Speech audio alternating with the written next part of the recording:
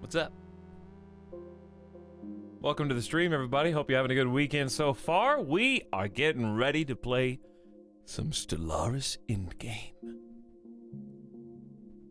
I think it's going to be a very good time. I've been looking forward to this. Hello, everyone. What's up, Var? Secret Warrior, Evanito. Welcoming people into the chat. Hey, Redwoodian, Clive, Rip, Dr. Magda's back. It's my favorite song, shouting into Standing Fan. Honestly, pop songs have been made that are somehow based on even more mundane things. What's up, Jason the Wizard? Mostly Moisten? Hey, too many errors. Kenshin Binshin, what up? A wave to Crux58 in Coronis and Sink the Snake. Spoonless already clapping, and we just got started. That's just a clap of, thank God he was on time for once.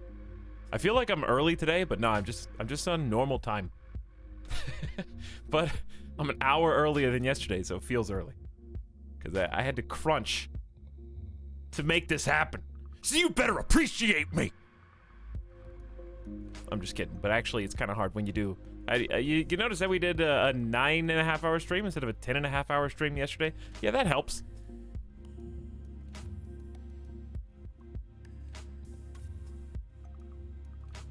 Yo, Metalbit. Grugan Vids. Hey, Axel. I'm also playing Stellaris right now. Very nice, Nico Deliro. Hope your run's going awesome. So many different ways to play. Bobson. Ape Vest. Shalash Ashka in the building. Llama Fox. Tony Mo. Hello. Stopped watching the last VOD for this. Well, speaking of the last VOD, after last night's stream, which, by the way, Crusader Kings 2 has been awesome. I'm just on that Paradox binge right now, going straight into Stellaris from that. Crusader Kings 2, that was definitely the best yet. And also, after the stream was over, I went to go make some dinner. And while I was waiting for water to start boiling so I could make some noodles to make some macaroni and cheese, I opened up I Am Now Mostly Moisten's account of the events from yesterday, and I was reading it out loud to myself, and I couldn't even get through the recount of the events because I was just laughing so hard. I was like gasping for air just to see it all put down on paper. It was so ridiculous that I was losing it. Because, like, while it was happening to me, it was funny and hilarious, right? It was great while it was happening. But when you see it all in a timeline, it really accentuates how absurd. I'll link it if you guys want to read it. It was posted to the Discord.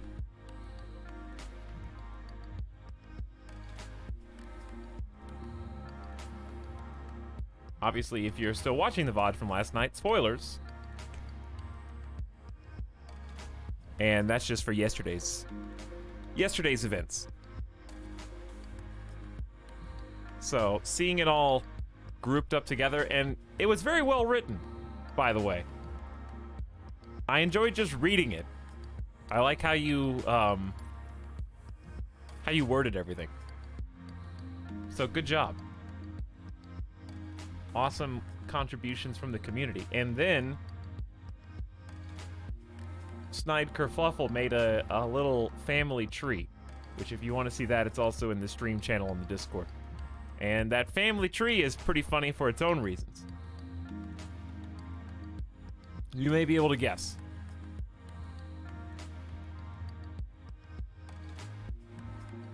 CK2 can truly write incredible stories. I think I'm just so happy. What makes me feel so happy, Sawdust Bunnies, Big Peepo even, is like I've read all these Crusader Kings 2 stories over the years, and now I'm finally getting to live one. Do you like Crusader Kings 2 stories, Miss Turner? 'Cause you're in one.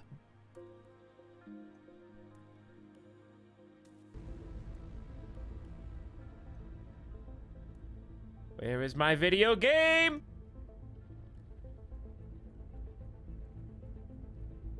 There it is.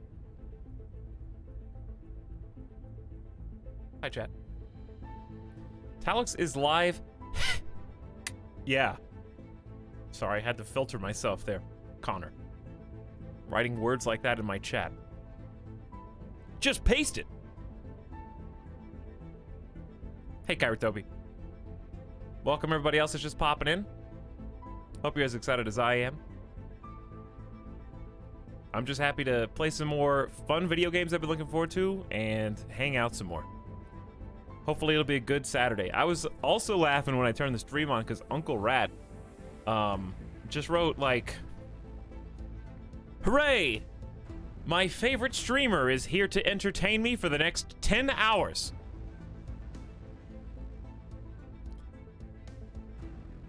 Is that what I've become?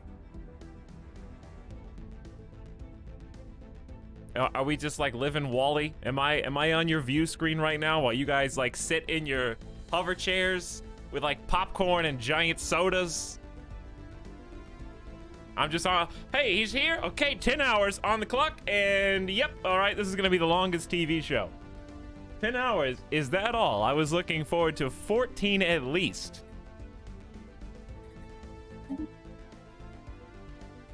He thinks it'll only be 10. 10 hours, let's go.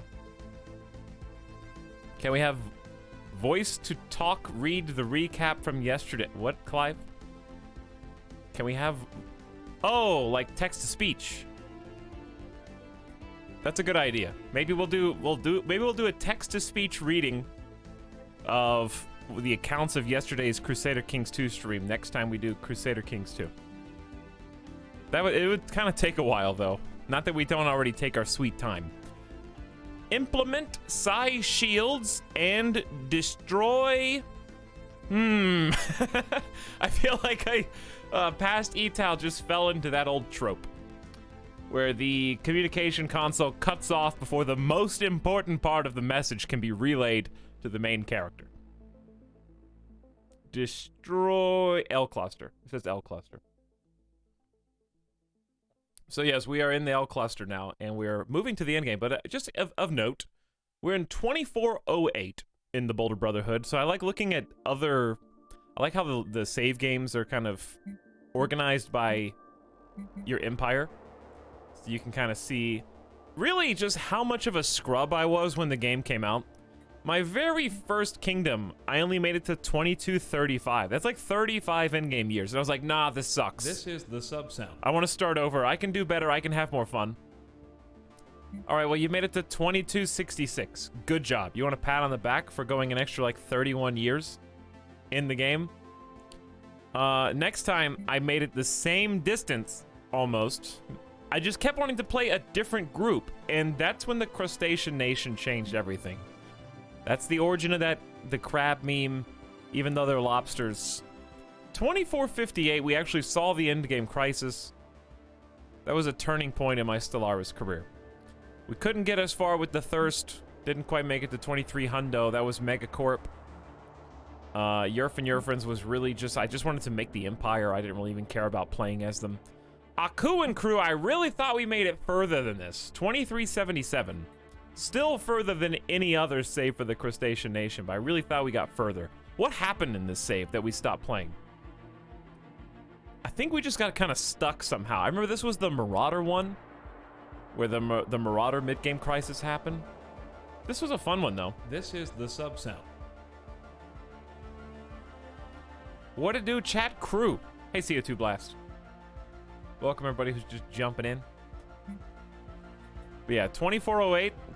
That's a good sign, chat. We are approaching Crustacean Nation territory, and we'll approach it today. We may not get there. We might. We really did quite a bit. 2408. I'm gonna look real quick. At the beginning of the last stream, what year did we start in? We began in 2373. So we made it like what, 35 years? 35. Okay. So probably make it about 35 or 40 today. Hopefully, if all goes well. So we'll get to about I'd like to hit 2450. This is finale part 1. Just load in. Hey everyone. Hi Casey. Gnaga is of course in the chat. Already made a funny joke today. All right, your quota's up. You don't have to make any more. Also, before we really get started here, I want to say I forgot to thank Otterleg last night. So if Otterleg shows up, chat, if you see Otterleg in the chat, you have to say thanks for sup, okay? Maybe they'll watch the VOD. I appreciate your 3 months of sub anyways. Kind of snuck through the cracks there at the end. And then after the stream was turned off, Mej0815 is out there somewhere. Thank you for the off-stream sub, Mej, if you're watching eventually. Massively fun! Massive live fun. I want to say massively for some reason, but massive live fun. Thank you for 10 months who says, 10? That's me. Not now, chat. You don't have to say thanks now, like later. And then Golden Fishy says, hi, chat, and Etalyx been missing the streams because of work. Can't wait till I go back to a normal schedule so I can enjoy stream time with my favorite community. Hey, that's you. You. Thanks, Golden Fishy. I am happy to hear that you're staying busy, but don't work too hard. Don't get too lost in the... What do you call it? Don't get too lost. I mean the grind, but I was thinking more like the spin cycle of work. I don't know why I was thinking of a washing machine for this analogy.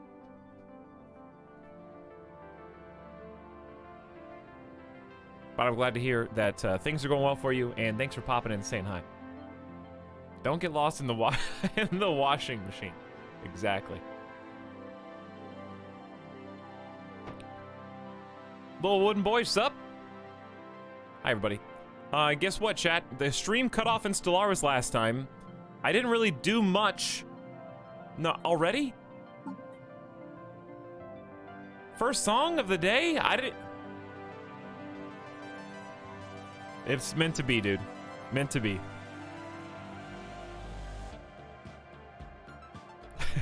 Starting off on the right foot. Towards Utopia, Nova Flare. Every time. All right, let's mark it. 3:46 p.m. Pacific.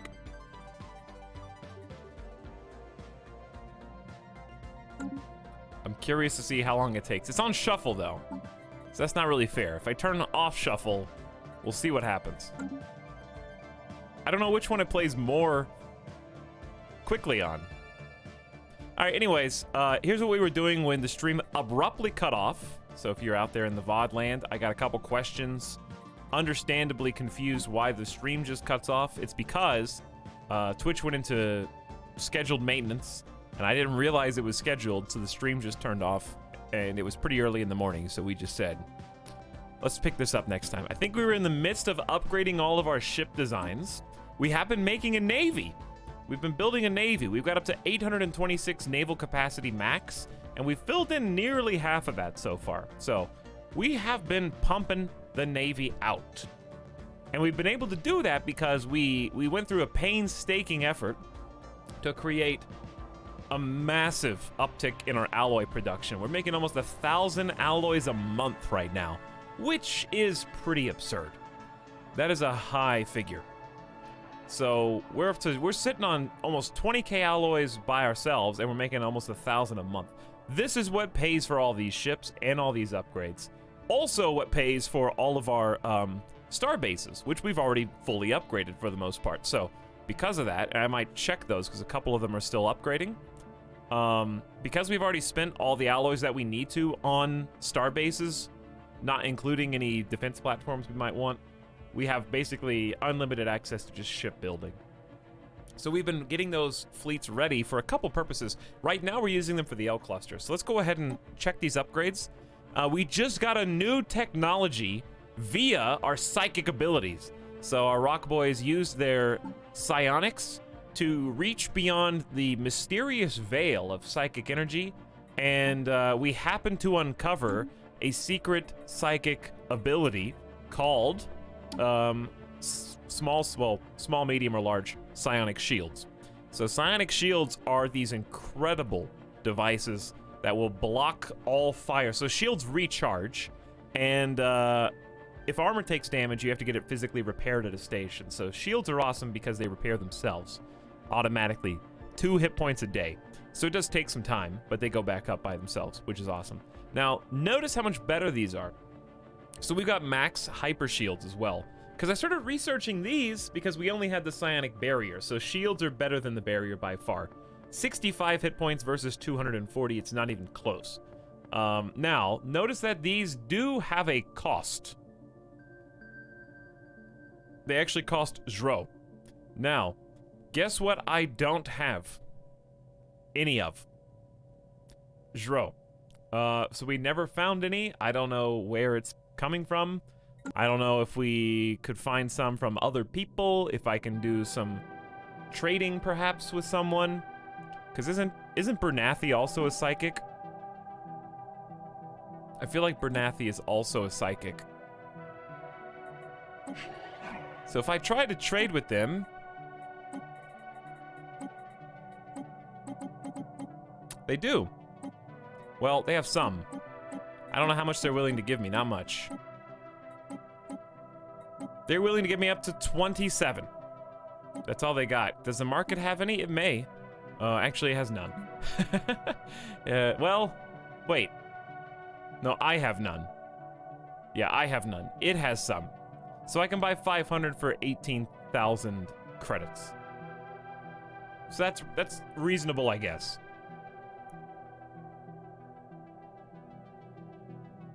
Zro is basically a psionic drug. It's like the spice. The spice must flow. Does that mean there'll be conquest soon? Perhaps. We got our own conquest to deal with up here.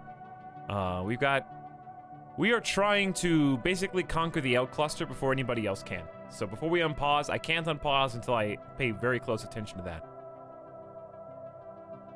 Isn't it better to buy 250 twice? Well, the price goes up after you make a purchase.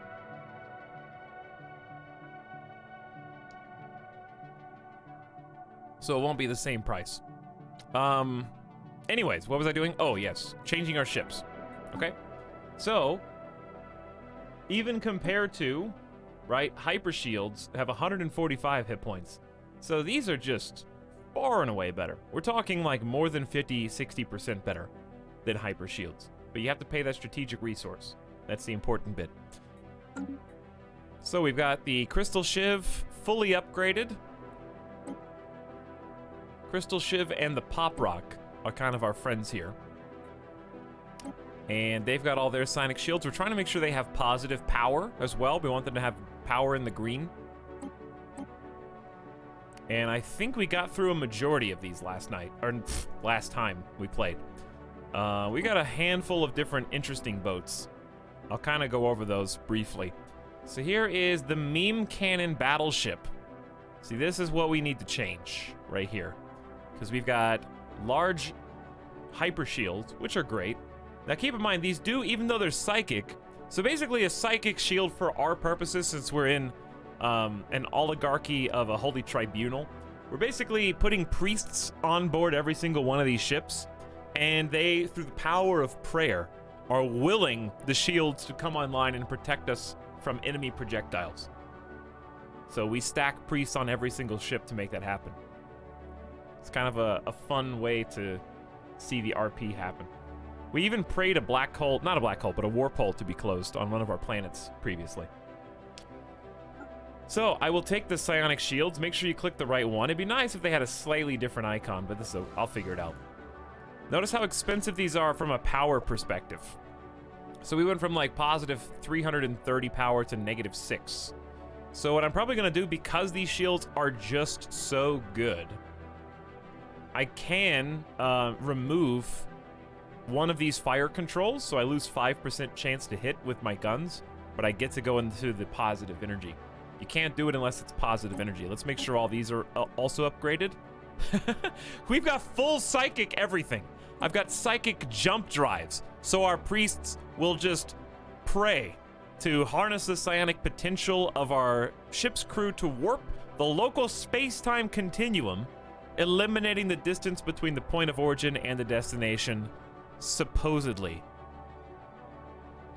And we also have a precog interface, so my psychics can try to anticipate things before they even happen, in order to become more accurate to predict where the enemy is going to end up, and potentially also to dodge better, depending on what you want to pick here.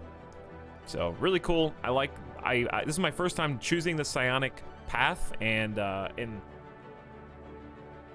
340 hours of gameplay, so I'm having a lot of fun with it, and it's still new stuff that we're still uncovering even now. So are any of these free?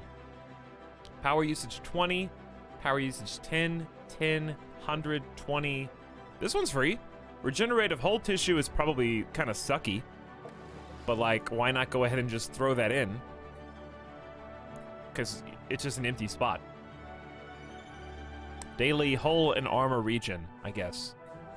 Okay. The reason this is called the meme cannon is because it is entirely stocked with plasma cannons and phase disruptors, which are, by all accounts, not really the two things you want to stock a battleship with, but we're just having fun. Yeah, reactor booster gives power, but I don't have any way to spend it. Because it's only 104, and the shield costs 300. So it's not proportionally enough for me to really be able to use. So I think hull tissue's fine. Hi all, what's up, Silico? Oh look, a Stellaris stream, it is indeed. Ron doesn't care, we just getting started. But yeah, we got plasma cannons and phase disruptors for fun. Phase disruptors are just actually RNG loot boxes. They can do as low as 1 damage, as high as 75, but they have full penetration on everything. So they just go right on through. They're really close range. So this thing gets within 50 units, and that way it can shoot its phase disruptors. So where were we? Save the meme cannon. Okay, check the eroder. So the eroder, we had to get fancy because we had a strange amount of excess power. So we have 3 large psionics and 1 regular hyper shield, and we crammed 2 reactor boosters on. This thing has got 3 hangar bays, and it shoots some neutron launchers, and it has some point defense. So these will take down enemy fighters and also enemy missiles.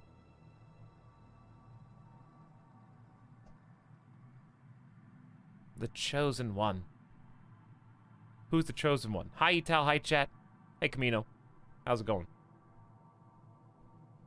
KBS, are you referring to yourself?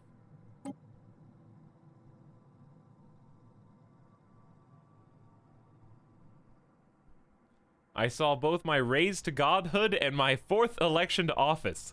Oh, you mean that Chosen One? True. Okay, true.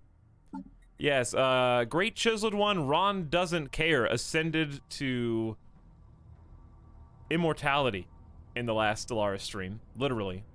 We looked through the psychic veil and were able to submit one of our Rubiks for we didn't know what at the time. Luckily,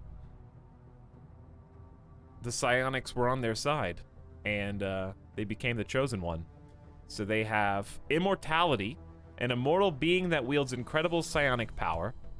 Monthly influence is up, and governing ethics are more attractive because you're the Chosen One. So you are now the God Emperor of, well, not really Emperor. You are the God Tribunal. We could probably change governments now, RP-wise, with the Chosen One, and I don't think that would be wrong to do a government reform. Instead of an oligarchy, there is no need for an election anymore. I wish we could somehow change to imperial, but I'd have to lose the egalitarian ethic. And I don't know how to lose the egalitarian ethic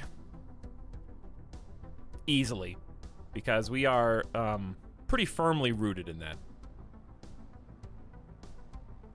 Does he have good stats? Yeah, he has Eye for Talent, 20% extra leader experience gain, anomaly research, all building cost, and planet build speeds up.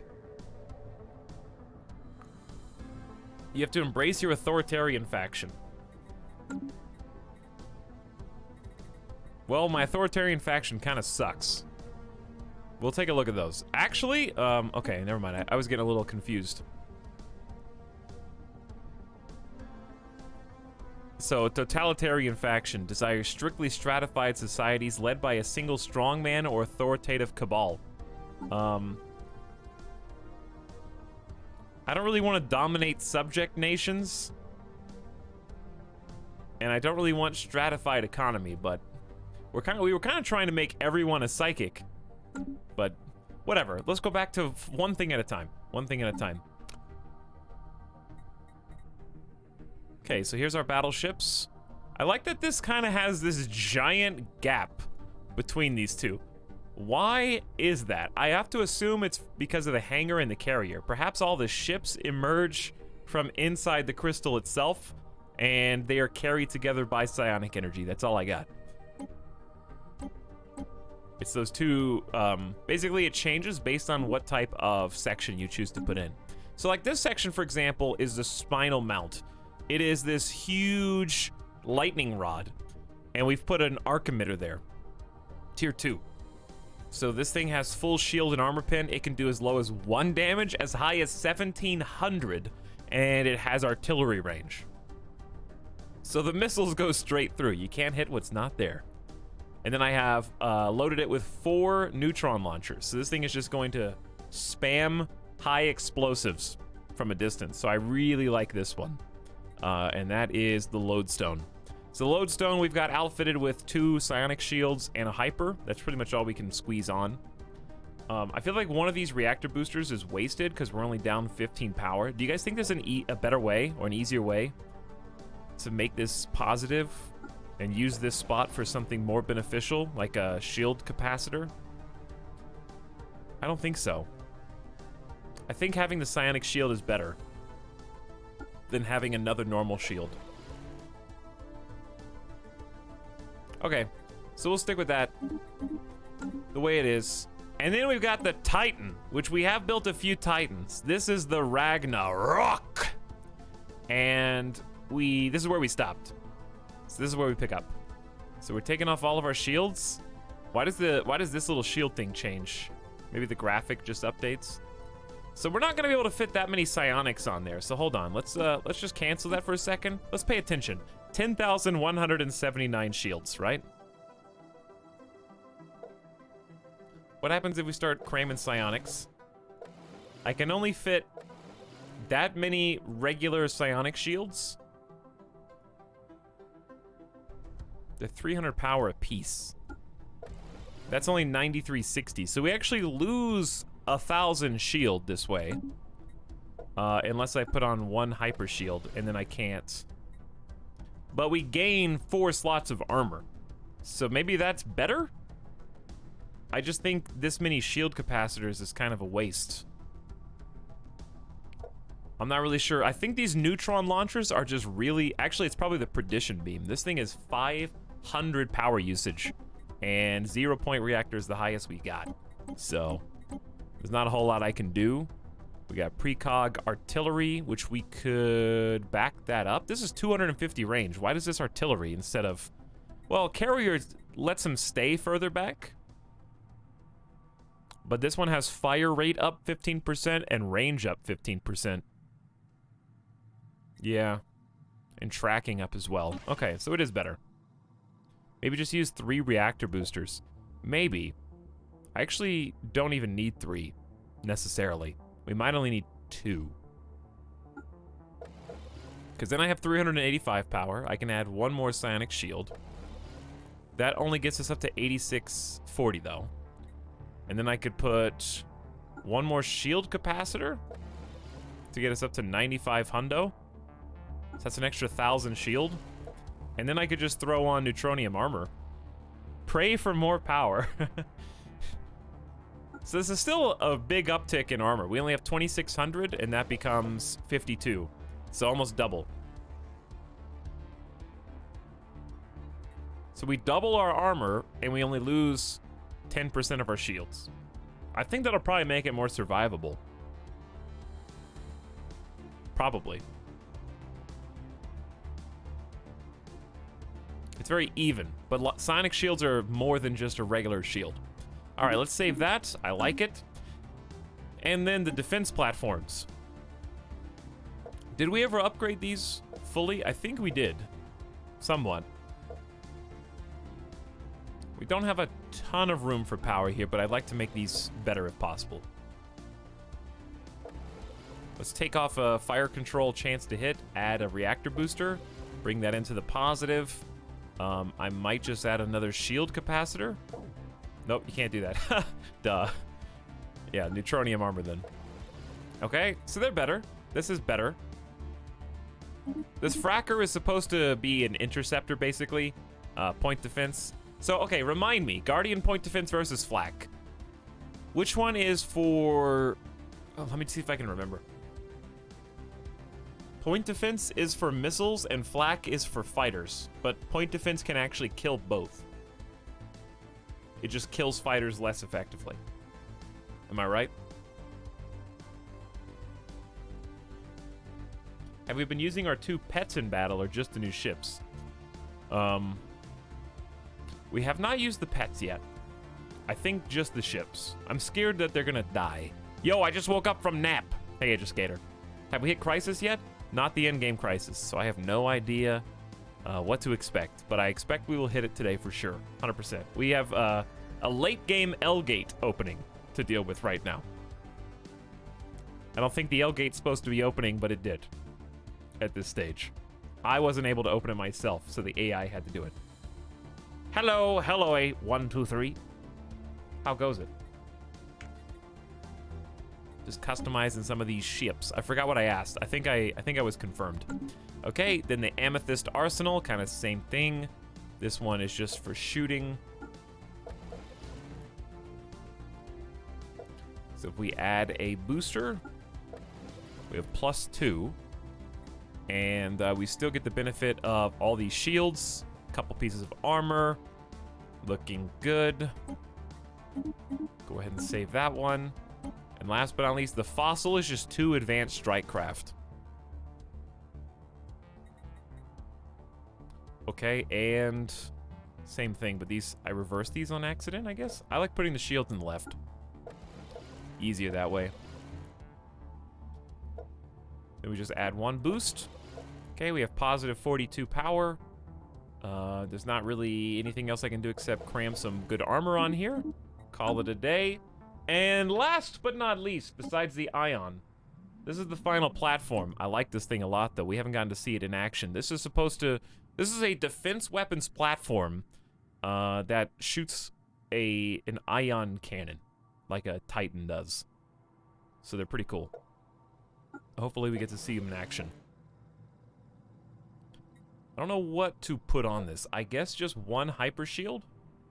No, that costs 180.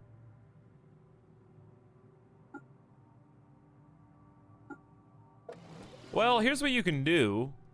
You can use an obsolete... That's true. I can use like a tier 4 large shield. You don't get as many hit points, but you still get 600. And it uses our power better. I kind of forgot about that. To try and be a little bit more power efficient.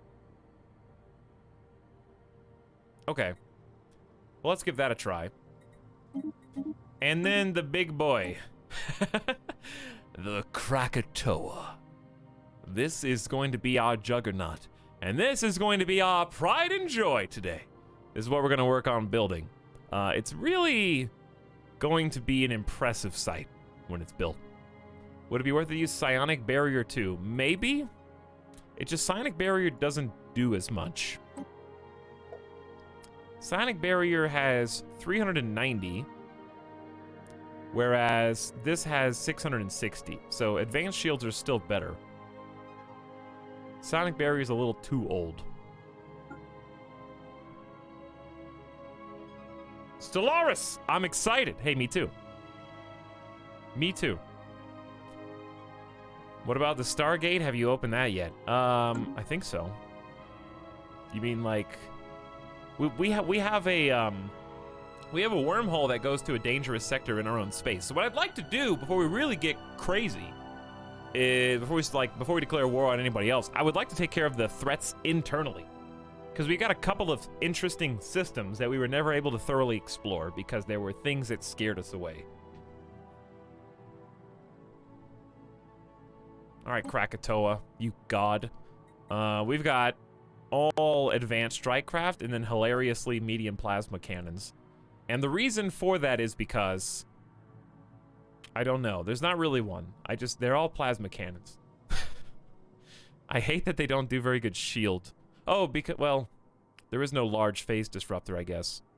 But I could just put only phase disruptors. I think the plasma just has more reach. These all have more shield penetration than armor damage. So I guess maybe I should just swap a couple of them out. Okay, anyways.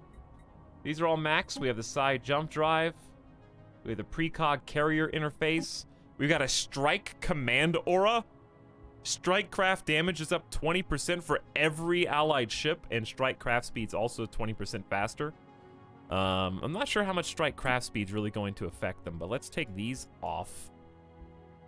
Take all of this off. Look how much armor and shield this thing has the space for. And we're about to put psychic shields. Hilariously, psychic shields are so expensive in terms of energy cost that we're already out of power because we have 2 focused arc emitters instead of the Tachyon Lance. Tachyon Lance does more damage, but this has shield pin, which I'm more interested in.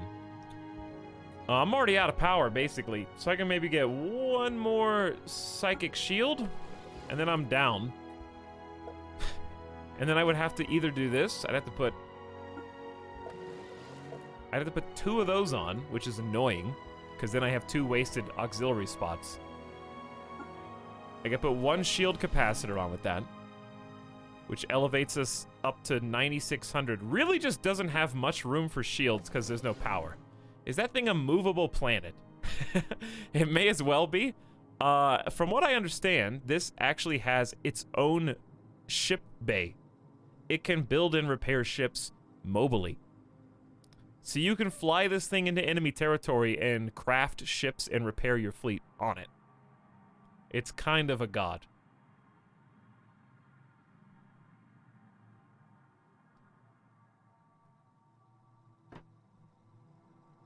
A flying starbase. Effectively, yeah. So I guess the bad news is we're out of power. The good news is think about how much armor this thing's gonna have. So shields, not so much. But 13,050 armor is very respectable, considering the rest of our fleet is based on mostly shields. And then I'd say let's throw in 1 regenerative hull tissue, which is kind of a meme. Because imagine repairing 1 hull out of 100,000. So in 100,000 days, we could go from 0 back all the way up if we wanted to. All right, so the Krakatoa, aptly named for its devastating volcanic origins. Okay, so all ship designs have been completed now from the last stream, and we should think about the future.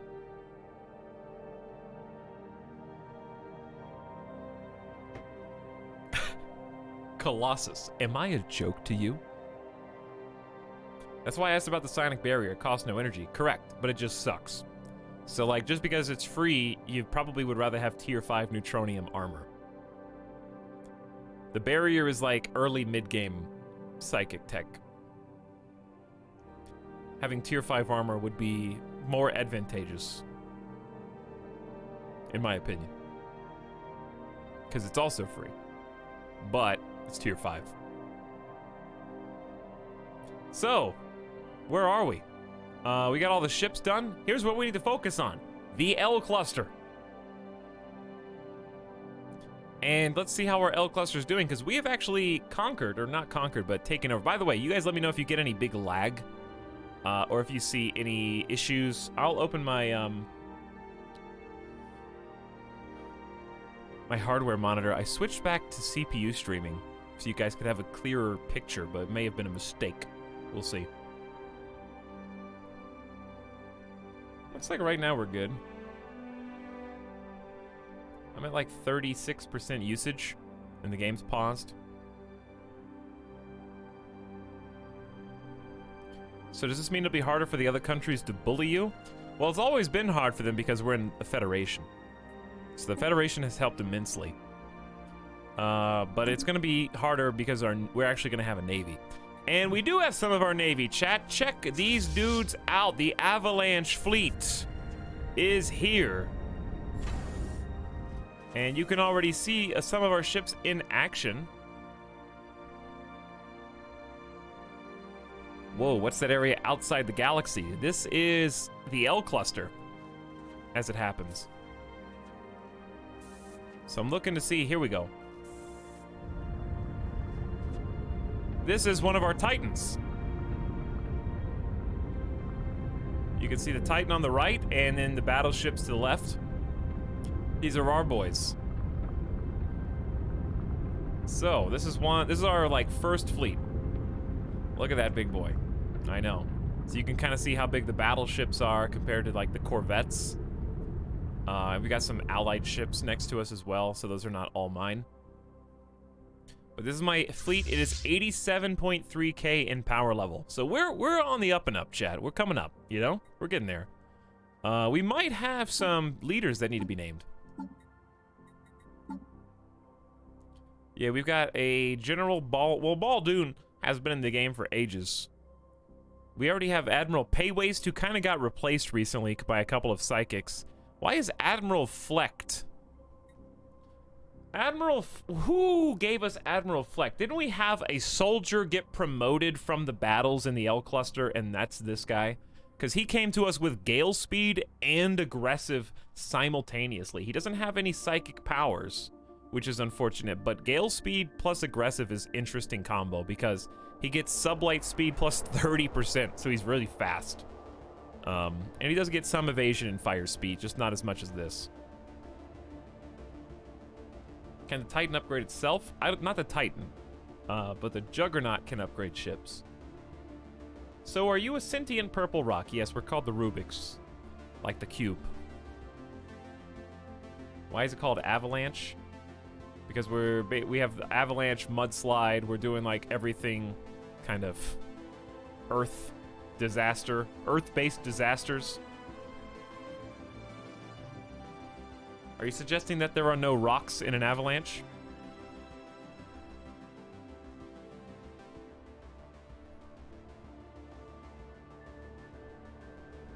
But yeah, the Juggernaut is basically a absorbed, all-in-one package. Yes. Okay, anyway, the reason we're looking over here is because we want to conquer more of the L cluster and take the space. Now, on the downside, the nanites that exist in the L cluster, they're still there. We haven't finished them off yet. They're still hiding. We have not been to 1, 2, 3, 4, 5 systems. So I have no idea what to expect from this. So it'll be really cool to find that out. But the nanites' whole thing is they were locked up inside the L cluster and sealed off because they were stripping every single planet of all of its resources for the most part, and this is the only asteroid that seems to have eluded their view in this system. So if you look in the L cluster systems, you're gonna see collapsed and shattered worlds because the nanites just lost it. So they've broken up the core of a lot of these. So on the one hand, it's like, why even conquer all this space if there's no resources here or habitable worlds? But I'm gonna conquer it anyways because I want to. And I'm doing potentially the most dangerous thing you could possibly do here. We took over this first system. Here's the L gate that led to the L cluster. Guess what I'm doing? Hi, nanites. You know how you could only use the L gates to get to the rest of civilized space to potentially destroy life as we know it? Ha! Oh, well, I have a treat for you. I'm gonna be building a gateway so that you can access any of the other gateways in the entire system.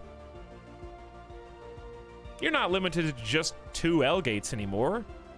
I'm gonna give you VIP access to every single possible entry point that sentient life has created. So this dude is currently building a gateway right next to the L gate. And for us, the benefit is we can just, we don't have to go in and out through the L gate. We can actually access our own systems from here, you know? I like to think Etalyx is always one step away from being an overlord tyrant. You might not be wrong, especially now that we have a God Emperor. Okay, so our scientist, right, is over here. Where's my scientist?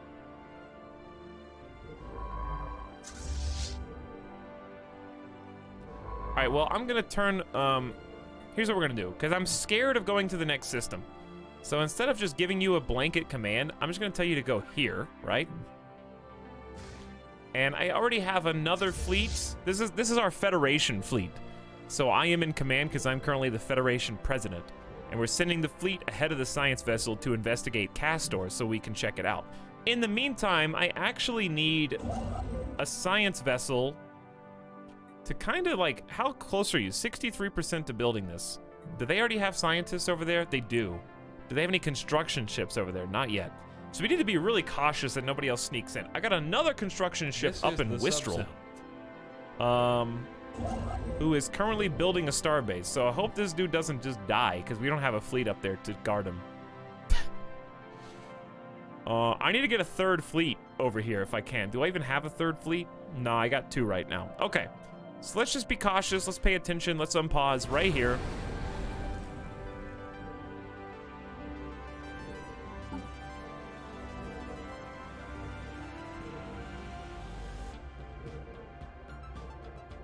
It's not possible. Shuffle's turned off. This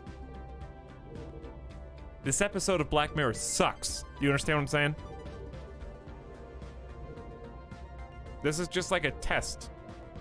Someone's observing me to see how long I can take looping back to this song before I finally realize that I'm in some kind of induced coma.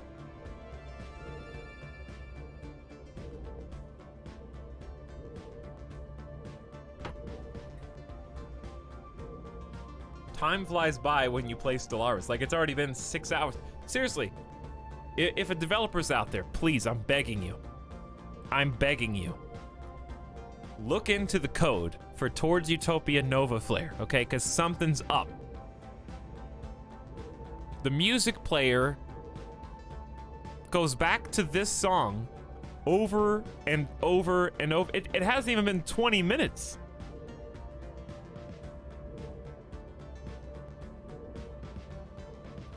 Confirm shuffle is off.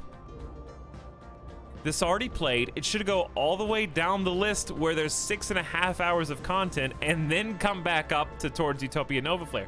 I can't even hear the rest of the soundtrack because it only plays Towards Utopia Nova Flare after like 25, 30 minutes. We need to wipe his mind and start over.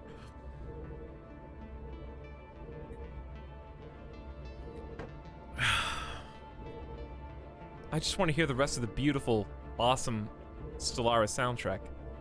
I love this song. It's a great song, really. What happens if you just uncheck it? And then it stops playing it. But I can't, because it's the most recognizable song on the soundtrack, I can tell whenever it loops back to this. But I don't know, for example, like, let's say maybe... My God. Apparently someone in chat really loves Towards Utopia Nova Flare.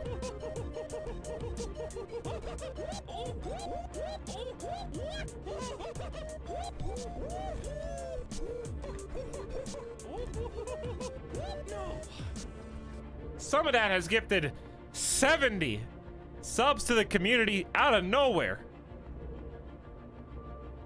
Just for hearing Towards Utopia Nova Flare.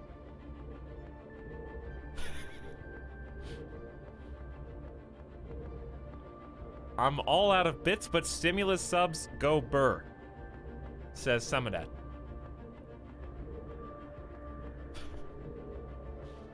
Well, okay then. I don't know what to say. That is an absolutely insane amount of sub support. I don't even know how much money that is. 7 times 5. That $350 in gift subs? Imagine just dropping $350 in one go. Absolute hero. Thank you, some of that. Seriously, dude. You're insane. You already did the whole, like, Coke Gaming event not too long ago. Madman, hero, often one and the same.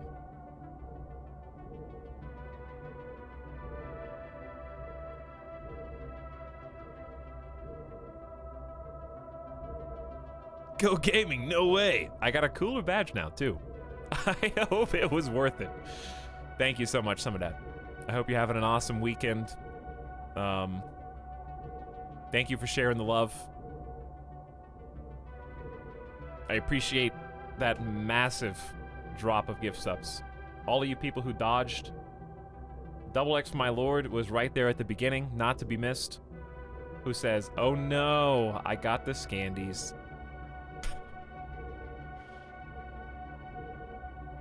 Apparently now I do. Some of that gifted a sub to so many people. Thin Hippo, Packleman, Slim Sim 3, Regular Old Dude, Strawberry, Say-Eating, Moderately Depressed, Minty-Atude, Nano 25, Wild Omelet, Rechaos, Mapopolis, Wilsus, Erdimius 89, Ozzy Bear, Storm Knight 20, Parthenon, Biscuit Dough, Handsman, EA, Srake, Kekademon, Uruzun, Uruz Rune, CDA Sama, Folspa, Leo Marlaska, C Disappointment, Doc Insane, Bo 007, Chan 42, Snarkbit, RNROS, Low Gypsy, Vakiadia, Sir Booberry, Valinsky, Jordan the Kitty, Lord 10, Subdog, Rural Pastures is out there somewhere, Ool SV, Poopy Dill, Big Moist RS, P Juskamon, Jana Riven, Funk P, The Slagman, Ash 9292, Ham Party, Faldahar, Ravenside, A Stapler, The Schmack Attack, Migwar, Brubred, Jackal 44, you're just 4, Second System and Bring Soda and Fetal Stir Fry, Twin Dinosaur, Ratastart, Rayscup, D Gatsby, Gotta Catch 'Em All, Jeff Murr, Flybeeves, Gamatruda, LeBlanc 233, A123, FFE, who's also here, Late LJ, Bone Smasher 43, and I'm the Scout. Gotta catch 'em all, gotta catch 'em all. That's a lot of people.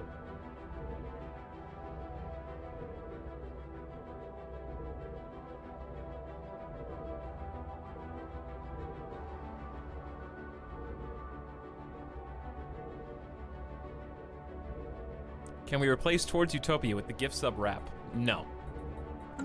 You cannot. Truly incredible.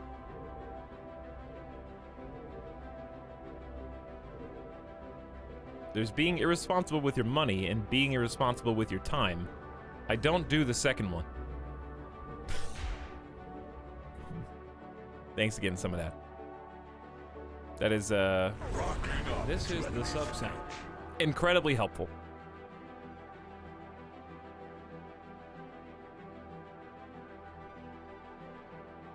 Hope your IRL is going well, and thank you for helping my IRL go even better. Big thanks.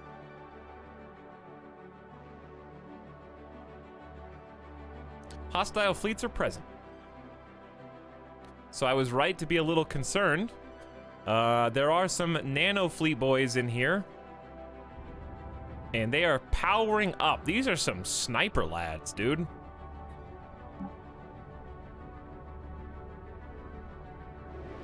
Are they already shooting from this far back?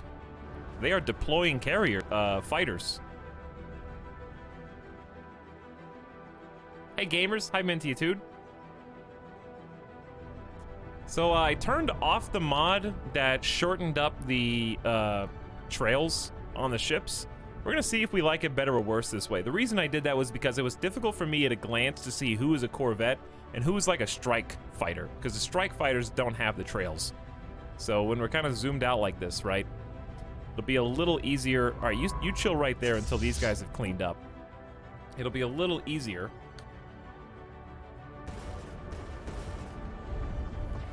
Zoom in just a little bit. Who did I accidentally follow? I'm trying to follow my dudes, because I want to watch them fight.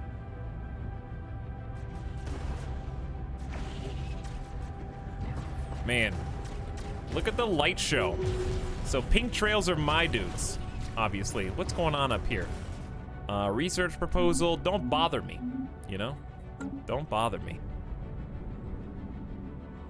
Look at that. So if you want to know what that is,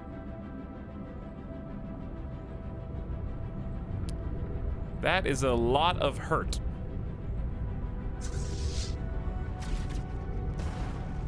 That battleship is shooting lightning. I wish I could see mine.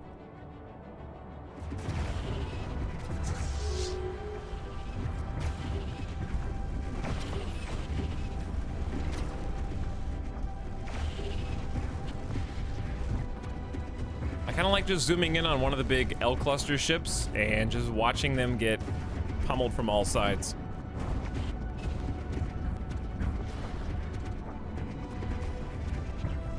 Because you can see the shield, like, struggling to keep up. This is the mothership, Tempest. By itself, it's like 16k power level, which is a lot, mind you. So we're like doing two fights simultaneously. We got these guys on the other side as well, basically trying to snipe at us. Oh, this dude is getting lit up.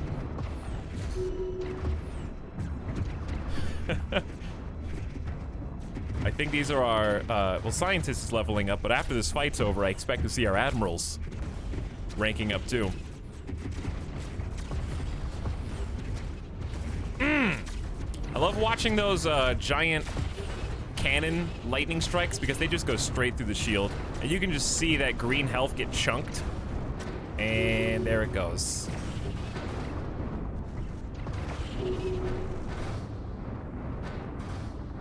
Dead. Where's the explosion? Show it to me. Give me that satisfaction. Yeah, we've got the Space Battle Beauty mods. We got a couple of mods. There's should be an exclamation star sector command if you want to see the few mods. I'm only playing with a few. Just aesthetic only. I love how the ships sink in space. Does it do one final explosion or does it just fade away? There it goes. Boom. All right, calm down, game. I'll get there. I'm just enjoying. Woo! That's a pulse and a half. Star sector. I meant Stellaris. Same thing. They're the same game. Okay, what do we lose? Scientific Revolution, Fortress Proclamation, and Omniferous Acquisition. Science, Fortress, Omniferous.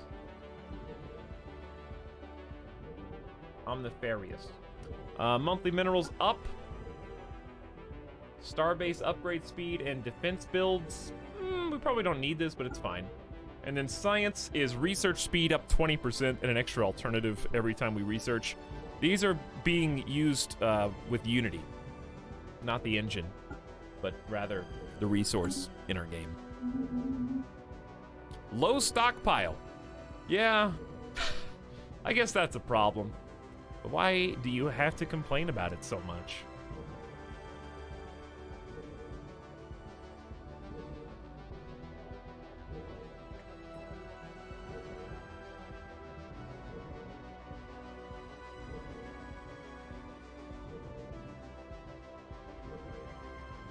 How did Pastiles leave the homeworld? What are you talking about?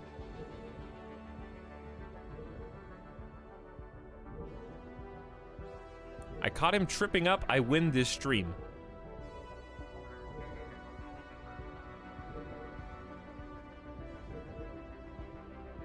That happens like a dozen times a stream. You got a lot more to do before you even in the top 3 to win this stream.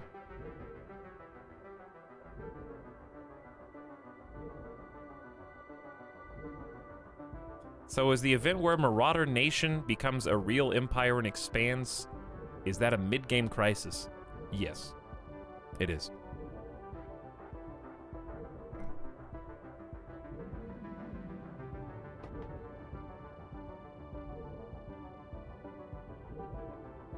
Just scrolling up in chat.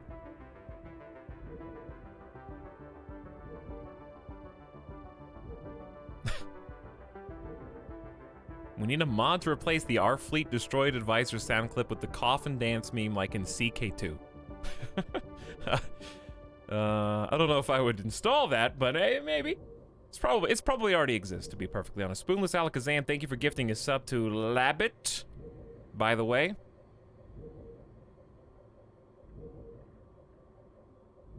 What's he gonna do? Time me out? You're not even worth the effort to time out, Major Spacer. Timing out is for helping me not have to read people's comments, but most of the time, you do that without even trying.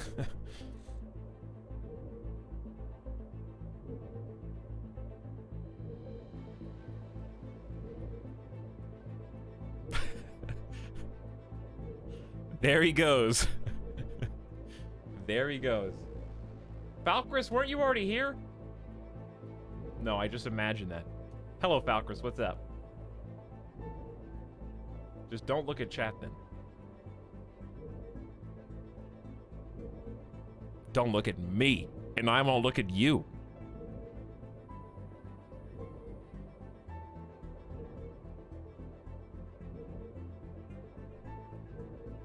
Hey, Talon Chat, what's up, Snipe Kerfuffle?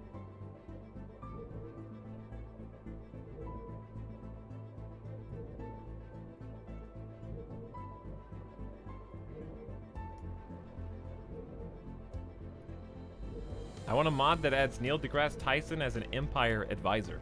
Doesn't he suck now? Or did I just make that up?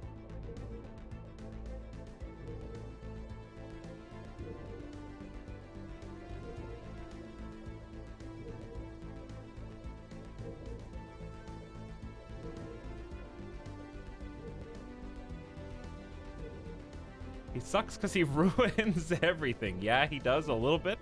Does he? What did he do? He's done a lot of things.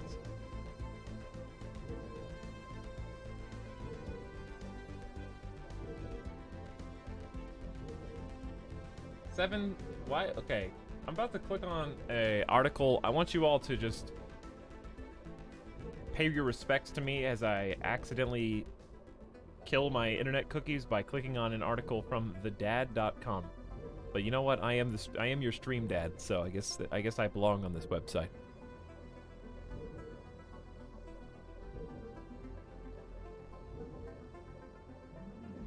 Yikes.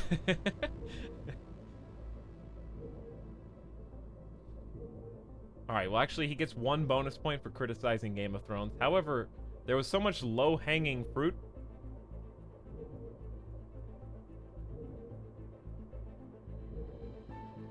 that he chose, like, the wrong thing. I can't even show you without spoiling.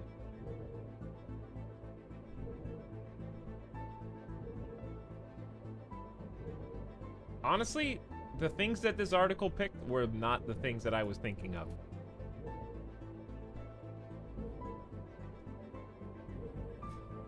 Yeah, I think he made, like, a public apology for saying something super insensitive after a mass shooting. That's what I'm thinking of.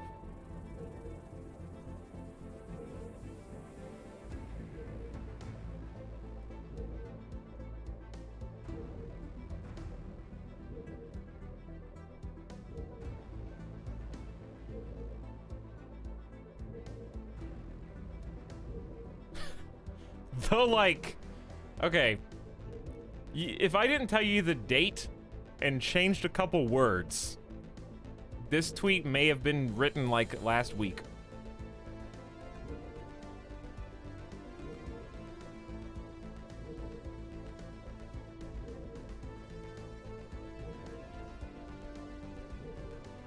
You know what I'm saying? I'll just read it. Neil deGrasse Tyson wrote on Twitter, in the past 48 hours, the USA horrifically lost 34 people to mass shootings. On average, across any 48 hours, we also lose 500 to medical errors, 300 to the flu, 250 to suicide, 200 to car accidents, 40 to homicide via handgun. Often our emotions respond more to spectacle than to data. Tyson's apology sparked nearly as much criticism as the initial tweet.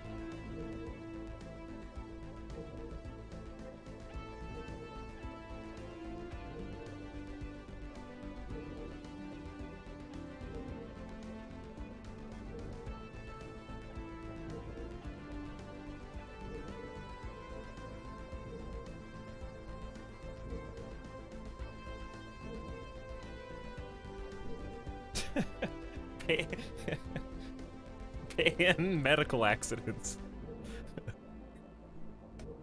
Oh, it's funny. It's like, all right. That'd be like, chat, if someone in chat came in and said, like, Etalyx, dude, sorry to level with you right now, sorry to lay this on you, bro, but, like, yesterday, my little sister choked on a chicken nugget, okay, and she died, tragically. And I was like, well, think about it like this, dude. Think about it like this, okay? In the time it took for your little sister to choke on a chicken nugget, 1,200 other people died around the entire world. Okay, so think about it like that. Not really that big of a deal.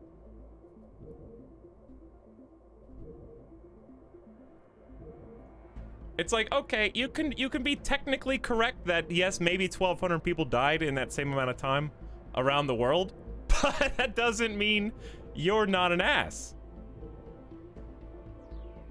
Nor does it have anything to do with the individual circumstance of your little sister choking on a chicken nugget. Like, what's even the point of bringing that up? Wow, Etalyx, you're right. I feel so much better now. Yeah, now that I just, you know, said, what about all the other people that die? You should feel better. The problem is solved.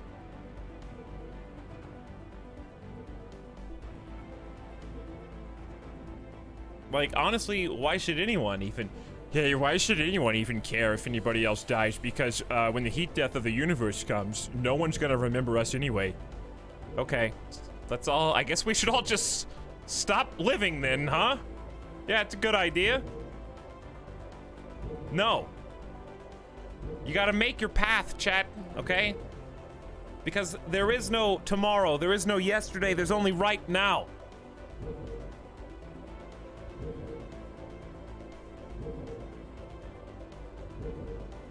Time is a construct. Epic speech music. I knew yesterday was a dream. Local streamer preaches objectivism. We're living in a simulation anyway, no biggie.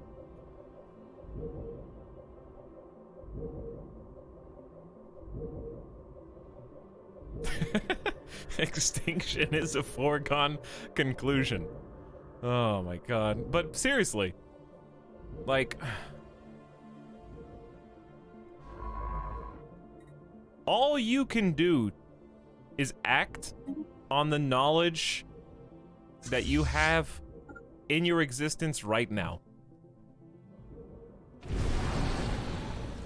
Just because other things are happening to other people doesn't cheapen your own experience. We can't put bad things on a scale. We can't put the suffering or the happiness on a comparable weighted scale where we compare ourselves constantly to everyone else around us. The things that happen to you are real. The way you feel is real. Whether or not someone else, somewhere else, has it better or worse than you.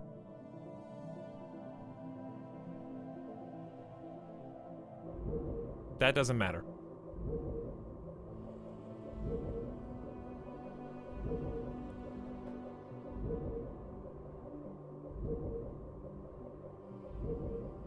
So when we try to put ourselves on that scale, we end up putting other people on pedestals that you can't possibly hope to ever live up to. If I compare myself to the heroes of history all the time, I'm never gonna measure up to the people that you read about in your history books. But we don't have to measure up to those people. We're not expected to measure up to those people. The reason that they're heroes, the reason that they are noteworthy, is because they went so far above and beyond expectations that they're worth talking about even now. If everyone was like that, then nobody would be.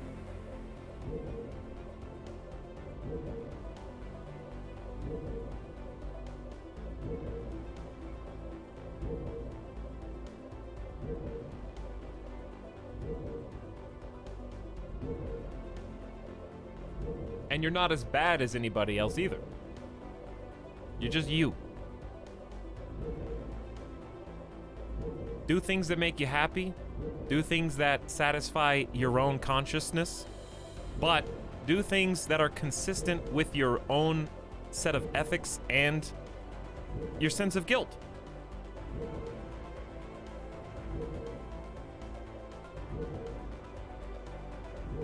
Conscientiously, you have to answer to yourself.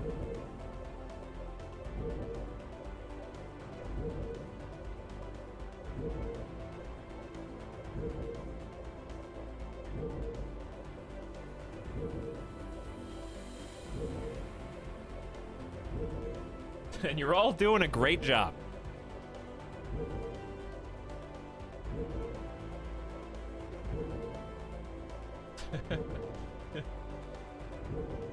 Etalyx won't go down in history because Twitch deletes VODs after 60 days.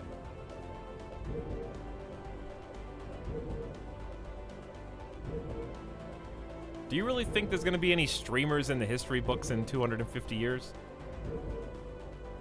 No, because we're all going to be jacked into the Matrix at that point. No one's even going to know what online video was.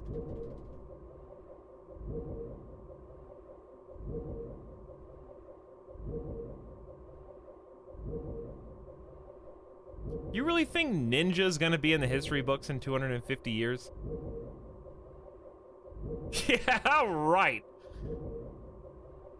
No, none of us are. Our current era of internet is going to be a small paragraph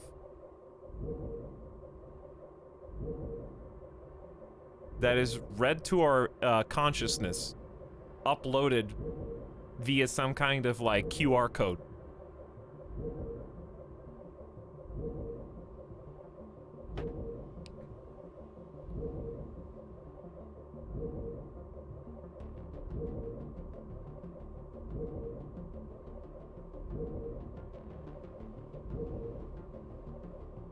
Say hi to the Internet Archivists chat.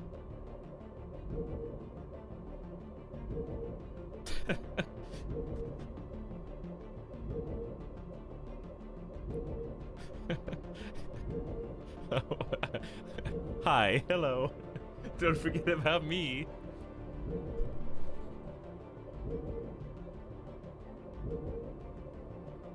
You guys can write whatever you want on my gravestone. You know why? Because who cares about being in the history books? Like, honestly. What difference does it make? Enjoy your life now. Don't worry about what people think about you in the future. Because you're not gonna be here to care about it.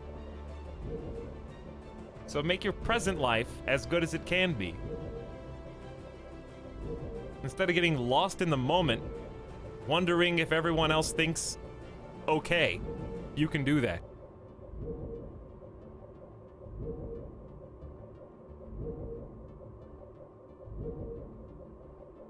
Spend your whole life tiptoeing on eggshells.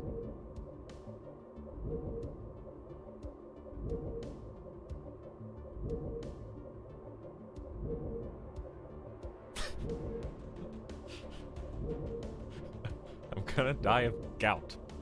No, you're not. Not unless chat spoils it. You don't know. Okay? You haven't even seen that event yet. I was here when Etalyx started his journey to become God Emperor. All I need is to pierce beyond the veil.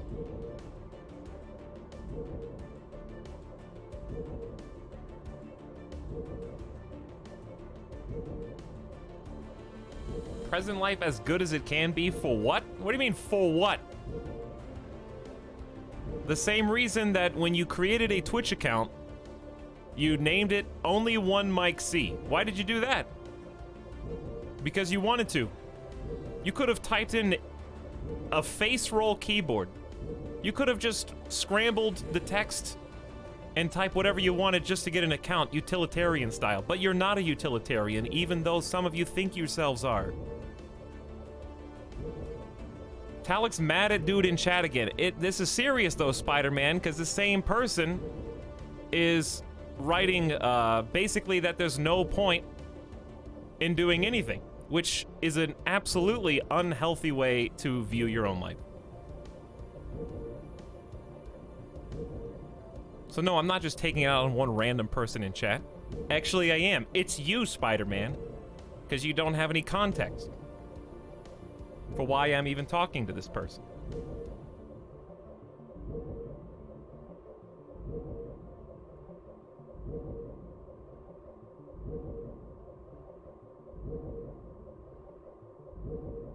Why live one day or 100? Because you were born. You were born, you have a consciousness. Your consciousness, whether you think it is or isn't, is contributing to a greater whole. Little by little. Why does an ant? Why does an ant?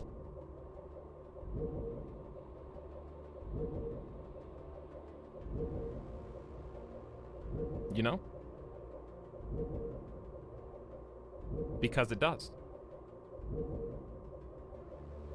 It sounds like a nonsense answer, but because we were all born, because we were all put on this earth, because we were all given a consciousness, because we were all given the ability to reason, to become aware of our own life and our place within the galaxy and put ourselves into context in the greater whole, we are special.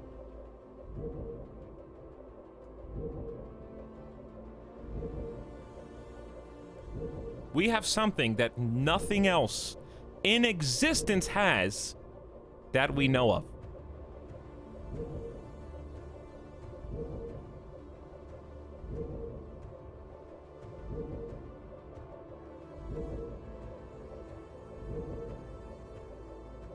Maybe one day we will find alien life in a distant region of another galaxy. And we can be like, yo, what up, bro? You want to hit me up and play a little bit of video games later?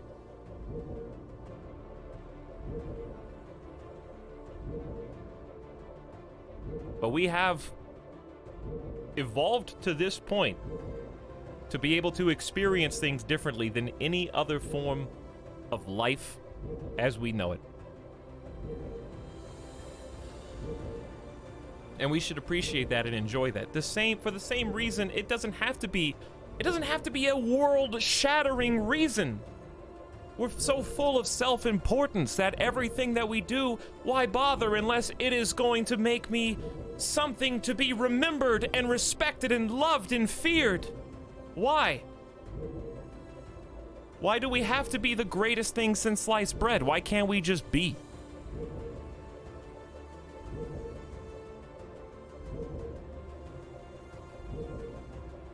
Why can't I just enjoy life because I was born? And try to satisfy those evolutionary itches. To love, to be loved, to eat a cookie if I feel like it, to play a video game, to scratch a part of my brain. It doesn't have to be something worth writing a power ballad about.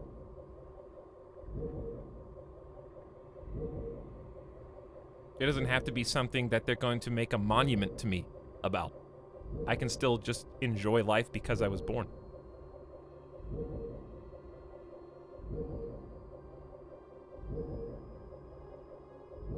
I ate a cookie once. It was glorious. And some people are going to have different reasons, right? Not all of us have to have the same reasons. Some people, they want to continue a legacy. Me, I may never have kids. And I'm totally okay with that. But you may want to have a family. You may want to have children that carry on your name, your likeness, your DNA, and then they have kids, and you become a grandparent. You might be predisposed to want and raise a family. You might want to climb the ladder and become the CEO of some company to make everyone else's lives better. Sometimes living just to make other people's lives better is good enough. Help others.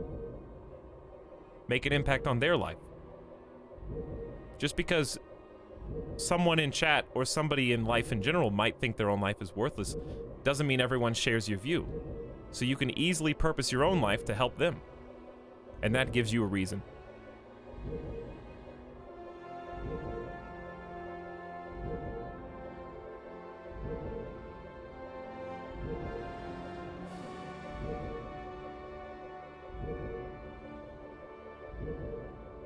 And that's my angle, and I'm sticking to it.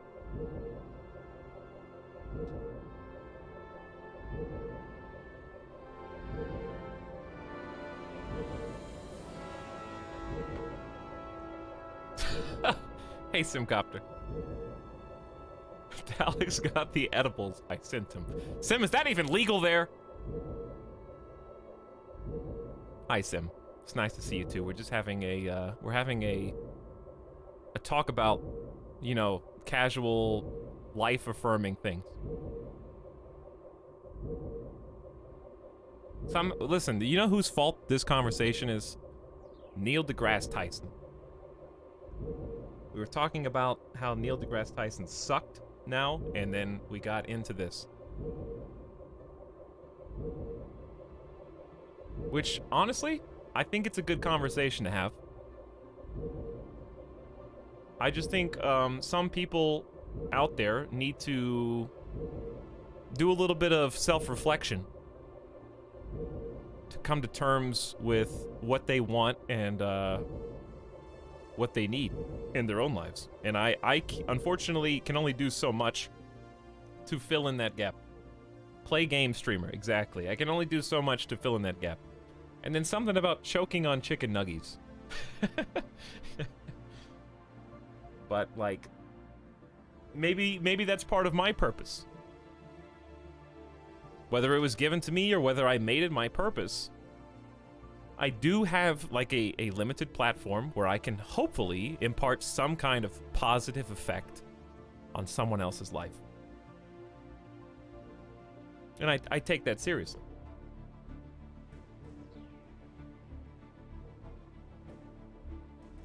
And I've done and said everything that I think that I can on this topic.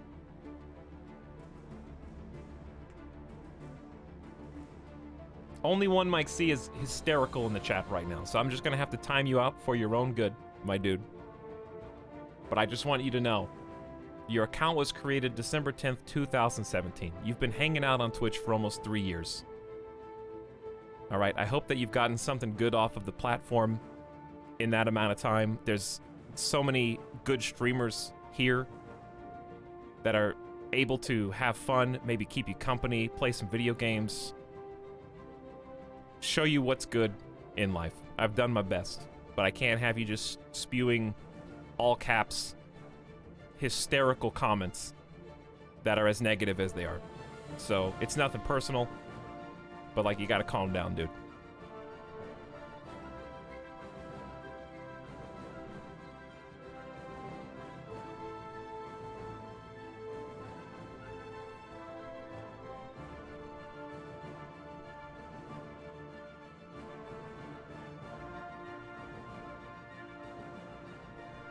Final comment, I'll just read it so I can respond to it, and then I'll drop it. Before I timed them out, they said, come to terms with the fact that there is, what? I scrolled down. Come to terms with the fact that there is no reflective when you're dead, so why are you doing anything? You don't believe that. You don't. I can definitively prove that you yourself don't believe what you just wrote. You know why? Because if there's no point to anything, why are you trying to convince anyone else of it? If nothing matters, then why are you talking to us about it? If it doesn't matter, you don't even have a point because your point doesn't matter. Because you are so passionate about it, because you are trying to come to the bottom, because you're trying to peel the onion layers back and figure out what you want to do with your life, which is something we all have to come to terms with at some point or another. You care enough to talk to the people in my chat about how you feel right now. And because you care enough to talk to people in chat how much you care right now, I know that there is another part of you, another side of you, that when you dig a little bit deeper, you will find within you the things that you want to achieve, to obtain, to do, to enjoy in your own life.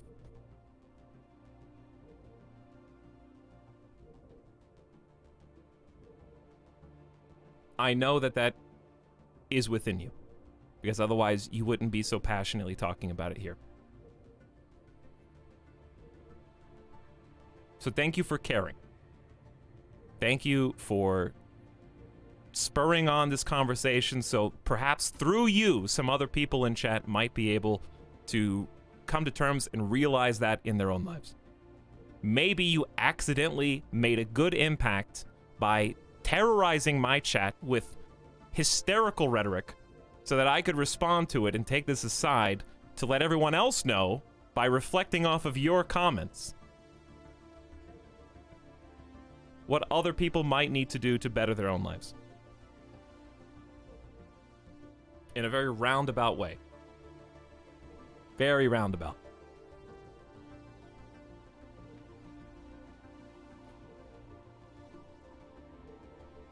Now, I tried to handle that situation the best I could. We'll jump back into spaceships and shooting. Is it too soon for a group hug?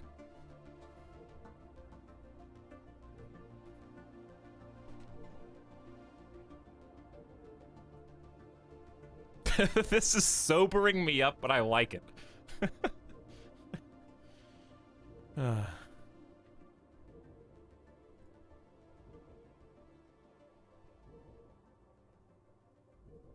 I watch Etalyx streams for philosophical discussion. Sorry if I killed your vibe, chat, but it needed to be talked about. I don't want to open a can of worms and then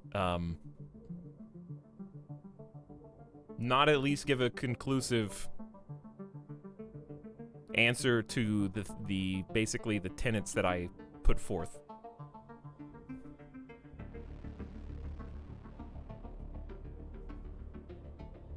I gotta at least give you my full well-rounded perspective, hopefully. Hopefully it's well-rounded.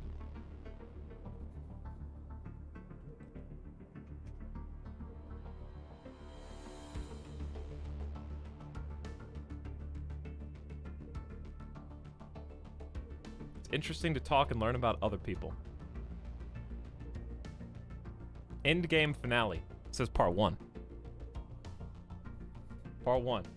Plus, we're just hanging out. We're right here at the beginning. I think it's important to not be afraid to kind of dig into those kind of conversations.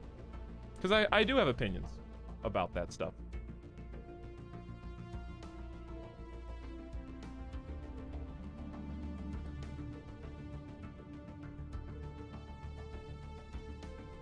This all happened because one guy mentioned he wanted a Neil deGrasse Tyson advisor voice. Yeah, but I think it's a good dialogue. I'm not, like, upset about it. I'm not mad right now, you know? However, I will get mad if I get more disingenuous, cheap shots from KBS Milk who says, how long did you ban that guy for having a different argument? You really gonna boil it down to that? Are you really gonna take away all nuance from the conversation that we just had?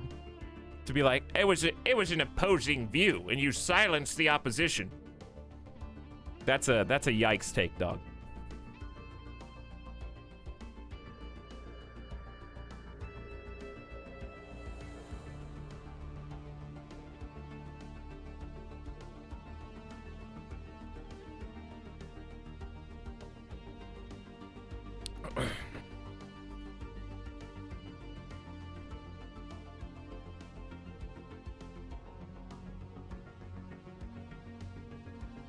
Etalyx, please play the game. That's what we're here for. Chat, how many of you guys are here for the game?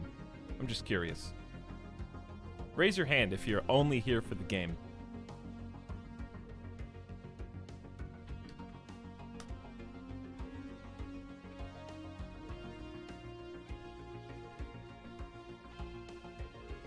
Because here's what I can do for you. I can, there was another streamer below me who has fewer viewers. I am stealing those viewers from them. So if you would like to only see the gameplay, I would recommend checking out their stream. Because I'm sure they're playing more than me. Feel free to check them out.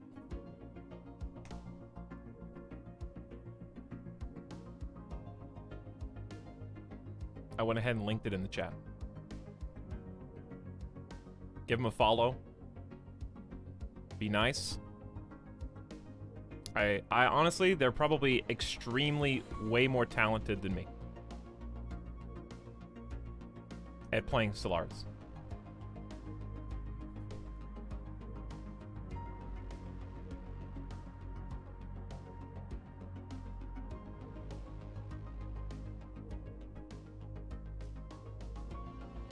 Honestly, I don't even like Stellaris. Okay, next topic. All right, next topic on who likes what video game.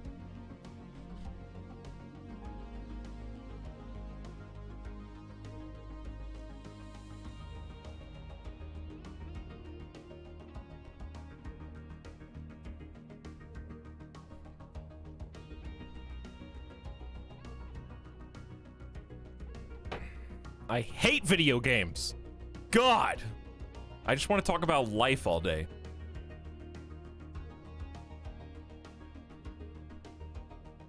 I just want to hang out and talk about our lives. So many Ethel chatters in that chat. I'm being serious. Give them a follow. This is not like a meme, raid the person, haha. I don't want you to spam my emotes in there. Just be nice, say hi, give them a follow, and check them out later, okay? Because they're playing Stellaris, and they deserve more viewers. Too late, we spammed. What? Well, at least take the other parts that I said seriously.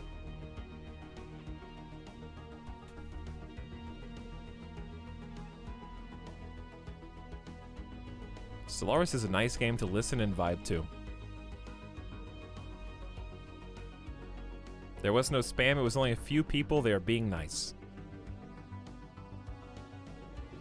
Okay, anyways. Sorry you had to, join at this time, Sim. If you're still there, if we haven't scared you off yet. It does smell like gamers in here, but, the gamers have a different scent about them today.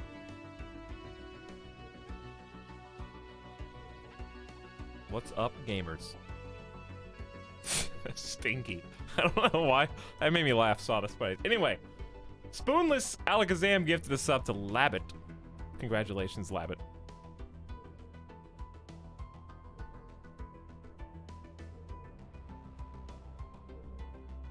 Yay. Oh.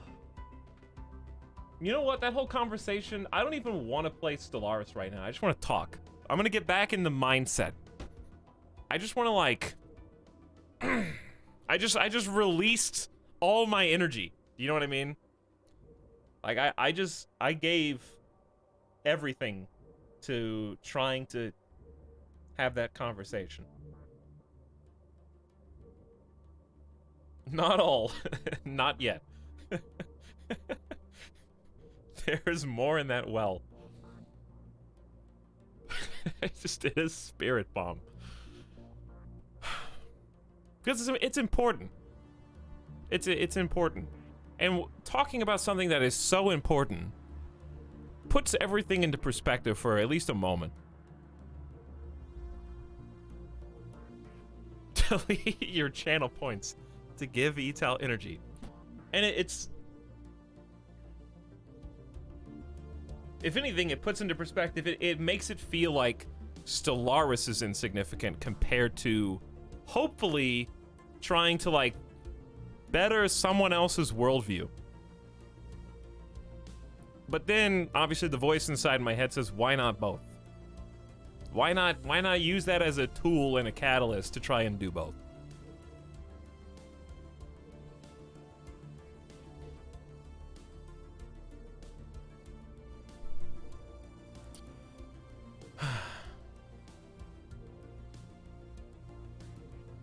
Look at all these channel points.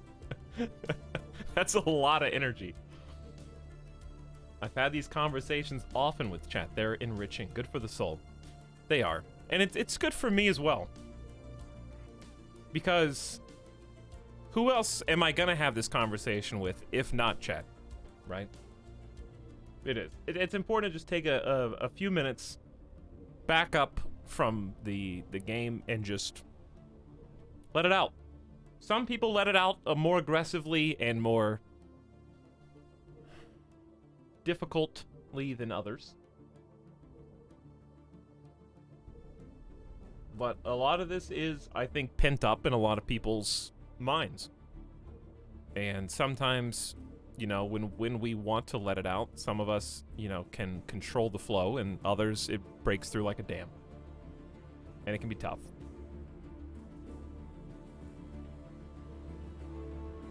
Also, as a streamer, we need to have these conversations because we socialize so little outside of streaming. Exactly, yeah.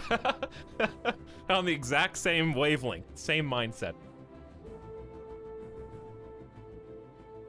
Did I just walk in on a serious heart-to-heart? Yeah. Basically. How many channel points? There's nothing wrong with having a viewpoint. I appreciated it. Yeah. Having a viewpoint is fine, but we have to learn how to articulate those viewpoints in a way that is conducive to having an honest conversation. And it's one thing to, like, and this is where I take issue with, like, what KBS said. It's one thing to have an opposing viewpoint, and it's another to let it out like a volcano that can't be contained or actually engage in like a even-footed, even-keeled discussion. And that's why we did what we did. Because it's not about having a differing viewpoint. It's about... It's a difference in, you know, having your right to free speech and shouting fire in a crowded theater. We can have a discussion, but we can't just shout fire in a crowded theater. Because I have to be accountable for how the things that we're talking about and the things that you guys are talking about, if totally unregulated and unrestricted, are affecting other people in chat who might just be watching in the background. Might be listening, lurking, not actually, you know, typing necessarily, but still part of the conversation. And I can't have any individuals potentially causing that kind of panic in just people who are lurking for no reason. Literally no reason. Because in my opinion, it is nonsense anyways.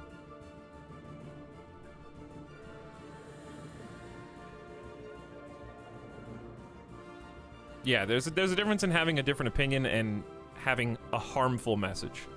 I agree.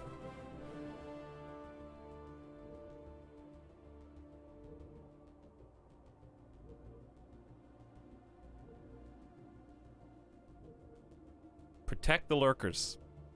Lurkers are being protected. Good day, friends. I have returned from my chat ban. Hello, Yoga Ball. How are you?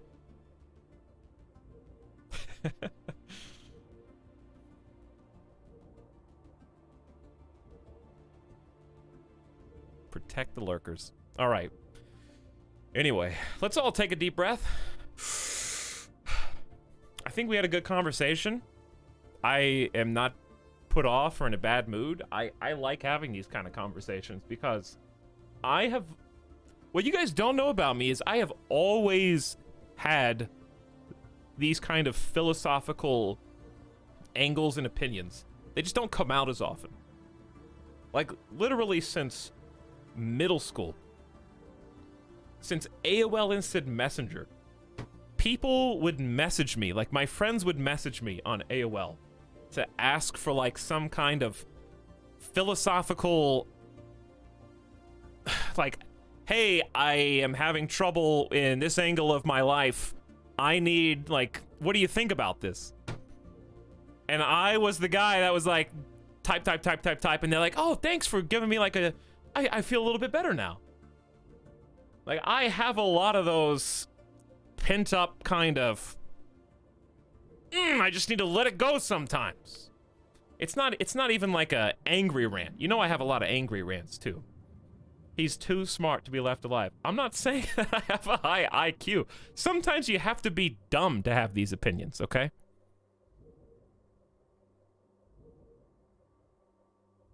Sometimes it takes like a real dummy to have a good opinion. And sometimes that's me. And sometimes you have to be real dumb to think all of your opinions are good. And that's me. Because of course I think all of my opinions are good. Why wouldn't I? I have a flaw? Yeah, right.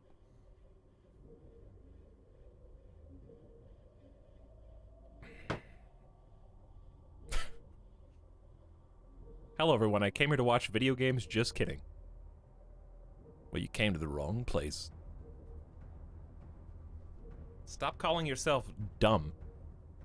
But see, it takes a real smarty to call yourself dumb, okay? To recognize your flaws, you have to be real intelligent. Just off the scale. That's like going in for a job interview. What are your weaknesses? Why should we hire you? Like, what are your weaknesses? I just care too much, you know? I really do. Sometimes it really slows me down. It makes me inefficient. Because, by God, I just care about everybody. I work too hard. I'm a hard worker. I love everybody. Man, even the people that don't deserve love, I love them too. Ooh. Just all around. So weak at being so strong.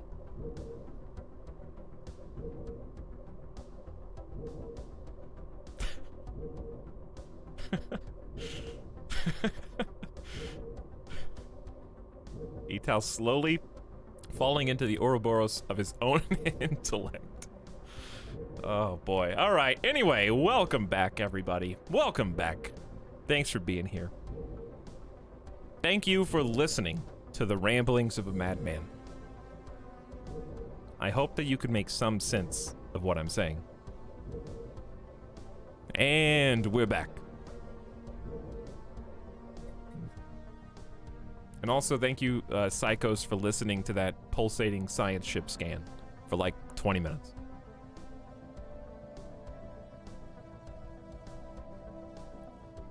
So, the question. How are we going to stop losing 354 minerals per month?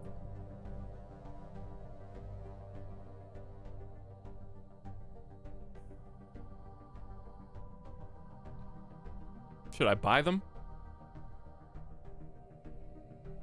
The real question is, I think they're gonna go back up. I believe the reason we got into this deficit is because one of my edicts ran out. So I'm pretty sure that that will go back up at the beginning of the next month. Let's find out.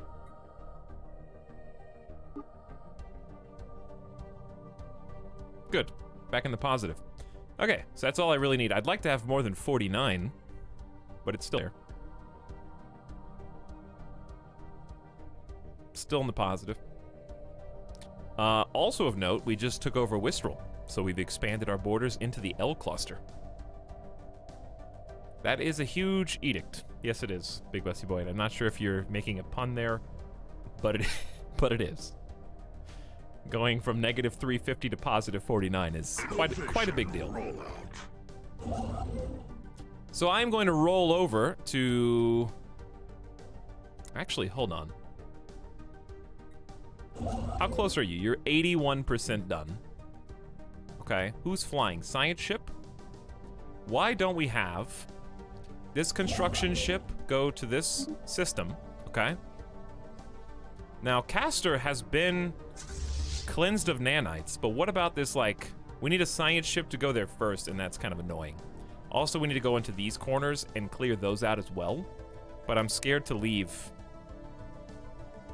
I might take the Avalanche fleet, since we cleared this one and then go over to Wymos. So Avalanche Fleet is going to swing on over.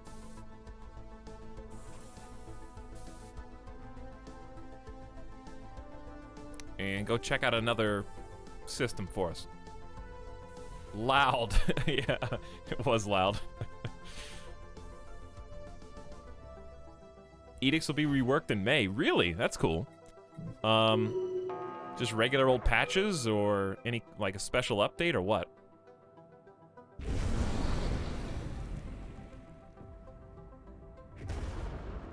Boom! Look at that laser. I mean, they've got their own large laser, but I think that's our Titan. Yeah, that's our Titan laser right there. I feel like Dragon Ball Z characters right now, shooting key blast at each other.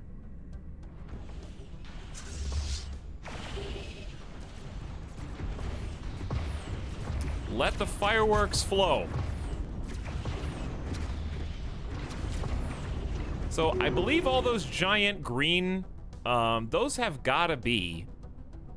This is, okay, which one is the proton, photon, whatever, neutron explosives?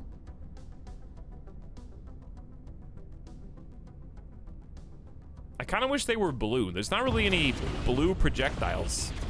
I see some missiles. There are some missiles for sure. Whew. Big lights. Also, I feel like the autosave is happening more frequently than it's supposed to, but maybe not. What?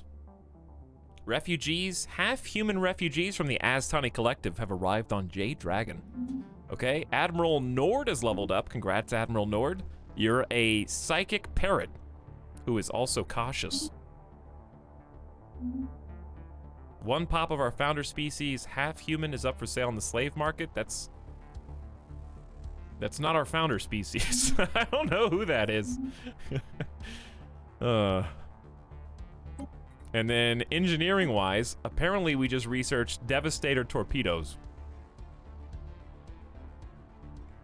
2.7, reworking of Edicts, habitats, space fauna, and upgrades to Fed and Galactic community. That sounds really good then. I'm looking forward to that. Too bad our Let's Play will be kind of done by that point, but still good.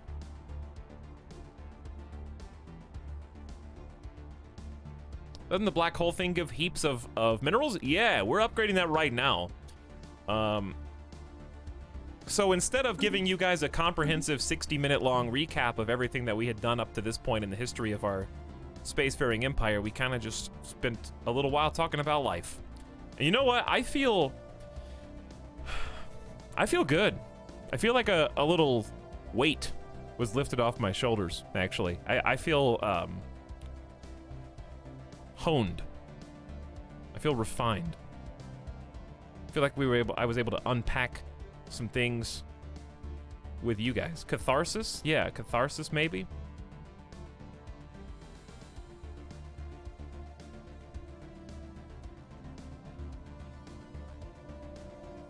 Perhaps. Enlightened. Catharsis plus 40. Not a mental snap, though. Mental dump, perhaps. Perhaps. I would like to go here today and try and chew up the Stellarite Devourer, if possible. And here's the black hole in question. We have the Lusage Black Hole. And this is where our megastructure is, the matter decompressor. This thing is amazing. So it has currently got 1,470 days remaining before it upgrades. It is single-handedly producing 665 minerals for us per month. It's sitting on the event horizon, and I guess turning, like, what, antimatter into matter? I don't know, it's pretty insane. But it looks awesome, too. I took a screenshot of this last time. I really like the way this looks. The visuals in Stellaris are still impressive.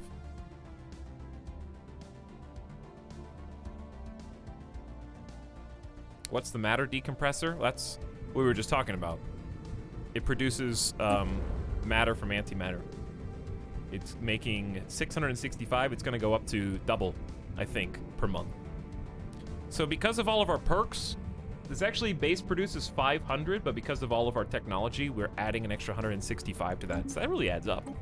All right, engineering-wise, we just got torpedoes, which I don't know if we're gonna use. What do we want next?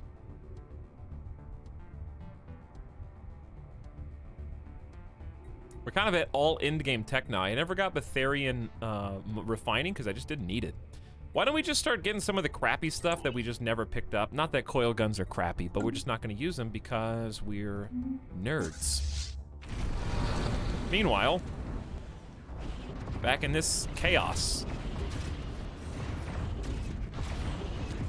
I think I just wish that our projectiles and their projectiles had different colors, because they're all green.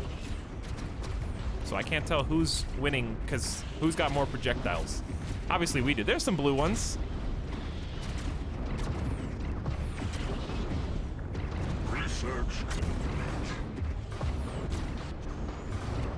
Research complete on coil gun. Oh yeah, instantly.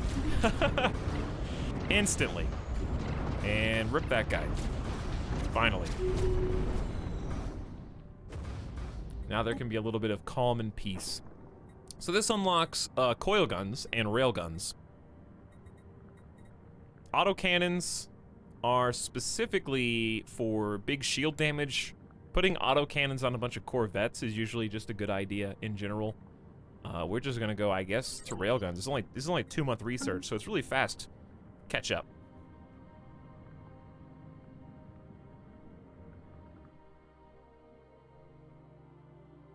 Fun fact, because massive gravitational pull of black holes, the light from the back gets bent so that it also reaches your eye, meaning that you see every side of a black hole all at once.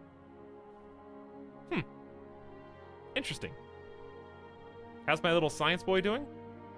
Roof, you are about to hear me. Okay. I'm still gonna freak out because I notice that the songs loop, dude. We're already getting ready for Towards Utopia again. This I can't listen to only 5 songs on the whole soundtrack for 9 hours. I can't. If I turn off Towards Utopia and click on like The Awakened, will that throw it off so that it doesn't loop back around? I don't know. But it will actually drive me insane. Roof, where are you? Roof, you're leading engineering research. And you're the one doing the railgun studies right now.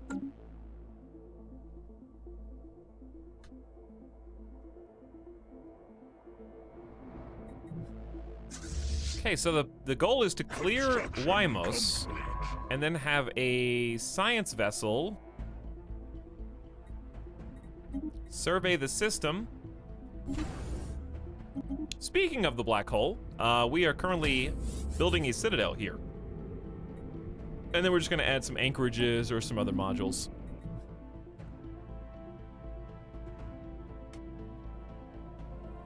Well, we are never gonna make it 50 years at this rate. But honestly, we got a lot of stuff to do up here in the L cluster. Also, why is my game lagging? I should stop CPU streaming this game. I should only invink. Too late for that. I can't turn the stream off and turn it back on. I should have just done that. But the thing is, it's not even using all my cores. I'm like not even above 41% on my processor right now, so I don't really know why it's like that. The deep space construction site for the planned gateway and the terminal egress system is now in place. Once we have the necessary resources, construction of the actual gateway may commence at any time.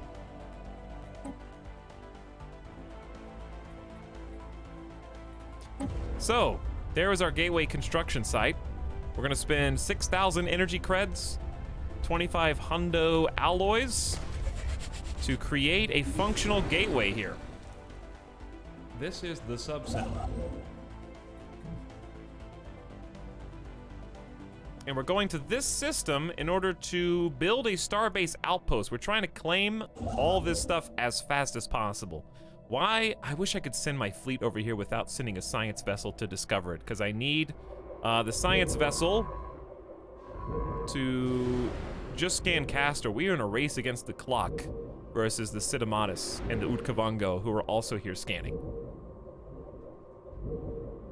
But anyways, chat, last time we streamed this, I was on, I know some of you have performance issues. I'm just telling you that we streamed this on a different encoding setting on OBS, and it was smoother.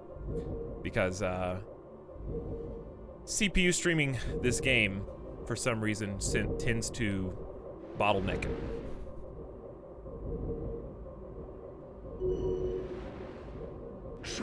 So I'm sorry that some of you guys have laggy problems, but these are more pronounced than when we played a few days ago. Is what I'm saying. We've completed the research of railguns. Easy enough. May as well just go straight up to advanced railguns then. Okay, we have fully explored the Castor system. We're gonna build a starbase outpost using some influence, which we're producing a whopping 12 per month right now. And then we kind of have a tricky situation. Because we have an unknown system up here, and the only way it can become known is if my science ship checks it out first. And I fear that when that happens, there are gonna be some bad guys on the other side of Timfish. Yeah, the performance is improved since the last update because I'm streaming the game. Streaming is very resource intensive, depending on your settings. So I can either CPU stream or I can GPU stream. And it's easier to stream Stellaris on GPU, but it will be clearer to you guys on CPU. Less pixely.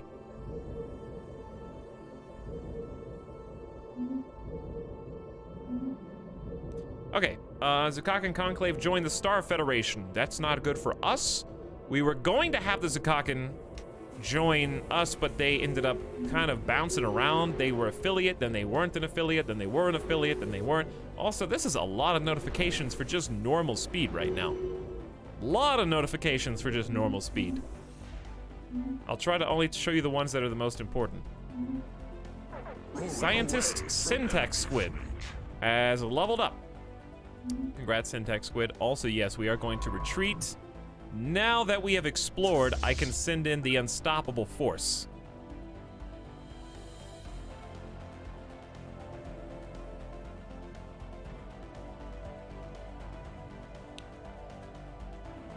What's your favorite Paradox game?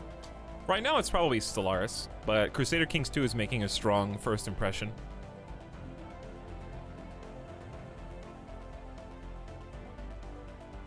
I've been really enjoying my Crusader Kings 2 time. What's the difference between normal Stellaris and Galaxy Edition? I would just get normal one, but also keep in mind that whenever there's a Steam sale, Stellaris Vanilla goes on sale for $10, and all the expansions go like 50% off. So if you're thinking about buying Stellaris, I would suggest waiting for a sale, and the only reason to do that is to get more DLC. But I don't think the Galaxy Edition has any extra content besides a couple of cosmetics. And the soundtrack, if I remember correctly.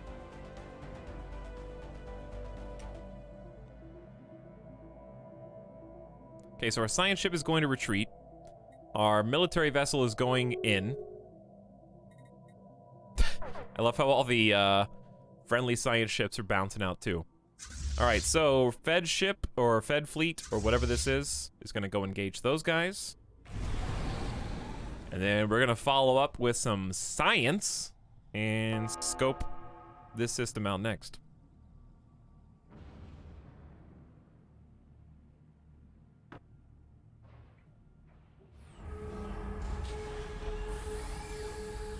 Word has reached us that the glorious Zukakan Imperium has begun the construction of a vast, long-range sensor array in the Zukai Mondor system. While still in early stages, the completed array is set to give them unfettered insight into interstellar travel in this galaxy.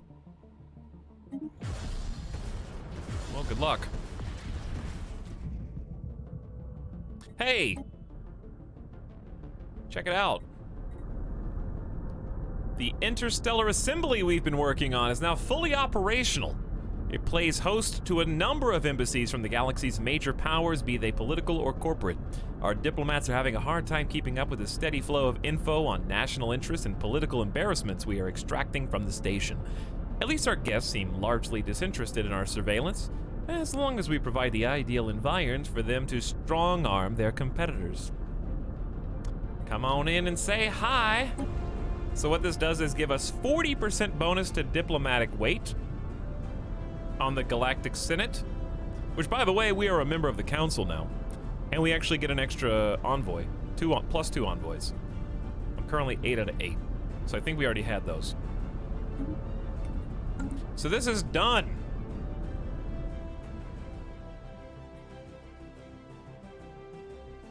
Stellaris is on sale for $7 on Indie today. I've never actually used Indie. Is that a good site? I want to buy Stellaris, but the amount of DLCs and their price is seriously putting me off. Well, I would just wait for a sale. I know for some people, you know, $40 to $60 is a lot of money. But for $40 to $60, when all the games are on sale, you can get a really replete package. Basically, you can buy all of Stellaris for around $60 when they're all on sale, which is the price of a regular game. And it's totally worth.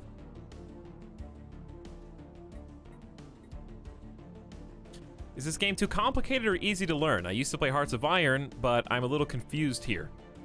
Well, Han Famous, this is Stellaris Endgame. So what you're seeing is basically 80 hours into a campaign. So it's gonna look a little bit confusing just because of that. So if you think about any time you played Hearts of Iron, imagine starting to play a game that you're already 75 hours into the campaign and trying to figure out what's going on. It'd be a little difficult for anybody. So that's normal. But I really do think Stellaris is pretty accessible to get into. Starting a new game, it unfolds itself very naturally. If you play a game from the beginning, I think you could, especially if you've played Hearts of Iron, you could probably figure it out pretty fast.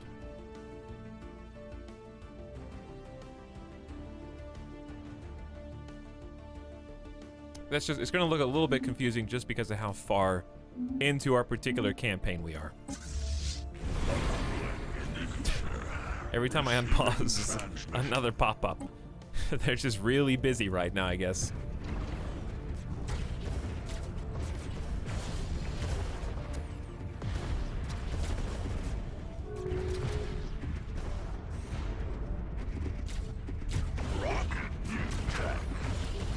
All right. Almost all these nanite systems are cleared. Construction complete. Senate is now in session. Speaking of the Senate, I am now the #1 diplomatic power in the entire Galactic Council.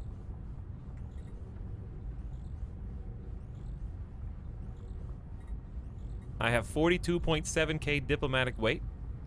Probably the finale of that megastructure we just built pushed us over the edge.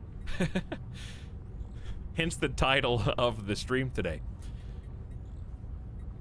So on the Senate floor is buzzword standardization, weight from economy up 20%, trade value up 5%. We're supporting this. No one's opposing. Good for us. What's up, everyone? I just finished the Final Fantasy VII Remake. Well, I hope you enjoyed it, War of the Worlds. I thought it was a good time. A lot of fun.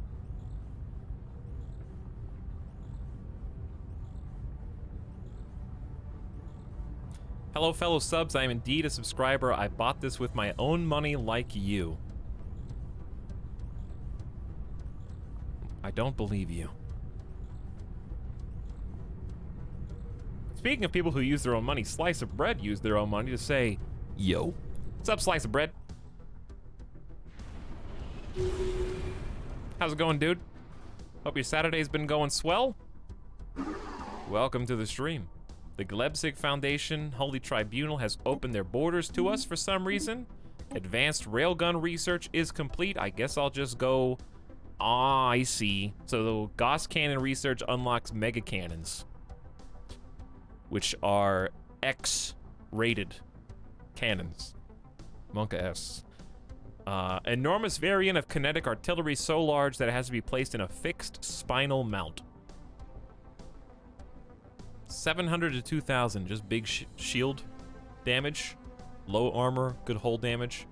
I don't think I'm gonna use this. But also, I don't really have a choice. I kind of have to research these because they're just in the way.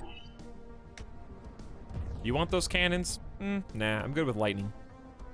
I'm good with RNG lightning. I don't think I want them. Terminal Egress has finished its construction. We're gonna bump that up to a citadel. I don't care about the that notification. I've seen that a million times. All right, so this is clear, chat. Now we're going to Etolyx. This one's clear as well. Where are the end of the nanites? Are they in... Is that Bifrius or Bitrius? I don't know, but let's go to Bitrius. We've taken over Castor. And I need my science ship to go survey here, and I need... This science ship's already surveying, but I need a construction dude to hop on over after he's done claiming this system too. You'd think a race of spacefaring rocks would have an affinity for kinetic weapons. We use missiles. Did we somehow avoid this system altogether? I think I found the major base of operations. We just went all the way around this in every direction. That is indeed a trinary star system? Is that's a thing? 3, 6, 9, 12, 15, 18, 21, 27K. Big fleets are gonna be necessary here.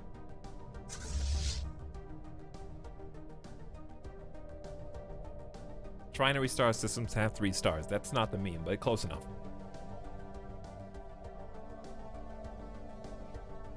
I have a 69,000 strong Avalanche fleet, and then 155K Federation fleet. It looks like we might be in trouble if these guys decide to fly out. So let's have the Boulder Brotherhood Federation fleet kind of just hang out here, actually.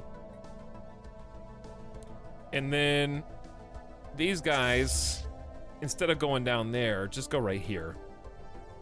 Okay? And we're really gonna need another backup fleet if we're gonna do this. This is gonna kill... This kills the computer. The Mudslide fleet, I think, is just chilling here, next to my wormhole. Okay, but we could probably just go chill next to the gateway. So, once this gateway is done, where are we? I don't know if I want to wait 1,000 days. Let's just have them fly up now.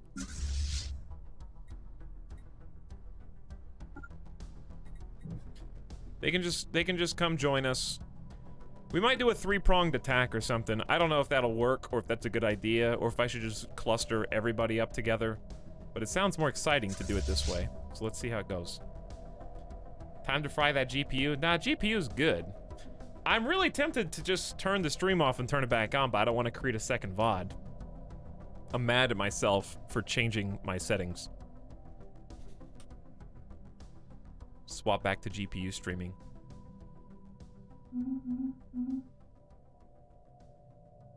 What ended up happening to that faction we elevated? We elevated 2 factions and then absorbed them. We vassalized them, and then I think we integrated both of them. Dude, 2 streams in one night? That's crazy. Accretion complete. Okay, there you go. Now, fun construction, dude.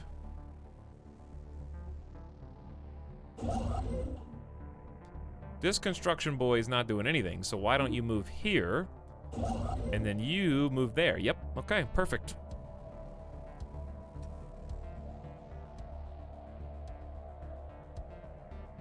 Make it 3 streams just to mess with people.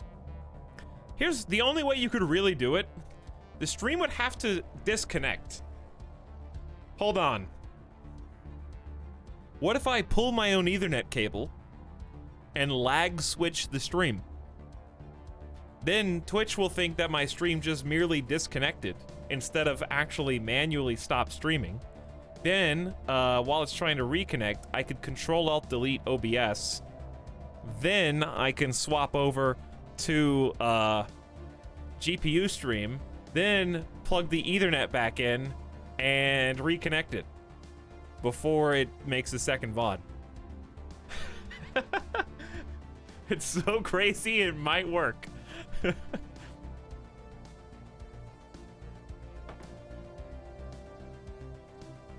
Lag switch the stream, dude.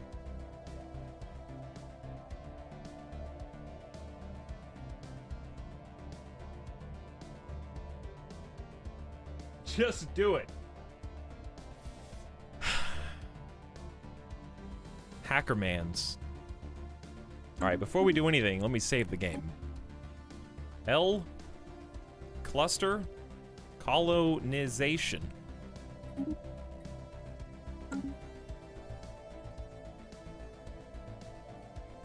How do I do it from the, just the adapter? I'm worried that it's gonna try and pick up Wi-Fi or something. If I disable my Ethernet, will that just activate,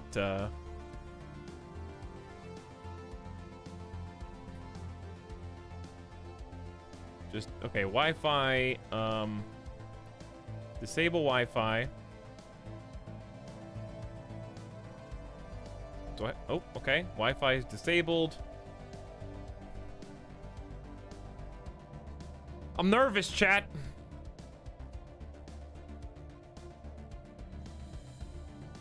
Having a Wi-Fi adapter in your PC. Yeah, it's called a motherboard, some of that.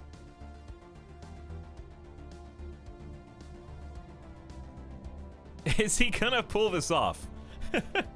I really don't want to make a second VOD. And this is the only way I can think of to try. All right, so it's... Rip viewers that click off the stream as I disconnect myself. Only a 3000 IQ streamer would purposely throw viewers down the tubes in order to change stream settings for the good of all viewer kind. Get your peepo leaves ready. This little maneuver is gonna cost us 50 years. Okay, so I just right-click, disable the Ethernet, and away we...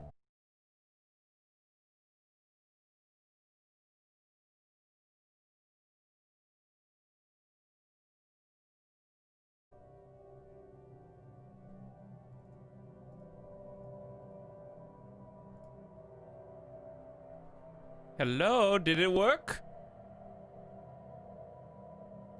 Chat, where's the game?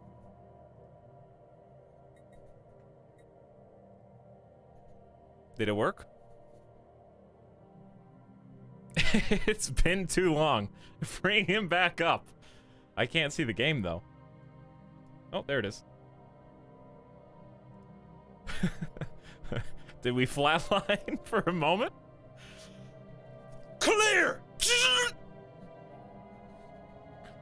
Hold! He's coming back on now. All right, we deleted the CPU. We are on Invink streaming. Also, by the way, oh, wow, look how smooth this is. It's beautiful, beautiful. Did the VOD survive? I don't know, but this was worth it for our peace of mind for the remainder of the stream. Stop, I'm about to vomit. Oh yeah, I made a big mistake trying to CPU stream this, but we're back! We're back. You only had to wait less than 60 seconds. That was a fast maneuver, dude. Half Neovran arrived from the Astani Collective.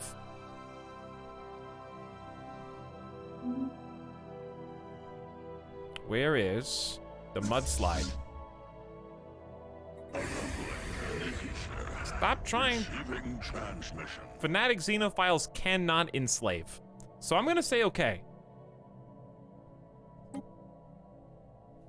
Don't enslave my people. The Astani Collective have vanquished an ancient threat. Good job, I guess. Rip the Tiyanki matriarch. All right, I'm never gonna make it 50 years at this rate because you guys keep popping up on my screen. Fine, you guys can migrate with me too.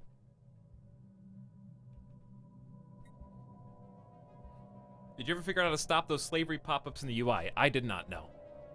It's kind of pixelated. Can you go back to CPU? It's only pixelated when I do this.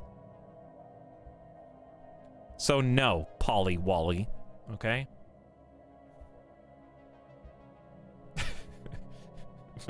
People vomit. That's not even a thing. Etal, come back. Chad, doesn't the stream just come back up by itself?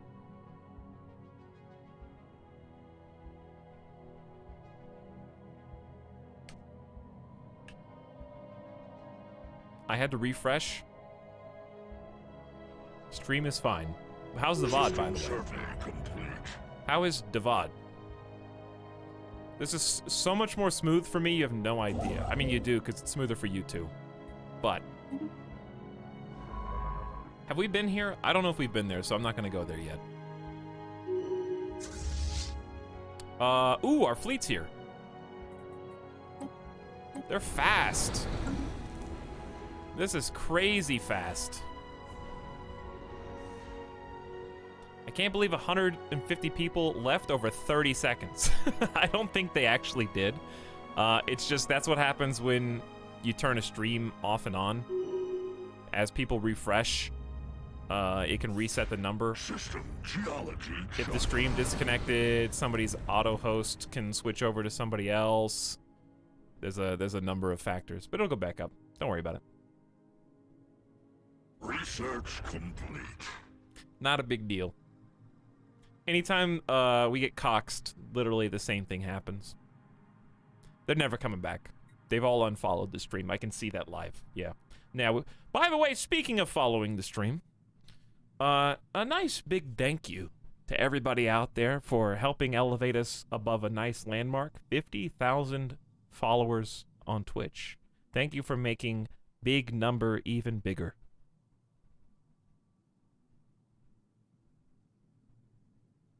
50,087. Huge landmark. Took a long time to get here, but it was worth the time invested. Thanks for being a part of that. And that comes just after hitting 2 million views on Twitch as well. So 50K followers, 2 million views. Very, very much appreciated.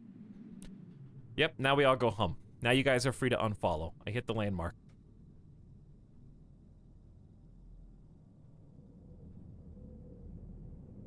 How are you gonna celebrate? By beating Stellaris on stream.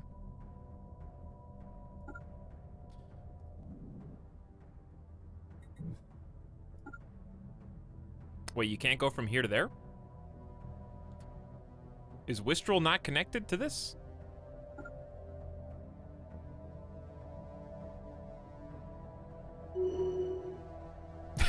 Everyone unfollow, then follow again so we can hit the milestone again. True. Man. So many notifications and pop-ups. Alright, so we've got this system surveyed. We're gonna send a science ship up and around. I want to go check out... We just need to clear... Oh, I see. It wasn't actually connected. I just had the camera perfect, so it looks like it is, but it's actually well below. Whoa, 3D, dude.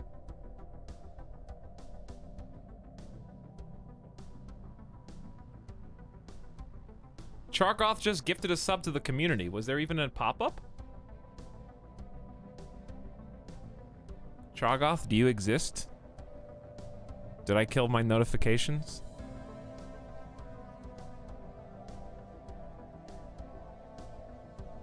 I don't even know how you do that. Hang on, what if I do this?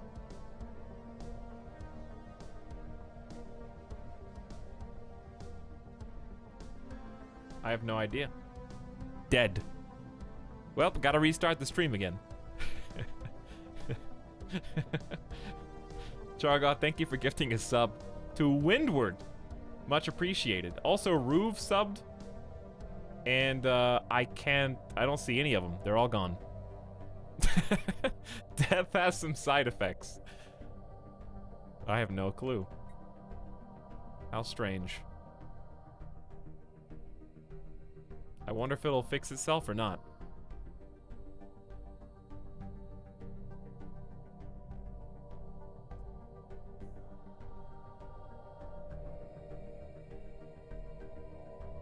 Holy crap, you made my Alexa tell me I don't have any notifications.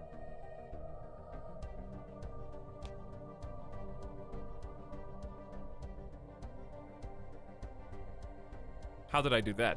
The never mind. Alexa, search for pictures of cute dachshunds.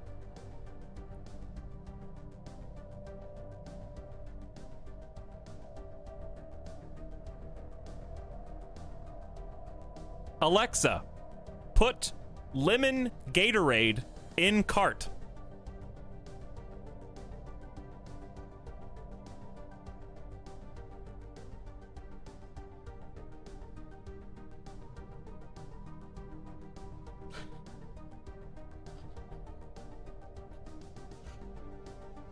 Alexa, add 3 quantity of pretzel Pop-Tart brown sugar flavor to cart.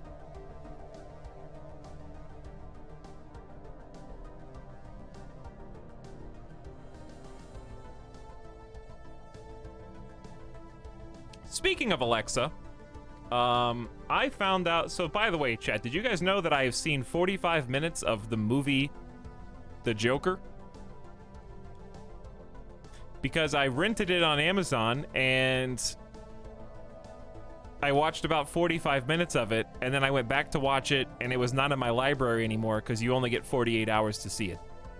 So I spent money to watch 45 minutes of Joker.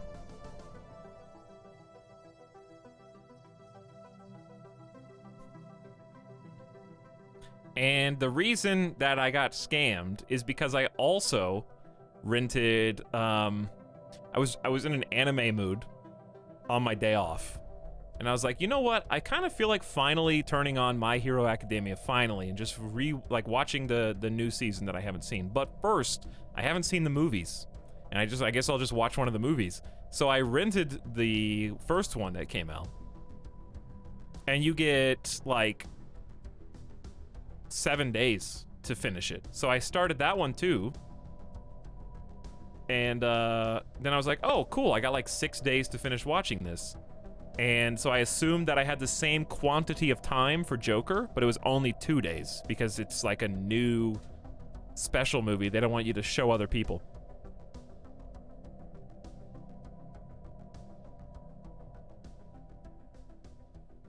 So anyway, that's how I saw only 45 minutes of The Joker. And I don't know if I'll ever see anything else of it.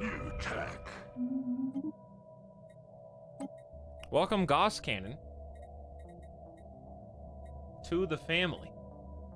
I guess we'll just do Betharian Power Plant now. Should have streamed it to Twitch, then it would be in your VOD. That would take more than 45 minutes to just stream the whole movie. Just to get banned. You even think I'd make it that far before I got banned? Yeah, right.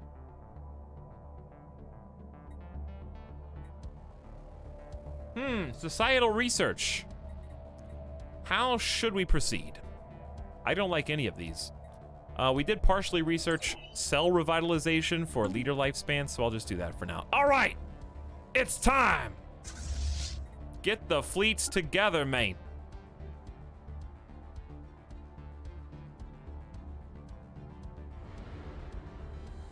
Get them all to... Wait, where'd you go?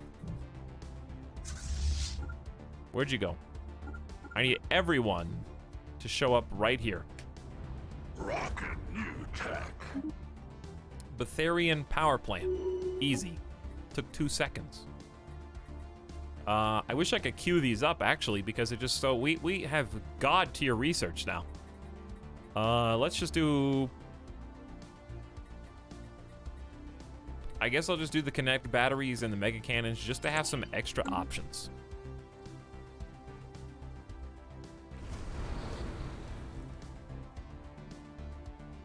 Here come my fleets. Where did the Federation... Wait a second. No. No!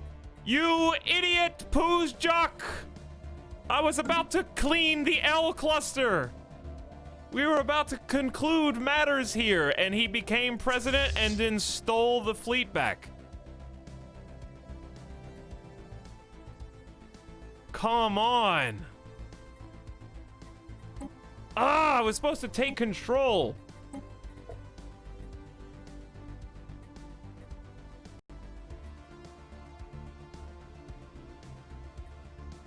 I can't challenge because they won't let me.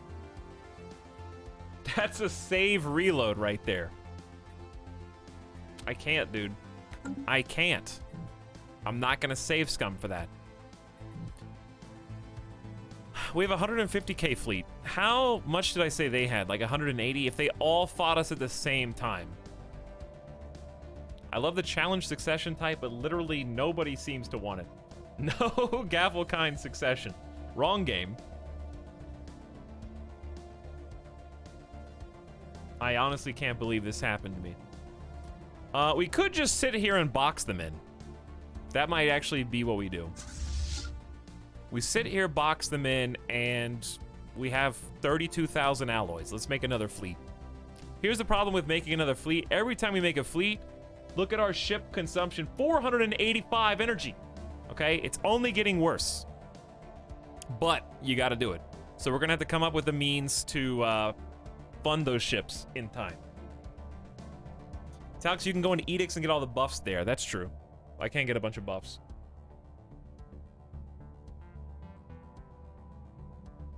Yeah, I don't know what happened to my notifications. Only one Mike C is back from the grave with 1,000 bit dollars. Welcome back, Only One Mike. Thank you for the beats. Much appreciated. Hope you're feeling better now. Not $1,000, General Rain, but it may as well be. Dust Lantern, it is still pending. Still pending. We'll get there. We're having some trouble advancing the clock right now because we're trying to eliminate the L cluster, so we're microing. We're microing more than usual. All right, Yogi is the mega shipyard. So why, well, we don't need to, like, look at it. I can just create another fleet. So we got the Avalanche, we got the Mudslide. By the way, since we made these, we've increased the size of the max fleets that these admirals can control up to 200. So we got some room for expansion. Don't worry, Federation. I'll take care of this myself. Here's how I don't even understand this game. I don't know what just went wrong. All right, so we're in a Federation with other factions. You know what a Federation is, hopefully, in real life or in a video game. It's an agreement that we all made to come together for like-minded purposes and goals. And we all obviously have defensive alliances and we share wars. I was the president of the Federation, and because of our laws that we passed within the Federation, every member of the Federation must contribute some of their active available fleet power to the Federation itself to create sort of a, like, imagine if the UN had their own combined armed forces, right? Like, we're like the United Nations with a shared military. Except, don't they? Don't they? Does the UN have an army? No, the UN has no standing army or police force of its own. Military and police personnel from UN member states working as peacekeepers in peacekeeping missions are members of their own national service and are seconded to work in the UN. So no. Anyway, don't distract me from my explanation by jeffing the United Nations, okay? Anyways, so we contribute to a collective navy in our federation, and because we were the president, we get to control where that fleet goes and what they do.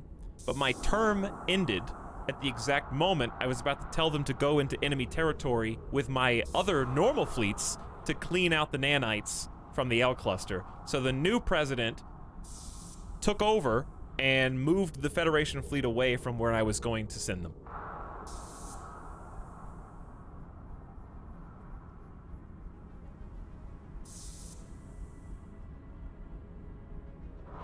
So there you go. Anyway, let's make a new fleet. So how many Titans am I allowed to have?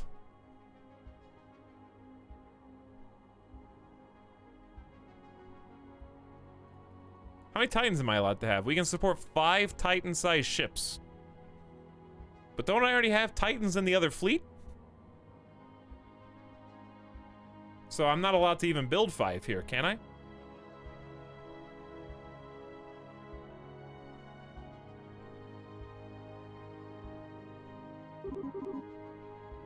How many am I? Because I already have Titans in other groups. Do I put 1 or 2 in each fleet? I don't know. Anyway, let's make 2 Titans.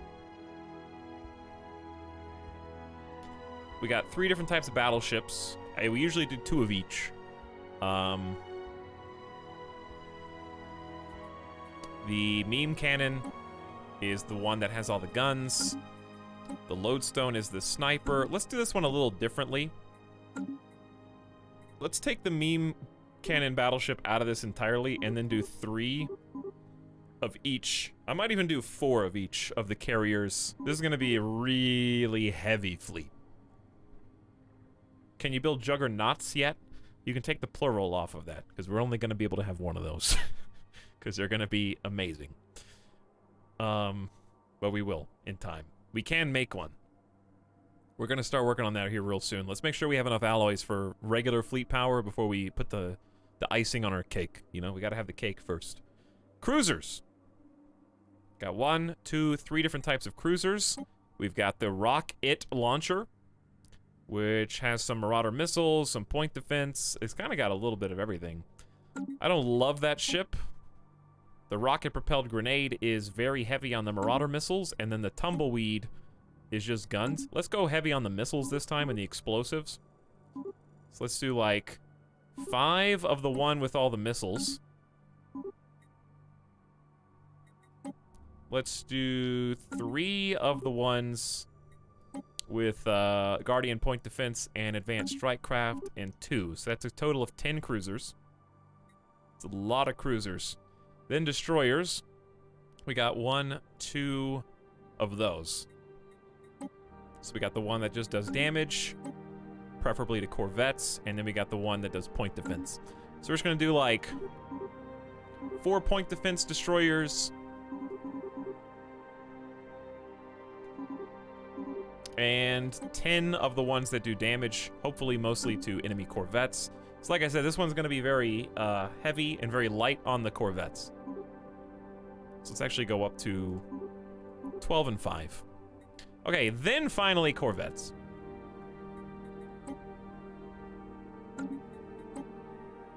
So let's focus on the missile corvettes.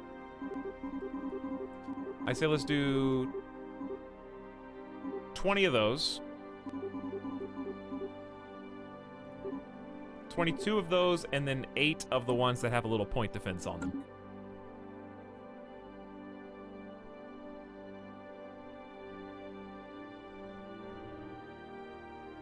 I can't believe you didn't name it Special Meme Cannon. I feel like that was a suggestion, though. How do I change the name? I think it has to exist first, right? How do I confirm? Cannot afford to reinforce fleet. Maybe change its home base.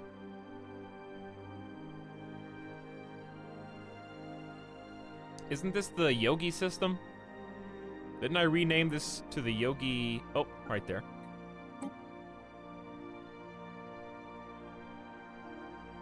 How do I name the fleet? How do I create this fleet?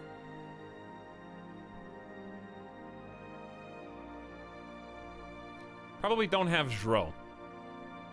Yeah, but if I click off this screen, is it going to remember all the things that I just did? That's kind of what I'm asking. Like, if I click X, does this fleet exist?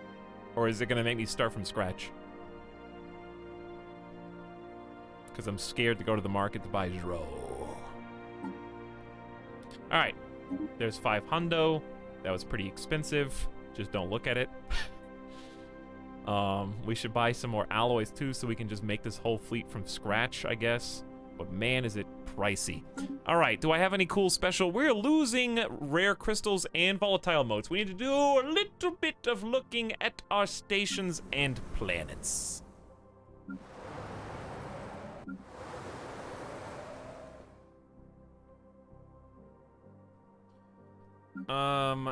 Ecumenopolis is what is consuming all of our minerals. Where can we get more we just have to wait for more minerals. They will come. So don't build anything that's going to consume more minerals. We've already got max mining districts in most of these.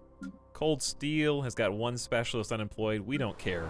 Snow Cone is a resort world. We don't care, but I will upgrade the capital built. There shouldn't even be that many people there for a capital building.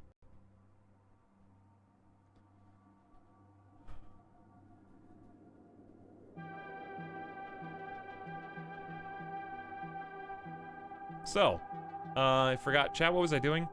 Oh yeah, I was buying Zro and potentially going to trade for alloys. Right? Who do we normally trade alloys with? Is it Bernathi?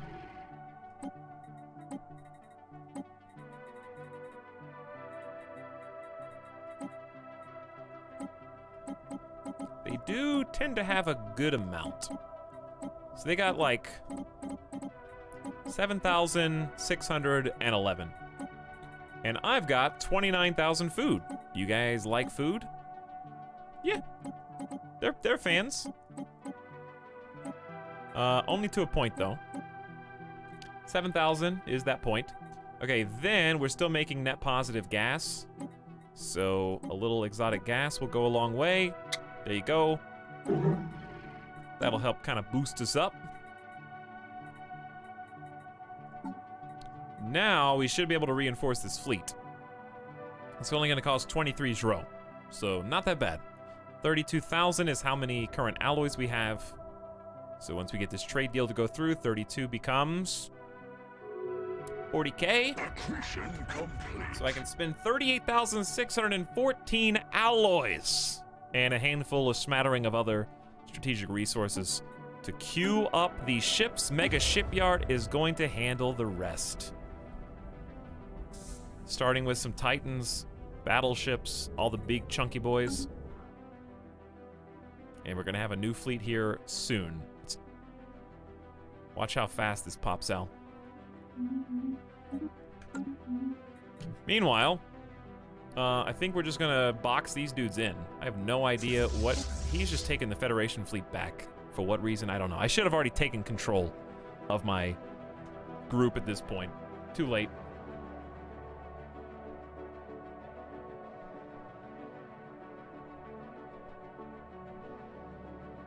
What are you guys even talking about right now?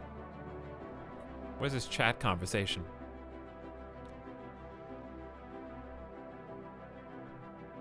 Wouldn't wait for gate to finish building?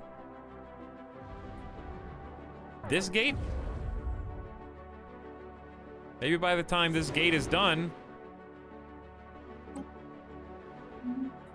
our other ships will be ready. We almost don't even need it. We just travel so fast. But yeah, we're blockading the enemy right now. That's the most important thing. Keeping them locked in. I'd like to go explore these other systems. So I might just take one fleet, like the mudslide, and go scope those out.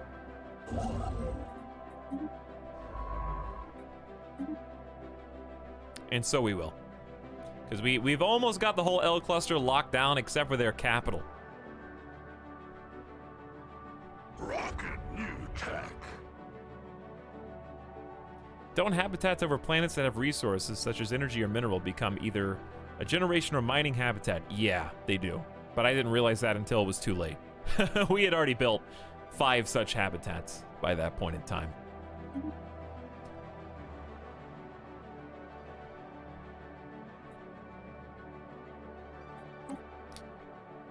What to do? What to do?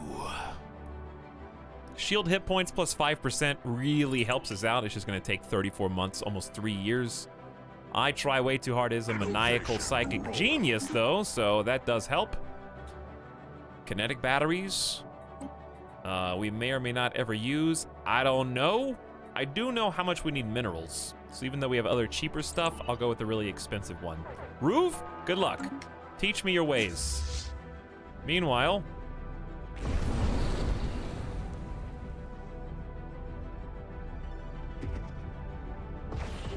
we've got a little bit of a fight on our hands here. Kind of just want to enjoy it. Watch the volley of missiles pour in.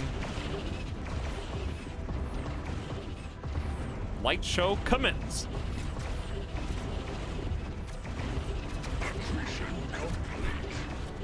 I hear all the stuff being completed in the background. I like how the camera is just gently gliding left to right.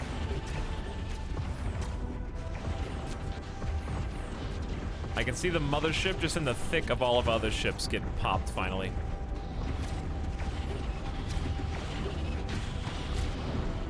What do you want? Construction complete, founder species, reinforcements in transit. At least one of our fleets is in transit reinforcing another. Where?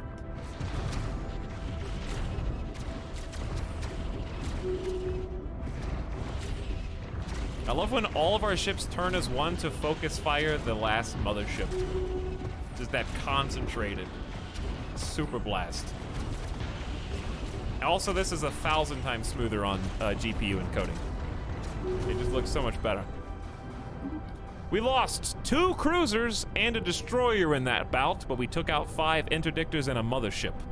So we are not without our own losses. I love how this science vessel is taking advantage of us by coming in and scanning everything.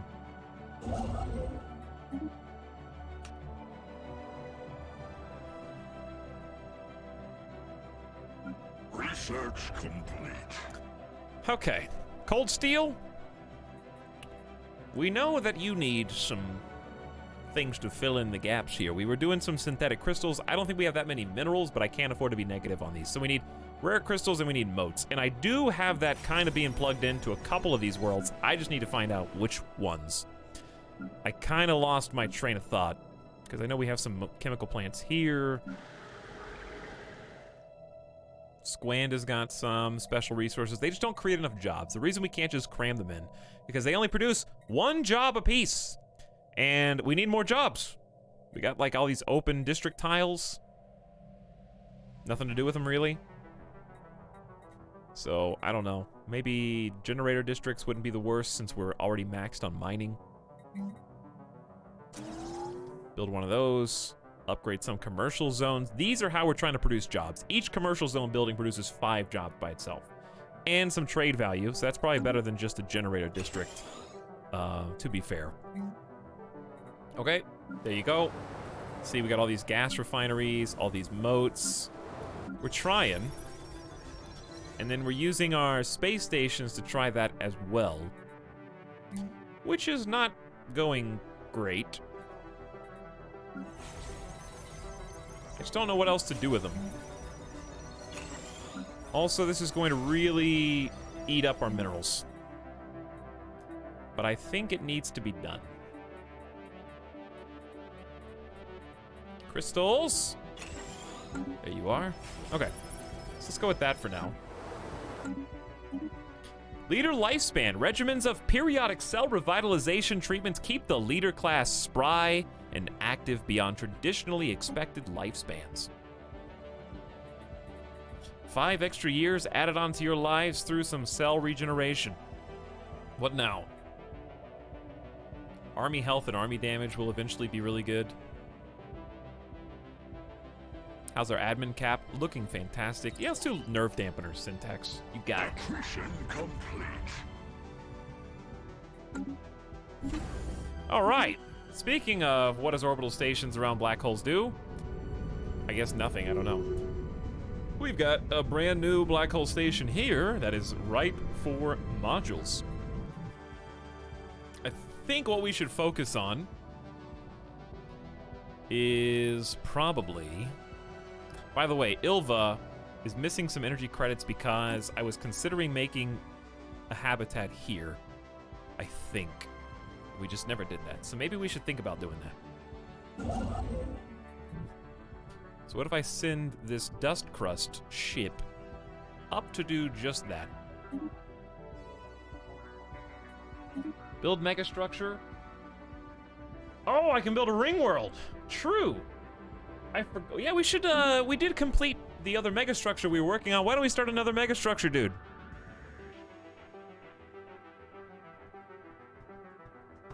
It's very nice of everyone to just let you have this whole region of space. Big Busty Boy, did they let me? Or did I myself kill all the nanites in the L cluster, just me, and then claim it? Which one of those? Dyson Sphere would be nice for energy credits because we're going to be low on energy credits when we get these fleets up. So I really think that might be a good idea. And Ilva's already just kind of there, you know? It's already just here. Dyson Sphere is going to cost 5,000 alloys and 300 influence, dude.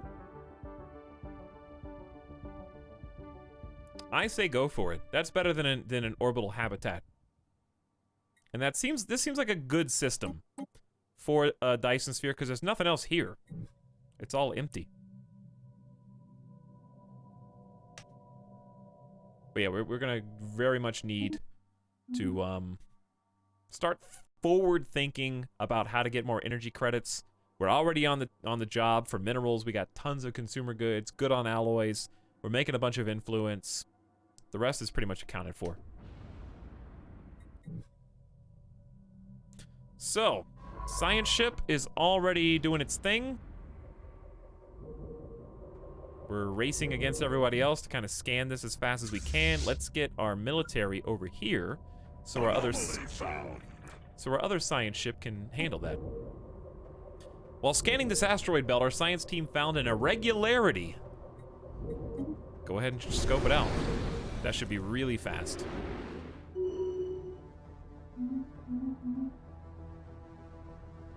Meanwhile, our fleet will move in to try and clear some more nanites. What's the big shipyard look like that I was making? Well, we're actually using it now, so funny that you should ask about that, because Yogi is currently building some ships. It looks like this. It's got all these individual ports for 20 different shipyards. It's a pretty awesome looking station. So where is that new fleet that we didn't even name? It's just called Holdfast Stratum. So we got Avalanche, Mudslide. I mean, Earthquake's a pretty basic one. Do we have anything else? Do we have any other good names?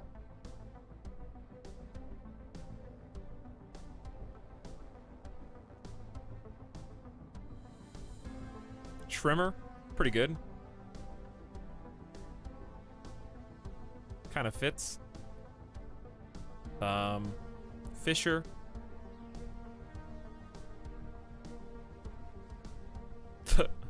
Asteroid, the crust. Okay, what about, like, come on, same theme. Mudslides, avalanches, earthquakes, and what? Which of these things are similar?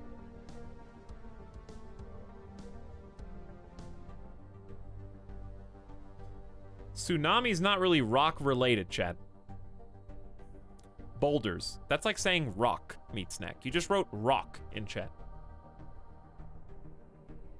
If this was a standardized test in school, and I said, multiple choice, mudslide, avalanche, earthquake, blank, and you wrote rock, do you think you would get graded well on that?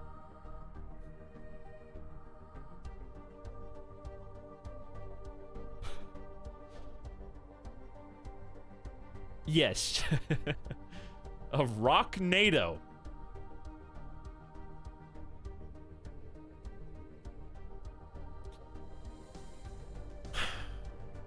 I mean, Trimmer's good.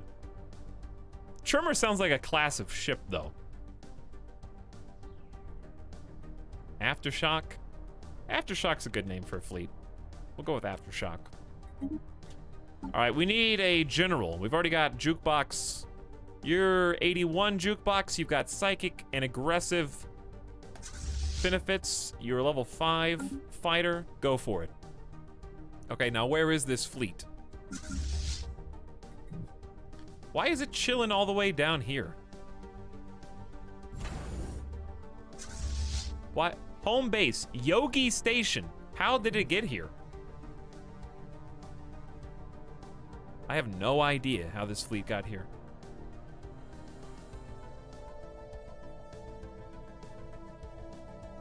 Aftershock sounds like the fleet that comes in and bombards the planets after battle. True. I think Aftershock's a good name. This is more like, these are the biggest guns. These are the heavy hitters. There's 2 Titans in this group. Hopefully. Or there will be.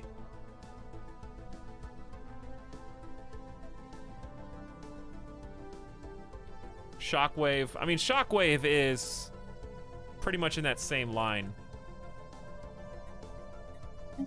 Maybe they're guarding the portal. I have no clue what they're doing. Aftershock, Shockwave, they kind of fill that same gap.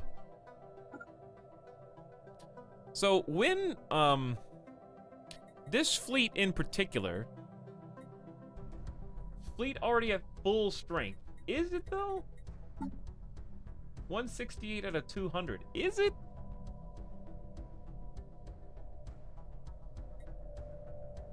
Is it because the Titans are still under construction? Yeah, I guess.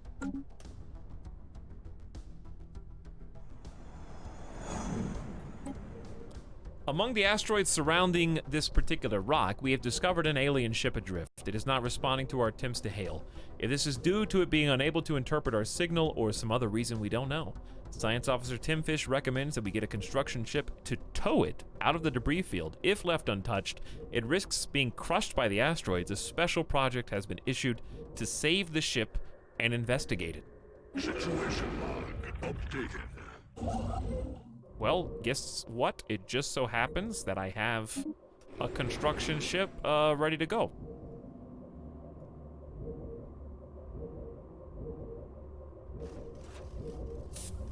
How expensive is the big boy ship? We'll get to it. We'll get to it. I know you guys are excited to see the Juggernaut, but we got other fish to fry first. We'll get there. Today, guaranteed.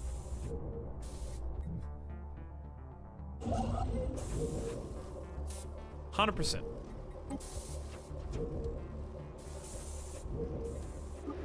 How has the stream been? An emotional roller coaster, Yanovite.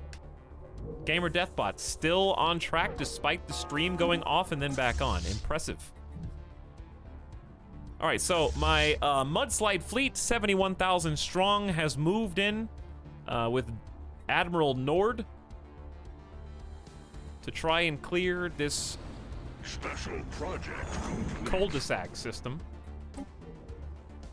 All right, so the construction vessel towed the asteroid out of its orbit. Once the ship drifting by had been towed out of the debris, we could send an away team to investigate. It is a murder scene. Only one crew member has been found, a long-eared amphibian biped who appears to have been stabbed repeatedly. The ship is, by the death of its crew, up for grabs. It is fitted with very efficient thrusters, the structure and design of which are beyond us at present. The vessel is not armed, seemingly having been used as a transport for important personnel. Repurposing it into an exploration vessel would be a minor undertaking.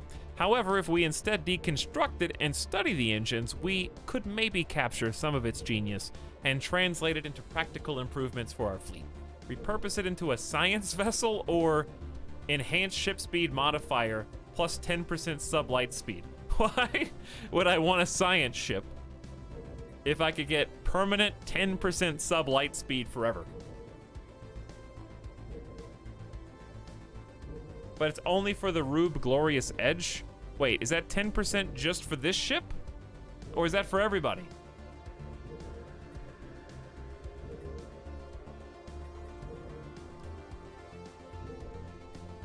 I guess it's everybody. Tear it down and study the engine. So that should be here. Yeah, enhanced ship speed for everybody. Wow. That's really good.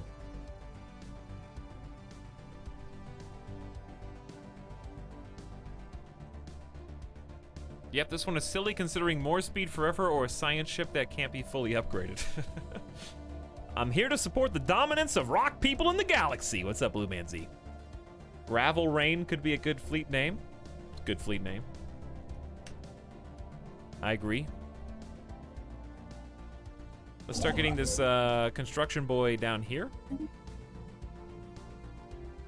Oh yeah, I think there's a battle going on. Hey, look at these little weenie fighters.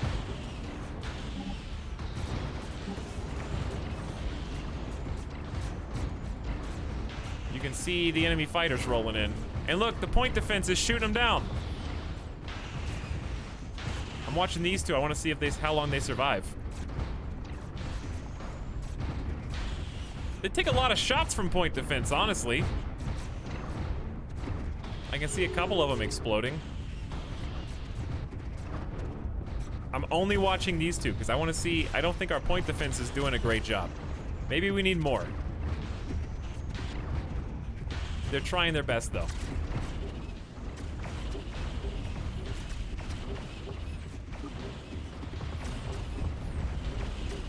When you turn this on slow mode, it really does, like, look a lot more cinematic.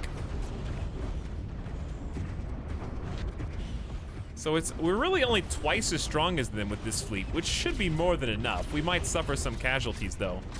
Look at it from above. Pink trails are my ships, so that does make it a little easier. That blast right there is crazy. Who are you even hitting? I think this guy might have been fried. This guy just took the full blast. That looks like a cruiser that is now sinking. Rip that guy.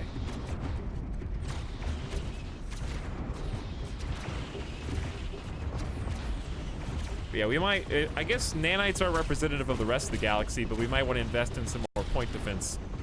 Some of these fighters are mine, though. Which one? Let me see if I can find mine. Like, how do I know the difference? Who's? Do my fighters have the same visual as theirs? Because that's confusing, too. I don't know whose fighters are whose. These ones are obviously the enemies. Are there fighters around these guys? See, I don't really see any friendly fighters over here. There's some. I think they're identical. System geology charted. The EFOL system has been fully surveyed. I feel like we're kind of struggling to bring this fleet to its knees right now. A lot of explosions going on, maybe a few more casualties than last time. We're kind of getting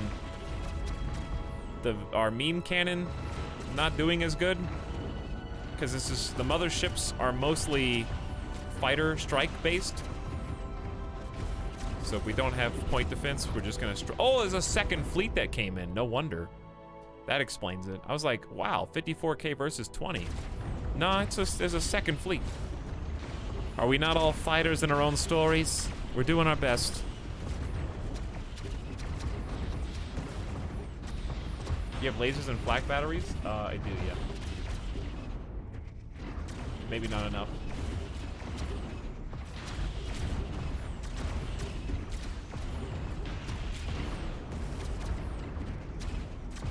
This is on normal speed. It's not even on slow mode. And it's still taking us this long to win this battle. Big battle, dude.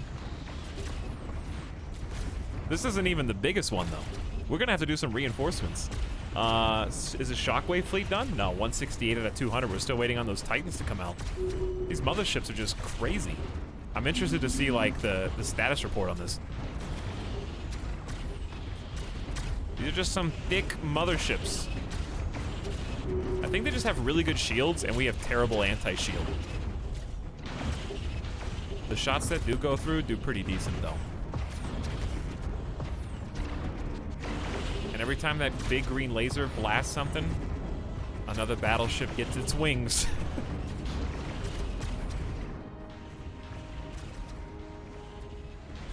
Well, we took one down. And once we get through the armor, it's pretty much over.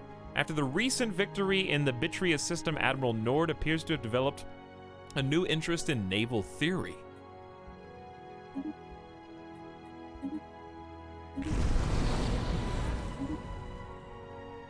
Did you just gain Trickster? That's awesome. Combat disengagement chance up. That means when my ships are on the brink of exploding, they FTL out safely and then come back after the fight.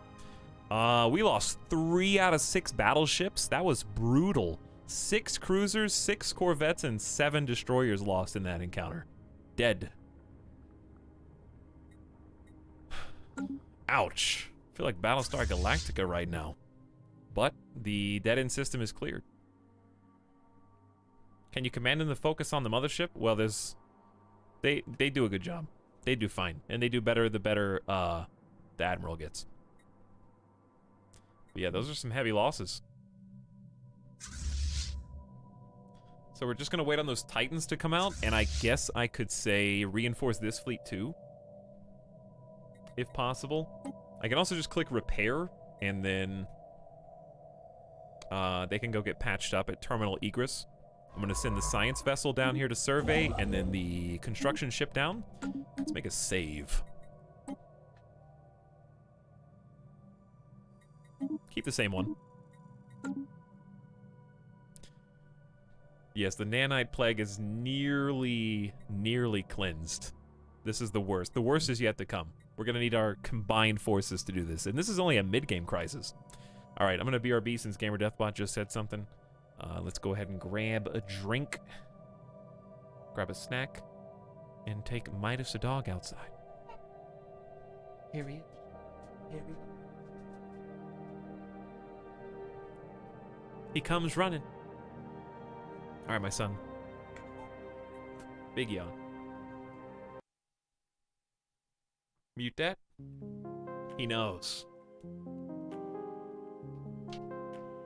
And then, after we reinforce our fleets, the Juggernaut beckons. Right? Is that bad? Is that bad? Is that bad? All right. BRB chat. Thanks for waiting.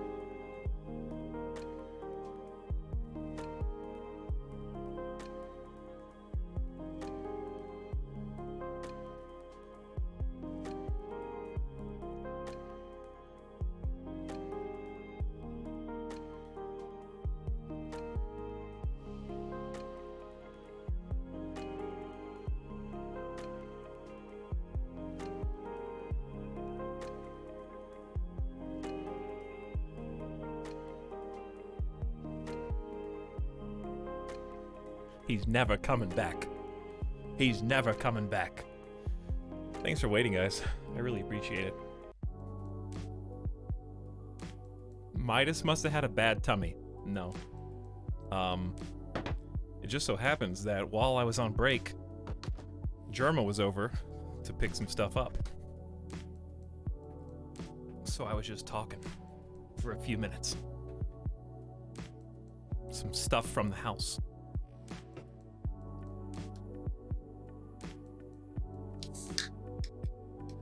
Who? You know that guy.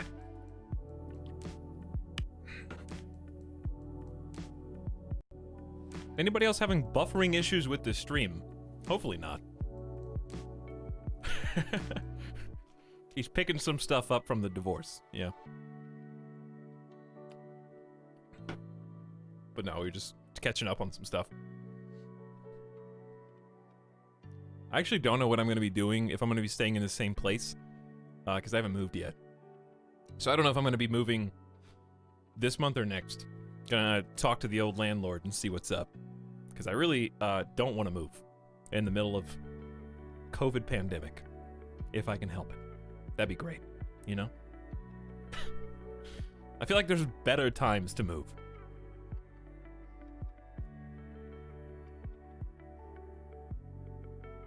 I don't really feel like having a, you know, a 3D phone tour to check out a property. Hi, yes, I'm interested in moving to this location. How do I look at it?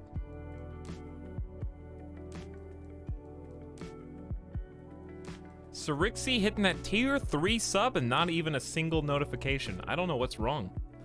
Hang on, let me fix this. Let me fix this.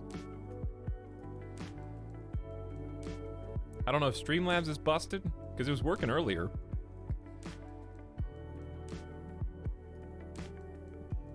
Let's see. I'll try and fix it.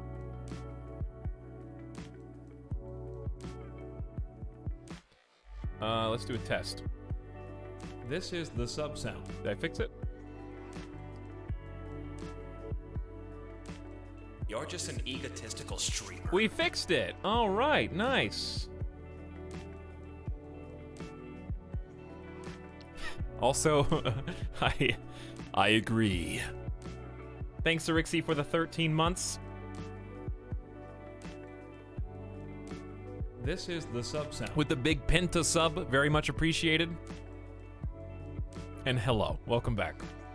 Thank you for prompting me to fix the hole in my stream. And thanks again, guys, for hanging out waiting. Sorry for the extended break. Got a Coke, took Midas out. Got some Nutter Butters, ready to clear some L clusters, you know. Just feeling good. Feeling good. Admiral Nord. Trickster, Psychic, Cautious. I like the Trickster quite a bit. I think that's going to go well for us. My admirals are starting to get some experience so that when it's time to take the war to other empires, crush them underfoot.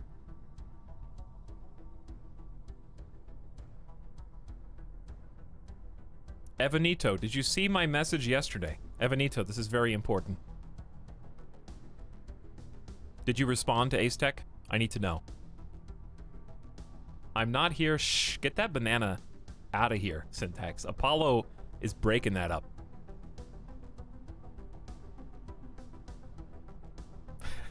One banana, two banana. Anyway. What are we up to? Hostile fleet rumbled. Tempest Shoal from the Great Tempest has been detected on a direct course toward the Castor system. Oh, hi. It appears that they couldn't wait. Why did I just now get that massive update when they're already sitting on top of my fleet? I think the nanites are pissed, dude. They are pissed. We need reinforcements to arrive ASAP. All right, you know what time it is? Oh, no, I can't. If you do a super jump, you do ship weapon damage down 50%. I can't do that. We gotta go the old-fashioned way. I know this is only a 45k strong fleet. This is backup. That's all we got. Shockwave is in the wrong system, but guess what? We got a gateway. Did that gateway ever finish? No way. It definitely didn't. But since we're next to a gateway, we can maybe gateway into a system with an L cluster. I can't afford to wait for the Titans. We gotta send the jukebox Shockwave fleet now for backup, because this could end up being a long battle.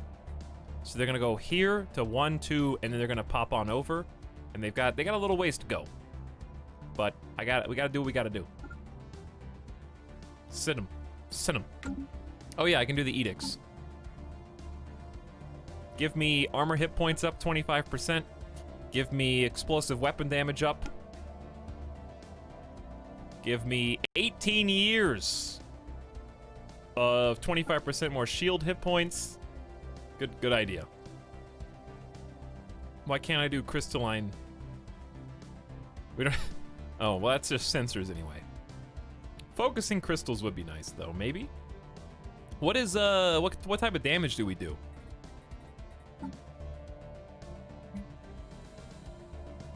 All right, just give me like 100. No, give me like 500. I assume we do energy.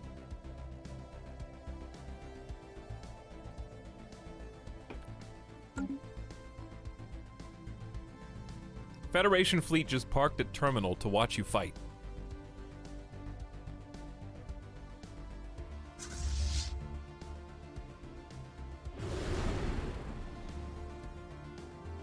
Please. Please. AI. What do I have to do, dude? What do I have to do?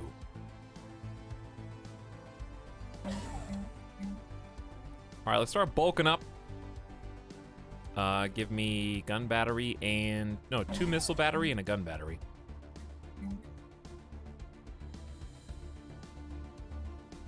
Then let's do defense grid. 20% lower shield hit points on enemies. Ship fire rate up might be good. Let's do ship weapon range. Okay.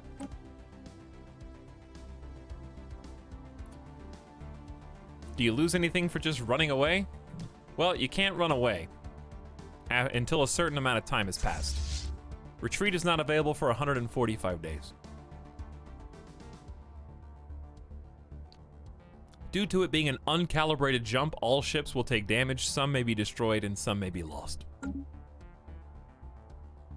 Honestly, though, here's the good news. This particular fleet has not really been in combat yet. So unless more jump in, we can hack it for a little while. This is not the fleet that has been battle worn. They're fresh. So that's good.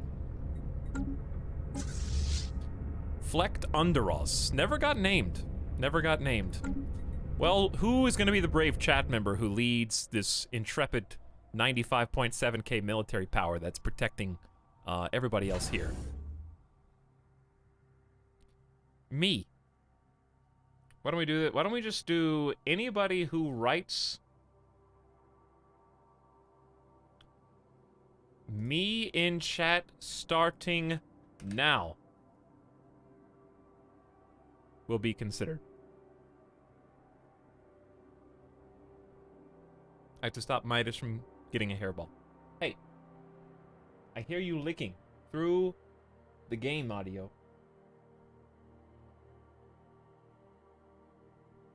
Don't get a hairball, okay? No, it's not case sensitive. Just type me in the chat, and you might get chosen.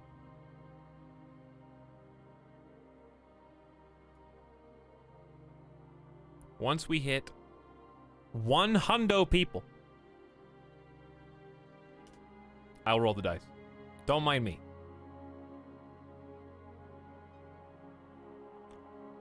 Lurkers, rise up. What are we meeting for? To be the admiral of the fleet. Of the Avalanche.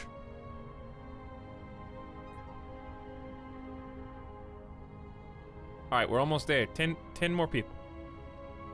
10 more me's. They have to be unique me's. And if you write me 3 times, Adjuskator, 4 times, it doesn't care. You don't have a higher chance of winning. In fact, what if I just told you that if you type me more than once, you're automatically disqualified with the anti-spam measures?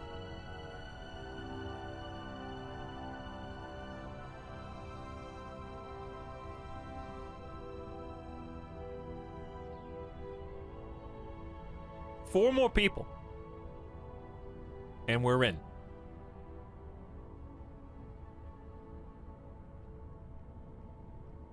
So close to the precipice. 2. There you go, 100. Congratulations to negative neglection.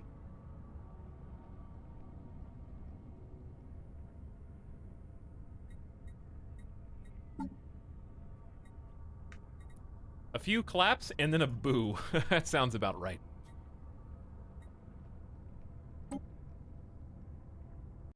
Me.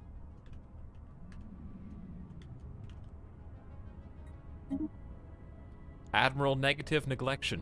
Skill level 2. Gale speed and aggressive. You were a former soldier, up jump to admiral.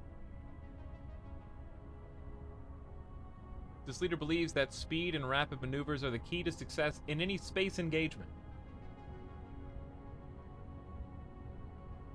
And you're pretty strong. 61 years old, you got a big life, age under 200. You could live to be 200 years old. All right, time to unpause and see how this goes. We got our warnings a little bit late. Oh, it's gonna be absolute dogfight. They just popped right on top of us. There's no range. There's no artillery. There is just unfettered combat. Not even my Titan knows who to target right now. The Titan is just like, what do you want me to do, bro? Are more teleporting in? No, it's just us right now. Peace offer, not my problem. Meanwhile, are these fast boys fast enough? I don't know who they just killed. Something's in the air.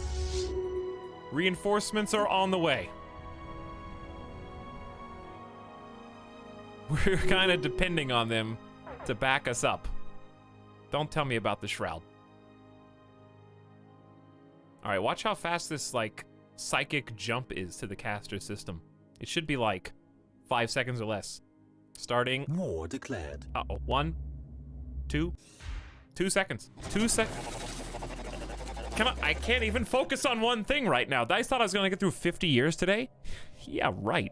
The Udkavango trade union is embroiled in civil war, pitting the organic Udkavango government against the intelligence that metastasized in the system, known as the Shazarak Eliminators. Yo, what? Those are neighbors, dude.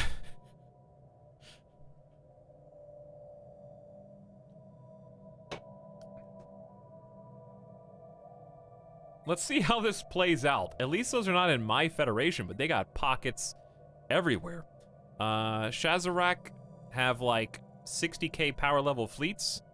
I don't know if I guess the Udkavango may have some awesome god tiers, but well, Shazarak's got a 80k fleet right next to our borders. So luckily they're neutral right now, but I feel like... Rogue defense system. Determined exterminators of a Gestalt consciousness.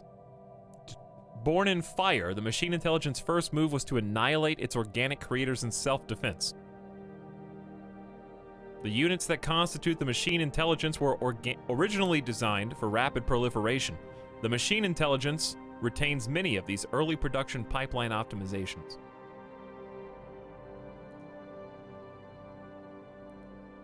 Why is their flag afoot? Because they're gonna stomp you out of existence.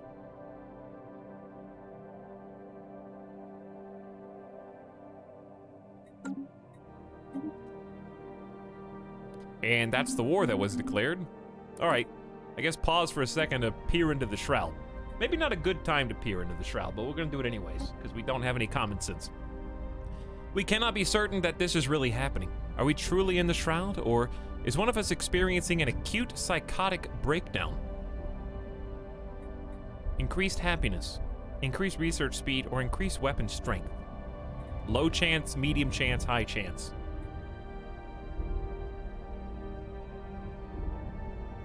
I guess happiness is good, and it's guaranteed, and we have fast research enough already. Let's go increase happiness, because if this rebounds and we fail, it could weaken all my fleets, which is a bad time for that to happen when we're in the middle of combat. The powerful energies of the Shroud have flooded into the communal psionic link that is shared between all Neo-Redux. A profound sense of calm is spreading throughout the Boulder Brotherhood, and it seems to affect those even without psychic abilities. Happiness plus 25% for 60 months. This is the sub-sound. It's actually very generous.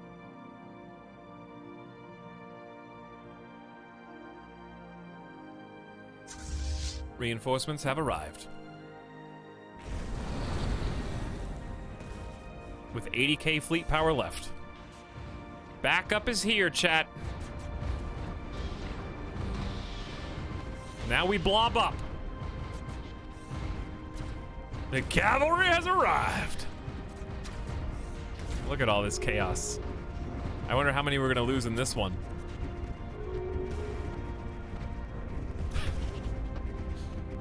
Man, those motherships have just so many fighters, so many strike ships, and they have so much hull integrity. Okay, I finally got one. Finally got 2 and 3. I love seeing all the combined firepower. I want every ship in our fleet to fire on that man! Pew pew!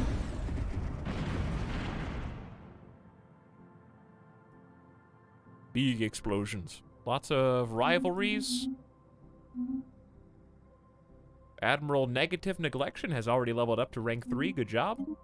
Chat, we lost 3 destroyers, 5 corvettes, 1 cruiser. Actually, not that bad.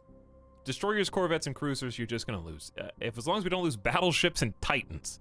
You don't really want to lose the titans. And I think titans are gonna be what really counter... Oh, bro. Nanite world? I didn't even see this. Oh, bro. Straight up nanite world. I would really like these to repair. But I'm scared they're gonna attack us again. I think it's still worth going back to do repairs at our station. When's this gateway done? 75 days. Because we still need reinforcements. The shockwave is actually kinda here. Side jumps are so fast. We don't have the Titans in this ship yet, or in this fleet. So, where... Chaos is kind of unfolding. Where are those? 36 days. And we'll have 2 Titans. So what I'd like to do, if we could get some more alloys, is reinforce some of our existing fleets.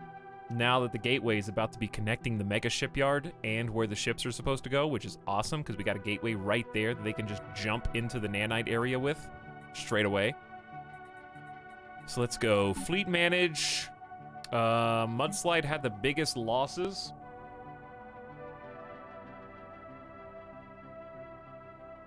Honestly, I'm gonna lower the meme cannons seem to get killed. I say meme cannons out. For the nanites, the lodestone is definitely the way to go. And I think the eroder is good too, so let's add 2 of those. We're gonna have 6 battleships at least. Tumbleweed is... I just think these are not very good. Let's go down 1. All of my rocket-propelled grenade class are dead. I wonder if that means something. I wonder if I should take that as a sign. Maybe just add a couple rocket launchers. Stone skippers are getting beat up. The gravel class is getting beat up. But also they're not upgraded with our shields, so that's true. They're not totally upgraded yet. All right, we got 198 out of 2,000, so let's just get another point defense destroyer. How much to reinforce? Not all of it. All of it. Well, go for it. And then we'll continue to reinforce as necessary. Keep that mega shipyard turning, dude.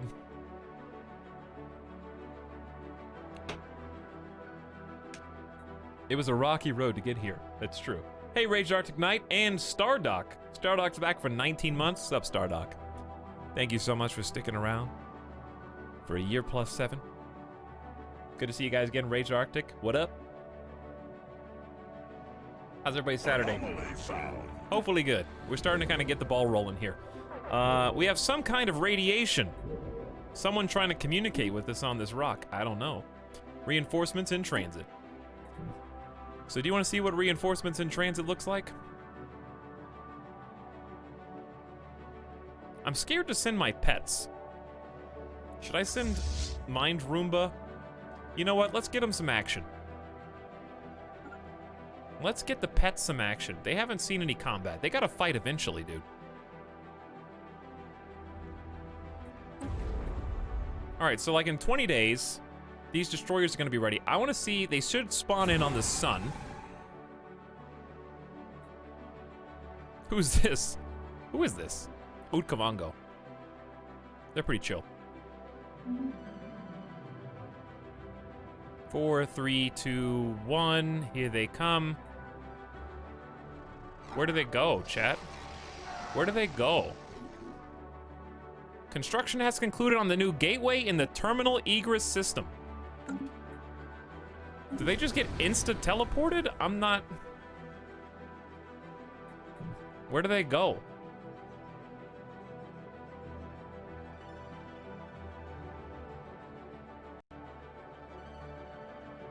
Get the Mind Roomba to clean up this mess. I'm very confused. We got 41% done on the first steps to the Dyson sphere. We're simultaneously working on the matter decompressor for 198 days, so both megastructure slots have been taken. Why don't we look at our planets? Because we're getting a little bit low on space. Rock of Ages. Should I make another Paradise Dome? Or is that dumb? We were kind of just making commerce megaplexes here. Here's what we're really gonna do. We're gonna replace these civilian replicomplexes, I think. That'd be a good idea. These do have 8 jobs. So let's create jobs before we destroy jobs. This is my trade capital. We have an ancient trade route running through here, which increases all trade value by 10%, which makes the numistic shrine good, because we got merchants. But is merchant, chat, is merchant better than clerks? Jobs-based production is 2 trade value per clerk. What is a merchant? I think it's 8. So yeah, the numistic shrine would actually be better.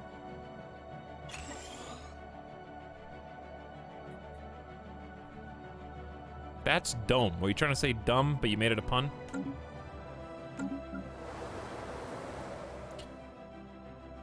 Stone Cold, 7 housing, 4 jobs. I don't know what to do with Stone Cold because we're kind of phasing out the alloy mega fortresses, mega forges, whatever they are, and moving those to the Ecumenopolis. How about we just get the planetary capital upgraded to the system capital complex? That alone will provide some housing and jobs.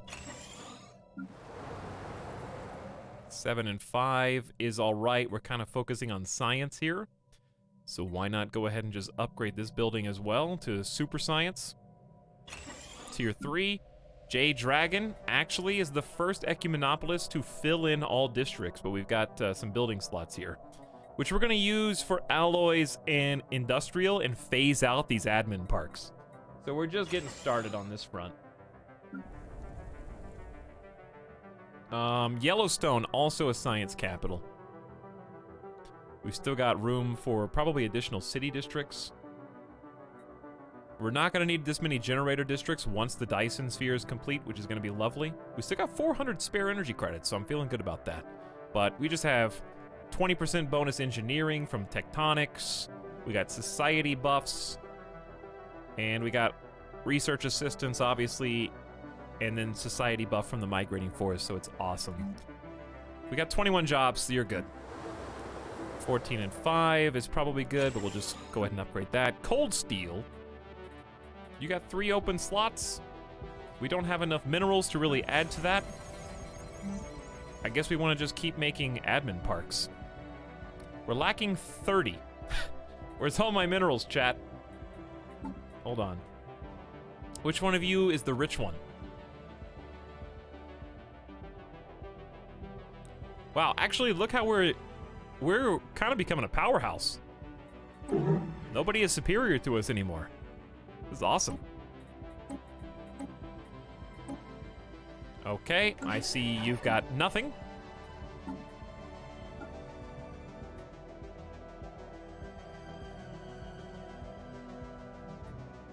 Was that Bernathi? No, yeah, it was. Okay. Trade deal with my friends. Yeah, you've got some minerals that you don't want, right, guys? Oh, yeah. How many can I store? 59,000. How many do you have? That many. That many. I stole them all? You missed one. What's up, I'm the Scout? Endgame crisis has not happened yet. Not yet, but we're kind of still dealing with a crisis. It's just not the endgame crisis, so we still have a crisis. We almost just lost a huge fleet. If things had gone a little differently. They were kind of sending some nanite forces out of their system, and we got caught off guard.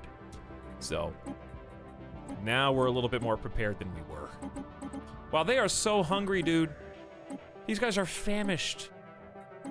Look how awesome this is. Well, I'll just give you a little extra to make you happy. How about that? For 11,000 food, I'm getting 44,000 minerals. That is an incredible value for us. We don't even eat food for the most part. We make super surplus for all of our food-eating peoples. This is a great deal. What about alloys? Maybe just get greedy? Oh yeah, get greedy.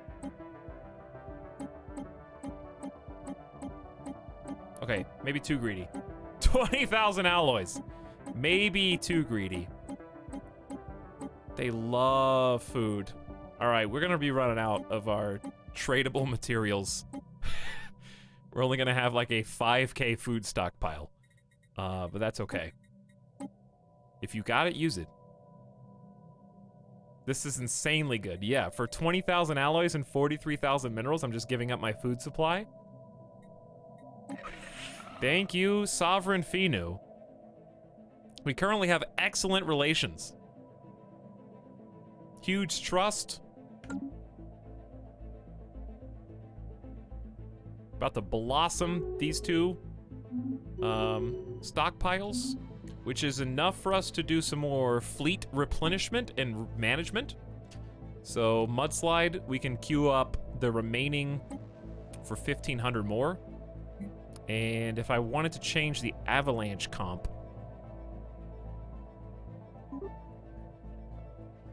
probably just add one more lodestone battleship and one more stone skipper point defense destroyer would be nice. We can reinforce this for another 7K and change. So avalanche is getting fully reinforced, mudslide's getting fully reinforced. The shockwave, I think we should still have titans on the way. Where are the titans?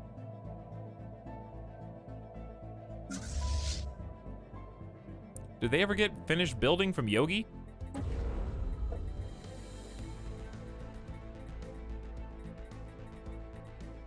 It's honestly, it's hard to see. I don't see them. Weren't we making 2 titans? I have no idea. We'll just wait until the dust settles. This mega shipyard is... it's spoiling me. If I play another game of Stellaris and I don't have this, I'm gonna be like, why is it taking so long to make my fleet? I'm just gonna be annoying. Where's my fleet? So I think we just got army health up. Hey, what's up, Sad Johnny? How's it going, dude? Let's just live forever. Cell revitalization 3.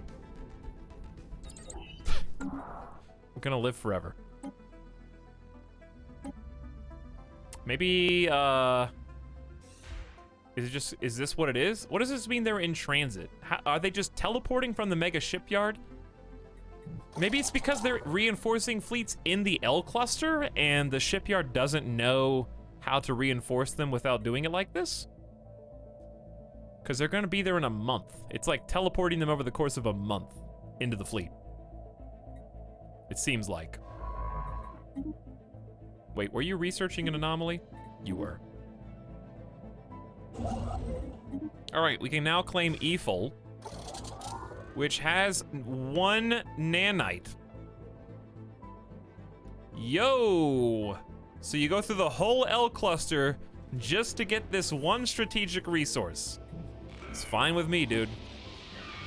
All right, from this asteroid, there was some radiation coming off of it. A cobbled together comms repeater has been inexpertly strapped to the ZL-1 M11. Science officer Styok Nock is confident that this is part of a relay network for pirate communications. Initial analysis indicates that the messages relayed are not of a particularly strategically sensitive nature, but rather private intership communications between individual crew members. Perhaps we can learn something. Styok Nock now has the expertise statecraft. Why is Styok Nock not named? Are you the only scientist that's not named? Where'd you... All right, we're just gonna take the same people who said me earlier, except you're gonna have to prove that you're here this time. So I'm gonna roll the dice. Actually, yeah, let's do that. LeBlanc.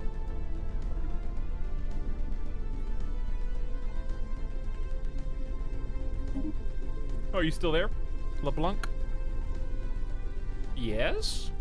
Yes? Well, you just became an expert in statescraft and found some more society research, which isn't that valuable to us right now, but the nanite cluster certainly is.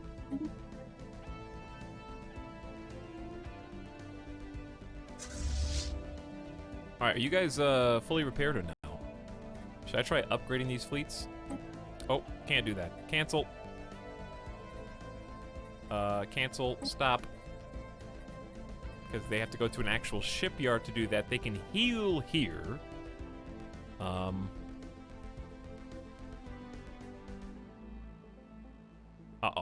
I just screwed it all up, dude. These guys were... Did somebody order a quadruple cheeseburger? I got a quadruple cheeseburger here. Okay, nobody's raising their hand.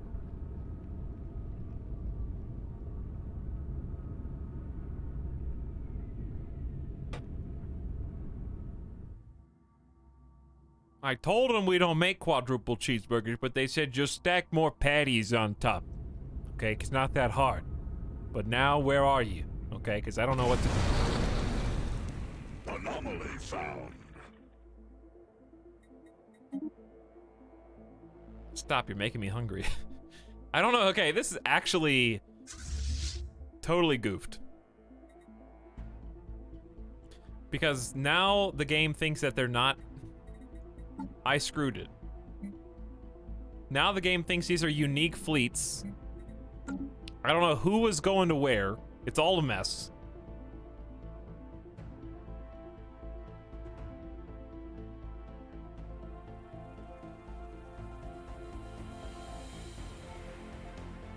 De-lurking to say that reinforcement works the way MIA ships work. They don't traverse the physical space, but vanish from the shipyard system and reappear in the fleet to merge up after a certain period of time.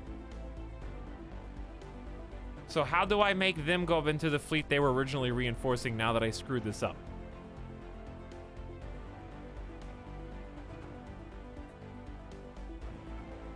I think I just have to go and figure out what these are. These are destroyers. They're all gravel class destroyers. Man, what a mess. Okay, so who's here? We got the avalanche, we got the mudslide, and we got the station itself. So we're only reinforcing the avalanche and the mudslide. So the avalanche needs 6. 6, I tell you. 1, 2, 3, 4, 5, 6.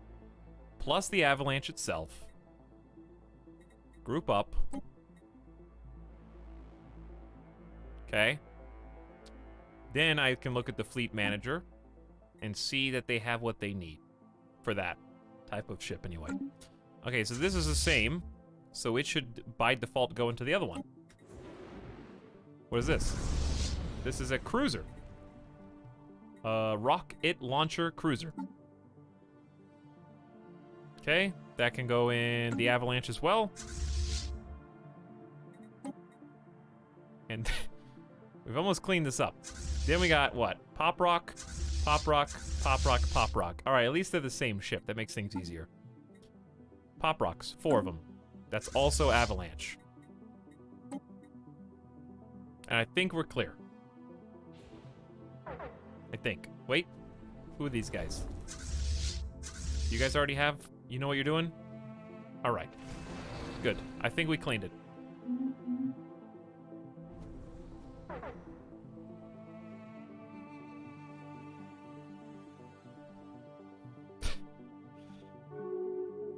Hey, Radio Dead Air, thank you for the raid. Much appreciated.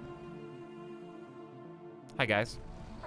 Thanks for popping in and saying hello. Yeah, every ship that comes in should move and merge on its own now. Indeed, it should. A friend and I once played a Corvette-only game. We completely curb-stomped the Endgame crisis literally as it spawned for the first time with a wall of Corvettes. That used to be a really, really, really, really good strat. Corvettes have historically been very, very strong. But I think in the recent patch, they were made a little weaker. They don't evade as well. And also, fighters and strike craft have been made stronger, and they counter Corvettes pretty well now. So the combat balance has been worked on a little bit. I'm not sure. I'm not like a meta player. I don't have thousands of hours. So I'm not sure, you know, how much that's changed. Mission complete.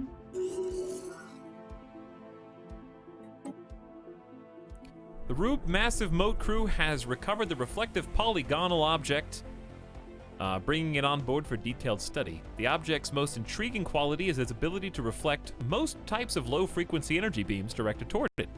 High-frequency energy beams remain unaffected, making the object's properties useless with regard to any potential fleet defense application. Despite extensive examination, the Massive Moat research team has been unable to determine the function or origin of this peculiar polygon. It appears to be hollow, but its metalloid surface is engraved with some kind of scientific notation. Though the full meaning of this codified data eludes us, LeBlanc believes it relates to wormhole metrics. Our research team was able to glean some fascinating insights into wormhole theory by studying these notations. Whatever purpose this object was created for is still a mystery, however. LeBlanc gaining a level already, huh? It didn't take long. Is it just me, or is fleet building in Stellaris pretty random? It's really not random.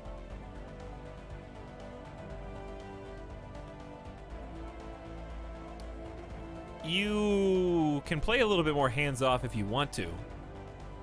But if you have a particular enemy, there is a very clear way to build to counter them. So if I knew that a particular fleet, like for example, if I was playing against myself and I looked at my ships and I saw, okay, the majority of my ships have really fat shields, like big psionic shields, I would try to prioritize weapons that have 100% or, you know, good shield penetration. So you try to pick the weapon type that counters the loadout defensively of the fleet that you're fighting. Because, like, my Corvettes, for example, are all shield, for the most part. So I would try to choose something that countered that, like, kinetic weapons. Hopefully that helps. And now, fighters and carriers counter Corvette spam. And, of course, the different size guns counter different size ships. So, it's only random if you choose to ignore that aspect. Which you can, and there's nothing wrong with that. It's not necessary, but it can be helpful. It's probably necessary in multiplayer.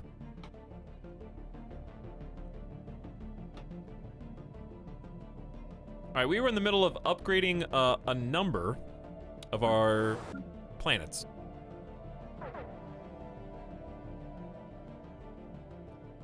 But I need to wait until we get some more minerals before I can add too much.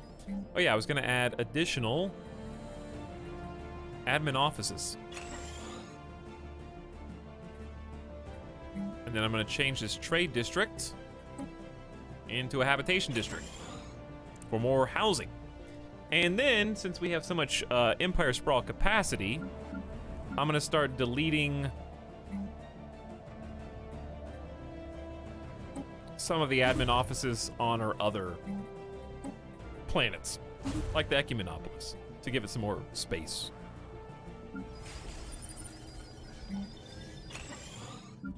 Okay.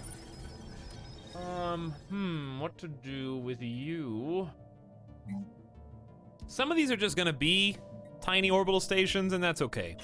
They don't all have to be massive, you know? They just have to fulfill a function, and their function is creating building space for us to make the materials like synthetic crystals that we don't want to take up planetary space elsewhere to do, or the moats.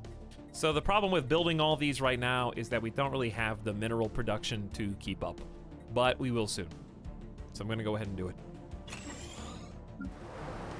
I want to get ahead of the curve. All right, Fraggletooth, what do you got? 8? You got 8 available districts? Well, let's get that planetary super capital. We're gonna have to make some commercial zones for you after that, probably. You've got 10 districts available too. These, like, ocean worlds are pretty massive. All right, we have 4 Ecumenopolis. These things are machines, nearly. They may as well be machines. They are leveling up at a rapid rate. Tons. Look at all this housing. Look at all these jobs. It is a thing of beauty. And I think we're just making commercial zones on here with the intention of tearing down research complexes. So I'm gonna go ahead and delete one such, because it really doesn't help us at all right now. Okay, our fleets should be close. Yes. Yes. Built on existing gravity redirection systems, the gravity lensing facility is able to redirect a portion of the force into a lens, concentrating the force even more strongly into a selected area. AKA, we have matter decompressor level 2. Stare into the eye and witness 1,330 minerals. That is that the highest tier? Is that max tier of the matter decompressor? Also, what does this affect? Build time 100% faster?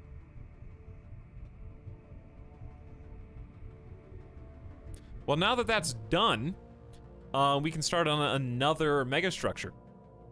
So this dude is still chipping away for just a little while longer on the Dyson.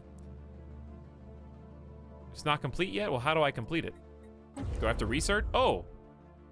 That wasn't available a second ago. I think the UI is bugged. Yeah. Okay. Well, this is gonna take 2,400 days.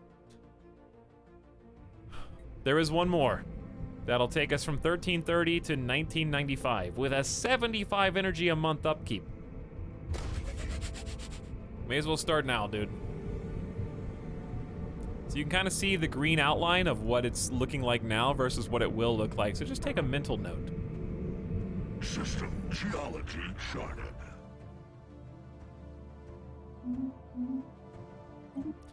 Bitria system fully explored. There's actually 2 nanites here.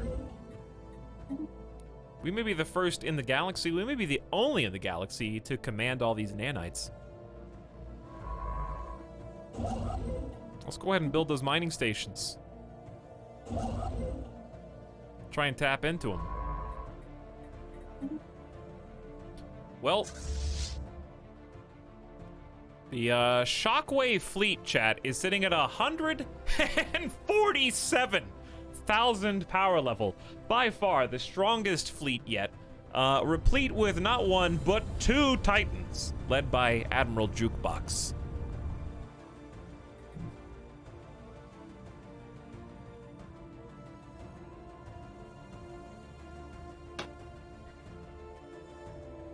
I'm quite new here. Does the Etalyx play this often? I love Stellaris. Yeah, I usually play a run when a new expansion drops, so this is our Federation playthrough. But we play a lot of strategy-type games. Like, we played another Paradox game, Crusader Kings 2, yesterday. We've been learning Crusader Kings 2. Planning on starting some Total War Warhammer 2 in the near future, potentially.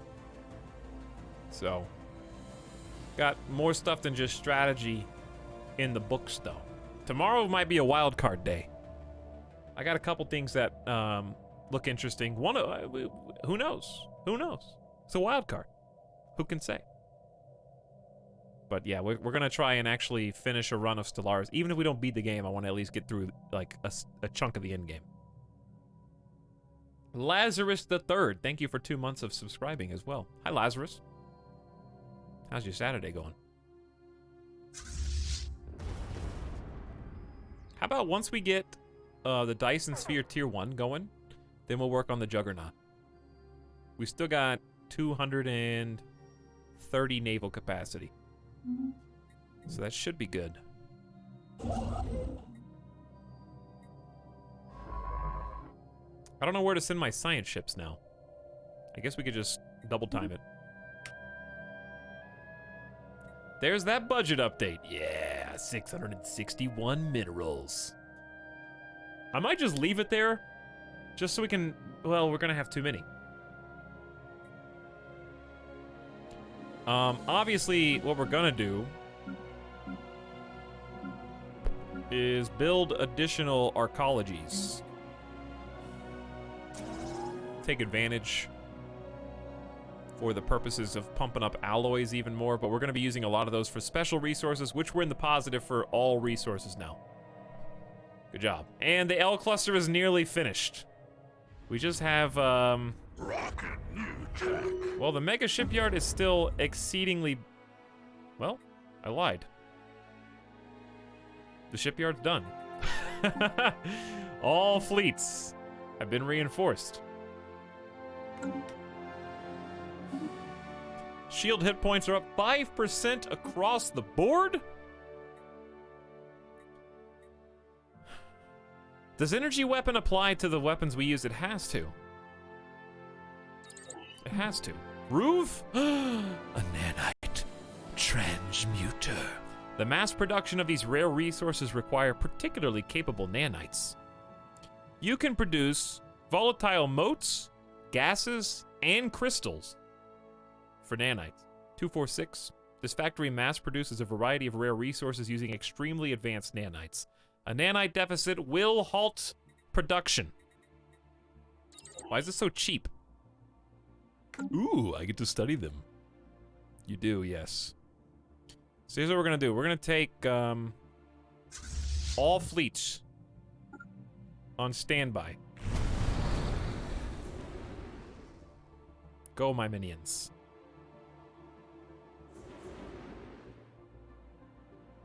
If you get there ahead of these two, that's fine. We don't want them to die anyways. We just want them to support. Construction. Yeah, the formation is from one of the mods. I don't know which mod in particular, but they don't normally take that kind of formation, but it looks cool. It makes your fleets look a little bit more organized.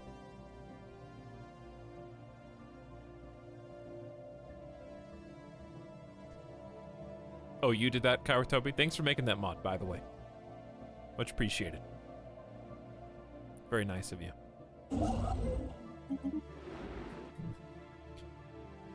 3 energy, 2 minerals, 5 society, 2 nanites. Mostly just care about the nanites, but there's no reason not to build everything else.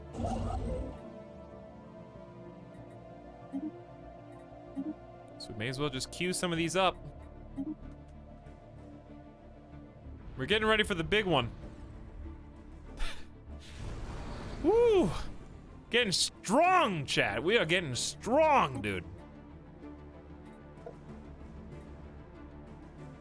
When we looked like an hour and a half ago before we built all these extra fleets and reinforced up to 200 out of 200, we were at like, what, 46K? We just jumped 10K in Diplo weight. Galactic powerhouse right now. Where's the one to change council size to 2? Democracy is best in small doses. I support this. Actually.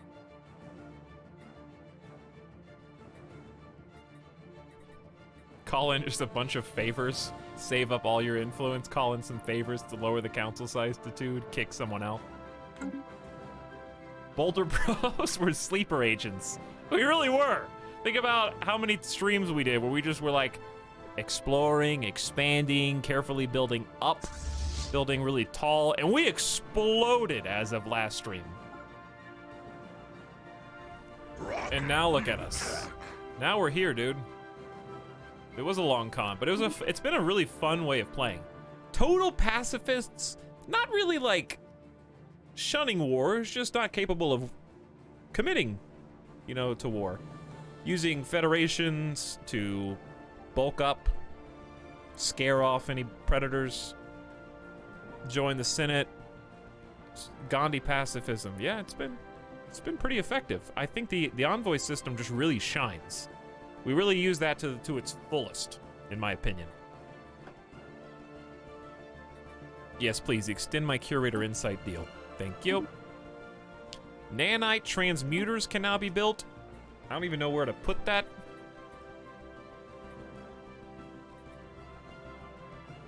I don't think this matters, so I'm just gonna do kinetic artillery.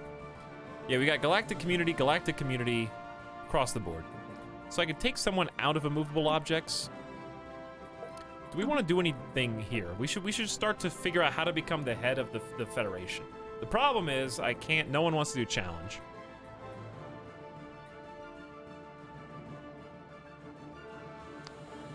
Requires succession type to be strongest. Strongest requires centralization high, and we're in favor of high centralization. This might be the way to do it. I think this might be the way to do it. Chat, look at my economy compared to them, dude.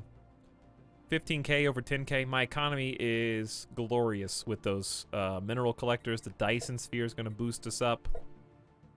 It feels good, dude. All right, time to vote for a high centralization. The Federation's influence over its member states is almost absolute. Unlocks the following laws. Fleet contribution high, succession type strongest, war declaration the president decides. Time to flex on him. I can't believe we shot past Yerf and Yerfrins. I thought they were untouchable for a while. I love how Poojjock's like, no! No, I'm the president! I get to choose!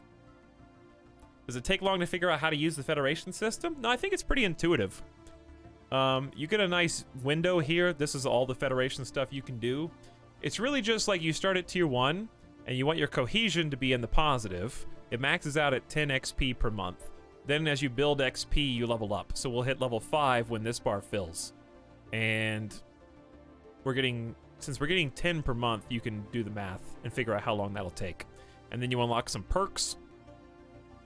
And as you progress and add more people, we can change laws. And there's this many laws. It tells you how to unlock the laws, what to do, and what they might entail, right? And then you have the Federation fleet. So I think it's all pretty intuitive. And there's different types of federations. Right, John. LG1. I haven't even tried Trade League. This is like the Galactic Union. We are trying to cooperate, and we're trying to work together, and we're trying to create like a stronghold of galactic organization.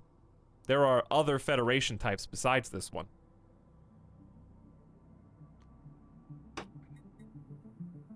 So yeah, let's vote for high. Let's vote for high centralization. Okay, we vote yes.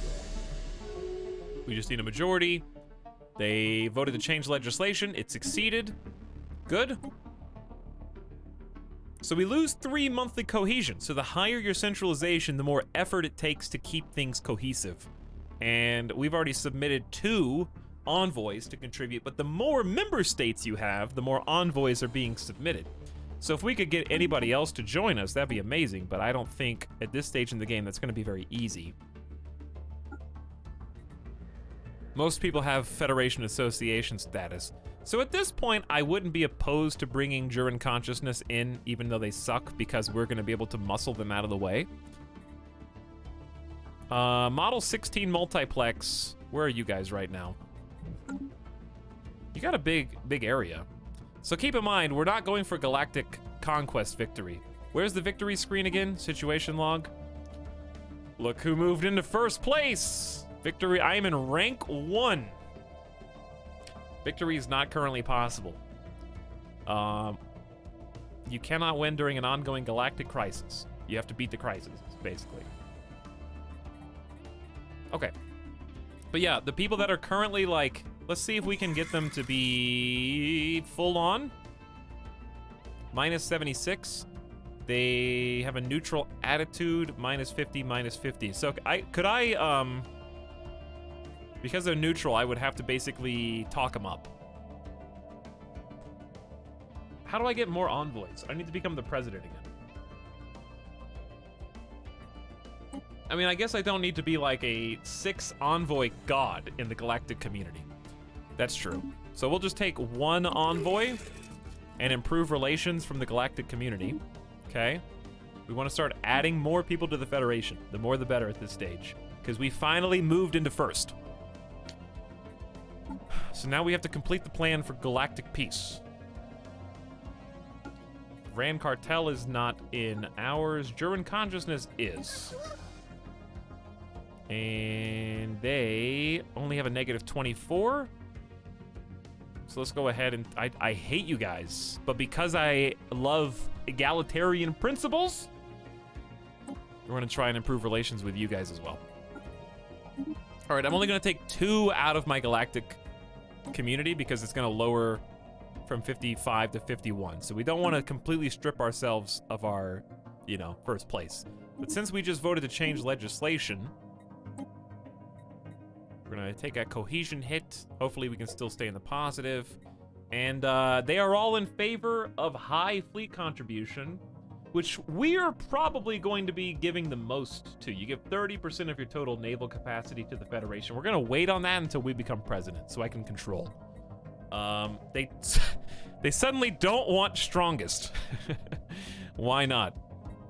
Why did you guys just change your mind on that?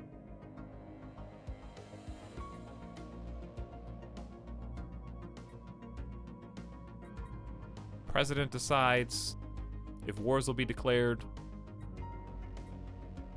So I think we have to just move little by little.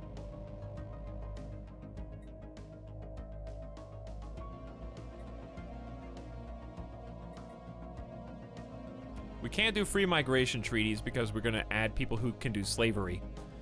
New Federation members have to be approved by majority instead of unanimous. I think that's going to be helpful.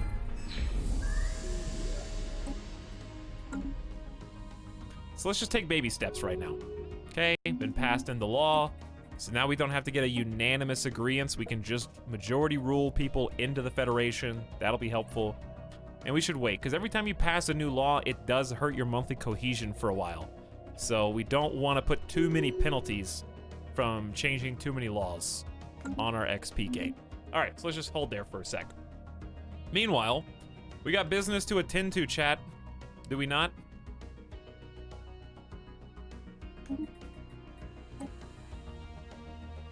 L cluster firework finale. The robots are winning. Versus Udkavango? Yeah, they are spreading out a little bit, aren't they? A little scary. They're gonna be our neighbors right here. That is why we've been powering up. In fact, speaking of powering up, probably time to make some defensive platforms, huh? We got the jackhammer already. Maybe 2 jackhammers would be nice. But that'll take us up to 16. We've already got the is 2 jackhammers better than like having 15 defense platforms?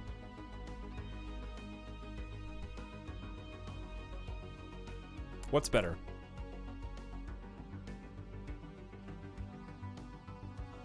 I mean, this does cost 2,000. You just get the ion cannon, which does 5,000 to 10,000. It's really only for taking out big ships. Maybe it's safer to just have 1. So let's do Fracker is like anti-missile, anti-ships. I mean anti-strike ships.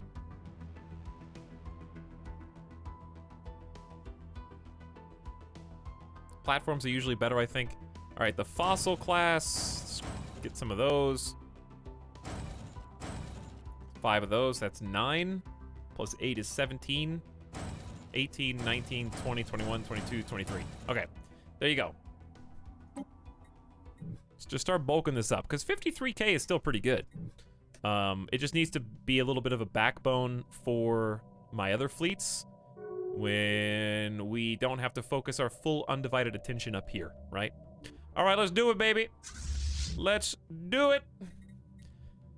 Negative Neglection, Jukebox, and Nord. I salute the Avalanche, Shockwave, and Mudslide fleets. This is, we're gonna enjoy this. We're gonna savor this. In they go. Through the breach. A combined firepower. Of, I don't even know, dude.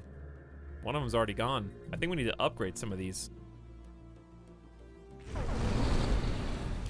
Following their recent sensor sweep of the Gindic system, Admiral Jukebox has learned how to deploy their units to maximize sensor range. Few fleet commanders possess the skill to carry out such complex maneuvers. Admiral Jukebox has sensor range up, sublight speed up, and hyperlane detection range +2. What do we have to deal with here? Quite a bit. Quite a bit. Combined fleet power, chat. Maybe we should just sit tight for a second. We're missing one. Jukebox learns to juke. Uh-oh. Ooh. That laser on... Man, they can fight from really far away. Is this fleet even coming in?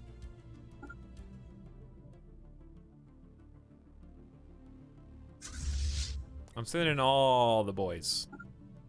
Big boys, small boys, everybody in between, dude. All right. Here we go. Yeah, seeing the laser travel, I think, is a really cool feature, because you can really see how much damage it does, because that thing is fried.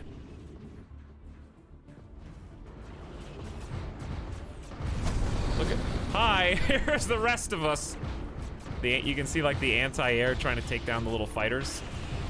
I don't know if it's working. They're doing what they can do, though.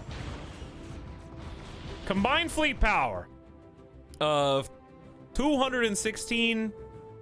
312,000 power level versus the nanite home cluster.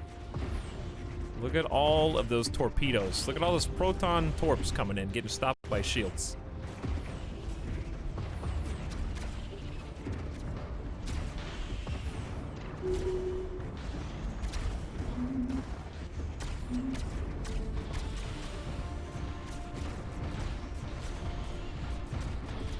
Sorry, I'm trying to get like a good angle on our Titan here.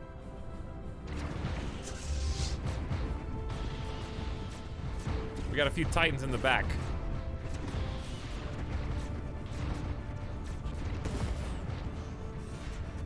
I have no idea where they're moving up towards, though. There's another Titan right here.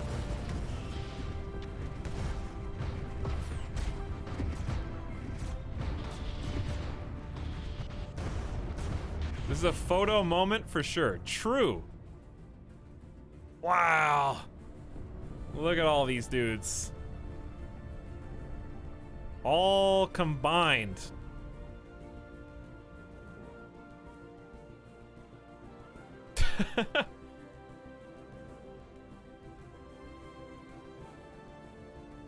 Let's take one, like... I'm trying to take one where the stars are not gonna...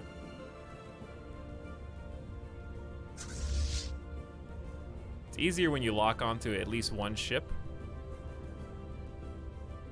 But then you have a lot of empty space at the bottom. Oh, you can't look up high enough. I know there's some camera mods, but...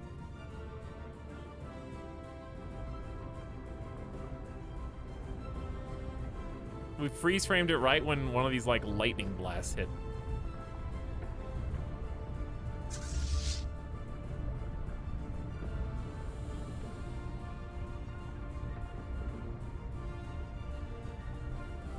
That big explosion. Let's wait until the explosion dies down a little bit. It's so bright. Oh my god. I mean, you can't really capture all the chaos of what's going on here. You can only capture some of it, you know? Being a war photographer in space is not easy. Or anywhere, for that matter, I guess.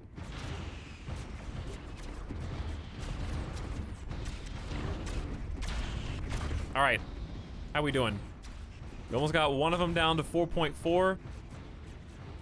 More of them are closing in, chat. 30.4K. Are we losing? Why does it say we're losing? I mean, we shouldn't be losing. We got some big chunky fleets in here. And then we got another 14.7K, which he might die.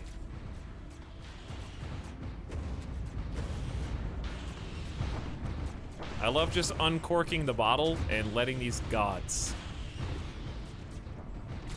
I mean, we got no fewer than 4 Titans in this fight.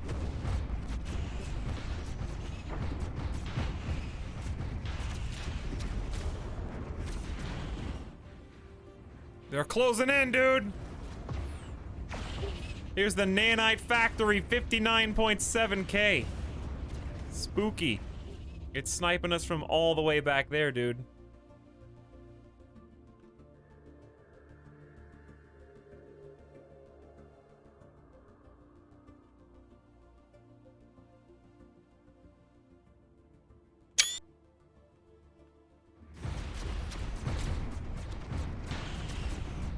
I mean, okay, if you want to know how to make sense of everything that's going on, I'm gonna direct your eyes. So if you look at each fleet, there are multiple bars that you can check to, at a glance, see how the fleet is doing on average. You've got the blue bar, which is their shield. You've got the orange bar, which is their armor. And you've got the green bar, which is their hull strength. So like, for example, up here on the enemy 30.4K fleet, you can see we are crushing them. But on average, their shields are at half, their armor's at 66%, and we're gonna start tearing into their hull soon. By clicking on them, we can get a detailed look at each ship in question. You can see that that average comes about because, like, we got one interdictor who's about to completely lose shield and doesn't have any armor. So now he's exploding. We're doing concentrated firepower. Bam, dead, right? So you can kind of just at a glance see each fleet and how they're faring. So like our fleets are almost at full strength. It looks like Jukebox in the Shockwave fleet is the only one that's having any kind of damage being inflicted. We are getting some mothership kills here, though.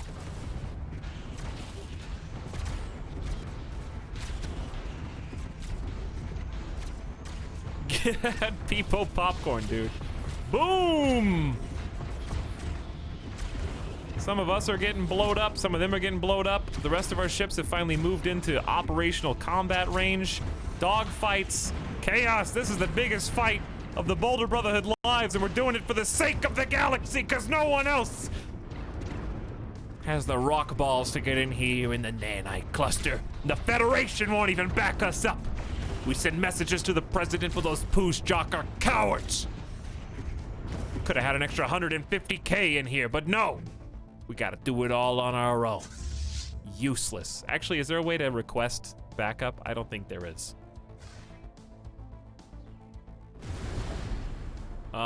Actually, what's all this? Were they fighting in here? No, right? Why? No, that's from the other, those are like leftover artifacts from this. I want to see what this boy does. I think he's gonna get killed, but I don't know. I mean, 14.7K for a single ship is pretty solid. Also, I know you guys have wanted to. Uh-oh. No! Saito is dead!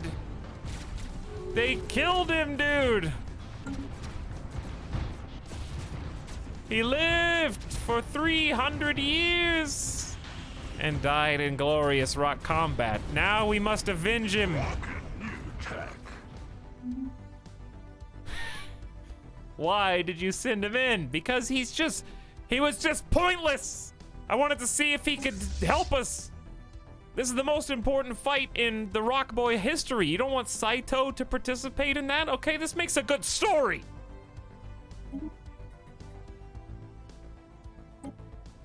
Instead of just sitting forgotten on one of our homeworlds getting fat.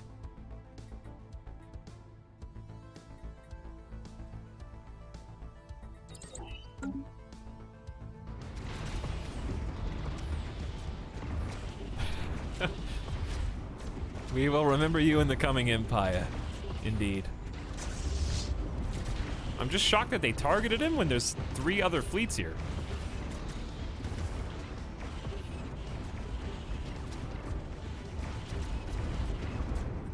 All right, let's freeze frame and, well, let's freeze frame. There we go. Now freeze frame and see what's going on here. All purple ships are ours. It's pretty easy to see where their ships are. And why they are so devastatingly effective, but wow, did we just crush this guy? No, he's still alive.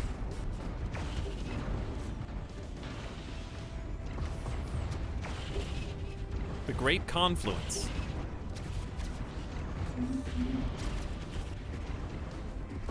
There's just so many nanites, dude. Or our combined power's not enough. Think about how many days this battle is lasting.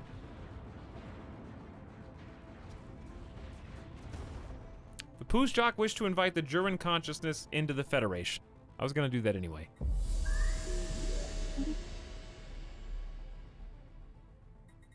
The downside is, I think it's gonna be harder for us, the more people there are maybe, to get...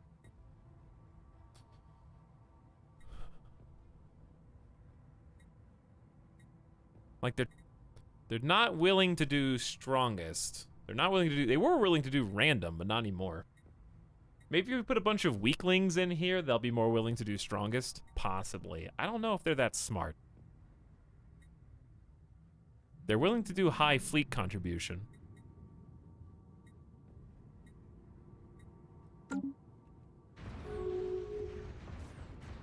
Alright, Juran consciousness, our former enemies are now in our own federation that we created.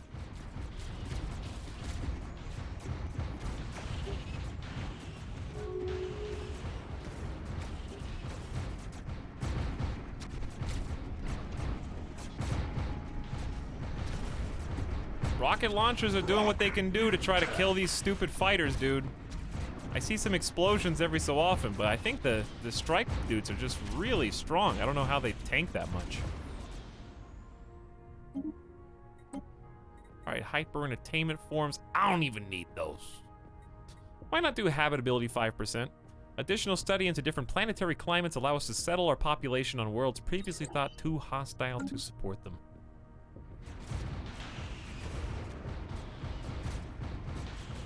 Well, we ain't so strong now, are we, dude? Are we gonna be able to close the door on these guys or what?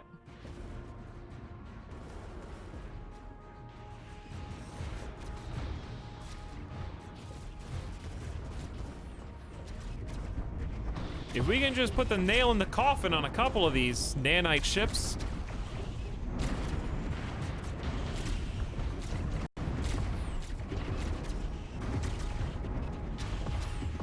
I see one blowing up.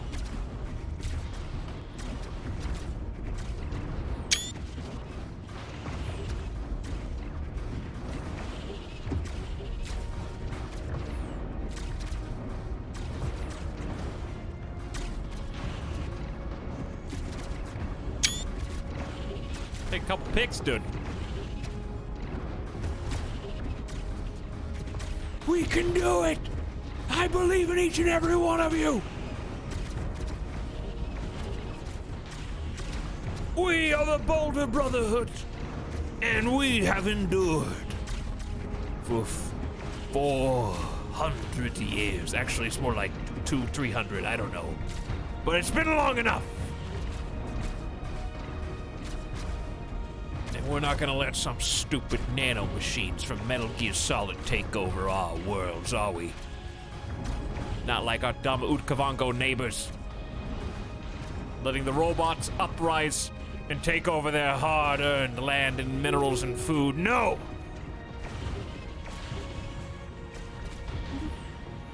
The shrouded avatar, the Mind Roomba, is dead.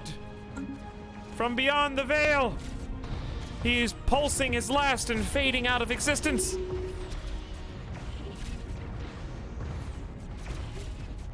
The psychics who helped make the very shields that protect your lives are petering out right in front of you. Send in those titans. Finish it.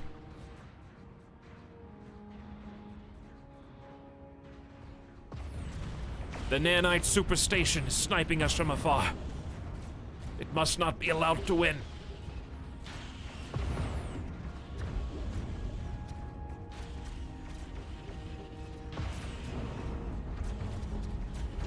Here's what we're doing right now.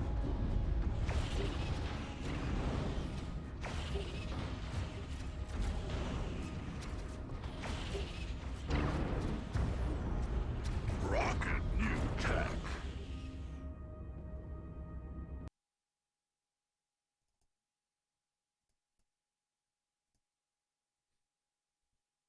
Here's what we're doing right now.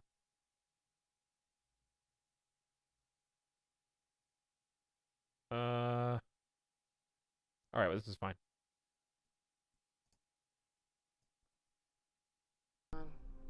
Another big ship unscheduled. You've got to speak to the 2s and 6s and 8s and... This is what it feels like. Here we go. I missed this show, dude.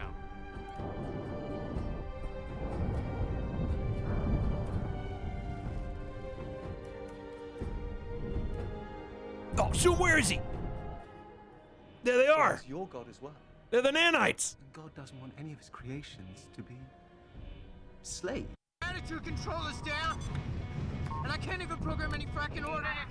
Come on, get the fracking ordnance ready, dude. You'll never make it to Galactica. You know how many jumps They just killed our psionic cloud. Here. Okay, I'm jumping back home. Wow, look at these. Look at this graphics mod. No, one of the people we named after Chad is dying. Oh, good. He FTL jumped out. Good. Just like in Stellaris.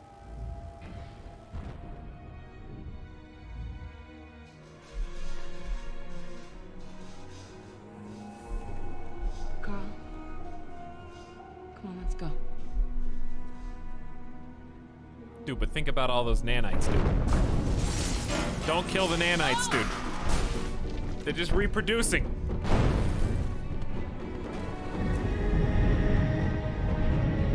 Dude, those are our battleships. Taking heat. Loud. Wow, look at those 2006 graphics. Welcome to like 14 years ago. Actually, it was pretty good for the time. Repeat. Nuclear strike is a go.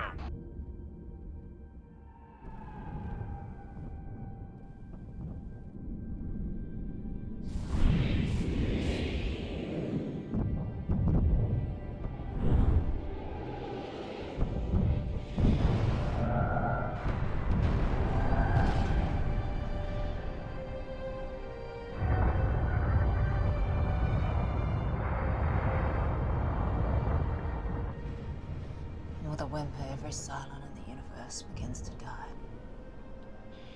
Yes, that's right. Very and sad, it's a chat. good thing, Deanna, Very sad. because now there's no difference. Yeah, You know, Deanna. Richard. Suck it, Deanna. All right. Anyway, Deanna, enough of that. That's what we're gonna do. That's what we're gonna do right now. Where are our nuclear weapons? I mean, we have missiles. We have missiles and neutron torpedoes. Not really the same thing, but close enough.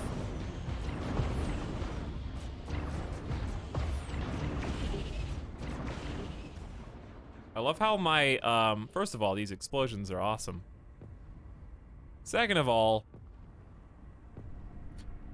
if we were able to fight on our own terms, we have such good range with our, some of our battleship snipers. And some of our Titans. That we can hit people from like halfway across the map. All those little red lasers are the strike fighters. That laser. Look at our combined laser firepower. Is it enough?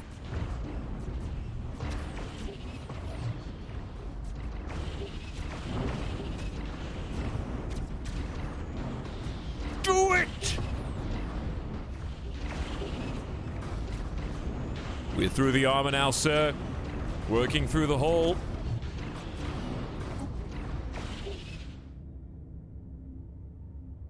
It has 333,000 hull points, spitting out energy spheres. Look at all these hangars. Double shield capacitors.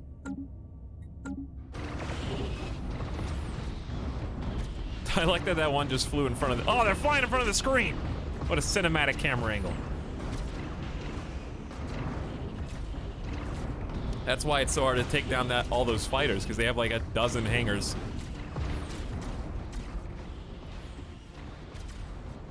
So they're actually like kind of still fighting back here. Just because all the like strike ships are back here. But they're moving up. Taking down the fighters with them. All right, let's not miss the finale here, huh? Every single ship left in the fleet. You gotta do it for Saito! Do it for the Psychic Cloud, man! Do it for your fallen rock brothers! They didn't die for nothing!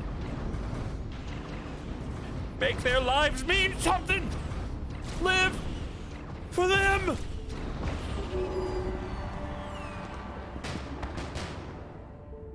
Record scratch. I bet you're wondering how I got here. Our forces have succeeded in destroying the main facility of the Grey Tempest.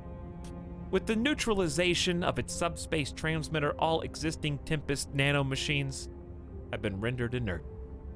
Unable to maintain their cohesion, the ships have dissolved into nothingness.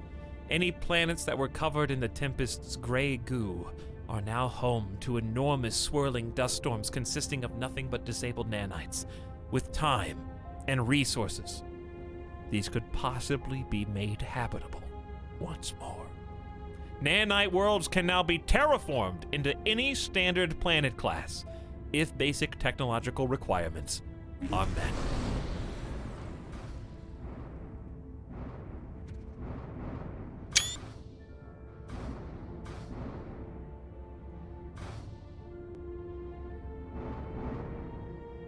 The final missiles sent days ago reached their target.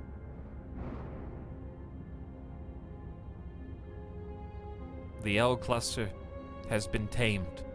The nanites destroyed. Their worlds will no longer thirst or hunger for unlimited resources. Their ability to create infinite copies of themselves have come to an end at last. There may be peace in the galaxy once more, for a time, thanks to the efforts of the Boulder Brotherhood.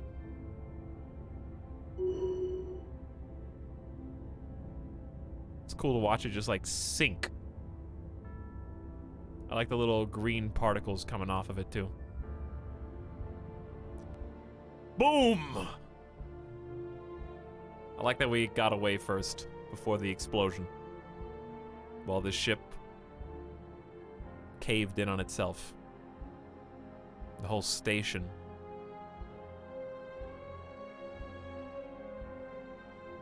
Right in the middle of all 3 stars.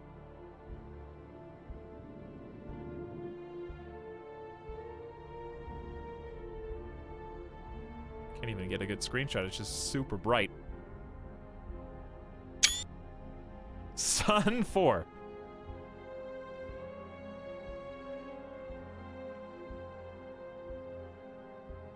There she goes. Where are these fleets even going? Oh, that's just where I told them to go.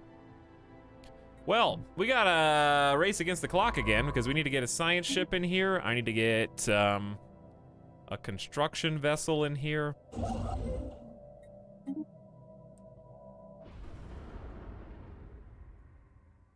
GG, nanite cluster. Well, now that the nanites are dead, we still got work to do. First of all, let's get some repairs.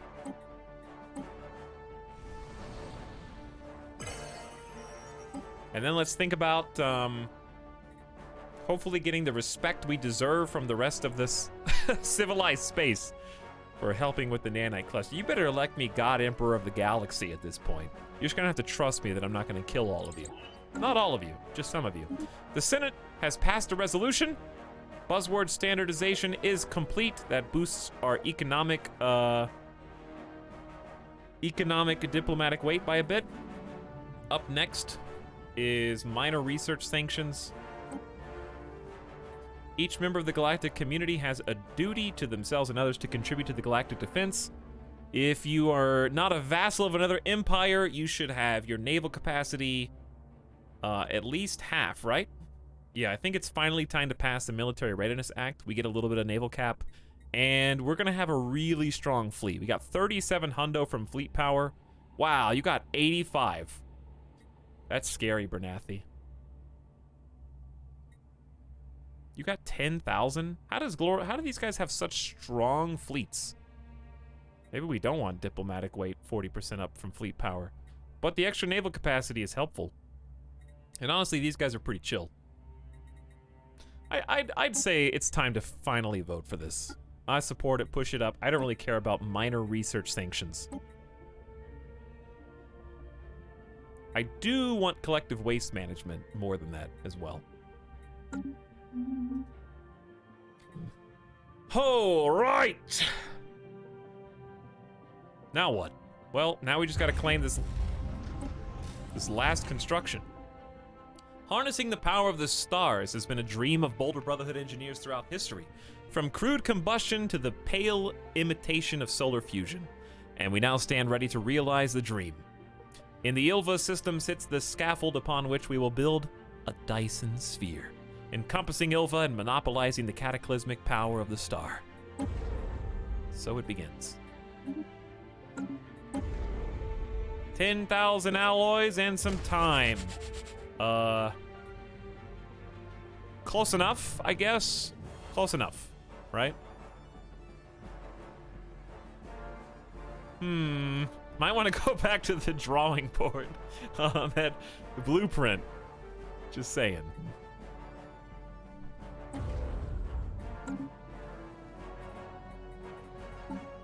By the way, do we still have the one that doubles the speed of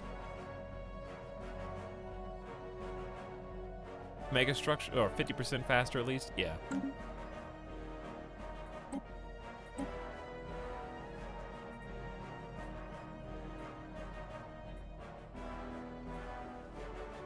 I wonder if you increase the succession term to 40 years, if they'll be more interested in different succession types.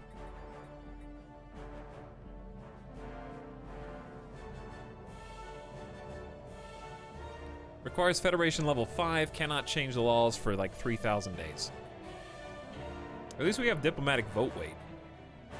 That's good. So that these scrubs can't like totally change the vote.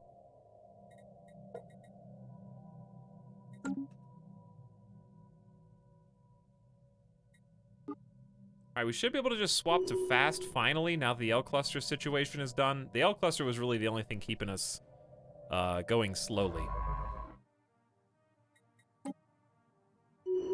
And now that we can potentially terraform these nanite worlds,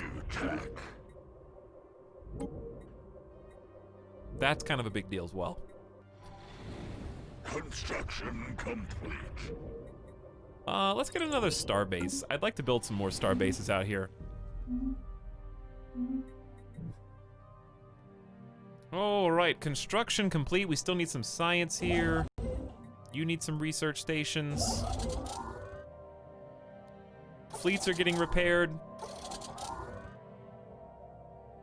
We should probably leave one fleet in terminal egress at all times. Let's leave the mudslide fleet here, okay? But if we're gonna leave mudslide here, then we need something to help. I think we have one spot left over. I can just make a crew quarters to lower the upkeep cost. Okay. Then Avalanche and Shockwave. Oops. We're gonna send back to Boulder Brotherhood territory. Oh boy. The robot uprising is taking its toll on New Kavango. But yeah, we're gonna go here, but what we're actually gonna do is try and clear out the Stellarite Devourer, and we got one other place that we need to kick some ass, so. But yeah, for now, these guys can head back. Model 16 has made a gateway. Good for you guys. Mega Cannon Tier 1. Not as cool as the Giga Cannon. I'd actually rather have defense platforms do better right now. Okay, I was gonna do something. Ship designer. We only have 15k alloys, but we're making a bunch. Ecumenopolis says, cold steel may be ready for some upgrades. Accretion complete. Get another foundry arcology, even though we got so many open jobs. Innovation rollout. All right, calm down, slow down. Magenta has unemployed pops. I can help you, but then I don't have any more space. And you need housing. Old Fashioned has -1 job. What do you want from me? I don't know what to do with this here. There's not really anything else I can do. I guess we take off the Cyto Revitalization Center and replace that with a commercial zone. Good idea. Slow down the speed at which they are growing.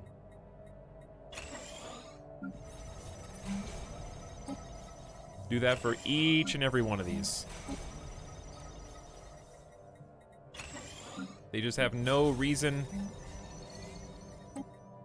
to use these anymore. Okay, perfect. 10 and 4. Only 2? Where are you guys gonna live? I guess we don't need this many places that make food on eminent domain, so I'll make a city district. Squand is good. Area 51 is good. Rocky Road. Enlightened Aviary. Just do a casual upgrade and you're fine. Okay, easy. How do you have negative jobs? That's a good question. And a good idea. If we just had negative employment, we could cancel all of life's problems, you know, just we've overemployed the population.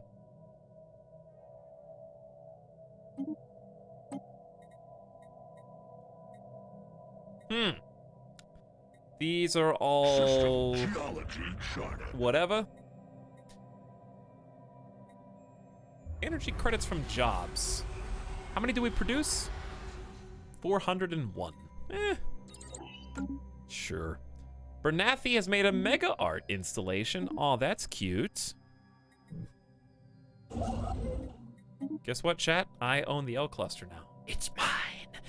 It's mine. No one else can take it from me. All of it. Every single nanite will belong to me.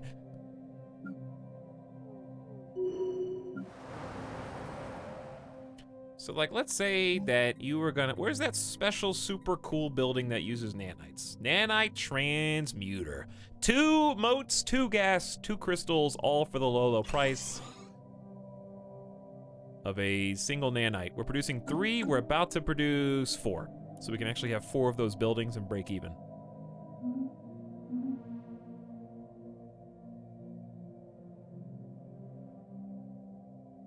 Okay, the fleets are home. Construction complete. You could argue, well, our dock actually has a crew quarters, so these guys, yeah, are contributing to a big energy credit boon for us right now. We really need to replace these ships that died. I know it was very sad. It's very sad, everyone. We didn't actually see how many died. I didn't see the stats. Is there a way to see old combat stats? I mean, I guess you can just do the math from the fleet manager. Woo, we lost 1 lodestone battleship. So I think the lodestone and the sniper battleships did some work. We just lost some corvettes, it looks like. Some destroyers, 1 or 2, a few cruisers. Nothing that bad from the Avalanche, really. So let's just say reinforce this one for 9K. Okay, mudslide.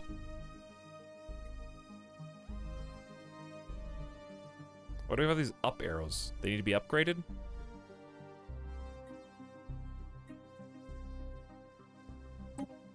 Okay, upgrade the fleet, and I guess we'll reinforce this one as well. It looks like we're missing... We lost 3 more cruisers, 2 lodestone battleships in this one, so I guess they did die. Honestly, these are pretty acceptable losses.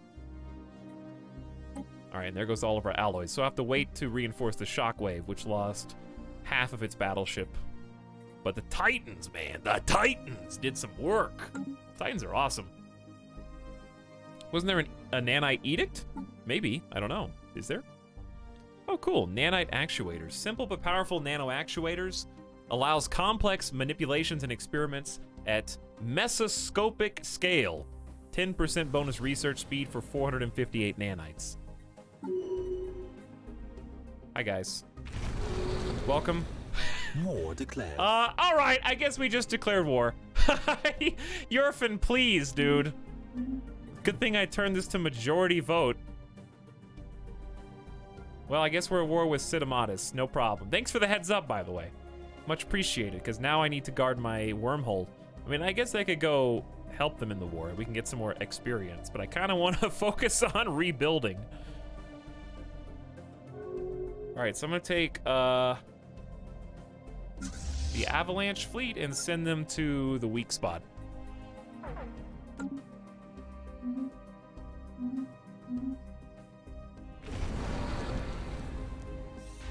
Wow, they just warp instantly. Psychic warp is crazy.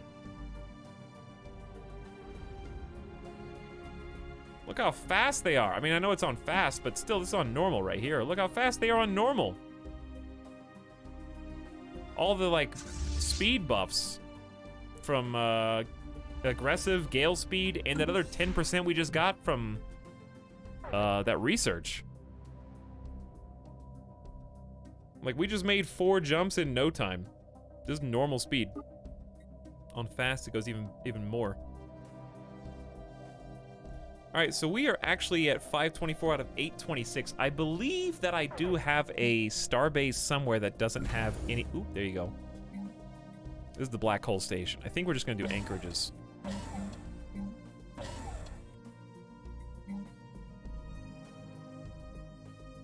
And then Black Hole Observatory is like 20 base research.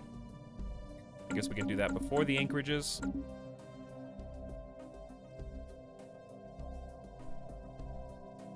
Maybe 1 resource silo. Then make the anchorages. People run! But the reason we have to defend Kothium is because there's a wormhole here that links to Sovereign Finu. We're technically at war with Sidamatis. I don't think we're at war with Finu anymore.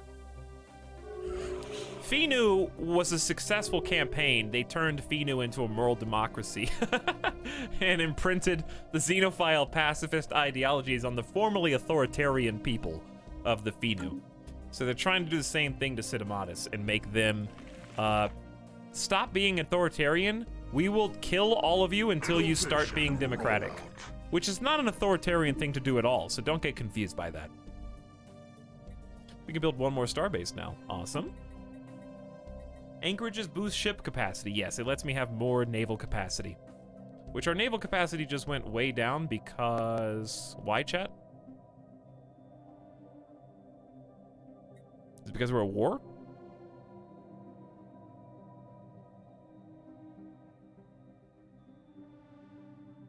You will be democratic and you will like it.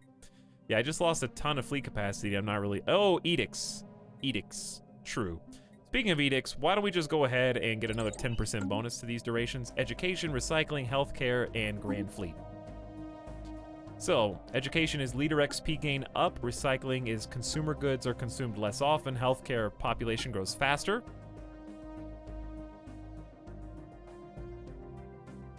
And then Grand Fleet is naval capacity up 20%, but also takes your ship upkeep down. This is paid for with Unity, which we have accumulated quite a lot.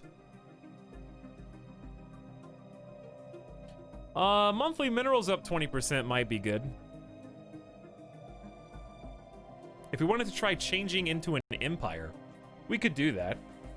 We would just need to embrace one of these factions, the one that we agree with the most, to try to become authoritarian instead of egalitarian. But I kind of like being egalitarian. But it would be a fun pivot to maybe change into being a god emperor since we have a psychic immortal. That might be fun. So we don't want xenophobe, we just want authoritarian, I think. They want a stratified society, be it through stratified economy, slavery, or purging will please them. So a stratified economy. How do I change stratified economy? I've done this before. Species tab.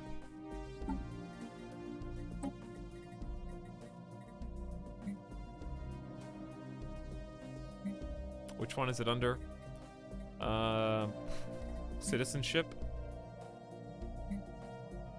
Your Federation members aren't going to be too happy about this. Living standards? Okay. There's just so many options at this point. Not possible due to not embracing authoritarian ideals. Must not have assimilation citizenship. So we stop awakening them and make stratified pups. Prioritize the ruling class at the expense of the impoverished masses. If they wish to better their lot in life, they will have to work for it.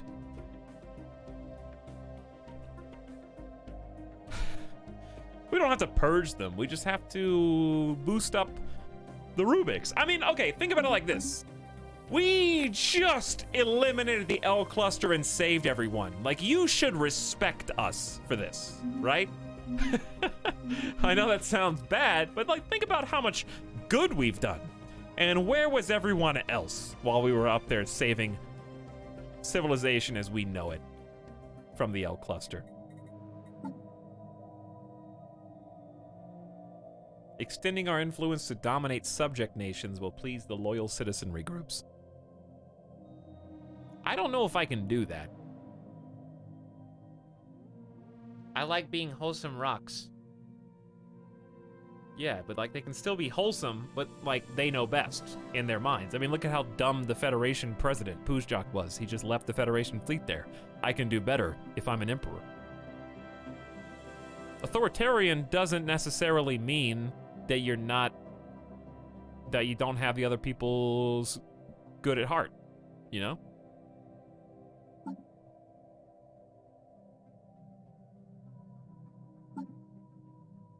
Yeah, we can be a benevolent dictator. I mean, chat, for goodness sakes, okay? Take your egalitarian 2020 principles and try to apply them to a literal chosen one reached beyond the veil with psychic energy and was given the gift of immortality. Oh yeah, we're all equal. We're all even in this society. I just happen to be immortal and can't die and will possess the knowledge of millennia. But like, I am even to you. You know, we all had the same chance to become God Emperors. Just so happened to be me. Gosh darn. I sure love equality here in the Rubik's population. Think about it like that. It stops making sense when you think about it under the psionic pursuit light.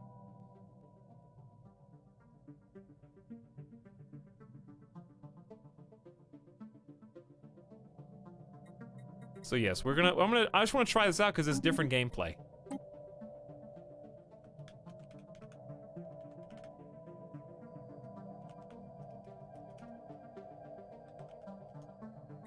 This is like Endgame fun, pivot, change your faction at the end of the game gameplay. I want to see what happens. Embrace the policies and values of the loyal citizenry group, bringing them into our government. Keep in mind, these are not xenophobes.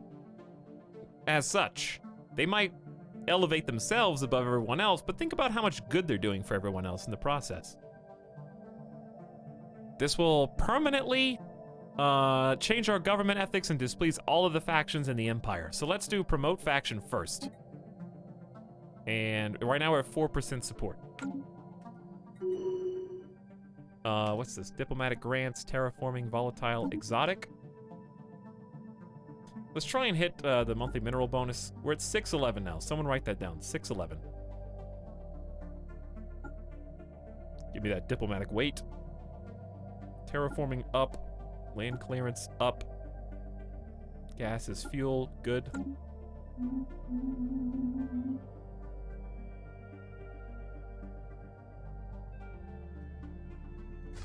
So are there any planets here that I can terraform? Okay, what? What? Unemployment and poverty are spreading at an alarming rate on Old Fashioned. The sorry state of affairs are being exploited by local crime orgs who find themselves awash with easy marks and desperate recruits. As a temporary solution, we could increase the unemployment benefits on the planet. It won't be cheap, but we could provide additional time for more permanent solutions, such as creating more jobs or improving the living standards. Why don't you just stop being born here? Who's here? Specialists? What do you want me to do? All right, I'm gonna make a decision right now, and I'm gonna discourage planetary growth. But even though I'm gonna do that, I'm gonna increase your benefits for 10 years. You can have more consumer goods, because I'm just such a nice guy. No crime on this, please.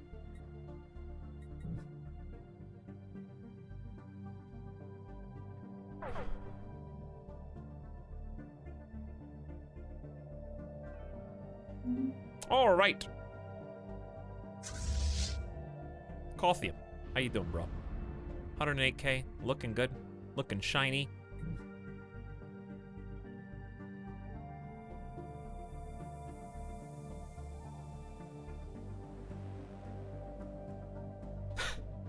Resettle? Not something we do. We don't have a resettle policy. No forceful resettlement in the Rock Empire. That's how good we are, chat. That's how nice we are. Accretion complete.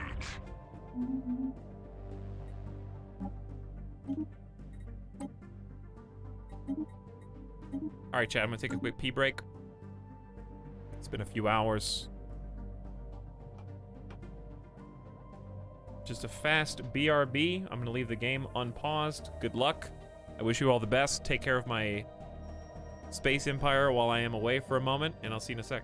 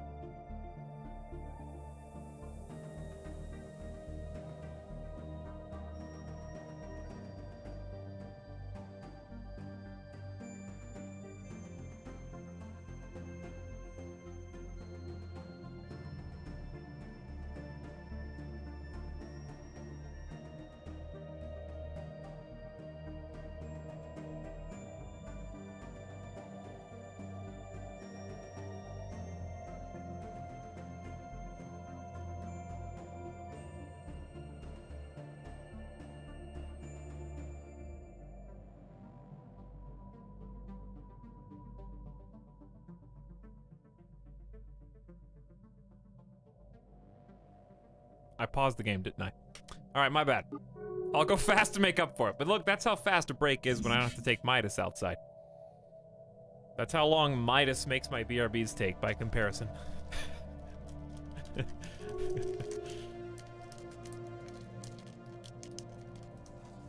Well, we're maxed on minerals anyway. So that would have been quite embarrassing. What should I be spent? Woo, plus 962 from what? Oh, from that production.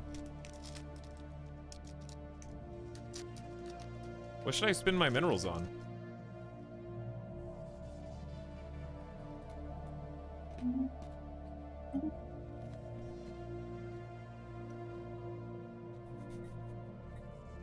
Oh, vote for military readiness. By the way, I'm in breach of galactic law.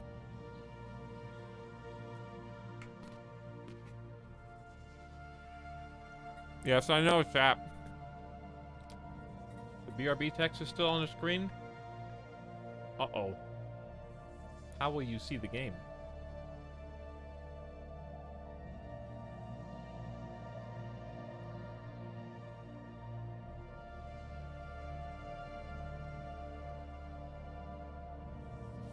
How will you even see the game now? If I leave that text up on the screen.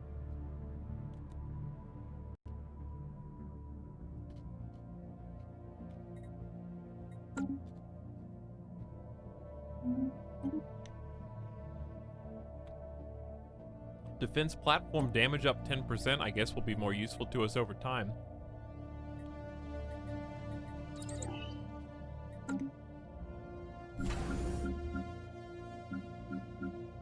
So many platforms. I got what, 2? I can have 2? Very good. I don't know why you guys are crying. You're gonna have a reason to cry once we embrace completely different ethics. I know we've been changing a lot of jobs over, but like it can't be that big of a deal.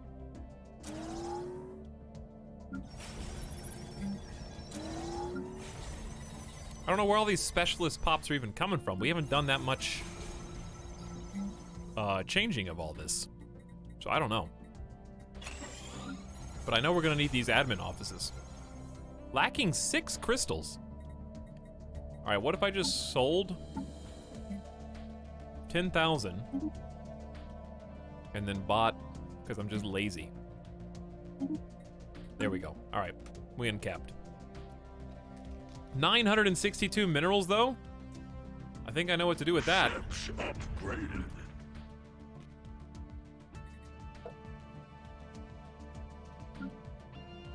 Well, I don't even have enough, I don't have enough people here.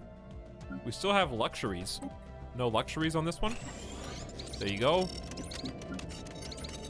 Luxuries make people, immigrate here faster. Migration.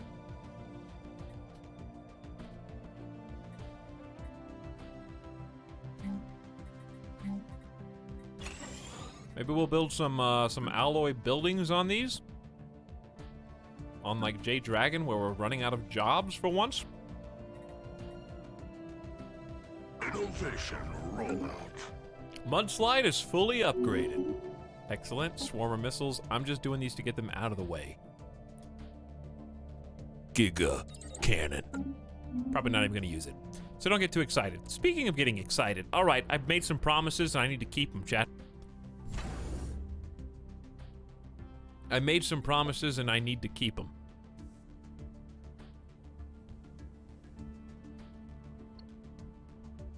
Is it time?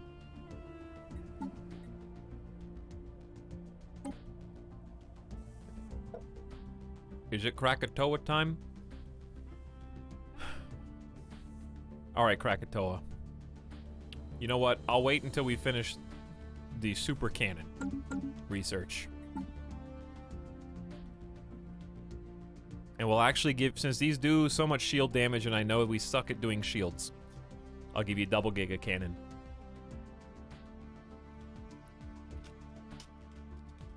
Dude, I'm gonna peepo leave.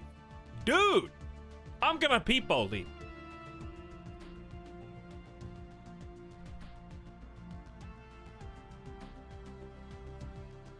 Why did you switch back to psionic shields? What? Oh, there's two different types of shields. So in the last stream, we had a event in the psionic veil void, and you're thinking of psionic barrier. So we actually recently unlocked the psionic shields, which are like Endgame tech tier. For example, large hyper shield tier 5 is 870 shield hit points. Same size for this is 1440. So 600 extra shield points. That's like 80% bonus over hyper shields. But they're really expensive. So it's 300 power usage instead of 180. So you pay more, but you get way more. So you end up taking fewer slots. And then I have more space for giant neutronium armor. Our shield generators are actually just churches for people to pray the missiles away. Yeah, that's what I said. We got like a full church on this thing, praying to keep the psionic shields up during combat. It's pretty crazy. I really like. This is one of my favorite playthroughs ever of Stellaris for sure. Speaking of the Shroud,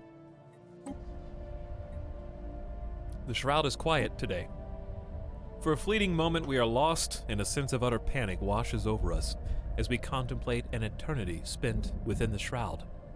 Then we regain our footing, and the terror recedes. Increased unity, increased fire rate, increased ship speed. Let's do increased fire rate. Medium chance. Our telepaths have been overwhelmed by the intense strain they were put under during our communication. They can no longer maintain the link. We didn't get it. That's okay. That's okay. 2417, we're on fast now, just accumulating alloys. If we're accumulating alloys, we want to spin them. So the shockwave does need to be reinforced. I think everyone's up. Ooh, almost everyone's upgraded though. So the shockwave is on our front line just in case the Shazarak eliminators get any funny ideas. We've got the avalanche fleet is, I guess, on the way to upgrade. And then I'm gonna send them back to Kothium. I want to make sure everyone has top tier shields. And then the Mega Shipyard is working to reinforce. I just love that ship build speed up 125%. The build cost is down. So good. Architectural ambition. What's that? Architectural renaissance. Oh, that's the mega structure build speed. Yeah. You want that. Very badly. I wish I had an auto up, you know? So it would do itself. Giga Cannon, a more powerful mass accelerator that can rip through even the toughest shields. Do it. I guess I'll just research autocannons for fun. All right, so let's do ship designer. Take out the focused arc emitters. What's the range on these? 150. Okay, we'll try the Giga Cannon. I like that shield damage quite a lot. There's some really cool auras on this thing as well. Ship weapon range up 40%, hyper jump. I think we just jumped so fast already. Point defense. So, okay, this is really cool. ECM emitters is awesome if you want to do all torps, all missiles. Disable their point defense so that you just goes right on through. And if you want to bombard, you can use this super offensively to bombard planets better. I'm using it for strike craft because we have a ton of hangars. So this is speed and damage up 20%. All right, we got the double Giga Cannon. Feeling pretty confident about that. We might just say screw the plasma altogether on the Juggernaut. Make this guy a shield machine. Because we already have so many other plasmas, you know? So let's just load it with Gauss cannons. It's got the strike craft already, which have huge shield penetration. 100%, I mean, it's maxed. And then Giga. This is gonna be the anti-shield demon. We still have +1 power. Perfectly balanced. And then, At the Yogi Station, we have built, preemptively, a Titan assembly yard. So we can build a Titan here. Now, it says we can build a Colossus, but I don't think we have the tech to build a Colossus. So I think we have a Colossus builder, but we can't actually build a Colossus, which is weird. But Juggernaut, shockingly cheap, dare I say. 3,800 alloy feels cheap to me. But it still takes 1,600 days. And that's with 125% build speed.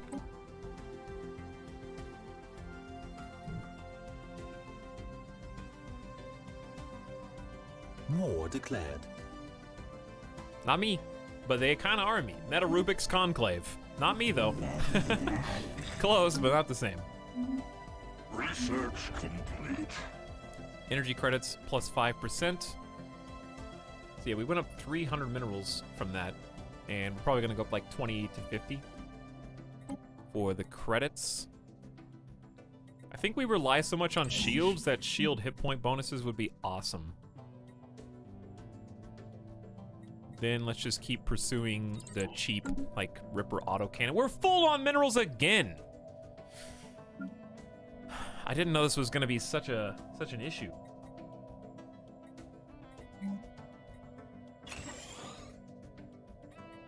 I guess just keep upgrading all these fabricators and stuff until I don't know what to do with all of them.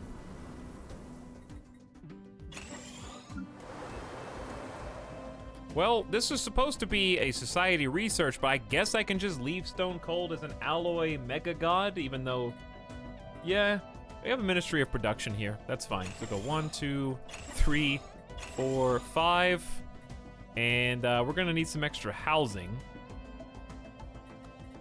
So why not go ahead and just build them like a luxury residence? The immortal entity known as Ron Doesn't Care, previously Redux but now something more, has attracted a large and devout following in the Boulder Brotherhood. Worshipped by many as a supreme deity, a call has gone out to officially crown the Great Chiseled One as the permanent ruler of our great empire, now and into perpetuity. This is exactly what we were talking about earlier. Who, me? Ron does care. How about that? A powerful psychic, but a god? Hardly.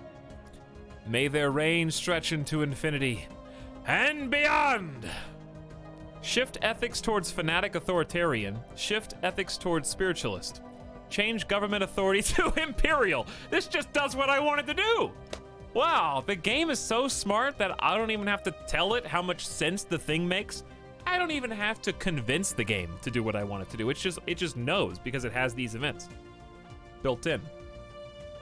Change to Imperial, change government civics to Imperial Cult, Aristocratic Elite, and Philosopher King. Great Chiseled One Ron Doesn't Care is set as leader.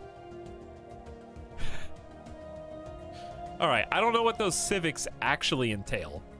So it may be wise just to peek and see, you know? What are they called again? Imperial Cult? I'm not going to be able to see them, am I? Philosopher King, was that one? Yeah. Rulers and governors are less likely to gain negative traits. Oh, well, this kind of sucks. Level cap up +2. I already kind of have that. I wish I could go above 10 for this. Aristocratic Elite. Is capital buildings replace some administrator jobs with nobles? Nobles can make noble estate buildings that add the noble job. Governor level cap up +1. You could just change them again, right? I guess so, yeah. I could just change my civics again. True. I'm mostly in it for Imperial. Alright, may their reign stretch into infinity and beyond. So what happens to all of my temples? I guess I can still make the temples. Do I lose my 2 envoys? Well, I can get them back. Minerals from miners +1 might hurt. All right.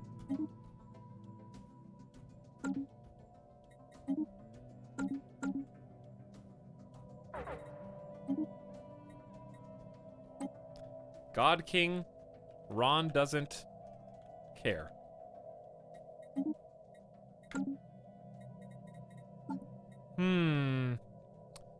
We are now authoritarian fanatic spiritualists. I love that like transition happened right as we became the most powerful nation in the galaxy in terms of diplomatic weight. We can now use the expropriation casus belli against Udkavango. Kick them when they're down. I don't even know if I can declare war without getting Federation approval.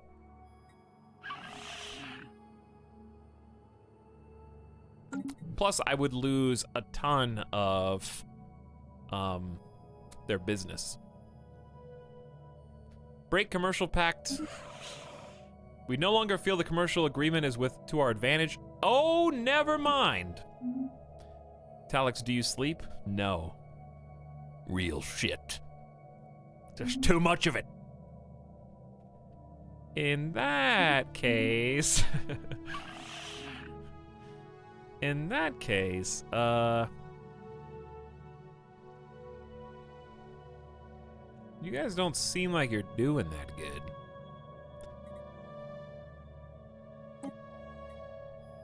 Since we just brought Juran consciousness into our Federation anyway, I'm gonna start harming relations with these guys and declare rivals. Can't declare war because truce from breaking alliance until 2428. That's 10 years. Okay, we can wait that long. 10 years really isn't that long in the grand scheme of things at this stage. All right, Terminal Egress now has a proper station. I'm gonna throw the jackhammer and get some anti-air. This is the sub-sound. It's 8, I don't know how many are left. There you go. Hopefully Udkavango lives that long. True. Terraforming-wise, right? What worlds can... oh, I can terraform whatever I want. Is there like a expansion planner that only shows you non-colonizable worlds? Oh, you're a genius, game. You're an absolute genius. So I can just sort by size and just go to the ones that have 25. 25 spalts. Okay, there's one in Castor. There's one in Gindix. There's one in Bitrius. 2 in Bitrius if you want the 25 and the 24. So because of that, I might just go to Bitrius first since both of the worlds are kind of in that same cluster.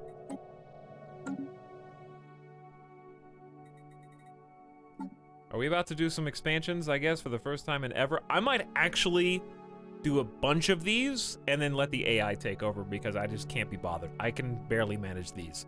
So just let the AI do these as whatever they want. I don't care. I just want to colonize them all.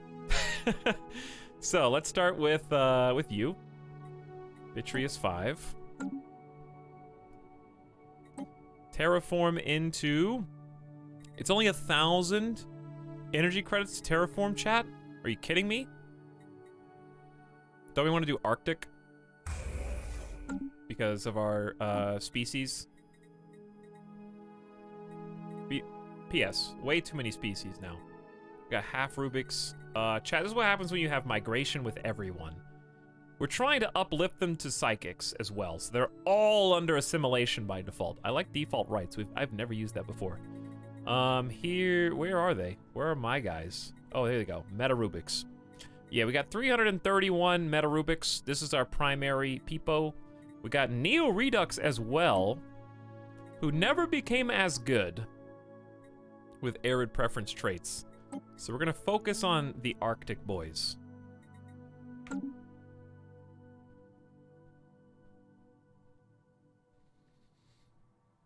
Can enemies use L gates if you're at war? I don't know. That's why I built up a station there. Thor LP is back for 19 months. What's up, Thor LP?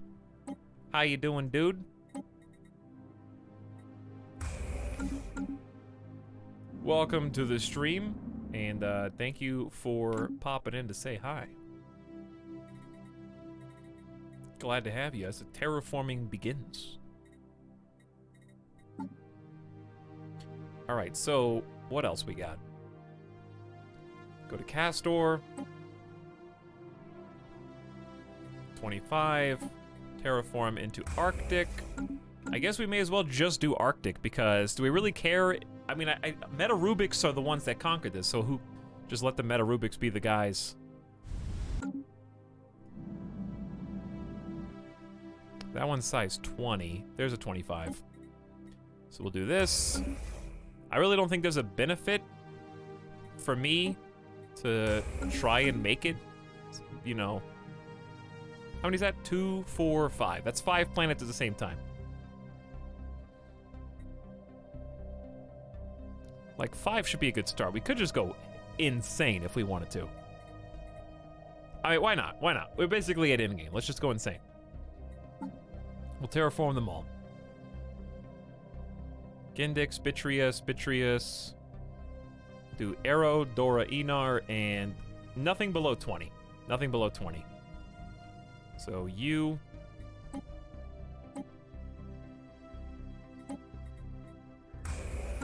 Okay. And then Dora. Dora is in this initial system.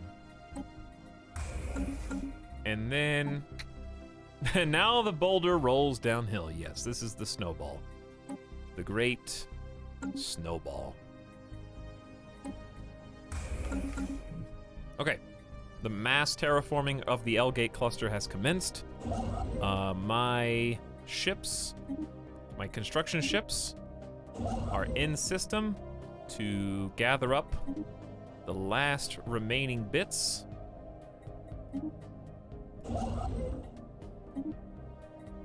There they go. Has anybody done? There you go. Okay. So, absolutely finished up here until the terraforming is finished. In the meantime, we're just gonna keep buffing our technological prowess and racing the clock. We're doing great in terms of minerals. We need to up our alloy production even more, get that fleet in, and also check on, perhaps, how is our boy doing? 1,300 days until the Juggernaut. Wake me up when I have a Juggernaut, chat. Research complete. Yeah, I can't make a ring world yet, Bones. I'm already making 2 megastructures, and that's my cap. Hey, edict duration plus 10%. Really cool. What's this? We leave nothing to chance no matter the cost. Through extracting curation of DNA banks, we'll build the leaders of tomorrow. Policy, we leave nothing to chance. Leader level cap plus 2. Lifespan up 20 years. And their cost goes up 100%. Okay, I can afford that. Absolutely.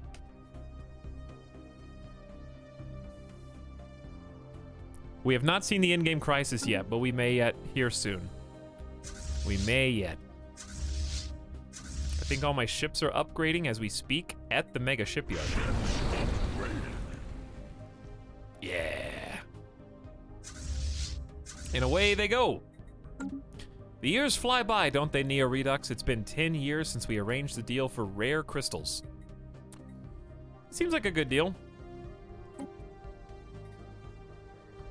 We may need those energy credits soon, but we're making a Dyson sphere right now. This is the sub-sound.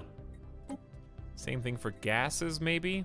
No, we're making 25. You know what? Actually, forget about that one.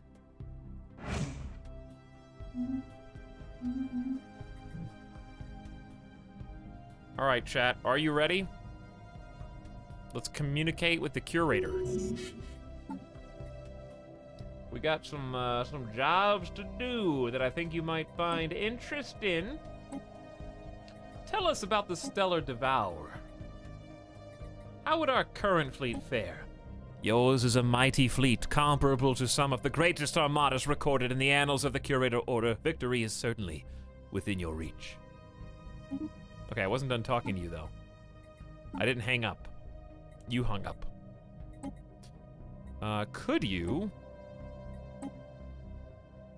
tell us how to defeat it? For 1,000 energy credits, we get a damage to Stellar Devourer 25%. The only thing we know for sure is that the collected core is the most important aspect of the Stellar Devourer. The creature desperately needs to keep its furnace burning. lest the cold void of space reaches its vital organs deeper within and makes it collapse in on itself. Without that stellar matter, it is nothing. You can use this to your advantage. Calibrate your weapons to our specifications, and then home in on the very membranes that hold the Devourer's digestive system together. Wound it, and you will see its innards gush out across the solar system.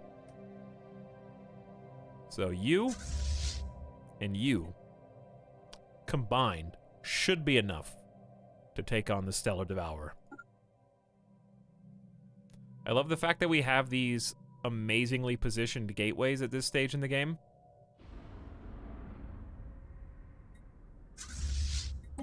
So we literally just go boop. Hi, we're here. Is this where you wanted me, sir?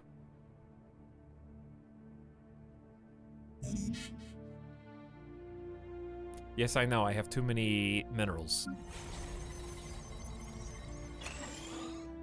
Yes, I know.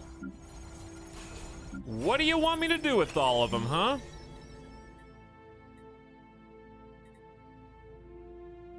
Let's do a new Mystic Shrine. The new Mystic Shrines just seem good. Okay, we have not enough housing available on Yellowstone. Let's get a city district, then upgrade the system capital complex, and then one more city district will be nice. Rock of Ages is also homeless. I don't know what to do about that.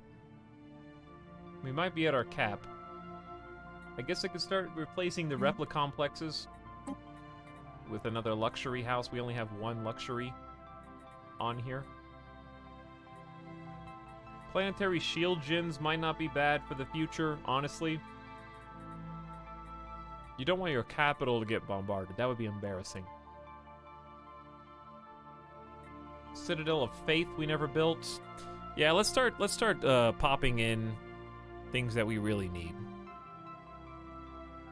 There's luxury residence. We don't need the civilian replica complex, so let's just do planetary shield gen. One per planet. Just be nice to have.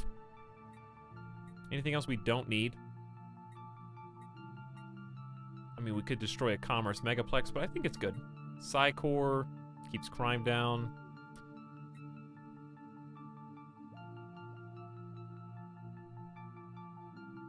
I could resettle pops if I change a law, but now that I'm authoritarian, it would make sense. The problem is that's extra micro. And we have such fast growth speed that it would be a constant issue. Potentially. But I might. We'll see. We'll see how we feel. How do the ethics affect your factions? Good question. Loyal citizenry group is up to 5%. Committee of the Sacrosanct Truths is still totally happy. Xeno awareness is still pretty as a picture.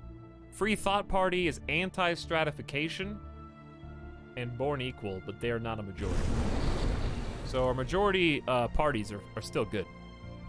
Innovation rollout. But to really support loyal citizenry, we do need that stratified economy. So I guess it's time to piss everyone off. Default rights are no longer assimilation. They are going to be stratified. Which is going to increase the upkeep of workers and slaves, which you don't have any of.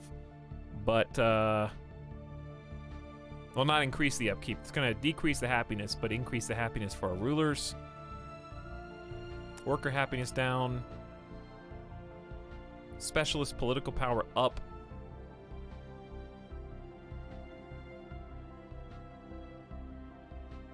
How did the ethics shift? Oh, sorry, I just read that, Marstapants. I thought it was a different comment. Clive? Yeah, figuring out where your influence comes from in factions is the most important part of factions, to be honest. At the early and middle part of the game. So, it's good that you learned that, though. It's important.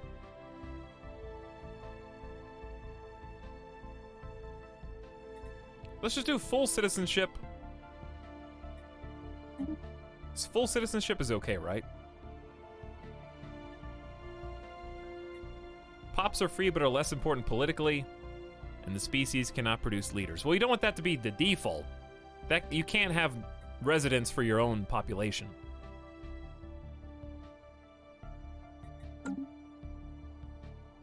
What should I do? I just can't have assimilation. Right now, if I was going to recruit a leader, it's already Vran. There's already people popping up. They're not as good as my psychics. I guess it would make sense to make residents the default citizenship to try to prevent them from becoming leaders. Their happiness goes down, but everything else should be fine. And then our pop should stay full citizenship, because that's the only way that makes any sense. Yeah. So, even though they have full citizenship, I don't know if that becomes revoked or what. Also, that didn't apply to everybody.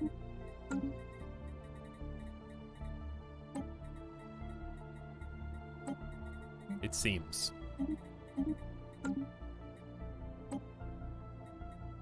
And I'm not really sure exactly why. Click reset to default. We recently changed species policies. We can reset all rights again on 24/28, 10 years from now.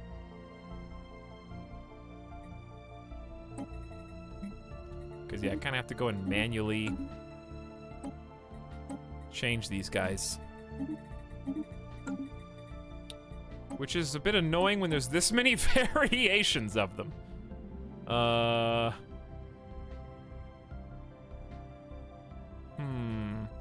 Well, I guess all that matters is that I can change... Oh, we did. We just changed the stratified automatically. Okay, well, I guess that gets the job done. For now.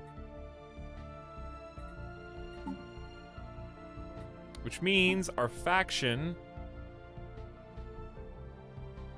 should be pleased because we've ensured a stratified economy. An imperial or dictatorial authority will please them. Are you pleased? Because that's what we are, aren't we? Didn't we change? No, we're still an oligarchy. Did that event bug? Chat?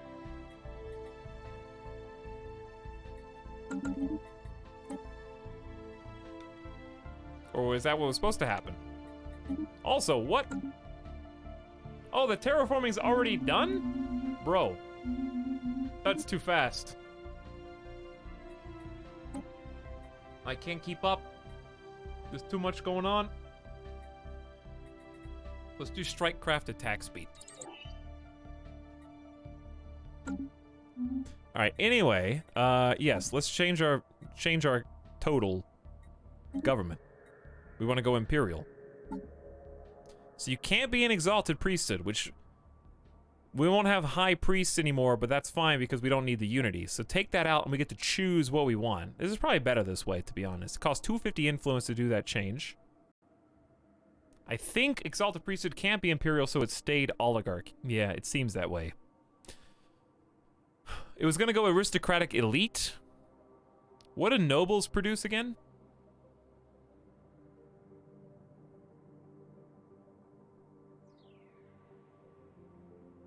I don't know that I need the mining core after we get this next upgrade.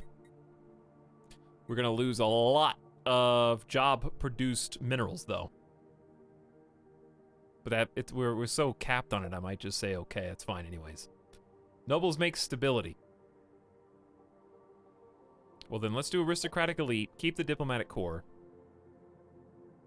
Bureaucrats also produce a unity, Corvée, pop growth from immigration up, resettlement costs down. That could be good based on what we're about to do.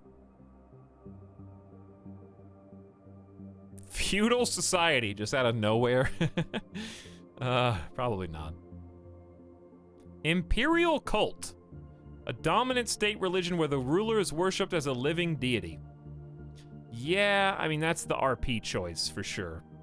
It was gonna be Philosopher King, but I don't think I need it. Enforcers produce a unity and enslaver guild. All right, Imperial Cult. Aristocratic elite and Imperial Cult. Big changes. I think good changes. Keep the diplomatic corps. We stay friendly to the outside world. Yeah, reform! No heir necessary. There we go. All right, so every single planet is just like, what? The priests have been fired, dude, and the nobles are here. So 2 noble jobs from the system capital complex, producing unity and stability. So stability is gonna be good. Saint Galdun Care is the new heir to the Empire and will take the throne when our current ruler dies. I don't know who that is, but okay, go for it. P.S. Look at all these ruler unemployment. Will they get to go back into the noble job, or? Priest just got let go everywhere across the whole empire, dude. What a sweeping change. Welcome to the new Imperium of Rubik's. Innovation rollout. As first order of business, God, literally called God Emperor, by the way.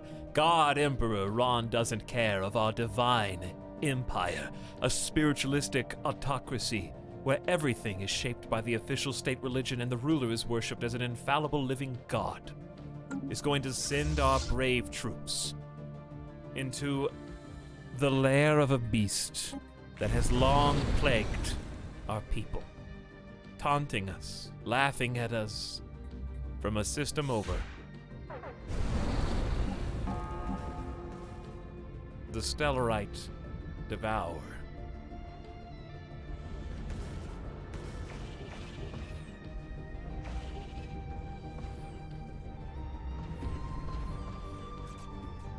He has been absorbing the energy of the local star for hundreds of years.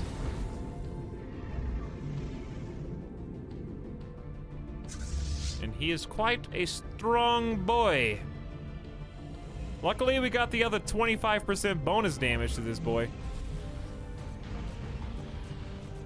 Does he shoot missiles? We got point defense trying to take down their missiles.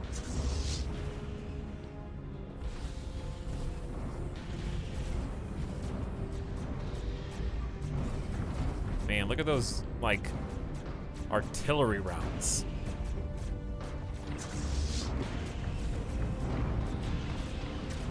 Once everybody gets into position, that's when it's gonna get real. I really like seeing all these artillery ships in the back. These are the battleships. These are the Titans. And they just do their thing, dude.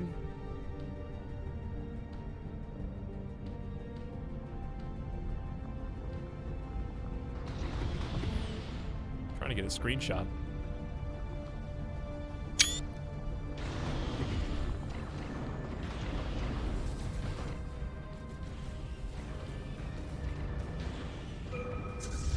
I like it when we just focus on one enemy. Just seeing the combined, like seeing all these missiles from across the map and our fighters and stuff.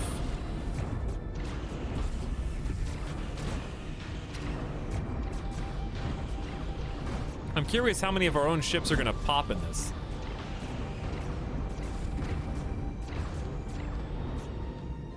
So I'm trying to figure out, he's blasting us. Yeah, that's his special beam cannon.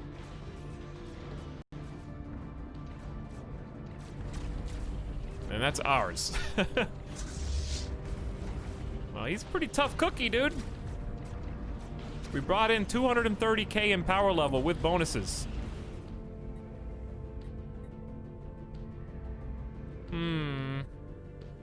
Admin cap is fine for now. May not be later. I think let's keep pumping army. We'll eventually need those.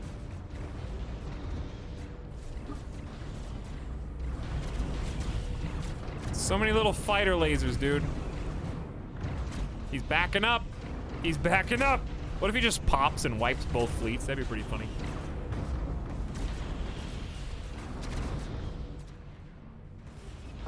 How are you guys doing back here? So yes, the little blue blobs are the neutron bombs. And you can see our arc emitters. And then when they power up,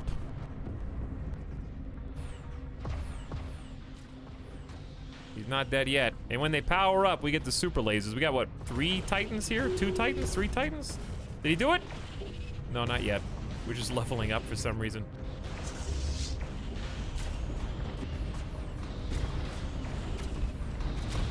He's about to blow! Do it! Long have we waited? We discovered this like in the 2nd stream. Look at the little sea of guppies down here doing their passes.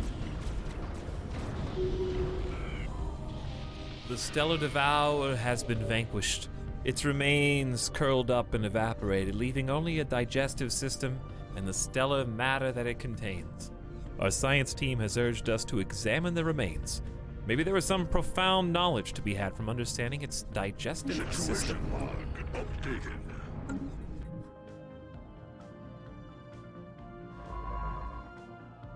You got it. Tim Fish? Come on in. I love having these warp gates. All right, fleet combat. We lost only 1 destroyer. I am shocked that we didn't lose more. Well, that's what you get when you get these level 5 awesome admirals. We waited until we were strong enough to dominate. We're not done, though. Clearing out old space chat, we got more over here via a wormhole. So while their work is done in the Acklum system, they gotta zip on out. And away they go. Yeah, we're doing some cleanup. Jake Sunshine says, half-year Half-Life Alyx win. You just push the date back by a month, Jake Sunshine, you know? Every time somebody mentions Half-Life Alyx, I delete a random folder of files from the directory, so that when I get to that level, it'll just be blank assets.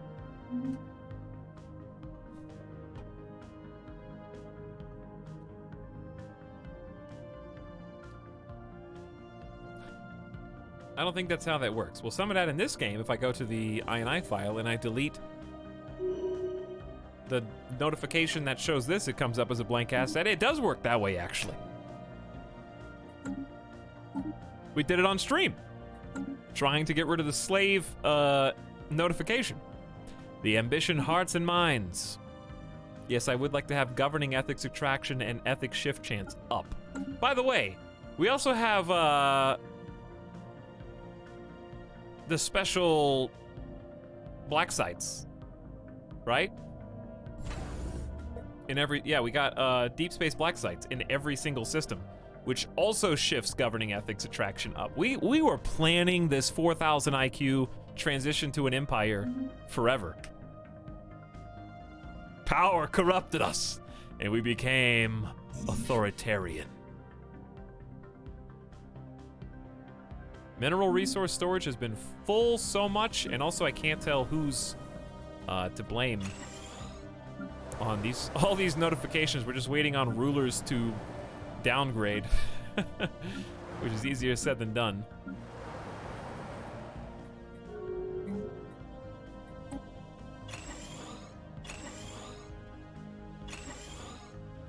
Click. We received word that Glorious Zukakan have completed their Sentry Array. We should assume they now have virtually perfect intel pertaining to the location and makeup of our fleets. Interesting. Oh boy. How are we doing on the megastructures of ourselves? 590 days on the Dyson Sphere Tier 1, and ooh, we're almost there on this one. Admiral Jukebox is level 6, dude. Congratulations.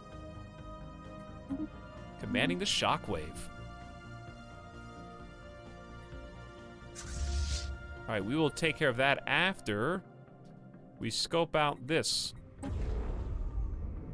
Construction complete. We should get one of those. The lag array, potentially. I don't know what to do with these. Special project complete. Already? Studies of the stellar devourer's shining remains have left our scientists perplexed and amazed. The star-feasting being is itself a miniature fusion furnace harvesting solar matter to synthesize an energy source of its own. Since the body still contains significant amount of solar matter from the star of the Etalyx system, the one it last fed from, it could be possible to extract the energy and reinvigorate the star. Harvesting the corpse's heat for our own ends could satisfy energy needs in the short term, but would doom the system to eternal ice age. Yeah, this is a one-time harvest. Not worth at this stage. Get the back from whence it came. Situation log updated. Has one science ship in orbit. Well... Oh, look at the little star. It's so cute.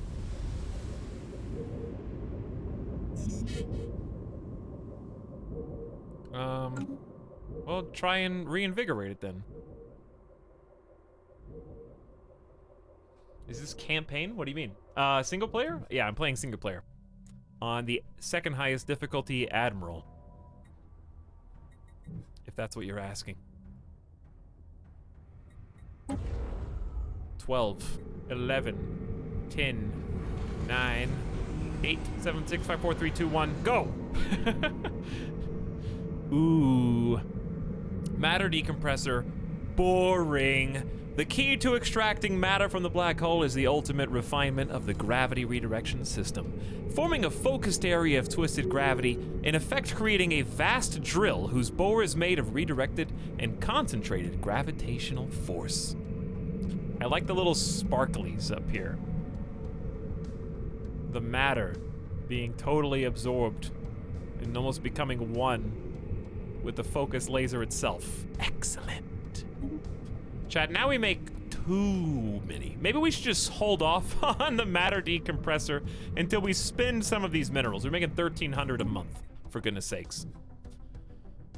Okay, where's my construction ships? Our options are upgrade the Mega Art. I just don't need it. Strategic coordination is not one that we've made.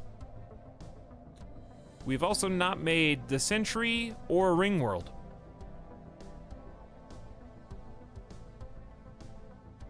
Hey, what's up, Storm Knight?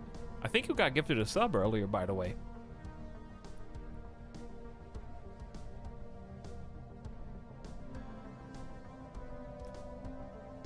So the benefit of the Strategic Coordination Center, chat, is it provides... Is that 50... Is that naval capacity? Somebody in chat told me what all these were before, and I looked it up afterwards. Plus 12 star base? I don't know.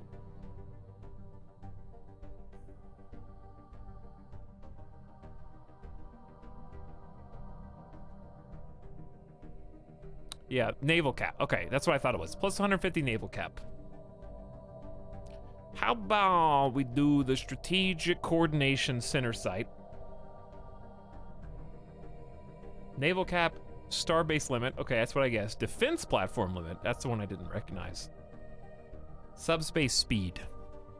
Yes, let's do strategic coordination. I have no idea where. Does it matter? Yogi's a pretty good system for this. This is not even being used for anything, so I say right there. Yogi's got the mega shipyard. Why not put all of our eggs in one basket?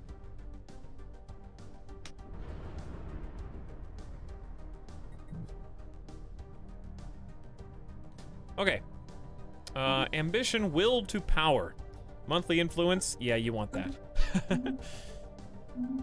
I got so many minerals, I don't know what to do with them all. Let's just sell. I'm gonna dump some on the market. There you go. We got 10 more months of space.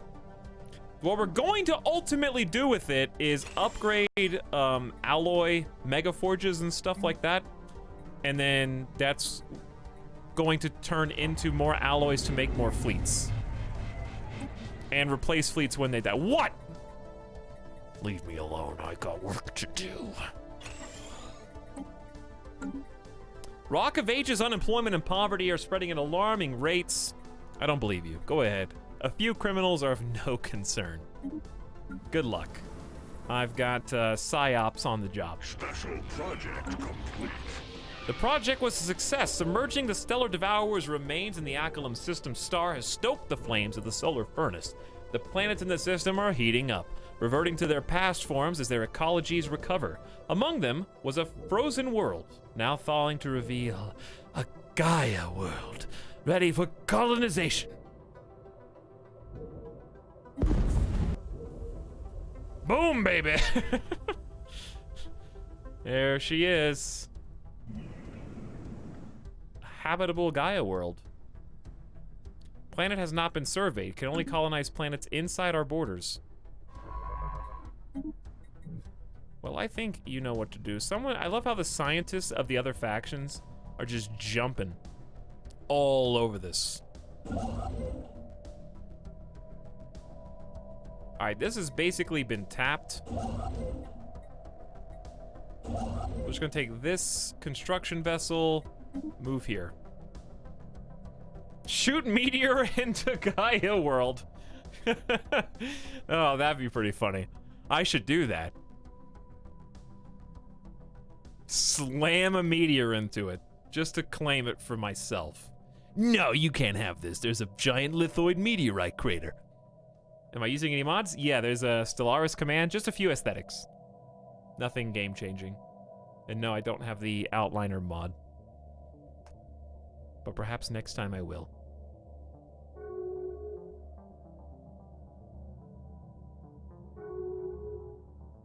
Rocket new tech. A new regimen for our foot soldiers to make them stronger and better. Honestly, at this stage, we have just so much cell revitalization, I don't even know what to do. Let's go fleet command limit up. Admiral Negative Neglection has gained invaluable technical skills while supervising the repairs of the Avalanche. Damage control teams under his command are now capable of repairing ships in the field. Yo, that's really valuable. Daily hull regen 0.5% and armor regen 0.5%. That is really good. 69-year-old Admiral Negative Neglection, level 4. You guys got some crazy experience. By the way, Chad, do you guys remember that we're still building a, Construction complete. 2 years until the Krakatoa pops out of the oven, dude. Just 2 years. Rube Glorious Edge has completed construction of that last little building. And with that, the L cluster just needs to be inhabited, chat.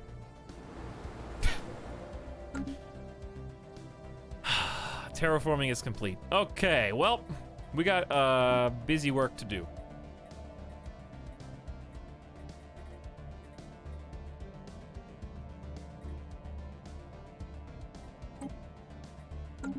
There's a tomb world in Aculum as well. All right, anyway. Expansion planner, here goes nothing. I broke the game. It's fine, dude. It's there. Oh God.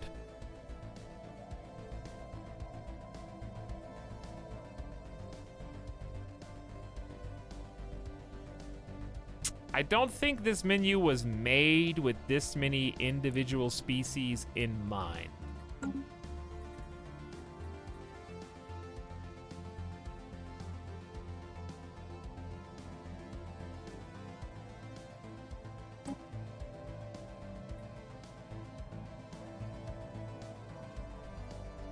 The game gets so freaking massive. It does, yes. Hi, y'all. What's up, meat? How's it going, dude? Let's do this the other way. There isn't another way, is there? Yes, there is. I have to produce the ship and tell them to go colonize the world. That's the only other way. Okay. Well, sure. Let's do that. Actually, is it possible for it to come out of a meg? Yeah, it is. How many do we need? 1, 2, 3, 4, 5, 6, 7, 8. Oh, just 8.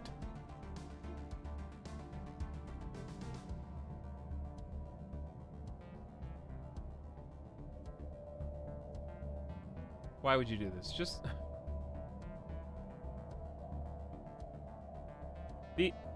These ones? Why is Empire Sprawl from Pops? Why are they unruly? When did this happen? I guess that did happen. It's this Meta Rubik's, I'm pretty sure. Oh god.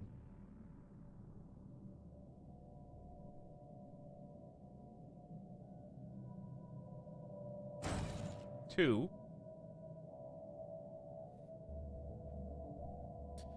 3.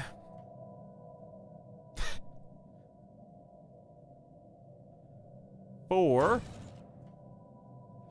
I need 4 more. You can do it. 5.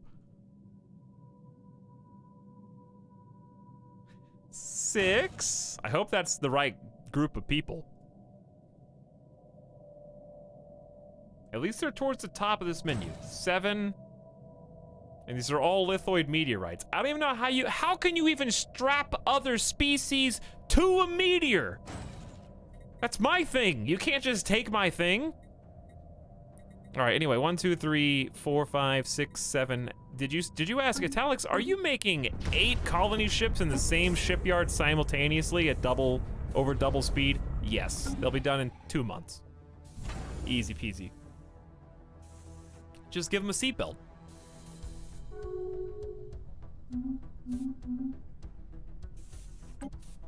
Dude, it's 24:20. We're finally like moving the clock, which is nice.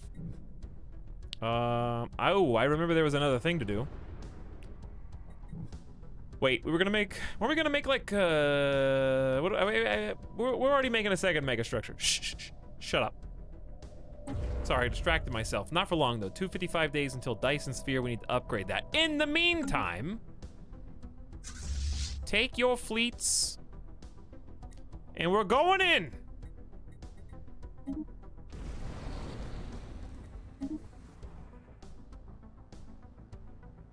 Chat, we're going in. Where are we going, you might ask? I found another friend. The corrupted avatar of psionic energy. Who I don't think, I just like to imagine that this is the avatar of psionic energy that we took into combat and allowed to die, and now we have to kill its evil mirror world spirit. I like that explanation. But I'm pretty sure that not even, the curators know about this guy. No, they don't. Okay, so hopefully we have enough firepower for this.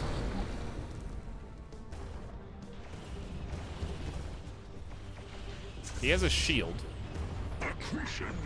Maybe, I think we're tearing through him right now, actually.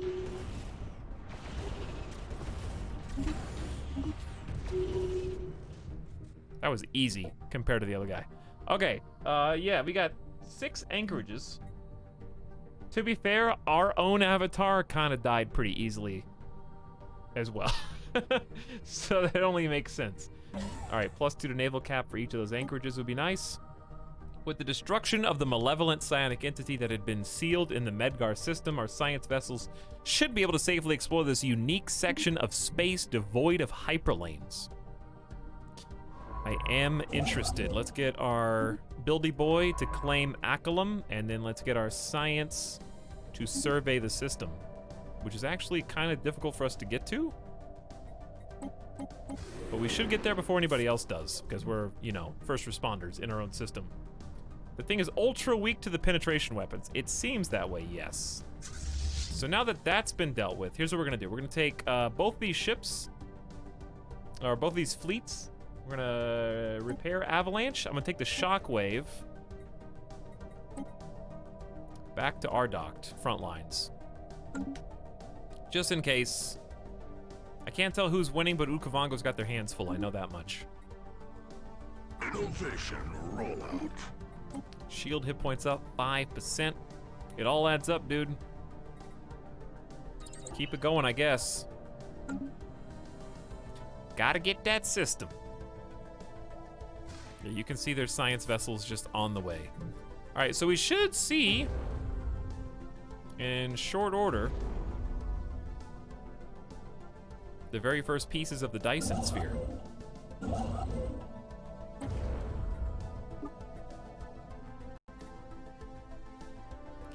I think it's gonna. I'm firing whoever the foreman of this construction site is.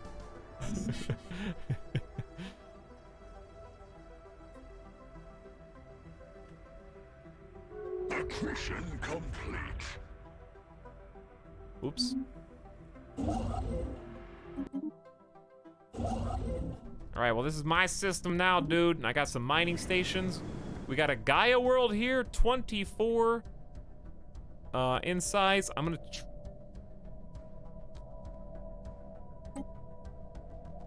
okay, well, actually, let's try a different thing. Yes, I am gonna slam a lithoid meteorite into a Gaia world. For fun. Because that's what we do, chat. That's what the God Emperor would want us to do. Does it matter what type of Arctic preference you have?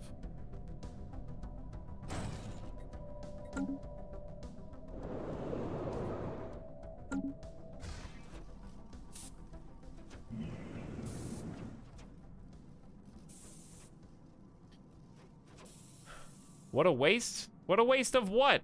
This really isn't even that special. It's got 5% extra happiness. Wow. Habitability plus 10%. Okay, well that just counters the, what we're about to do to it. Food from jobs up. Who cares? That's still gonna stay there. These are all still gonna stay here, but like, we're lithoids. Slam a rock into it and we live there anyway. That's how it works. Speaking of slam a rock into it, my lithoid meteorites are ready to go, dude.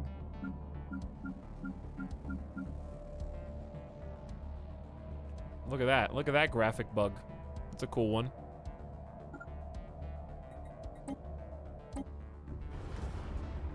Here they go!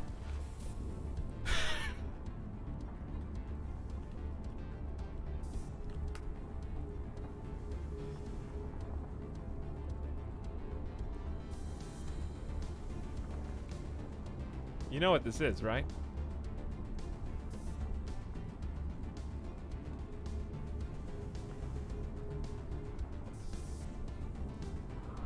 I can't even find the video.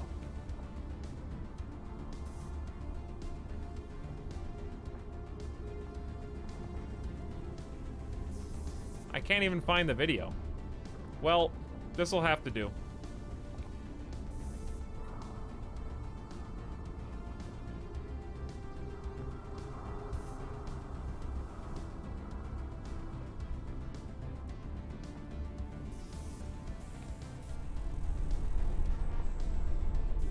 You'll see. You already know what it is.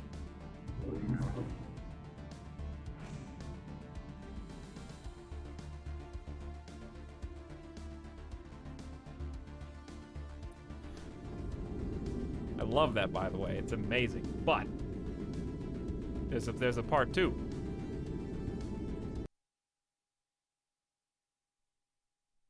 I like to zoom in on the sun as well.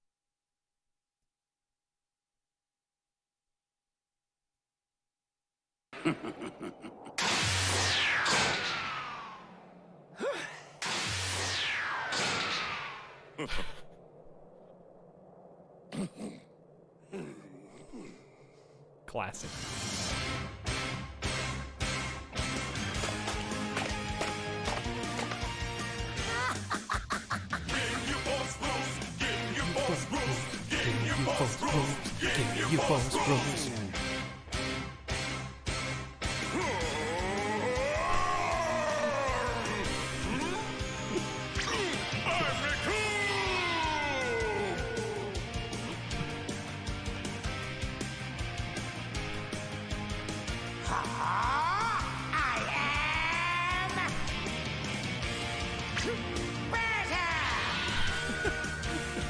The first dab.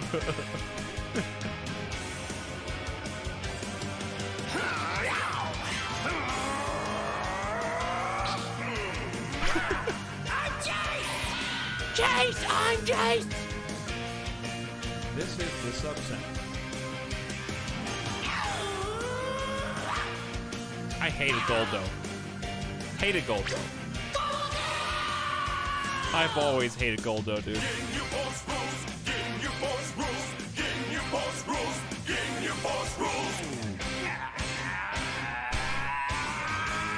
Terms of service. Ban.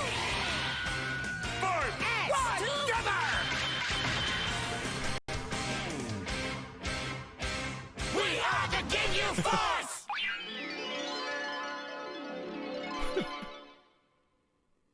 Frieza blushes.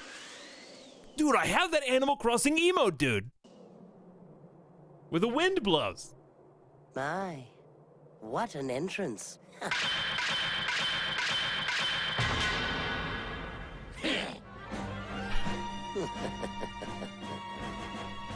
The Ginyu Force has burst onto the scene. What are they ready gonna to do? Frieza's bidding. Are they really as fearsome as Vegeta says, or is this merely a ploy Next time to dupe Krillin on and Gohan Dragon out Ball of the Kai. 7th Dragon Ball and hoard all 3 wishes for himself? Whatever becomes of the unlikely alliance between them, the race continues. Next, Dragon Ball Z Kai. Oh, Dragon Ball Z Kai. Same thing. I love it. Oh, I love it. Anyways, the reason for that is because these look like the pods that they land on the planet. 75 episodes later, actually next episode, if you watch Kai. I love Kai. It actually makes everything up through Cell Saga very enjoyable. Not that I didn't enjoy it before. Unfortunately, they dropped the ball after Cell Saga, and Buu Saga is a miserable, just hair-pulling experience.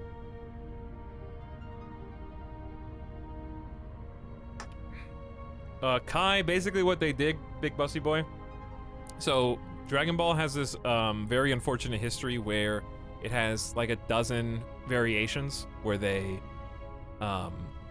changed it, cropped it, whatever. And what Kai set out to do originally was basically enshrine the original, so it's all 4x3 like as the original was, instead of the ones that came before it and even some after, cropped it to be 16:9. So they like literally deleted large chunks of the top and bottom and like zoomed it in so it would fit on a widescreen.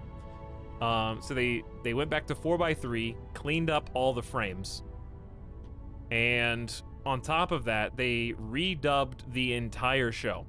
So it's, instead of using the old Dragon Ball Z dub from when like Christopher Sabat and Sean Schimmel were like starting to figure out how to do their voices, because they changed dramatically in the original dub from the start to the end.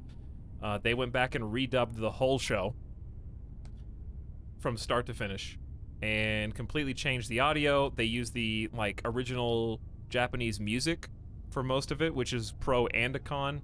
You know, it's more faithful to the original, but they don't have the rights to Bruce Falconer's. I would love a cut that had Bruce Falconer's rock opera in it. So you have to get used to not hearing that if you grew up on DBZ on Toonami, like I did. But so they basically completely did it from scratch, and on top of that, they cut out all filler episodes. So it's re-edited from scratch. So effectively what that means is 0 filler episodes. It just goes steady clip. I mean, it's still Dragon Ball Z, so they're still gonna take a long time to do anything. But not only did they recut it, but they went back and animated segues when they wanted to like crash 2 scenes together and cut out what came in between. They even went back and like fully animated kind of connecting bridge scenes that would link the different parts that they wanted to bring together. So there's like parts of it that do look different from the original because they like custom animated it themselves. But it really makes for a good plot. It makes Dragon Ball into a good plot, which is weird. But only through Cell Saga. You just have to stop watching after Cell Saga.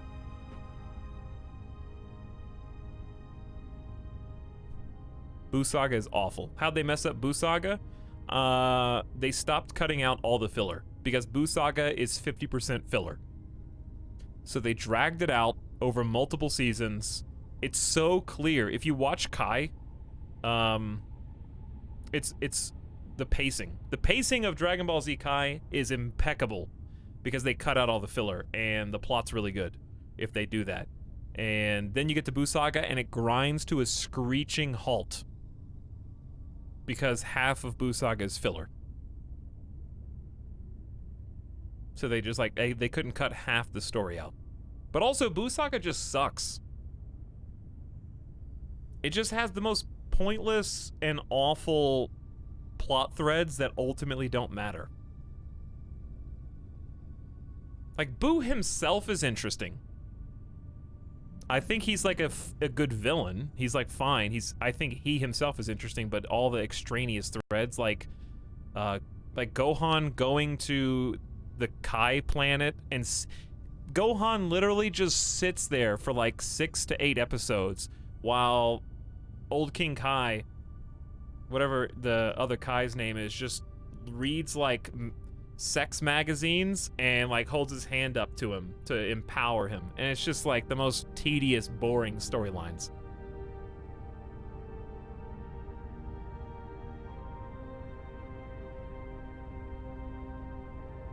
Hello everyone, what's up, Moonfixer? I didn't like Buu Saga even when I originally watched it.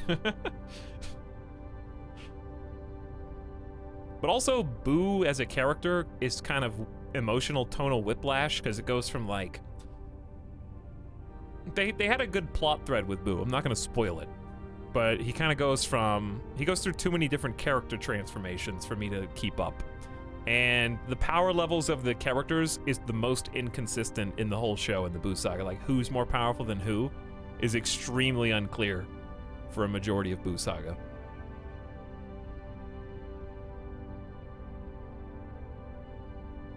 But yeah, I would highly recommend if you guys haven't seen DBZ Kai. I don't know what the easiest way to watch it is without straight up downloading it. I don't know if anybody's streaming it. Let's see. But it has to say Kai at the end of it. So we're talking about Kai, not DBZ. Even though it is DBZ, it's not. I honestly don't think Kai is streaming.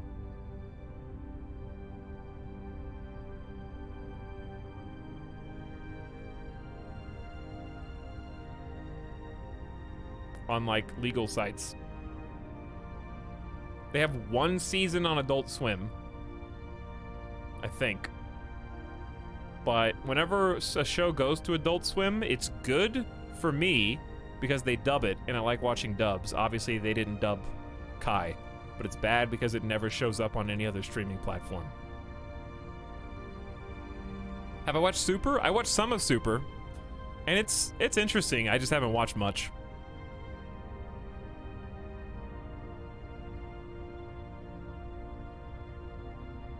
Like, I myself actually bought a majority of Kai. I own everything through Cell Saga, I think. But that is expensive. What is it on Amazon Prime? Yeah, it's pretty expensive on Prime. Also, my monitor just blanked out for no reason. I feel like anime shouldn't be $3 an episode on... Like, that's just so much money on Amazon.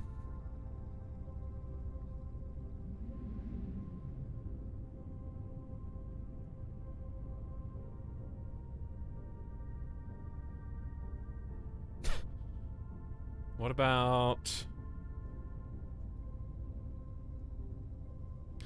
about Hulu? Nope, the page you're looking for cannot be found. So I don't know.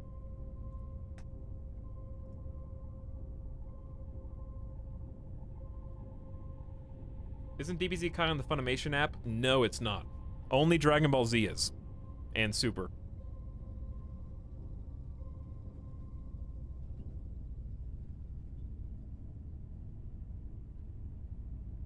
But since I am such a fanboy, I was like, I'm okay buying each season for $30. Because you get a lot more, like DBZ versus Kai episode length.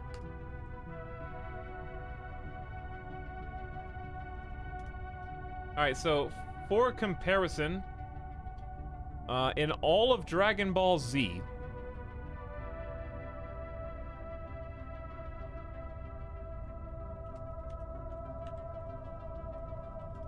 there are 291 episodes. For Kai, they shortened that to... What did I say? 291? Hold on, I gotta do math.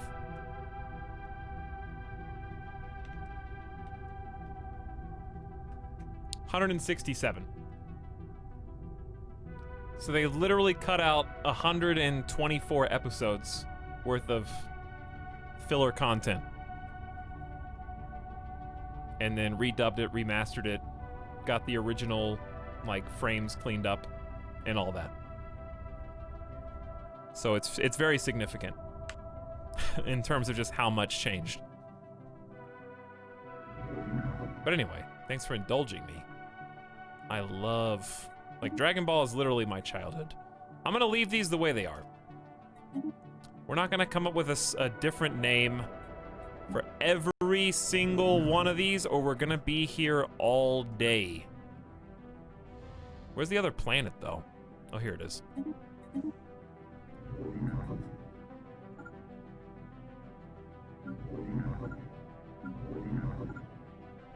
Actually, this is way easier this way. Did I watch the original? I did, yeah. And I would still watch it and enjoy it. But if you want to watch it, like, okay, there's a difference in, like, Dragon Ball Z to me is like an episode of Community. It's like, it's on, I'm interested, I'm entertained. But if you want to watch something to watch it from start to finish, Kai's the way to go. DBZ is fine if there's just one episode on TV and it's like, oh, I'm having a good time watching this. But not to be a completionist. You know? That's how I feel about it anyway. Strikecraft attack speed up 10%. These all are kind of eh. Let's do Strikecraft damage. Keep playing to our own strengths. Council election imminent. We are still well in first place by 6,000 Diplo weight, but Bernathy's catching up. Establishing lithosphere. They're catching up. There go all of our little meteorites. Where is the Juggernaut? 336 days and almost there, dude. So close. What is this graphical bug? I hope that goes away. I think it will. Hey, the Dyson Sphere, dude. It did move. With the frame now in place, the awesome scale of the project is evident to all. Ilva burns in a spindly cage, but will eventually be completely surrounded by Boulder Brotherhood's solar panels.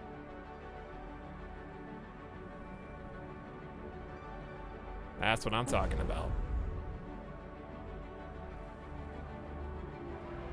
With the multitude of ship production berths supplied from hyper-efficient processing core. This is Mega Shipyard. Yeah, it's a bug. The frame is the foundation of the future Dyson Sphere and does not generate any energy. Yet. But it will. Partially operational Dyson Sphere. Monthly production, 1,000 energy credits. 1,000 energy credits is still 1,000 energy credits, chat. That's a lot of energy credits.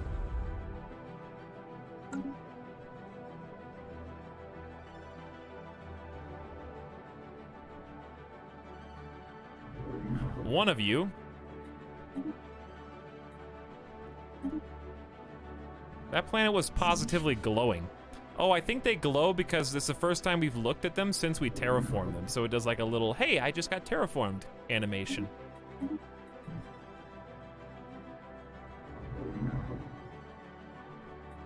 Yeah, it's doing it over there too. Kind of see a little bit of it. We'll try and catch this one. It's like Schrodinger's terraform. Okay, where is... There you are.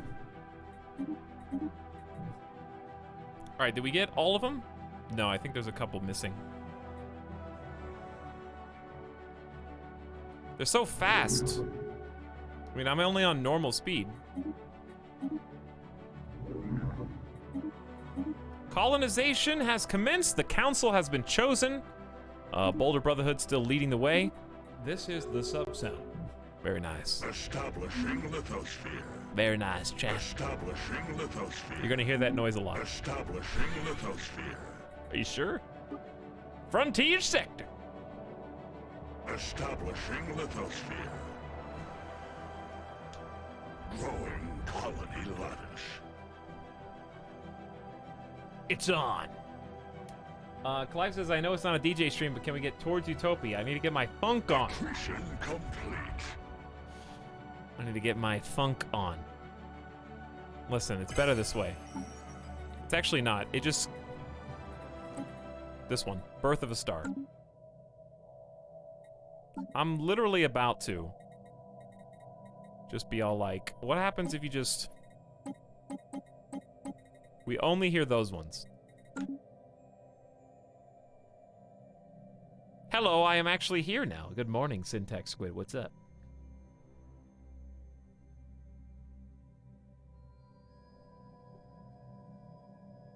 How are you? I'm allergic to Clive-Rip. Wow, I am. You should be honored. Doramuth says, I sub for this. What, for the Ginyu Force? You sub for the Ginyu Force? The Rube Cosmic Barrage is here to colonize this Gaia world, I think. All right, we gotta see, we gotta be close, honestly.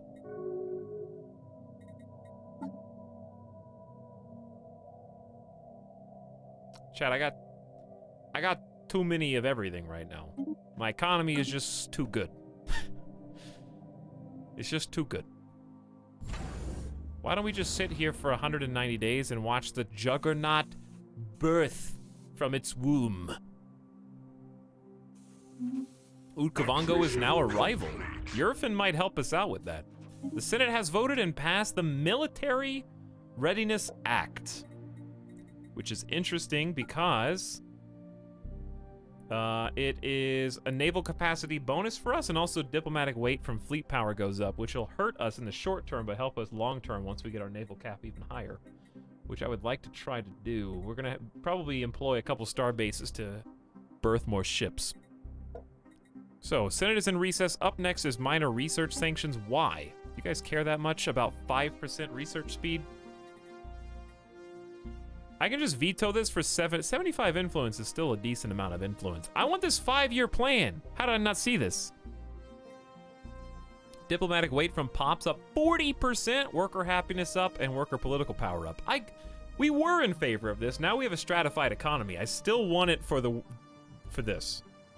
I don't really care about worker political power. Not since we converted to a god emperor form of government. I bet I could just call in a couple favors. We got Bernathi. Bernathi by itself, I think, is almost enough. We'll just call in 2. Nothing crazy. Boost it up to the top. Hopefully it stays there. Basic subsistence living standard is banned. Agri-world generator and mining planetary designations gain additional bonuses.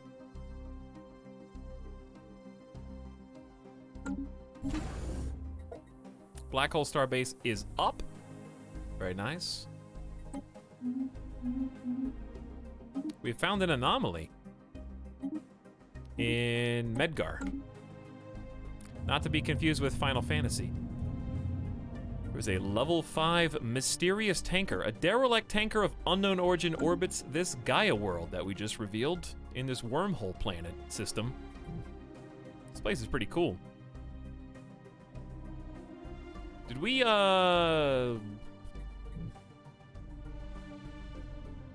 build anything here? I gotta actually cap this with a starbase. How goes Galactic Conquest? Well, we pushed back the L-Gate cluster and colonized it, so that's good. Now we're kind of waiting on something that's going to be a big help. And it should pop out of the oven here real soon. Utkavango has made a gateway. Nice, Utkavango. The science crew have identified the derelict tanker in orbit of Medgar 2 as an advanced medical research vessel. Its construction suggests it was created by the same aliens who built the wormhole destabilizer in the Mindara system. And like the station, it's been abandoned for quite some time. While most of the tanker's data systems have suffered irrevocable degradation, Tim Fish has recovered the molecular structure for a remarkable neurogenerative agent from onboard. The agent appears to work via transfusion and should serve to significantly increase the generation of neurons, axons, and synapses in its recipient. If modified to suit neo-redux neurology, this agent should notably improve the learning capacity of any neo-redux exposed. Research option gained. Neural tissue engineering. Establishing lithosphere. Well, we are going to find out what that is momentarily, aren't we? What happened to that monster thing that was in Medgar? We just cleared them out. We just went and took down the two biggest threats that have historically kept us out of two systems that were within our borders. Cleared them. Hey, what's up, Goat? How's it going? Rocket new tech. And we defeated the L cluster phenomenon. There it is. When tailored to a species' genome, this form of tissue engineering has intensive neuroregenerative properties, significantly increasing the development of neurons, axons, and synapses in its recipient. And that basically means all leader experience gain goes up by 25%. Forever? Forever? All right, chat, are you ready? This is about to be your Federation DLC Awakening. No, I don't want a commercial pack with you. Never mind. I get 120 energy credits a month, and you get 238. That's not bad.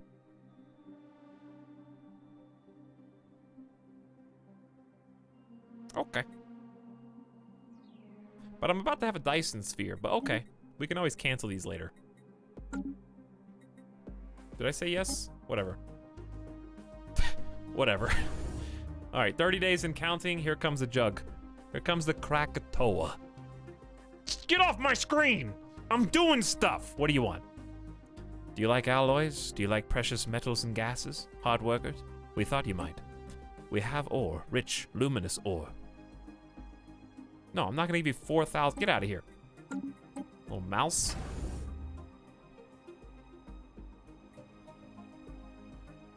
$10 days, T minus. 8, 7, 6, 5, 4, 3. Let's slow it down.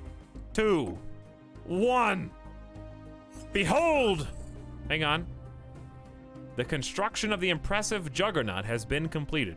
This mobile behemoth changes the paradigm of offensive warfare entirely. It can construct and repair ships on the front line and is equipped with a devastating firepower arrangement, allowing for ceaseless assault on those who dare stand against it. Only fools and foes will oppose Boulder Brotherhood now.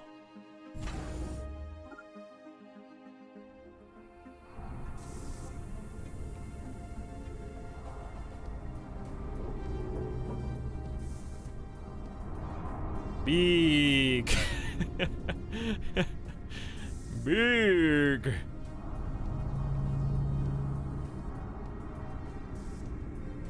Look at that guy. So, you are 56K by yourself. I can't merge because you're just too big. You take 32 military power. Not only is it 56K in military power, but yes, it is its own shipyard.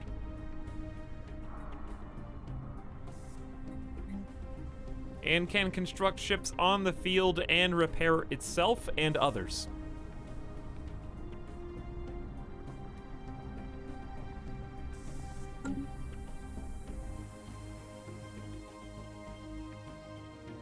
Wowie. And then with my other 49,000 alloys, why yes, I will. How much is it again? It's 32 fleet power. Okay. 32. Well, let's make our Shockwave and other fleets, since we have up to 210, go a little bit better. I don't know where we're lacking. I think maybe in the cruiser field we could use a couple other cruisers.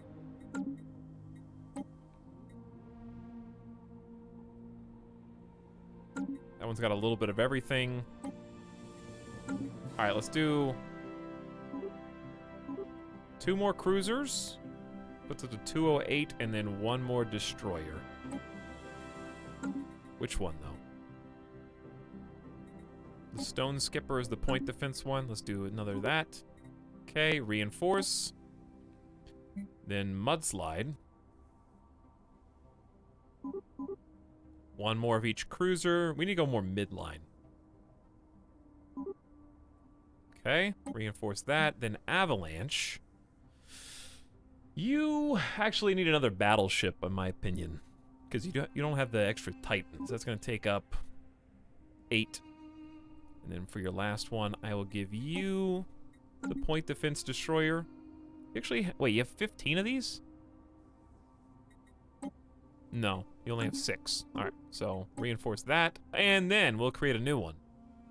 Do I have enough space? Well, it kind of helped that we got rid of those... Wait, why do we have these fleets? Oh, the space amoebas. Oh, don't laugh. But yes, they did clear up a little bit of room. That's true. Don't deface me. Can you actually have 5 Titans in one fleet? No, right? Is this we're at the point of Age of Empires where we spam out units? Sort of. Hey, Wax Cecile, yeah, I did hear about Old World. I don't know for sure if we'll be playing it. I'll look at some gameplay videos and see how we feel, but I did see that it existed. Few people have been interested. Should we rename the Empire? I don't know, I think it's good. I like it where it is. But I'm afraid it's not gonna let me because it says our Empire can support up to 5. And I already have, like, 4. So maybe we'll just put 1, because we're putting the Jumbo Boy in there anyways. And then I'll put, like 4 lodestones. I really am kind of over the meme cannon. The Eroder has some nice hangars that play to our strengths. Wait, I upped the wrong thing, my bad. Five and 5 of each. Then the Tumbleweed is kind of just a brawler, but it sucks. Don't tell them I said that. The rocket-propelled grenade has a bunch of missiles. I'd almost rather just have them. Let's kind of narrow it down. And the rocket launcher has a little point defense, a hangar, missiles. I think it's good. All right, how much fleet power are we at on this fleet? Wow, 152. Yeah, you gotta tone this down a little bit. 8 battleships, 12 cruisers, because I need to leave 32 spaces open. The Stone Skipper is the point defense destroyers. I think 10 of those would be nice. The Gravel class is anti-corvette.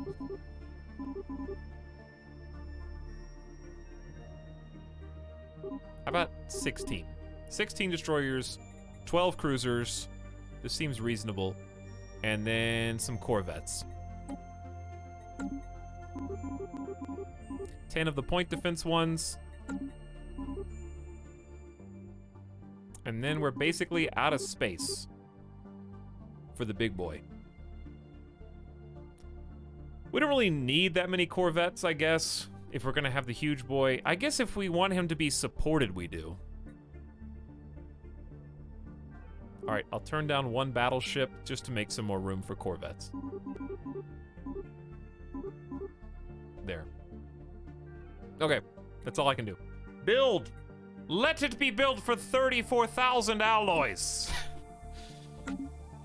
Good luck, Mega Shipyard. You've been called upon once again to build 20 ships at a time, you god.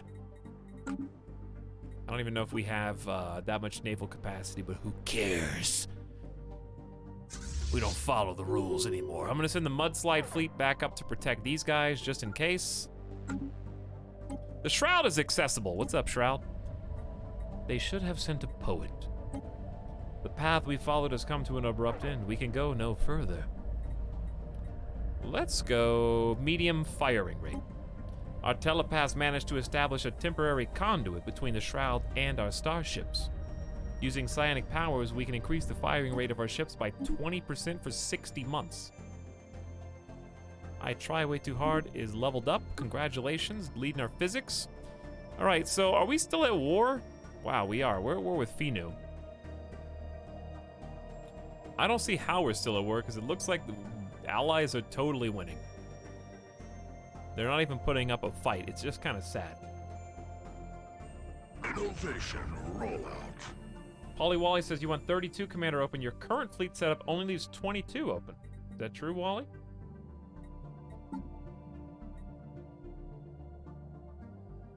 What is 210 minus 178? Polly Wally.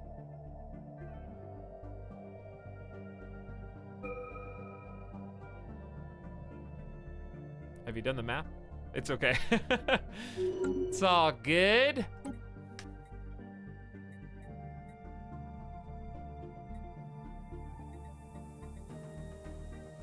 Why don't you try to get the gate node from them? From who? Lazy Lachir. Why don't you? I guess we could increase our starbase capacity a little more. Having some additional starbases back in here might be nice.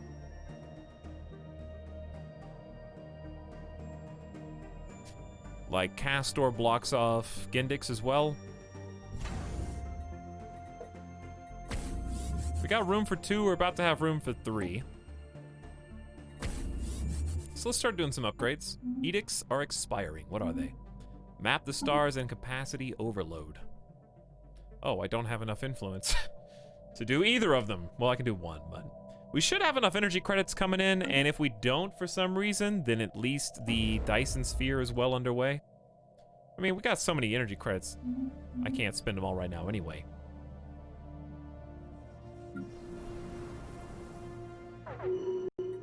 We could change a policy if we wanted to start resettling, which may upset our factions, but it's probably worth. They still have 2 houses available. But yeah, I think Rock of Ages is at capacity. However, wait a second. I have Mastery of Nature, but I have to have influence for that. Probably worth. Max districts +2. That 100 influence is harsh. I really need to start saving up some more. 6 housing available. About to change that. I wish that noise would stop because it's very distracting. I wish all the noises would stop. Mute! This is the gift sub sound. Trial. Mute! Anonymous. How dare you defy me in front of my chat?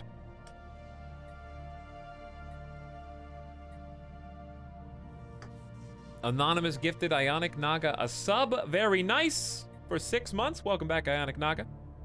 And Inky is also back with a 3-face in the chat. What's up, Inky?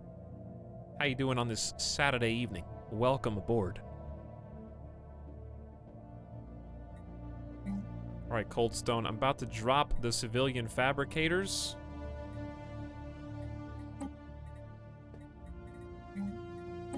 In favor of...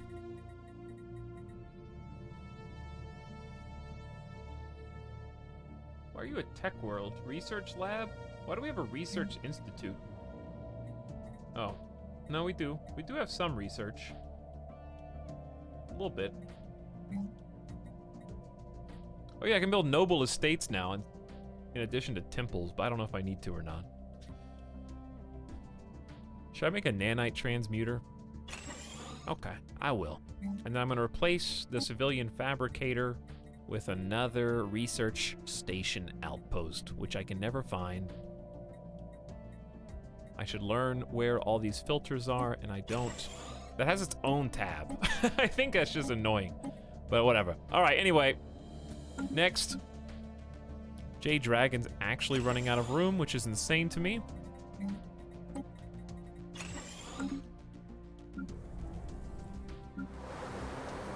Freezer Burn, likewise, is running out of space. Cold Steel, got a new system capital. I can't believe with all these admin buildings, we're still running out of admin cap.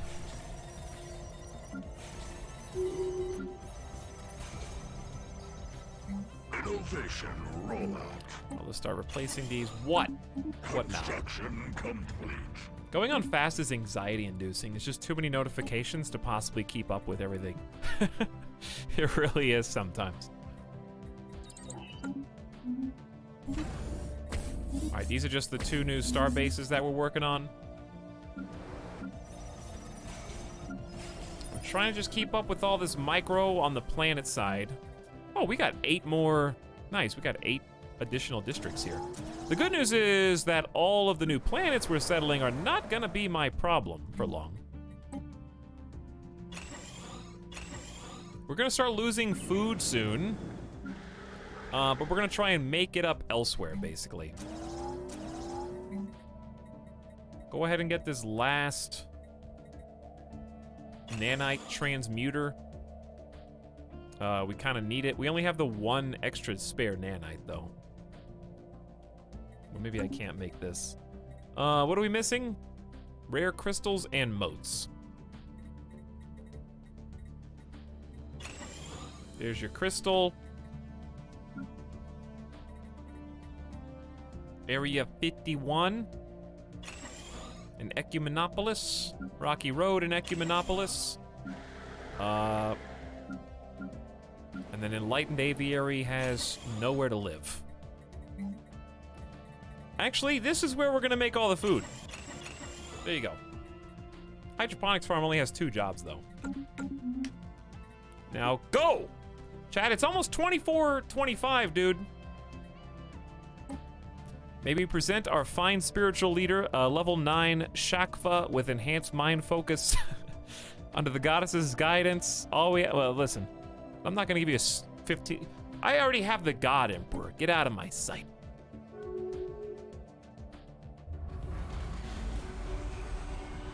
Model 16 Multiplex ended association status with us. Well, that sucks. Chat, should I? The Vran cartel is making a sensor race. Should I send my shockwave fleet into Sidamata's territory just to try and speed their war up?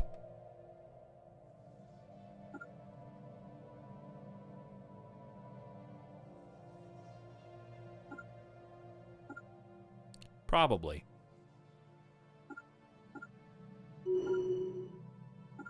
I think the only way the war is gonna be won is if we actually put boots on the ground on their planets. I think that's where the war exhaustion really comes from.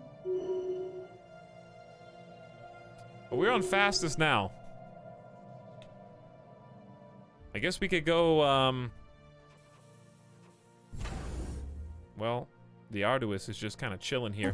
Where is the shipyard putting out the ships for the new fleet?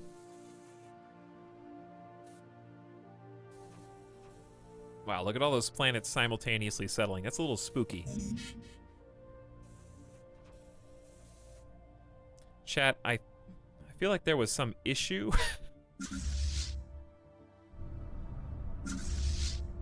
Not again. Who did this? Who did this?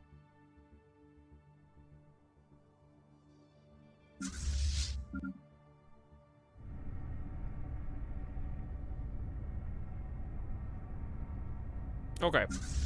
Hang on. Can you not merge? You can't put... Can you really not put a Krakatoa dude inside of a fleet with another fleet? Is that not a thing?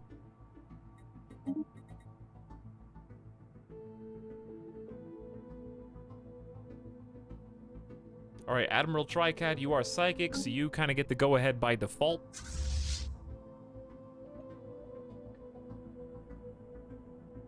I wish you could make the Juggernaut part of a fleet, but I guess you can't. Okay, well in that case, I'm scared to go too much higher on naval cap because we're almost at our cap. But where is... Who are all these extra ships for?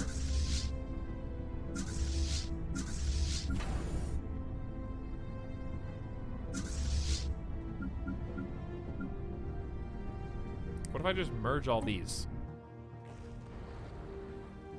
That may be the best way, because these are 210, 210, 210, so they're already maxed. Colony seeded. Here it comes, colony seeded. Time's like 7 or 8.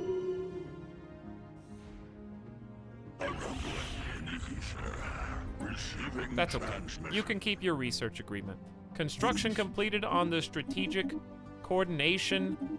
Well, I can't even click on this for some reason. Yogi? How do my ships even get to my capital? All right, here's the platform for the site. This menu bugs out. There we go. 15K. 2,400 days. It's not going to be adding too much, but there it is. And that means that we shouldn't be too far. Yeah, 1,500, about 4 years left for this. Senate is now in session. We're doing the 5-year plan, 40% Diplo weight from Pops. Get on up there. You guys know what to do. By the way, I got to 70,000 diplomatic weight somehow. Colony seeded. Oh, God. Colony? Mass seeded, dude.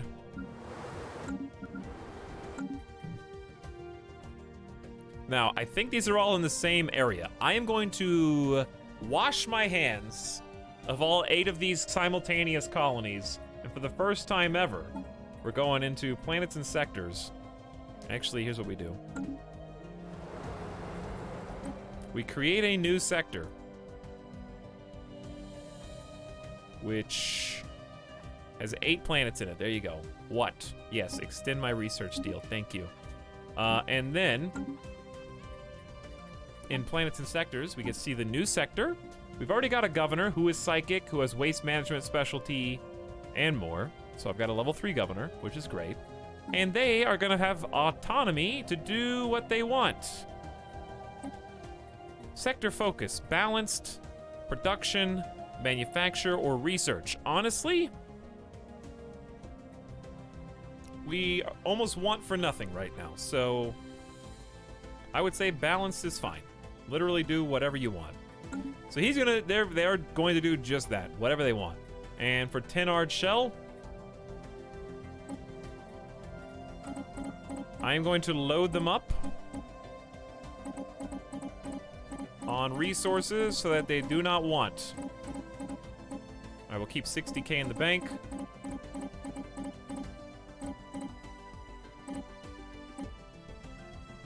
And I'll keep like 35 minerals.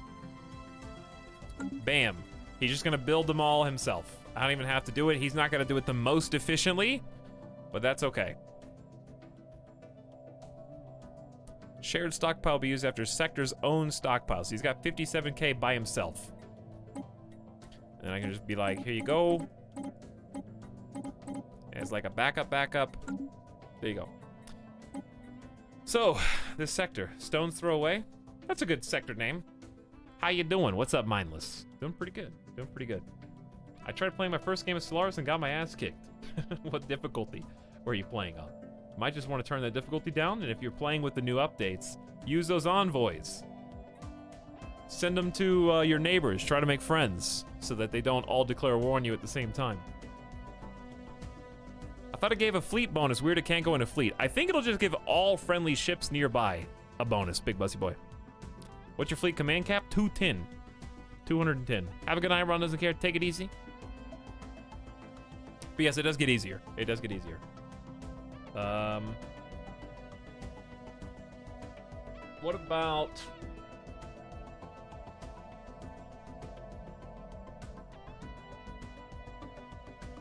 It doesn't have to be rock related. I mean, this is as seen on TV. I'm just gonna name it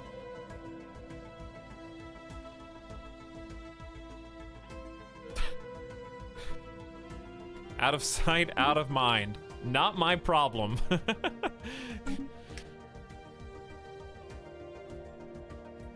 It's just gonna be literally, it's not even in the galaxy. You have to go through an L gate to get to it, which is hilarious to me.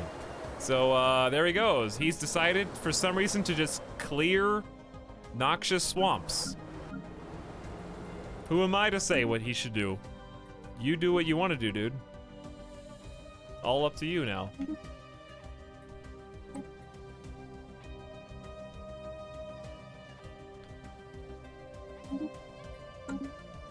But yes, this is the stage in the game where we're about to hit that naval cap.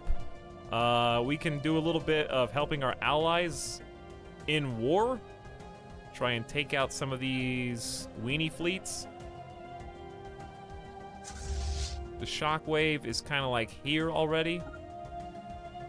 Research complete. They've taken over a system that apparently has a gate in it, which is hilarious. Actually, we just use the L gate. So chat was asking about that. Yes, you do use the L gate, I guess.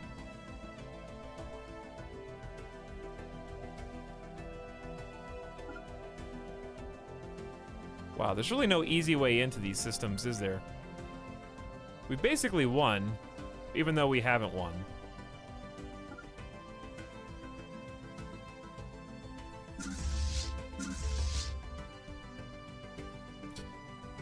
Let's have, all right, I need to name this juggernaut something. This is just gonna, I'm just gonna call it Krakatoa, because then I remember what it is.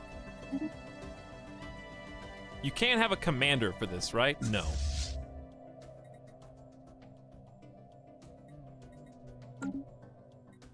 Is a shipyard still busy? Still making a Titan. What? Keep upgrading. Shield hit points plus 5%. You can do better. This is level 9 shield harmonics, dude. It just keeps going up. Alright, we're not at our max yet, are we? So, Sheer Stratum, you are ready for the Titan, yes. We're at the max. We have more space, so I'm gonna give you... We can go up to 210. 30 of those, 12 of those.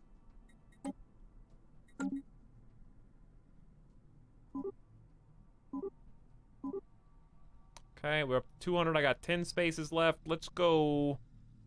Do I want two cruisers or one battleship? Let's do the one battleship.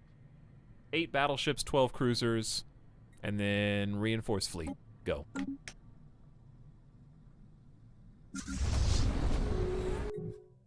But yeah, why are they appearing in Riog? That is a mystery to me. I'm not sure why they go to Riog. Nothing's here. This is not where their home base is supposed to be. Home base none. Should be Yogi.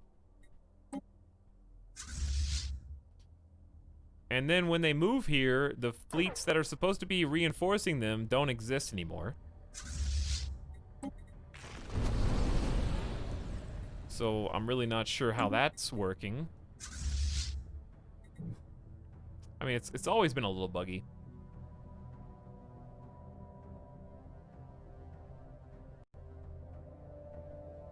So, you guys plus Krakatoa plus Mudslide. Where's their capital? Where's the Citamatis capital? Dude. Did the Yurfins already take it and they moved it back? This is Aztani Collective.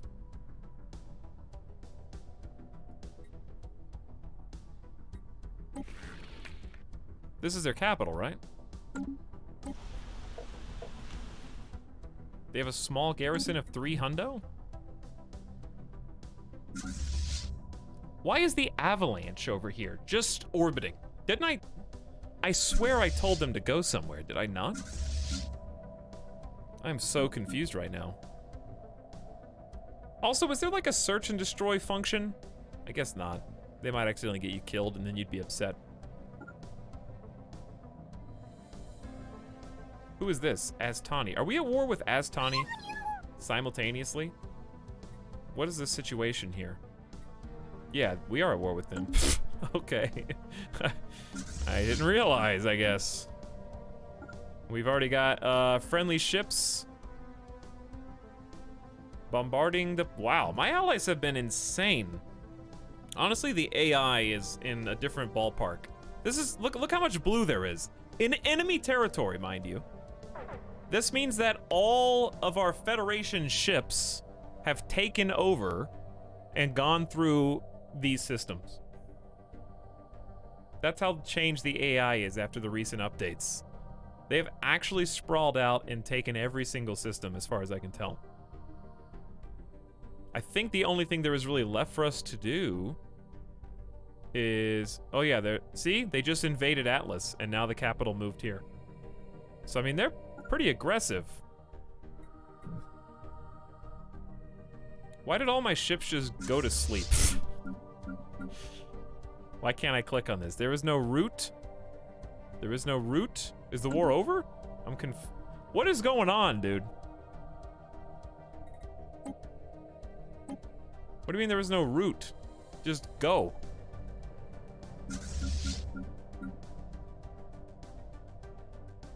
You go here, then here. Oh, you have to go through. It's telling me I can't go through because of space stations.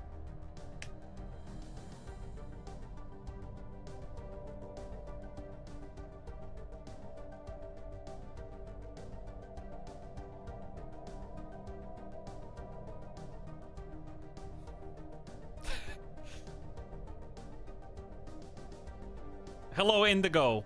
Windigo, what's up? I watched him when I was a child, bro, and I haven't seen his content in ages.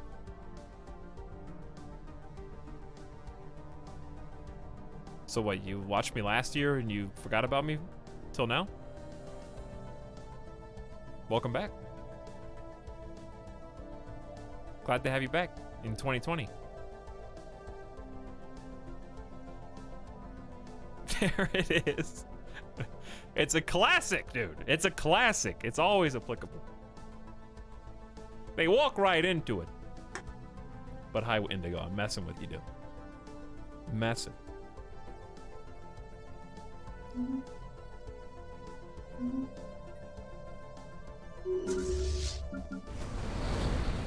So what does our fleet look like? They use the L gate? Wow! That is some fast warping. Innovation rollout. And they're there.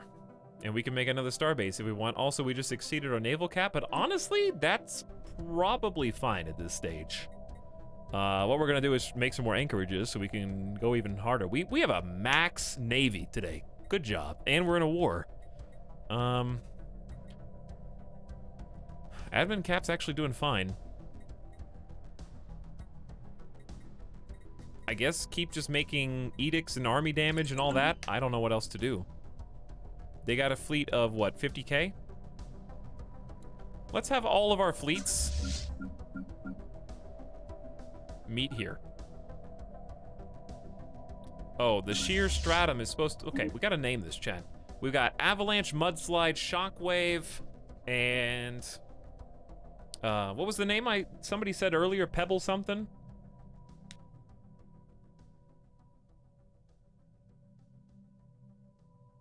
You vanished and I finally found you. 4 years, I think. I have some bad news for you, Indigo. I didn't stop making YouTube videos until 2018.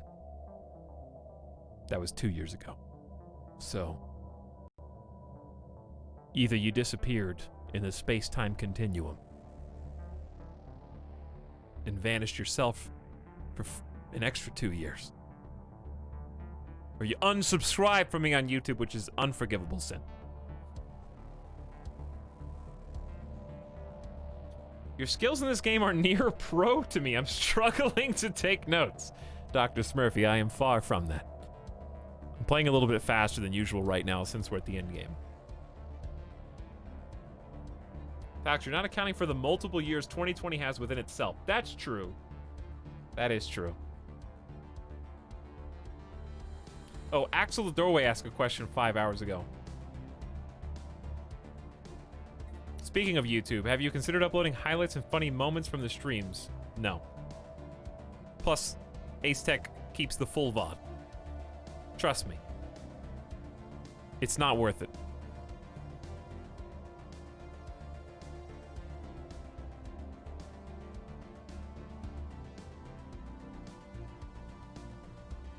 There is a VOD channel, yes.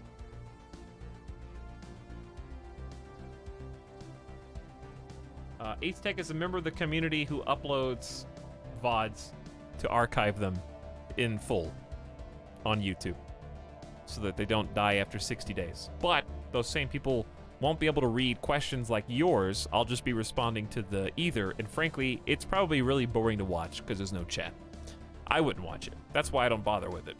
But if other people want to, you're more than welcome to.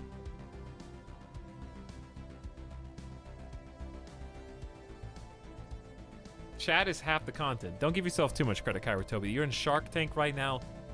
Best I can give you is like 18% equity. Okay? In the stream. If anything, you're distracting me from playing the game right now, which is what those YouTube VOD watchers want to see. So if anything, you're bringing my valuation down. Give me a name. If you're so good and you're so useful, then give me a name for my fleet. Where's the content, huh? Oh, 50-50. I'm waiting.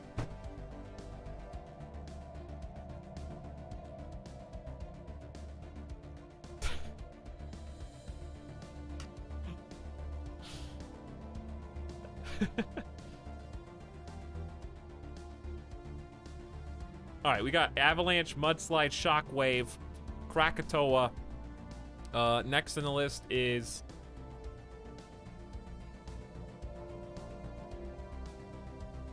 What about, like, Tectonic?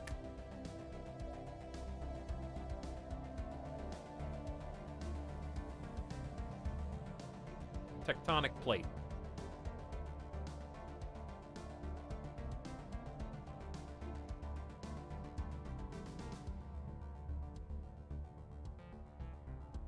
No, I'm not gonna name it Earthquake. What's another natural disaster, dude? That's not a tornado. Well, I guess tsunami is caused by a shifting and moving of the Earth's plates. So we'll call it. Chat wanted tsunami earlier. There you go. Tsunami makes sense. It is rock related. So that's fair. Anyway, the problem here is, though, that we got this fleet's supposed to combine with this one, but we accidentally added too many of something, and I don't know what it was.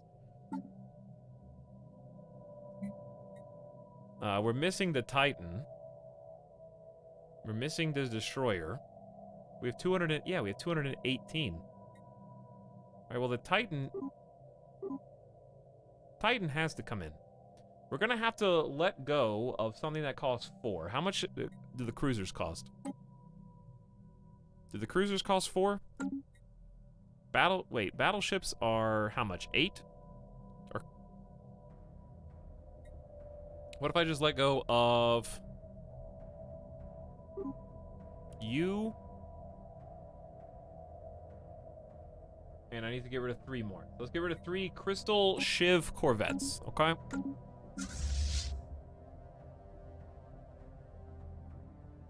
There's 1, bite. There's 2, bite, and there's 3, bite. Okay, now you two can join together as one. Perfect. Beautiful. We do all that to say, group up. You bullied a chatter for I did not bully someone for suggesting tsunami. Absolutely, I did not.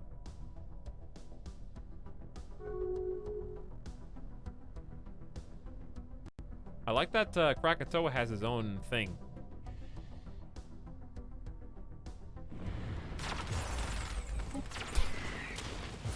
Violent clashes between the armed gangs that run the criminal underworld on Rock of Ages have recently escalated. Street fights have erupted in several urban centers, with the planetary authority struggling to contain it. Really interesting.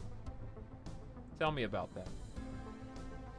The situation is getting out of control, dude. Well, fix it. I have Psy Police for a reason, yeah?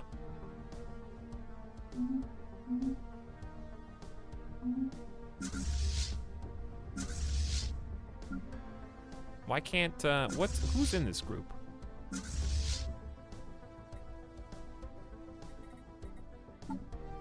very confused about this. Didn't I fix this, chat? Why is there another reef stratum after I linked these two together?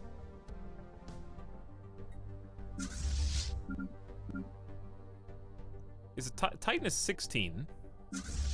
We only have 11 spaces. Why is the fleet manager so annoying? Huh? I don't want to disband 4 ships. I only want to disband like 1.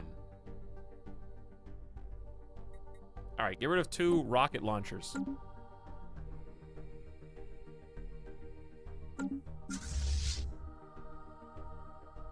Or something. Where is it? Rocket launcher. Bye. Right, we just need to get rid of 1 weenie. Get rid of a pop rock. Okay, now you two join up, please. God, thank you. Just go. Killing me here.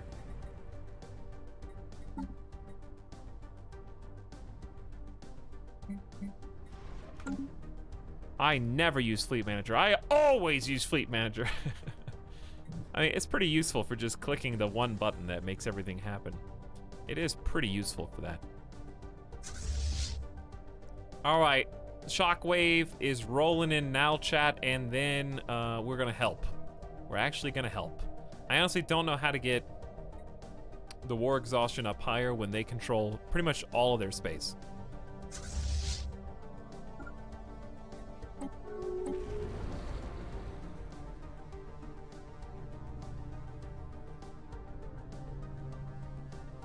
Purple on purple.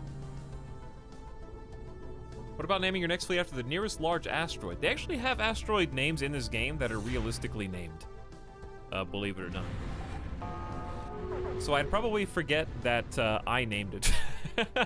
Actually. I'd be like, hang on, did I do that? Where's my boy, dude? Where is he? Oh, you'll know when he's here, I think. He's not here yet. He's on the way. There he is!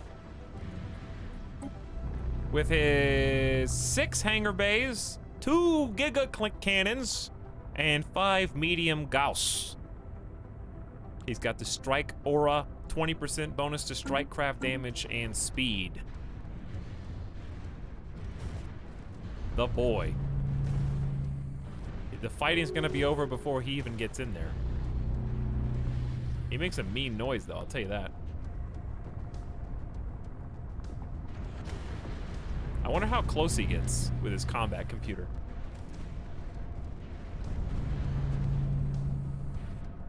Are those are the Giga Cannons, if you were curious, I think.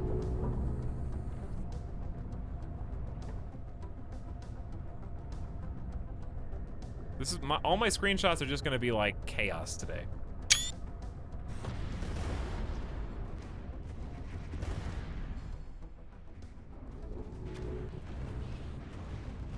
Well, we arrived to help. We might have done a little overkill, but at least we're contributing to the war effort. And now that the Juggernaut's here, we don't ever need to go back to a friendly space station again, because they're just gonna get healed in combat, or out of combat. Admiral Tricad and Nord have leveled up. All right, chat, next person to delete 50,000 channel points is gonna be the Admiral of the Tsunami. Robot Mystic. Rip Chargoth. Sorry, Chargoth. You knew the risk. Good try. So close.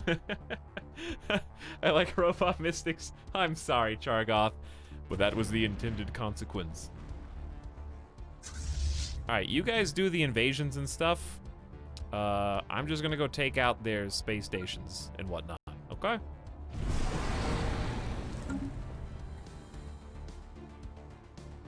Glorious Zukakan will now guarantee the independence of Sidamanis. They will now defend them from all attacks. We're not trying to take them over. You can't just do that in the middle of a war. I'm pretty sure that they're not hostile to us anyway, are they? Their war was Star Federation Zukakan War of Beliefs. Yeah, not us. They're doing their own thing right now. I didn't take a screenshot of the map today. We'll do it at the end. I took a screenshot at the end of the last stream, so we'll just compare whatever we end with today to that.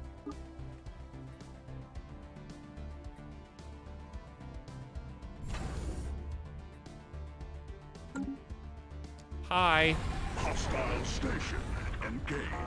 Where do you guys think you're going, huh? Freedom has arrived in your empire, okay? I don't think you noticed, but we're here to make sure that you guys turn spiritualists, and I guess egalitarian, even though I'm authoritarian now. Sign peace with Sidamatis. There you go. We actually got full exhaustion. Boom. That was rapid fire. Victory! We have won the war. I like that they can't do it against me, because I'm in their federation. No losses, as expected. Now let's get everybody out of here. So, here's what we're gonna do. Avalanche is going up to defend Terminal Egress. Which one has the 2 Titans in it? I guess you could tell from the top. Wow, that almost died. 1 Titan here, 1 Titan there. Okay, so Avalanche, yeah, Avalanche go up there. Mudslide. Ignore that graphical thing. Shockwave is the one with 2 Titans. We'll go up to Ardoct with the Krakatoa. And then Tsunami can just kind of chill in Rockstar, in our capital. I think that's a good spacing. Dude, we have to surrender. Did you see how big that ship was? What a monster. Hey, cutie. If only you had 50k channel points, you know? If only. Accretion complete. Well, now that we've got basically our max naval capacity,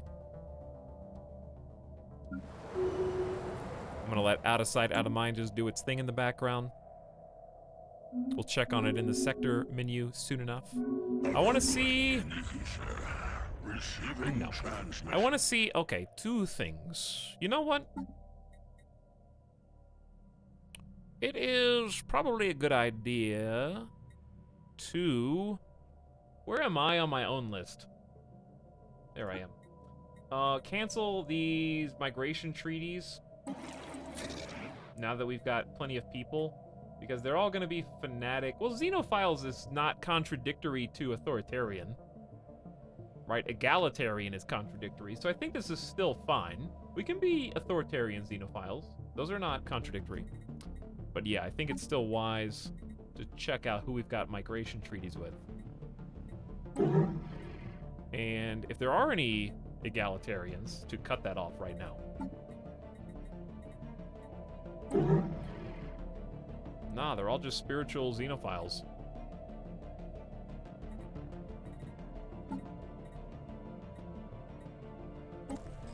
Eurofin is also pacifist Xenophile. Wow. I'm shocked, actually. Sovereign Finu. Yeah. They actually probably don't have a problem with this at all. None of these guys do. Zukakan, though, let's just break that migration treaty. I just don't really care. I need to get some extra influence. And we don't really need that many people.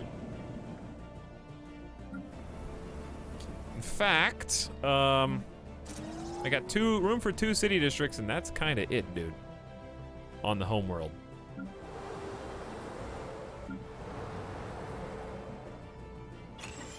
This is supposed to be a tech world. We are going to run out of consumer goods, but that is where our Ecumenopolis is going to take its place. Research complete. Okay, there's your research lab. Research on what? Strikecraft attack speed.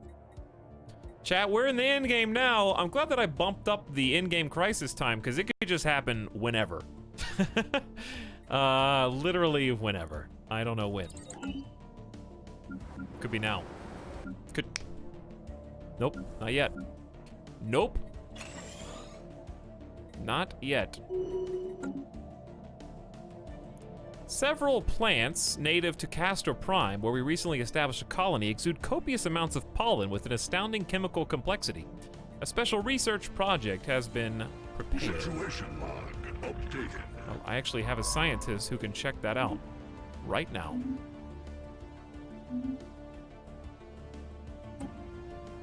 That's the timed project, actually. Did we ever get we never finished alien specimens. Because wait, where are they? Yes! We got German consciousness inside of our Federation. The long con, dude. I can actually get them now. We have no way to reach this project. Yes, we do. You just have to turn off evasive. And then you can do experimental subspace navigation, and you'll be there before you know it.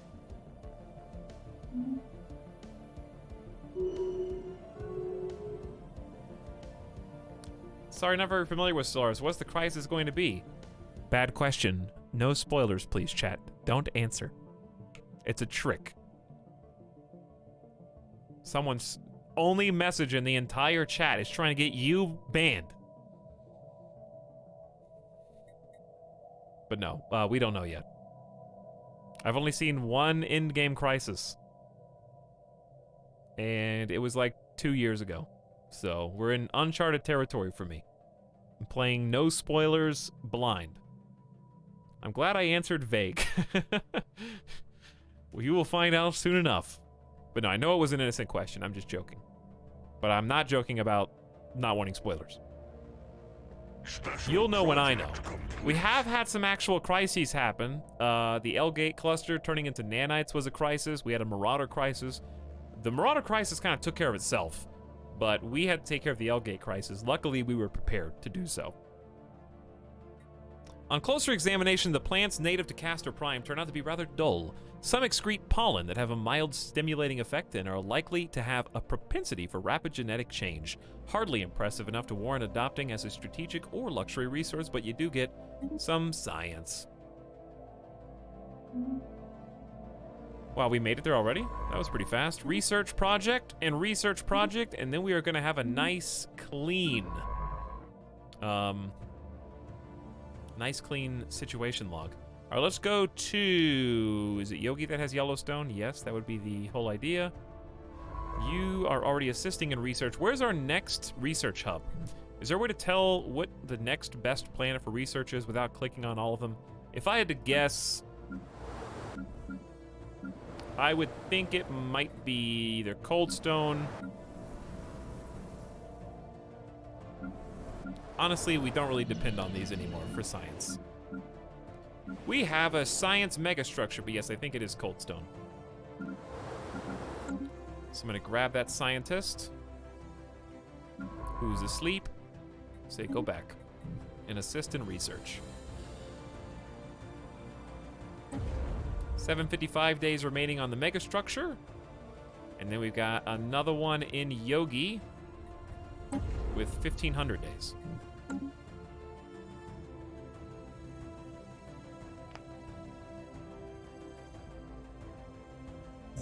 Ibar, we have actually conquered and settled about 8 separate planets in the L-Gate cluster. And I'm letting the AI handle them. But you're treading thin ice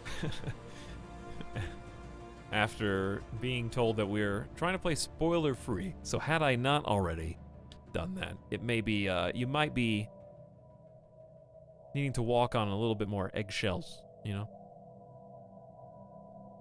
Careful with conjecture. I had pulled pork with sauerkraut and kielbasa tonight. That sounds amazing. I don't know what I'm gonna have tonight. Maybe tacos. Tacos sound good. Fleet command limit plus 10 would be nice, so we don't have to make an extra new fleet once we get the naval capacity up. And speaking of naval capacity, we got room for 2 more star bases. I don't know if there's a best place to put them. Generally, I like to put them inside systems that have planets that we've colonized.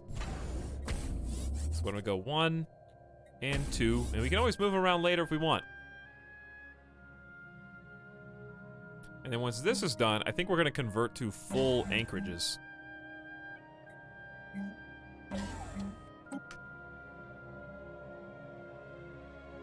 Taco Sunday morning does sound good. Well, it's Saturday evening here. What I'd like to do, obviously I'm excited about the research, which is done in 100 days, but I would like to consider going to war against Fighyar. I wonder how difficult it would be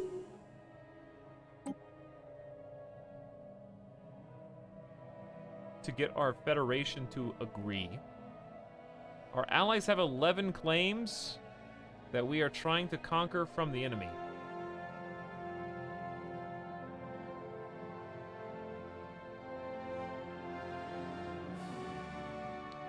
So, I don't... Under what circumstances...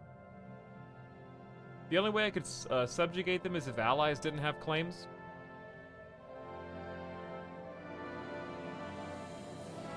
Am I understanding that correctly?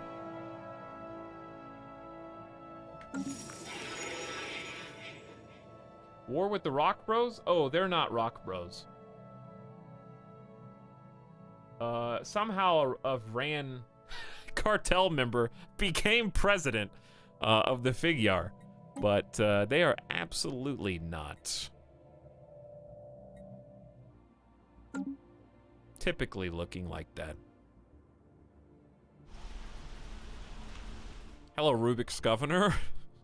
What's going on here, guys? That's the Fighyar that I know.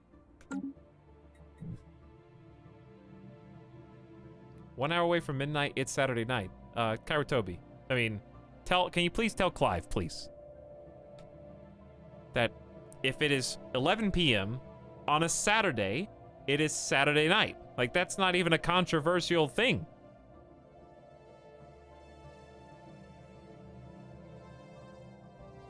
Clive, if it is 11 p.m. on a Saturday, it is Saturday night.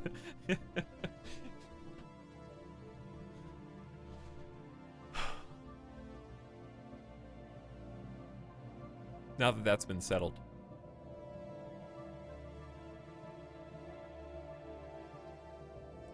Yes, let's... You know what? Let's just do... We don't need to conquer them. We could just do... Here's what we're gonna do. We're gonna go 1, 2, 3, 4, 5. I'm gonna go right here, okay? No, you know what? I'm not gonna do that. I'm gonna do this. Avalanche is gonna go here. Why can't I? Okay. Well, never mind. We're gonna go from here. Mudslide is gonna go from there. And then Shockwave, Krakatoa, Tsunami are gonna come from here. And we're just gonna go bam, bam, bam, wartime. And then show them what's up.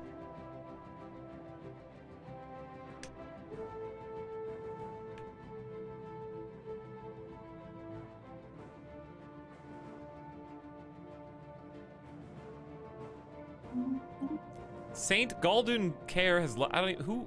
Who? Leader of what? No, that's my heir. For my god emperor. Yeah, that makes sense.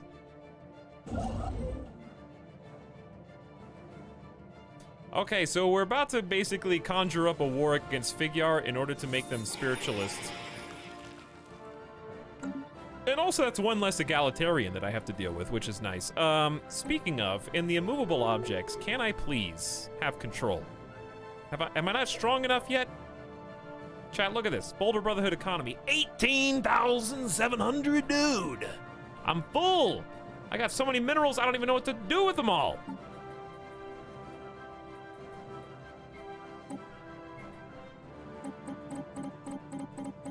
I'm just gonna transfer them all to this guy. He's like, I don't know what to do with them either, man. I don't know. Yes, this is revenge for how nasty Figure was in the early game. Exactly. But yes, oh, I got distracted from myself. Law. Fleet contribution high is fine, but I'm not gonna do that until I can figure out how to get... You guys are really in favor of random succession type, really?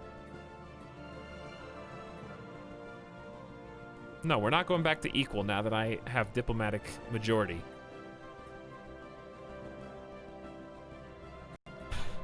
How do I get them to be in favor of challenge or strongest? I think you have to be weak and then become strong. But they're okay for 40-year succession? It's gonna take a long time to get to cohesion, or in level 5. Damage to endgame crisis factions up 25% is kind of a good reason to have this leveled up, but it's gonna take so long to get there. If somebody does the math, is that 10 XP per month? It'll take years, decades even, to get to that point. I don't know how to get this to become the Senate.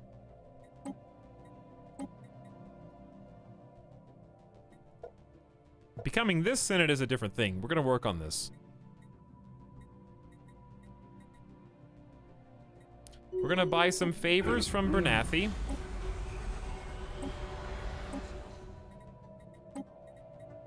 Here's some food. Okay, and we're gonna buy some favors from Gloria Zukakin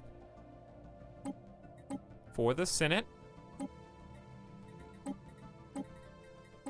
They don't even want food. Okay. Guess what? I got exotic gases. I know you love those. We're losing moats.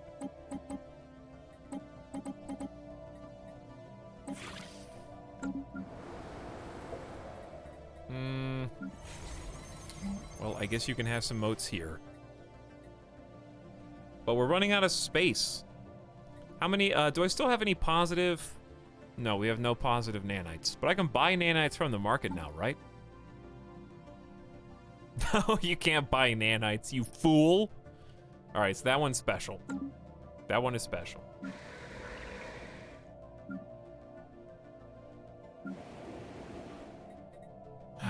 We don't have enough jobs.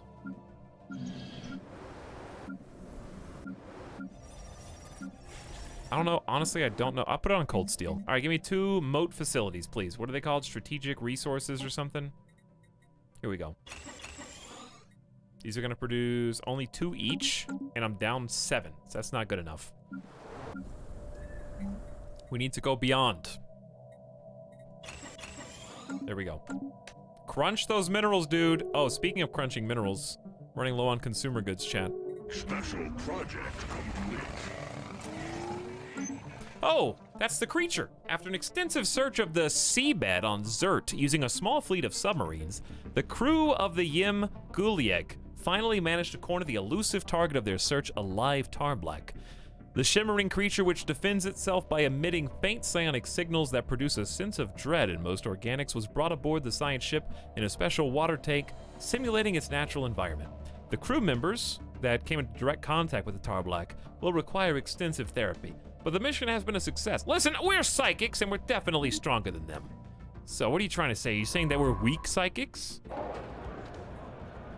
Due to a major clerical error, parts of Dora Enar have fallen behind in infrastructure, maintenance, and accommodations. The people live in rather bleak conditions and will not tolerate it for long.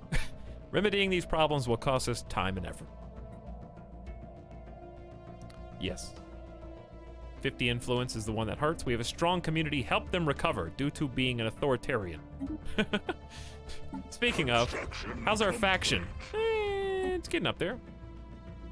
Needs 20% support. We have a stratified economy. I don't understand. Stratified economy, slavery, or purging? Am I not doing a stratified society? Are we not doing that? Also, who's dying?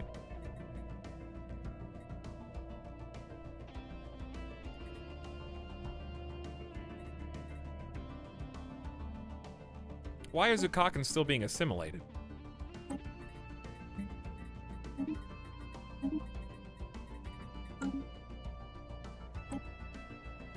These guys are all stratified economy.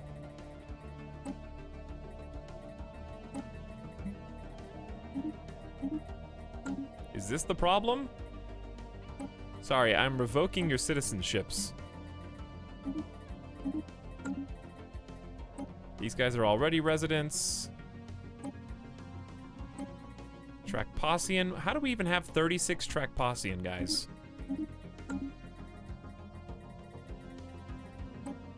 Rubik's, those are my guys, though. Well, I guess we have to do it for everyone. We can still be full citizens in a stratified economy. So that's gonna have some repercussions. Worker happiness is down, but ruler political power is up. Maybe that's what they wanted. A couple of these people somehow escaped. So residence automatically changes over to the stratified economy, if you're wondering.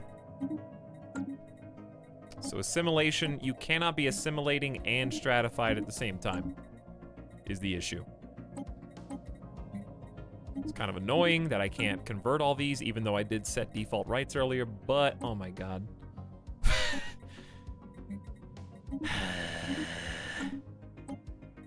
Gotta fill out the paperwork, dude. I feel like I'm at the office. I got like a giant stamp right now, and I'm stamping residence on all these. I feel like I'm playing Papers, Please. This is what happens when you have open migration with everyone for a long, long time. Normally, it's not this bad. Half roach? Yeah, humans. I guess we are half roach.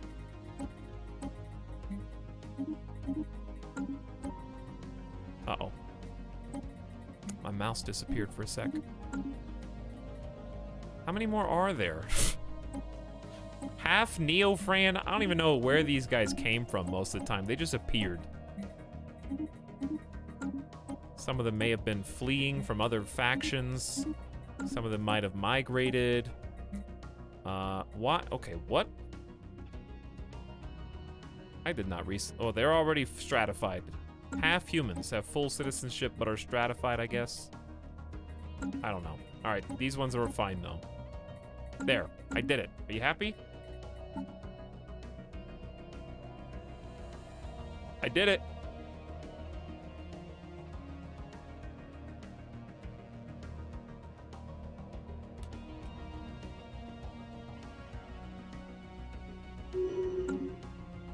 Anyway, ambition. We do want monthly minerals up. We do want star-based builds. We do want science bonuses. 1, 2, 3. Bernathi has made a strategic center. Oh, these are for the favors. Leader Admiral Paywaste. He got to fight in the Great Elgate War. You know? Actually, I think he got fired. Never mind. He died kind of a retired general. He didn't fight in the Great Paywaste. We'll salute you anyways. Did we have... Yeah, we should have a commander for every single one of these. Good. Scientist Roof has leveled up to level 6. There, we're done.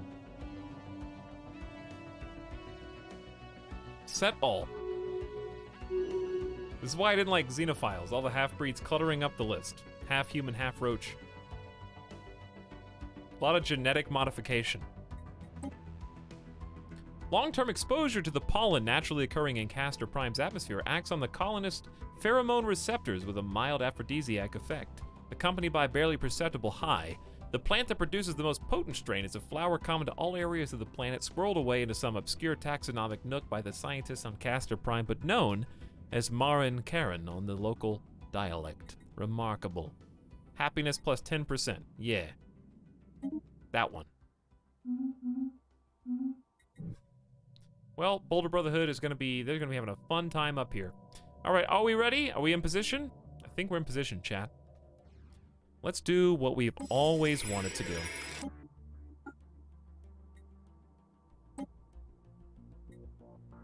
Impose ideology. I know you're gonna back me up on this. Do you guys have any allies? I honestly didn't even look.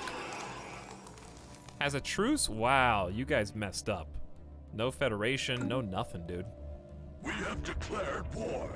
Stone cold. And that is what I'm talking about. Oh, we didn't actually make it. Oops. May have declared war a bit premature.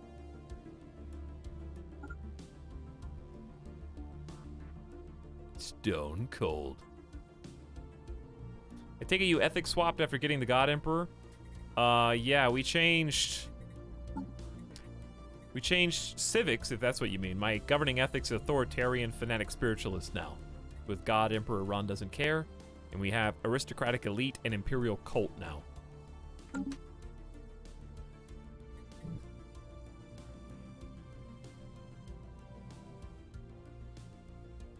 Well, time to kill some star bases. He kind of, didn't really upgrade these as much as he should have. Never got to Citadel. We had him boxed in for most of the game. We should make short work of this. We have almost 300k. Oh, look, allies instantly show up, dude. Holy crap, those allies. And there's our juggernaut. Those are the Federation fleets, I think. With a Yurfin. I remember how scary they used to be. Yeah. Yeah. They did. But now we're not conquering them, we're just imposing our ideology. Wow, they really were excited. This is what happens when you put a gateway on your border. Your allies just flutter in. And look at the AI now. They're so aggressive. That fleet is only 32k, so I'm actually gonna send,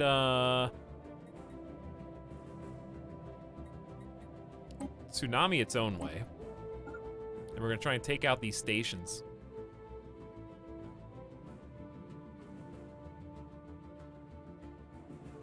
Meanwhile,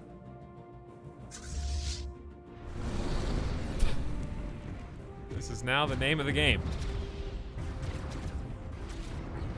So, I guess take out their fleets first and maybe just let our allies go through the busy work of conquering their actual planets instead of having to micromanage the invasion fleets.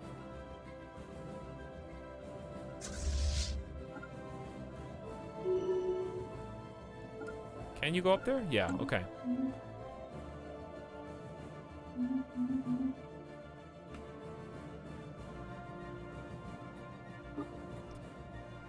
So I think each of these are going to be the same. If they don't have citadels on the border, they're probably just going to be these little weakling stations, and we're just taking them by storm. Totally surprised. Federation will go in and individually claim the systems. And at this stage, since we have such crazy fast warps, that's why it's going so fast. Though the secrets imparted to our people by the Whisperers are of great use, some of them are also quite disturbing. Dealing with the stress of knowing too much can be difficult, and has caused an increasing number of our population, including Governor Bamboozle, to turn to substance abuse as a means to cope. Bamboozle, why have you done this? You've shortened your own lifespan by 20 years, dude.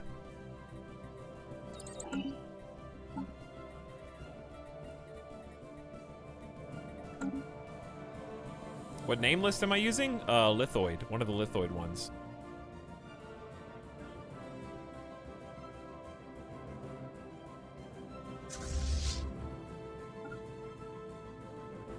I don't remember the exact number. Special project. Hey, we completed our entire log. Final animal collection from like hundreds of years ago. These white furry omnivores wrap themselves into tight balls and roll across the moon's snowfields at astonishing speed. One animal was clocked at over 80 kilometers per hour. This aided in their detection, since the passage of their rolling forms kicks up huge plumes of swirling snow. All the specimens asked for by the Museum of Exobiology have been secured. The museum has grown to a massive facility where artificial gravity generators and atmospheric processors are used to simulate the environments of over a dozen worlds. Visitors journey from all across the Boulder Brotherhood to see its wonders. I love how Paisley this reward is at this stage in the game. You know, like, oh wow, 500 energy credits. You shouldn't have. Thanks for the socks. Situation log now empty. Boulder Brotherhood sits firmly in first place. On January 1st, 2500, the Boulder Brotherhood will win the game. That's the end game date. Now we're playing Civilization, who can score the best.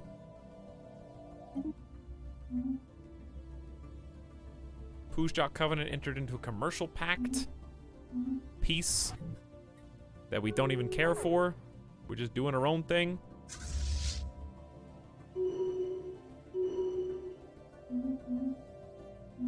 Hello, Shroud. Again? The path we followed came to an abrupt end. We can go no farther. Yeah, increased influence would be nice. Can always use it. Our telepaths have been overwhelmed by the intense strain they were put under during our communion with the Shroud. They can no longer maintain the link. So plus 9.11 becomes... Oh wait, did we lose? I don't think we got the benefit, even though it was a high chance.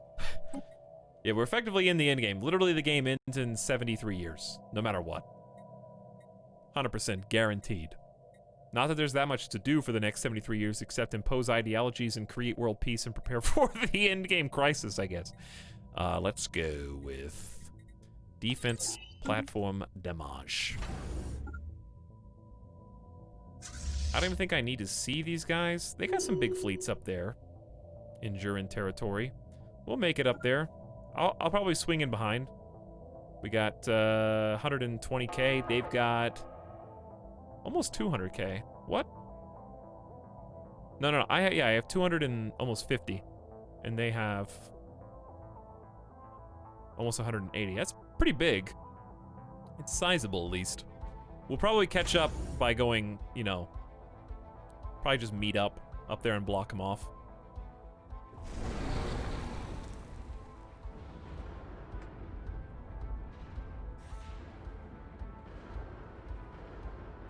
We're in the end game now. We are indeed. The first time I played this, I spent around 190 hours for my first run. I played probably 2 passively. More declared. You know what, actually, 10 minutes is a light. Too light. Especially with repeated vocal instructions. And I know you've been here too.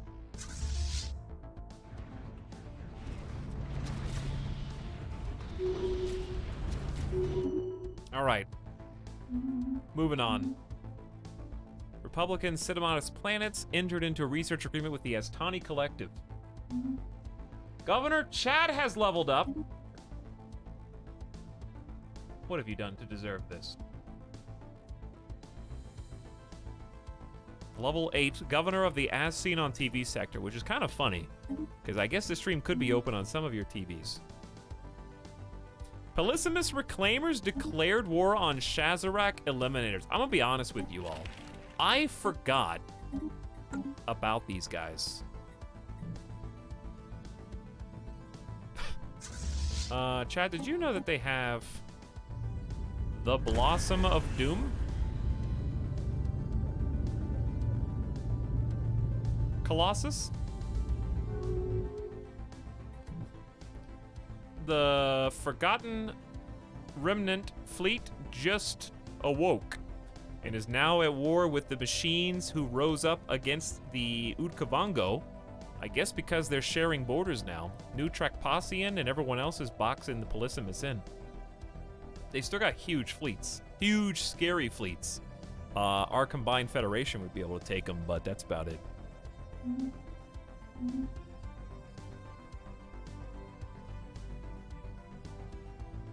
So I have no idea what they're planning on doing now. It'll be really cool to see what the isolationists are up to.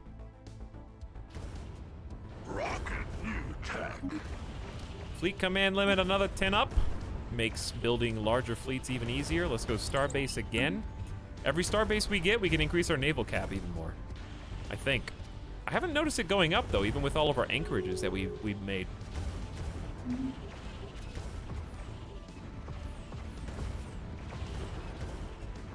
But yeah, we're almost at 2430. Not that many years have passed today because of all the L-Gate stuff. Reports from Castor Prime indicate that worker productivity has declined recently, becoming stable at levels several % lower than the Boulder Brotherhood average. This may or may not be due to the stimulating effect of the pollen native to the planet. It probably is. A special project has been prepared should we wish to make our production pipelines more efficient to make up for the loss. Pheromoned second stage. Situation log updated.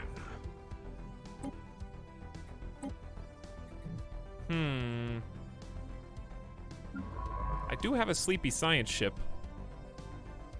Oh, is this a, No, it has to have a science ship, yeah. Move here, you fool. Can you experimental subspace to the L cluster? No. Okay, well just go back, go back into Puzjak territory then. Why are you making this into such a big deal? What is wrong with you? Why can't you experimental subspace anywhere?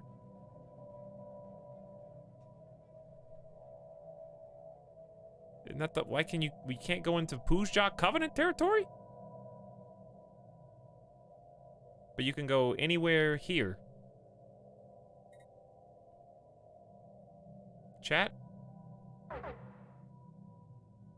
It had a no, you can't do that, and okay. I have no idea. Not really sure what was causing that, but okay.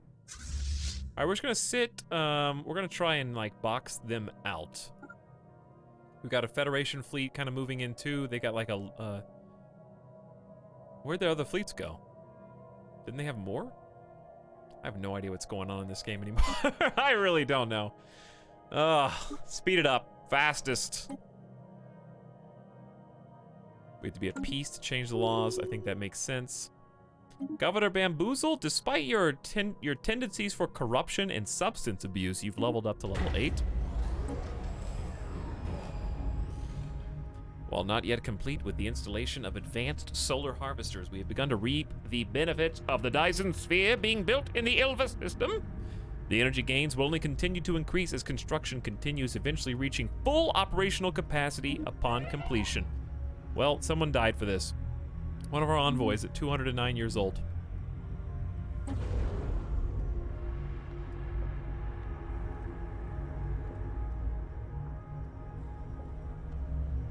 Trying to get close enough where we can see the whole thing, still see the scale of a planet. Take a nice screenshot.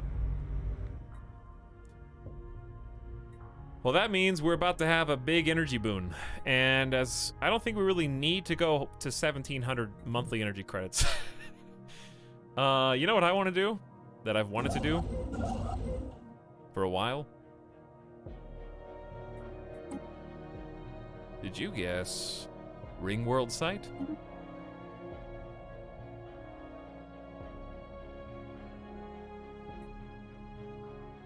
So what are the conditions for a Ring World?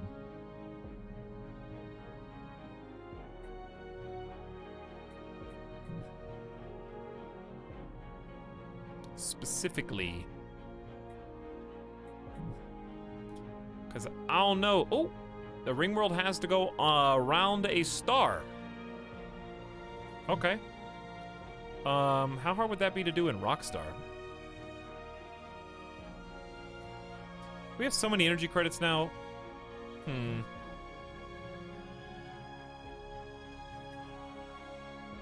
Like, what do you have to delete? It has to be in an uninhabited system? Oh, yeah. Yeah, those are the only ones available anyways. It deletes all the resources in the system, so why don't we just do, like, here? Thuban. Thuban looks like a good pick because there's really not that many resources coming out of it. That looks like a nice one. Did we conquer the outer worlds from the invasion in our universe? I did, yes. And we have 8 planets here being governed by the AI. Which are... they're uncovering lithoids right now to try to get a fast track for population. Another envoy died. Yeah, he is busy, dude. I'm not even looking at those. And it's easier this way. And I just feed him. I feed him resource. He's got 70k stockpile. Diplomatic communications from the Udkavango to close borders. I'm not really surprised. Didn't we rival them? They're about to be having a real bad time. Udkavango fleets mingling with others from the isolationists, I would guess.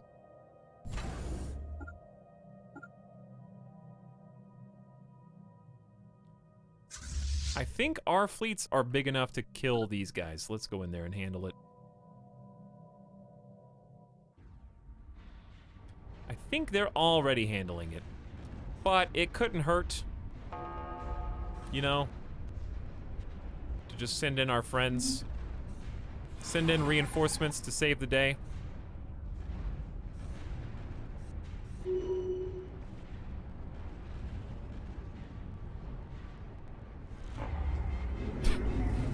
Rising unemployment on Coldstone. Good luck. We've had them before, and we've quelled them before, and we will do so again. With 0% crime. We need to build some more jobs and buildings and stuff. Where's my ships? Well, not these ones, but I guess these ones will also work. I'll do the heavy lifting, boys. Really? Right now? I'm trying to enjoy the show. Trying to enjoy the light show. Republican Sidamatis Planets has declared Shazarak eliminators their rival. Oh, the Sidamatis, dude! Imposed ideology. That's so funny. Where are they? Where do you guys even live? Model 16 Multiplex, Yerf and Yerfrins have some of their space. Yep, those are fanatic xenophile pacifists now, dude. Some bros. Invite those boys into the Federation now. We have to wait, I think.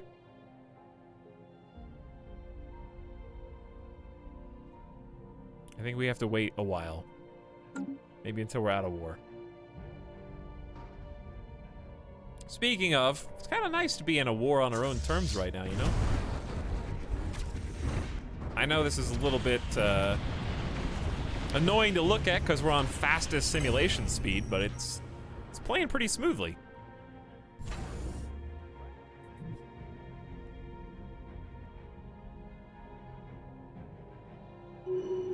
All right, so that's been changed back to blue. They got a big fleet right here that we're about to engage. We're gonna finish what? I don't know why, but pop-ups have become annoying to me because I am trying to fast what? I'll read. A recent survey indicates that residents of Castor Prime are much less likely than other denizens of the Boulder Brotherhood to migrate to other planets. The survey does not address whether this is due to a psychological dependency on the low-level sensory arousal caused by this flower and its sibling plants. All migration down 75%. I'm not even the governor. Talk to someone who cares, okay? That's the governor's problem, not mine. By the way, congrats, Admiral Mystic, on leveling up. I'm very impressed. You're doing great.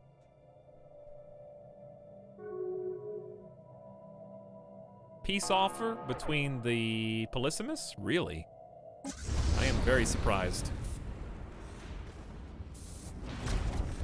Rip these guys.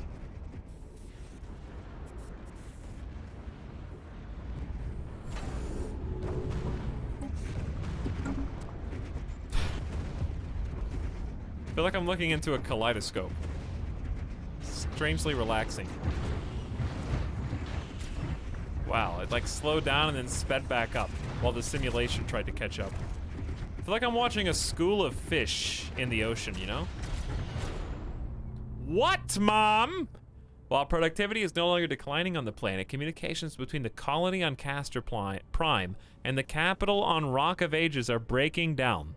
Senior officials on Castor Prime are growing increasingly distant, and our clerks are complaining that even relaying simple directives is becoming an exercise in frustration. Well, it's slightly important. We're losing, you know, total control and communication with the planet. Sigh. Deploy an admin task force. Resources from jobs plus 5%, happiness down 10%. What happens if you just click sigh?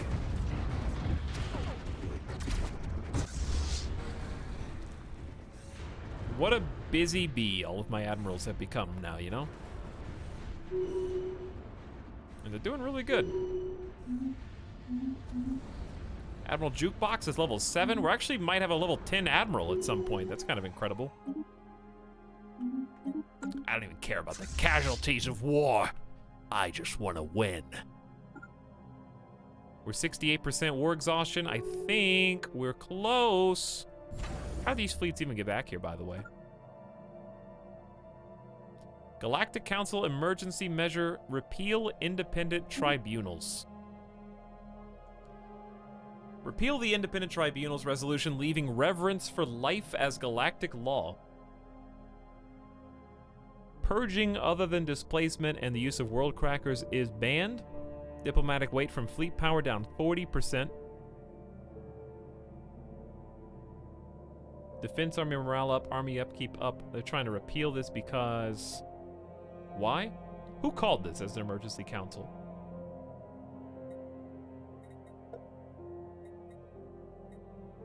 Gloria Zakakin kind of sucks.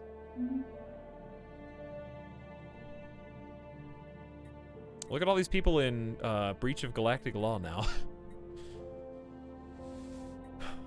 How much do we care about having or not having fleet diplo weight? Dude, I have 13k fleet diplomatic weight, but he still has 18,000. How? AI's cheating, that's how. 21,000? No. We're not going to repeal this. I would lose too much. I love how my opposition is almost as much as all their support.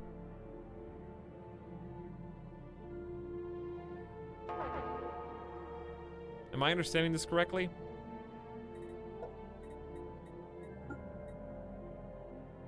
Yeah, Armageddon and indiscriminate bombardment are banned. 60% lower diplo weight from fleet power, army morale up, collateral damage down. Yeah, definitely oppose, for sure. Oh, we got some big opponents. Big opponents. Why did Glorious Zakakin even do this? What a waste of time. What a waste of my time. I could have called something else.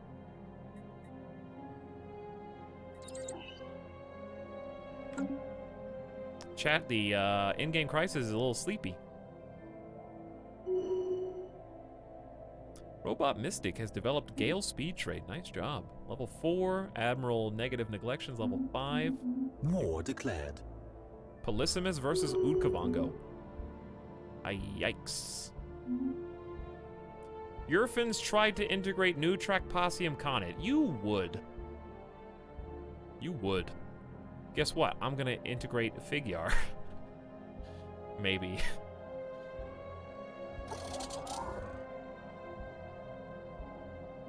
Maybe. Alright. War has been done. We should... Why can't we achieve war goals? Demanding unoccupied systems and unoccupied planets. So we're at 100% war exhaustion, but we can't fulfill the goals yet.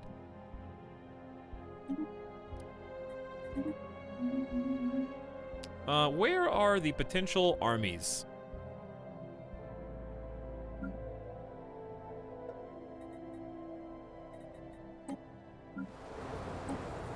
Here they are. Why is Baldoon here? Get out of here, Baldoon. All right, who do we actually have to take over, huh?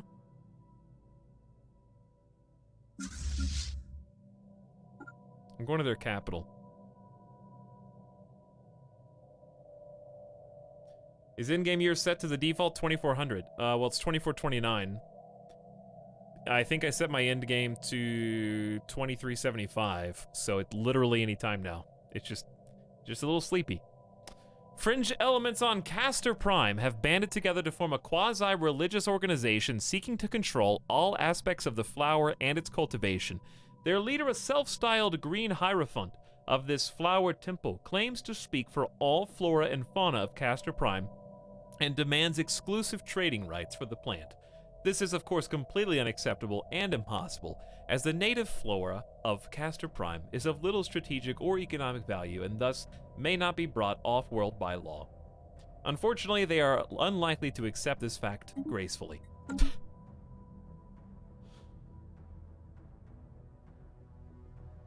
Heresy.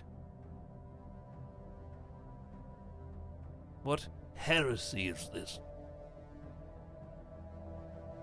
Can't believe we're locked out at 1K minerals. Look at all these little busy bees, dude. Look at all these little busy bees. So I'm trying to go for their capital, I guess. The Flower Temple and its followers now make up a sizable minority of the population on Castor Prime, and reports indicate a disturbing change in the movement. Their futile attempts to smuggle Marin specimen off-world have been growing less enthusiastic by the day, as the Flower Temple seems to be transitioning into a doomsday cult. There is likely a correlation with the recent changes in the pollen's chemical makeup detected by atmospheric sensors. A special project has been prepared to assess the risk associated with this, and it's recommended to complete it before something goes horribly wrong. Situation log updated. Impending doom.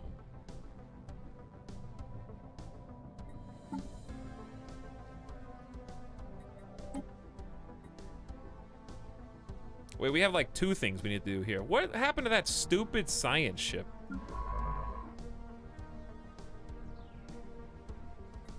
Alright, I'm sending you. Sending someone else. Let the governor handle it. If only it was that easy. Alright, transport ships are on the way. They're just taking their sweet time. We're fast forwarding as fast as we fastly can. This was an awful idea by the Galactic Senate. Gloria Sukhakin, what were you thinking? Kick him off the council, dude. Look what they've done. Rocket new tech. Construction complete. I want to get change council. I'm going to emergency measure change council size to 2 after this.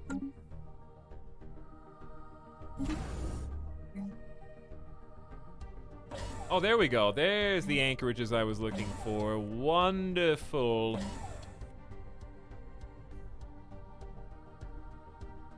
Okay. Starbase capacity up again. We can do 25 starbases. I don't know what to do with all this power, to be honest.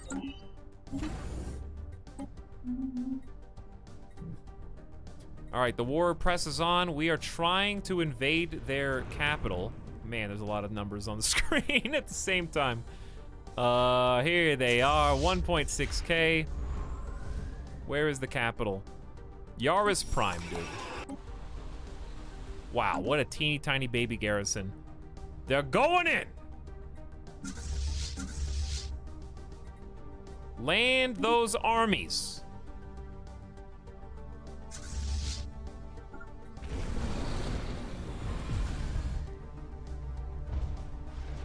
Take their capital. Impose your ideology on them.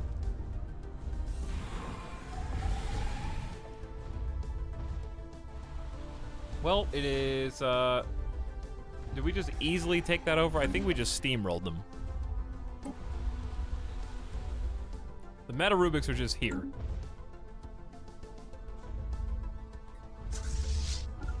Pretty sure we just instantly won. Cannot land armies on an uninhabitable planet. Oh, this? Oh, you can land armies on the stations. I didn't realize that. Marines, roll out. Special project complete. Far-reaching changes to time management paradigms and the way responsibility is delegated within all fields of production and other duties on Castor Prime have produced good results. The populace has an evident desire, outside observers would call it an outright need, to be in close proximity to the native flora. With clever scheduling and additional checks in place, productivity remains low but has risen above the lower limit of what can be deemed acceptable. Resources from jobs up 10%. Pheromone workaround modifier added. Is it over? I don't know, dude. Angry meteorites touching down. Invasion, easy. Chat, I have Neo Redux assault armies, and I have psychic armies, and I have clone armies, and they're all pissed. Alright, we need volatile armor. Armor hit points up, explosive weapon damage up, kinetic weapon damage up, shield hit points up. Give me all of them. For like 18 years. Good edicts. Alright, do we have enough to achieve war goals? Demanding unoccupied planets, systems, and surrender. What do I have to do?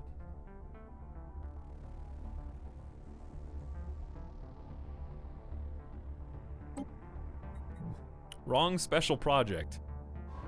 Well, the scientist is there. He can just do both. I have to fully occupy everything. Listen, that sounds like a job for the Federation. Violent clashes between the armed gangs that run the criminal underworld on Coldstone have escalated. Street fighting erupts while the planetary authorities are struggling to contain it. I don't think they are. Project complete. We ain't never making it to 2450, chat. Quick, but I like the stories. I do, but also, I am just antsy. I'm antsy. Quick and decisive action allowed us to identify the risks associated with the rapid changes in the pollen native to Castor Prime and take the necessary steps. The necessary steps were a complete planetary evacuation and a planet-wide tactical pesticide bombing run, targeting the flower and its ilk.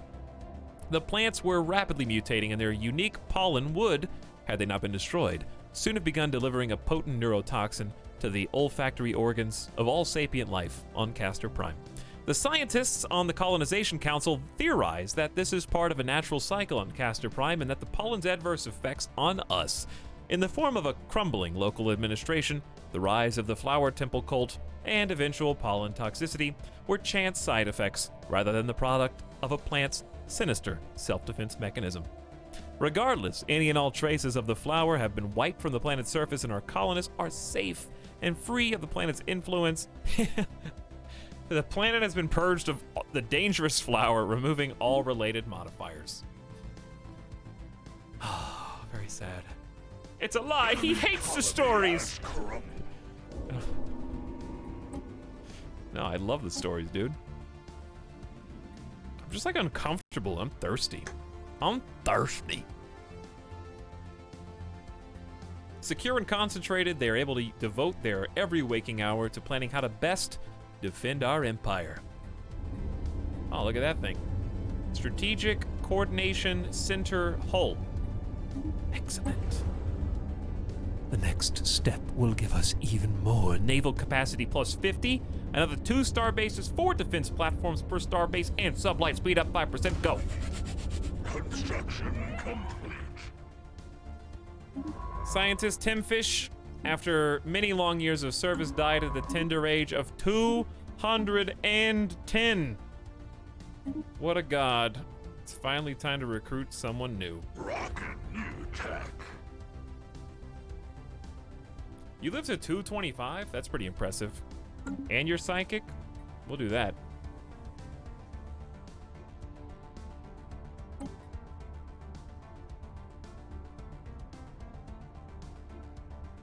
All right, chat. You're gonna name this guy. Who do you want to name it? About time, Grandpa. Oh, Jeff. I want to name it Jeff.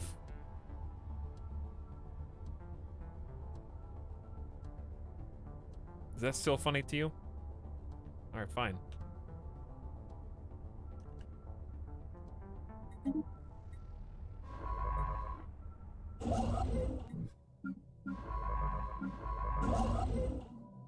Where even is that? He got lost in space, dude. He died in the vacuum. I don't even know where he went. He's gone forever. You can't have this. I guess what's the cheapest one here? Energy weapon attack speed? Sucked into another dimension. Apparently. Alright, well see, they're doing a good job of handling this for me. We were at like -400, now we're at -272. I'm telling you, it's not my problem. They're just gonna win. The AI is so smart, I can just sit back and look at all the Federation ships, for goodness sakes.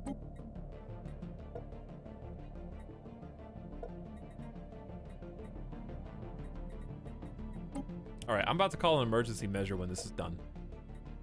I have to wait 4 years, but I'm gonna do it. I'm gonna kick Zukakans off. I don't care about your stupid mega art installation, okay?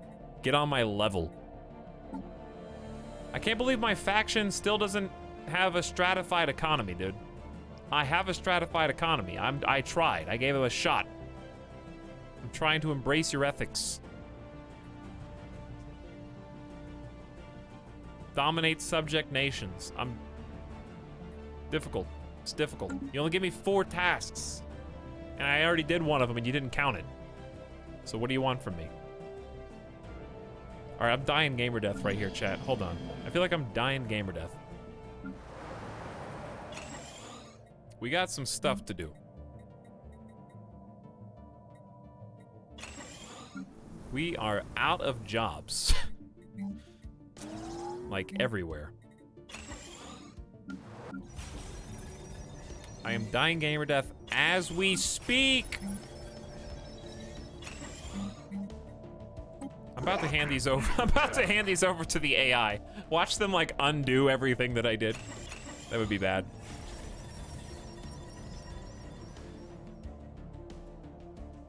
He's in the Endgame. You can tell because when he clicks stuff, it doesn't do anything.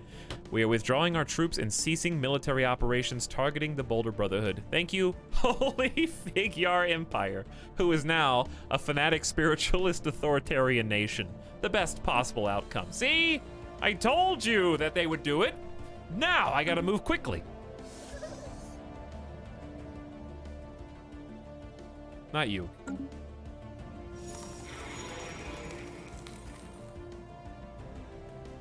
How long do I have to wait before we try to demand vassalization? Recently liberated. I wish I could just set this on a reminder because the AI is gonna try and do it before me. Watch.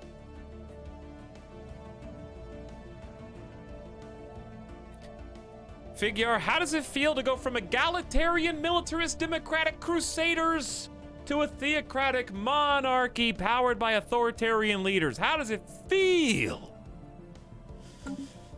Oh, it feels good. Also, hang on. Are you telling me that Jurin consciousness actually... Hold on. Are you telling me that I went in thinking I was changing their ethics and Jurin consciousness was like, nah, dog, I'm actually subjugating and conquering their land? Is that what just happened? Did I get baited by the Jurin consciousness?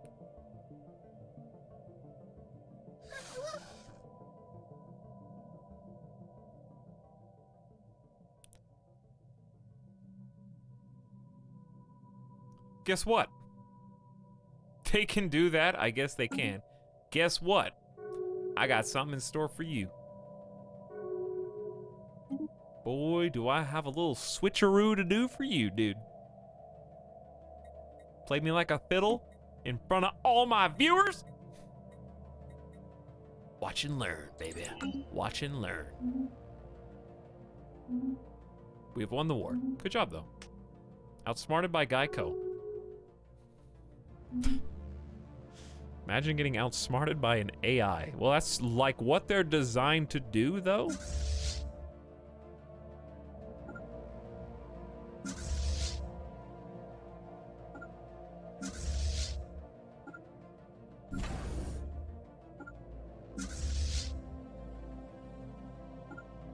All right. Fleets are being redistributed. Armies.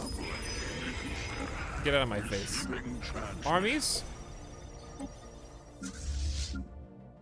are just gonna chill, I guess, in our capital. Rip Udkavango. Holy crap, dude. Udkavango is getting destroyed by Reclaimers and Shazarak. We're gonna be neighbors here soon. Realistically, we should, like, conquer this, but I'm just too lazy. Holy Figure. How long until you guys are considered... Maybe I should just leave this screen up. That way I can see how long until you've not considered to be recently liberated.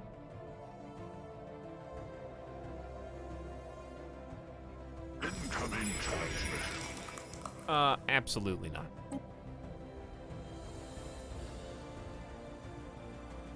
No, no. You can stop pretending now, streamer. It's nice of Etalyx to go so far into the RP that he pretended to be bad. What just happened? Holy Figure was given association status by the immovable objects.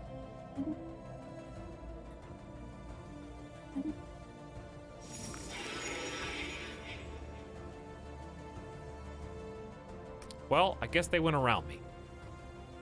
Mom said no, you can't have cookies, so they asked Dad. I see how it is.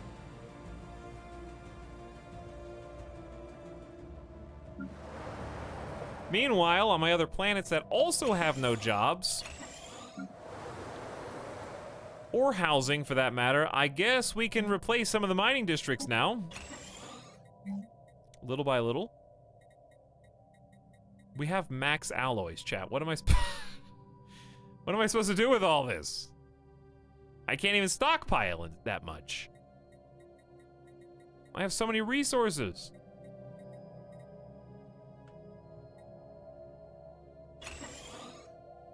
My planets are all gonna fall into disarray. We have unemployment running rampant. Do I just put do I just put like don't have any more hey.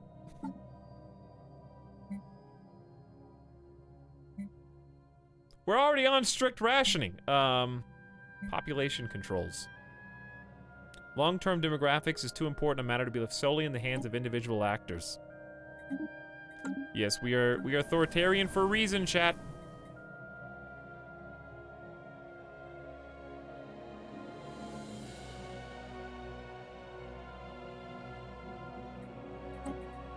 How hard is that?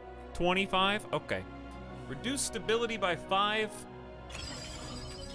Time for those population controls on any planet that is full. This is probably going to be one such planet. I'll let him fill in a little bit. J-Dragon is close.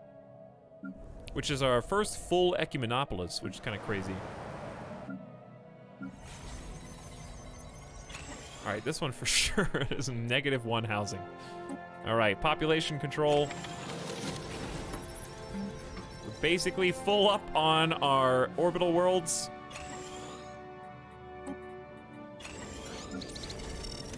This one's close, but not quite.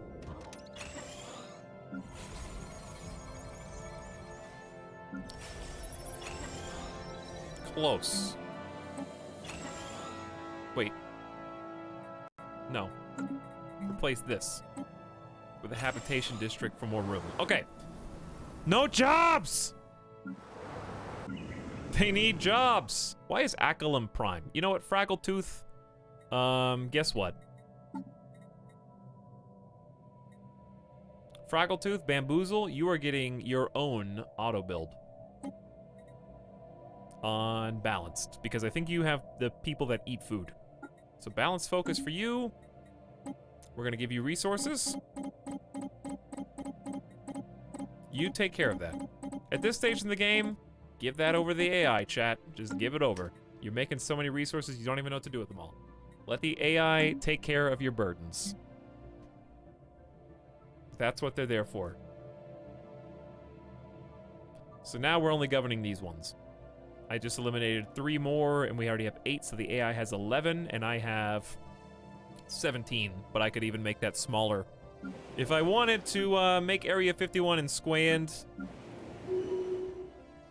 and all these focus on certain things, I could do that too. Dude, where is the Endgame crisis? It's gone. It's not even here.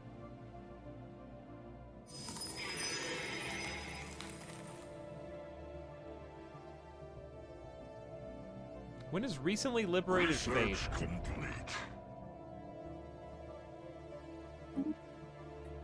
I believe you can still vassalize them even if they are members, associate members.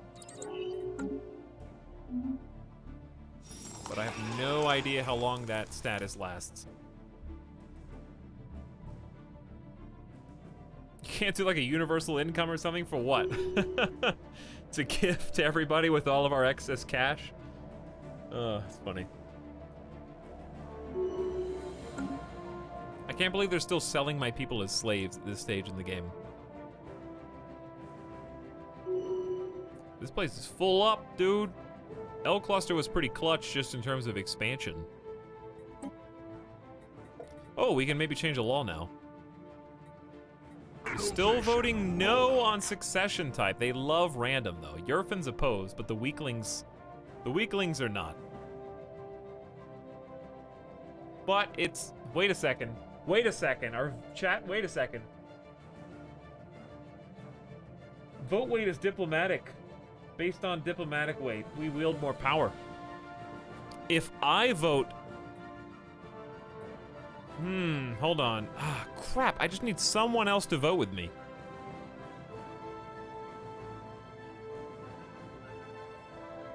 I need someone else to vote with me. I need Yerf and your friends to vote with me.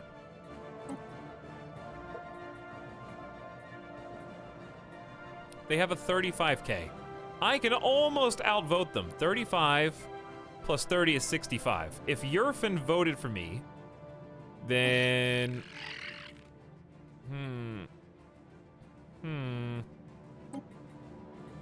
That would be all it takes. I wonder if they like you more, if they'll vote with you or something. I don't know. I'm just trying stuff. I'm just trying things. I have no clue how to get them to say yes. They're not even supposed to be cockroaches. I don't know why they are. We are now ready to begin the colossal task of building the initial frame of our future ring world around the primary star of the Thuban system. The amount of resources and materials required to build this skeletal frame will be immense, and hundreds of thousands of our finest engineers stand ready to begin the process of dismantling the system's planetary bodies into matter, which can be used in its construction. We will be making history. This complex will serve as a staging ground, resource depot, and living quarters for the hundreds of thousands of personnel involved in the Ringworld's construction. 10,000 alloys. Look at it. Look at it. I'll see you in 3,100 days. Now I sleep. I'm joking. Okay, what else are we working on? I think we're working on the Strategic Coordination Center for 1,700 days. Big mega structures, dude. Huge. Satellites are coming in. Research complete. Because now we just neum fastest speed and pray for endgame crisis. It's gotta happen. There's only 68 total in-game years left till the game literally ends.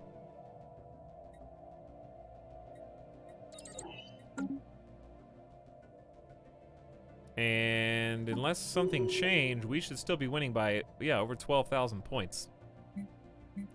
My economic strength, wow, Polysimus is right there. I guess we could just fight Polysimus. But then Yerfins are still there. Just let Polysimus mess some other dudes up, and then we can, like, make claims and go to war with them later. If we want to. In-game crisis happens in 70 years. After the credits roll. You gotta stick around for the after-credits scene, right?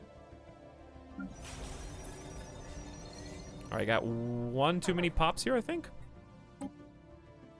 Honestly...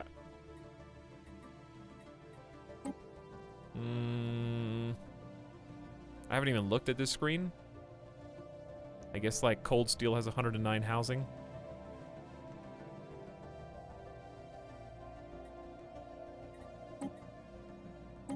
There you go.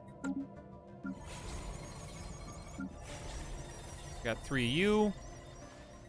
We don't even need this job.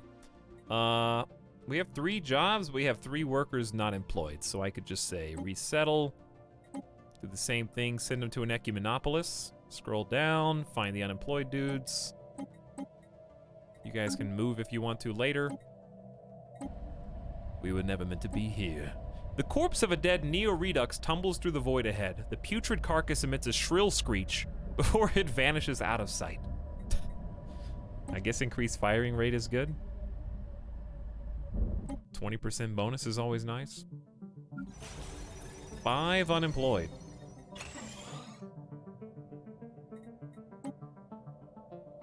I'm not even looking to see where I guess anyone can go to an ecumenopolis. How much does this cost? 100 energy credits?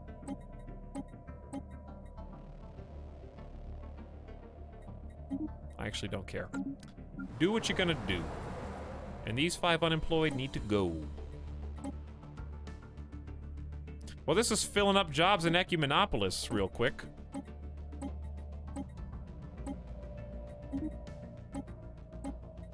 Too many unemployed, dude. Get out. No one lives in my paradise dome. That's okay. Rock of Ages also has 5, but they have plenty of housing. I'm just gonna leave these guys alone. All right, what should we realistically be doing? I guess building more ships. True. Yeah, because we can do up to 230 now.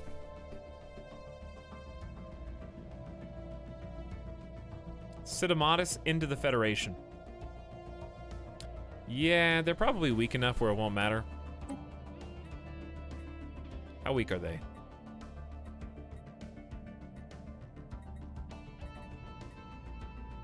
They got 16.3k. Sure. Maybe then we'll keep cohesion leveling up a little faster, I don't know. We're halfway to level 5. Engineers from the Yerf and Yerfriends have been following the construction of our ring world and are greatly impressed with our progress. They request our permission to station a team of engineers there to learn from our efforts. Yerf and Yerfriends' opinion of Boulder Brotherhood changes by plus 40? Yeah. It would be an honor. They are fanatic xenophiles, after all. And we want them to like us. That was kind of the whole point of what we were doing, because I want to see if that has any bearing on voting. I wish I could get them to vote for me with favors. You can't use favors in your own federation. After several weeks in the ring world, the engineers have now left. Despite cultural differences, both teams were satisfied and have learned much from each other. We got some engineering research. Are they just all opposed to it because I'm the strongest one, or what?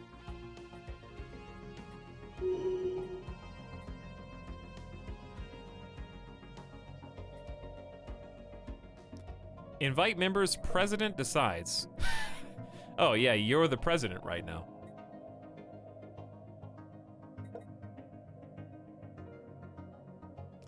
Being a president as one of these nerds is like awful. They're opposed to everything though.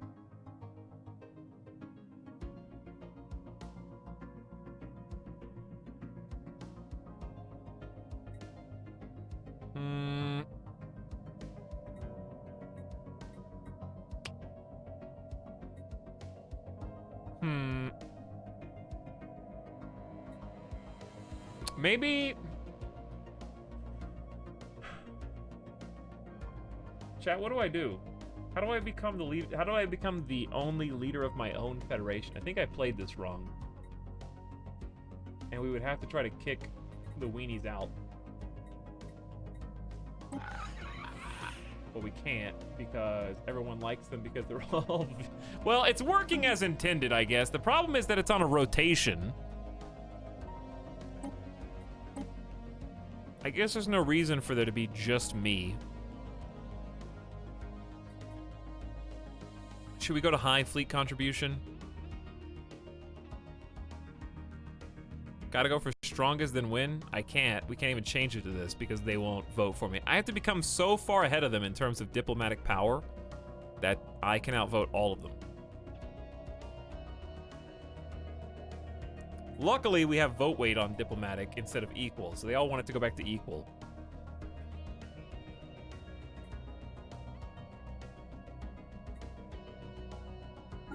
I could try voting for this anyway, and it tells me a failed vote, 80,496 versus 203,000, so it's not even close.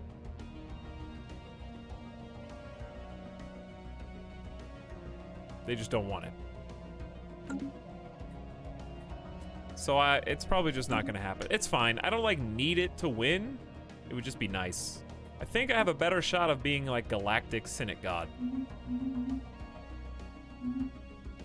I think I have a better shot here of kicking out the glorious Akakan. All right. Anyway, I was gonna do the planets. I mean, do the fleet. So we got a little bit of space. I think we need. Wait, is the interdictor still alive? Kind of surprised. We could do 1, 2, 3, 4.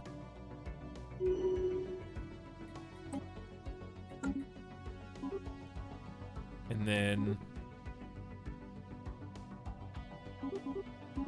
the rest Corvettes. All right, reinforce that. Then Mudslide has 20 spaces as well. Get you guys another 2 battleships. Would probably soup you up.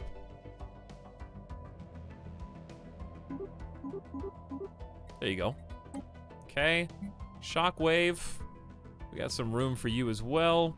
You guys already have 8 battleships and 2 Titans, so you probably are struggling on the smaller scale.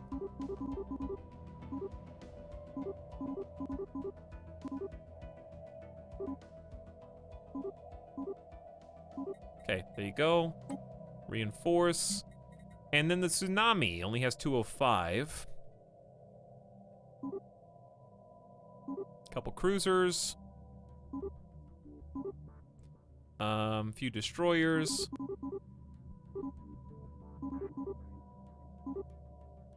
Got 5 spaces open.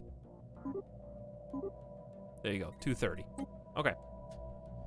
I don't know where that came from. Maybe they just got built.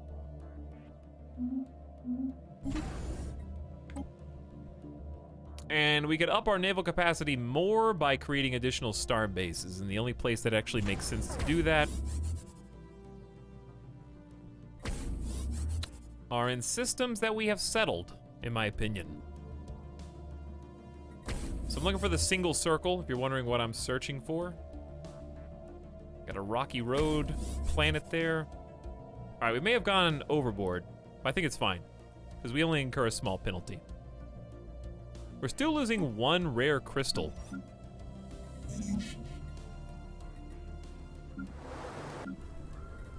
And I'm not super sure. Well, that's not going to help. Hold on. There you are. What do you want? No. Bad deal. 2,000 minerals for 4,000 food. I'm almost full on minerals, my dude. Has he crisis yet? I have not somehow cry 'em all. I really thought it was going to happen today, but now I'm doubting. Well, we're going to be ready. We're going to have a over 1,000 naval capacity strong fleet. So I guess that counts for something. Oh, wait a second. What about Figuiar? They are still recently liberated. I wonder how many years it is.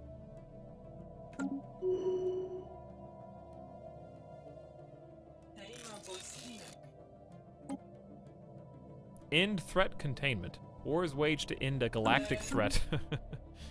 Yeah, I guess that would do it.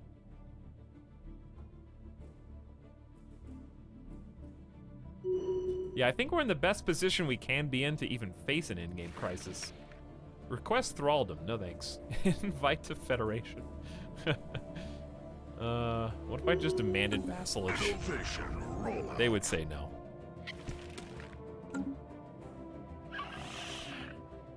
You guys are pretty weak now. Construction complete. Hostile attitude minus 1,000. So to demand vassalage, how do you even get a relationship that they would agree to that? You have to be positive relations to demand someone be your vassal? Is that how that works?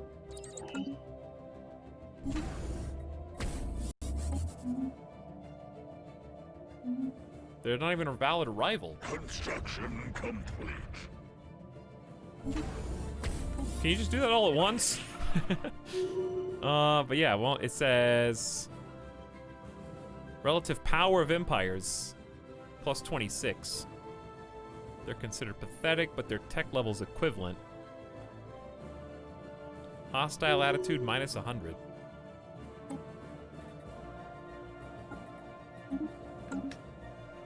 I'll try improving relations. We got a ton of refugees arriving at various spots.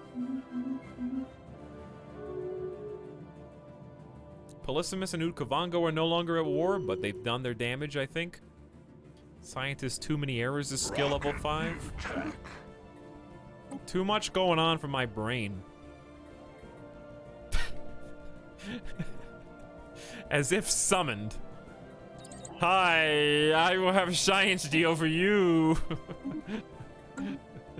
Just full screen. All right, it might be time. It might be time, chat. My brain's overloaded. It might be time to just put a pin. Put a pin. And just take care of it all next time. Because I don't think we're gonna see the in-game crisis right now. Slow down the speed, but I'm trying to get to the in-game crisis. That's what we're trying to do. There's some other things I can do, like there's some politicking I can do down there. I just see the finish line. You know what I'm saying? I just see it. But I keep hearing accretion complete. I'm tunnel visioned. I could definitely try and I think here's what we realistically do. Next time I'll have more patience because we'll be starting with a fresh mind, right? But I really think we take the fight to the Polysimus Reclaimers. We could beat them. We can try to end the threat of both the Shazarak and the Polysimus to try to make the place safer before the endgame crisis happens. You know? And then make Udkovango like us, and then maybe demand their vassalage. So I think we could absorb Udkovango. Hopefully remember to absorb these guys. End the containment threat of Polysimus and Shazarak, and then we'll be totally ready for end crisis.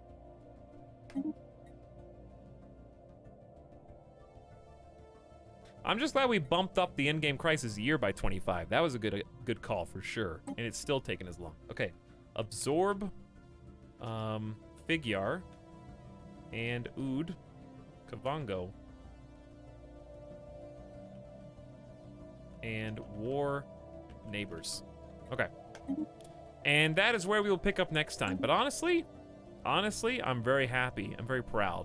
We got the entire L-Gate crisis dealt with, colonized. We've actually got 8 more planets here that the AI is just handling. We are rapidly approaching our Empire Sprawl capacity. We got almost 2,000 pop. Here's what I'm gonna do. I want to take a photo of all this. And I want to show you guys how much has happened since even the end of the last stream. Okay, so you can see what you can see. And then if we go back, this is the end of the last stream by comparison. So let me actually just move. Oops. Let me try and overlay it. Wrong way. That's pretty close. So, namely, you can see how Udkovango has completely shattered, right? Nations have changed. Sidamana's High Kingdom is now Xenophile. Figuar is Xenophile. Most of the changes happened over there on the eastern side, for sure. Udkovango was a giant blob.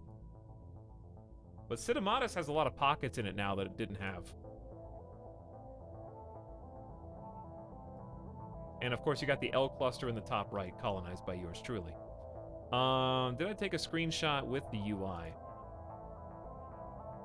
I did at one point. So if you're curious, we went from 880... No. 1,274 population to 1,800, so we literally increased by 50%. Max fleet size went up by almost 200. Look at the resources. 1K, 1K, 22, 76, 1K. You know, from 294 and 167 to 1,000 a pop. Plus our fleet went from 380 to 954, so triple the size of our fleet. It's a lot of stuff.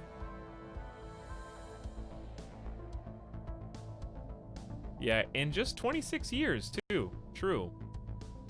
That is from 2408 to 2436. But we had a lot of slowdown with the L-Gate stuff, and also, yeah, I thought we were going to do more years.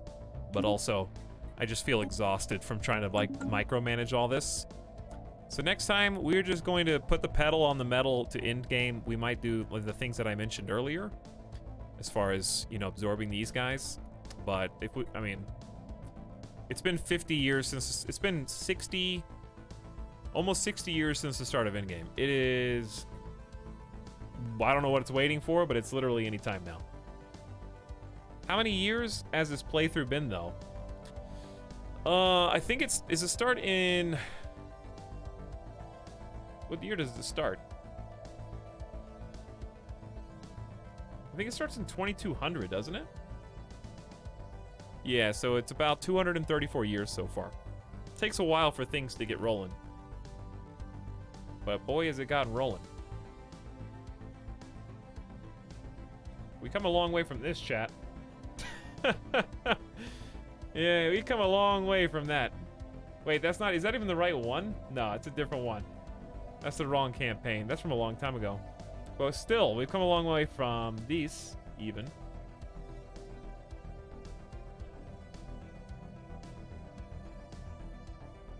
Good times. Here we go. We'll come along from this. Whew. That's the same galaxy. For sure.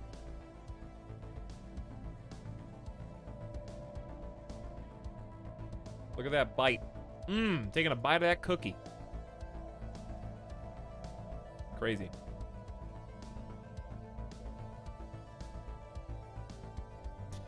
Anyway, game, consider it saved, dude. I don't even know what I just save it as. Whatever. That's good enough. Alright, my brain hurts. But I had a good time. I enjoyed it. I'm just ready to see the end. I'm ready to see the end. I'm ready for finale part 2. And we'll pick up there next time. So there will be a finale part 2. This was the start. I mean, we are well into Endgame, so I don't think that's... Sorry to debate you. I really thought that Crisis was going to happen, but we are going to become the Senate for real next time. We are the #1 seed in the game. We have the top empire. We are #1 on the leaderboards. We are #1 in the Senate. We don't have the strongest navy necessarily, but I think we probably would be able to win. We have an amazing federation. You saw them in action today, just sprawling out in every direction and conquering.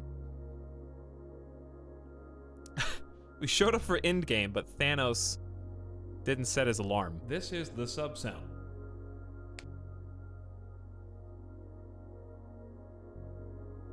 I thought about it when I started to save. The start of the game, your empire has just perfected sustainable space travel, and within 20 years is expanded to several systems. Well, think about it like this. How fast did we advance as a human race when we discovered, like, when we started popularizing computers, internet, all that, you know? Smartphones, connectivity. The world changed. This really is like a new era. By far. Getting the technological advancement of being able to even play a video game is something like this unfathomable when I was born. They were playing like Pong, barely. And it really wasn't that big of a deal. People were just like, oh, cool, Pong. I'm joking. Obviously, I'm understating it, but you get my point. We are at the dawn of a new age in humanity. Like, People will talk about the internet era and the connectivity era like they do the industrial era in school. When you go and learn about the Industrial Revolution, people are gonna be reading about this era similarly.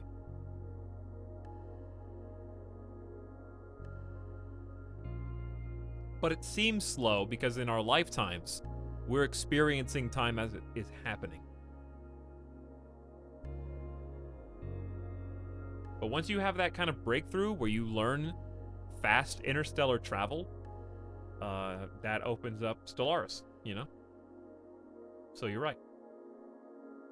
What's up, y'all? I'm just here to say hello. Hello, good night, G-Man. Thank you for 24 months of sub, by the way, to end the stream and conclude it. We'll be back Sunday, later today, for a wild card. I'm going to get some food, wind down a little bit.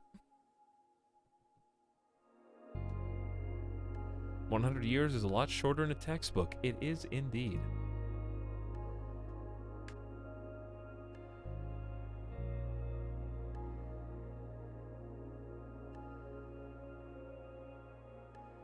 I don't know what we're going to be playing tomorrow. I'm going to figure that one out. You'll know when I know.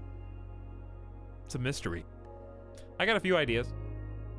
But yeah, I'm glad that the stream lag switch worked because I was able to enjoy playing. We got through a lot faster with the NVINC encoding for sure. It would have been miserable going at fastest speed with CPU encoding. Thanks for the nice chill stream with a dose of philosophy. Yeah, that was a that was an adventure earlier. But thanks for sticking with me through it all, everybody. I appreciate your company and your presence. You make all these video games a lot more fun than they would be for me otherwise. Hopefully, they're also fun for you to experience. Let's actually, I really desperately just want to see the end of Stellaris. I don't think we can get to, there's no way we can get to 2,500 in one more stream. But I really think that one more stream would encompass the Endgame crisis at least. And then it honestly might just be a case of, hey, we beat the game. After that.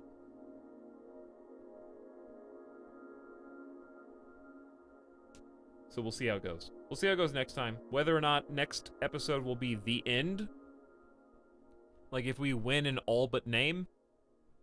You know, possibly. Kind of like Total War. Like we won Total War 3 Kingdoms on stream. I just had to go clean it up off stream.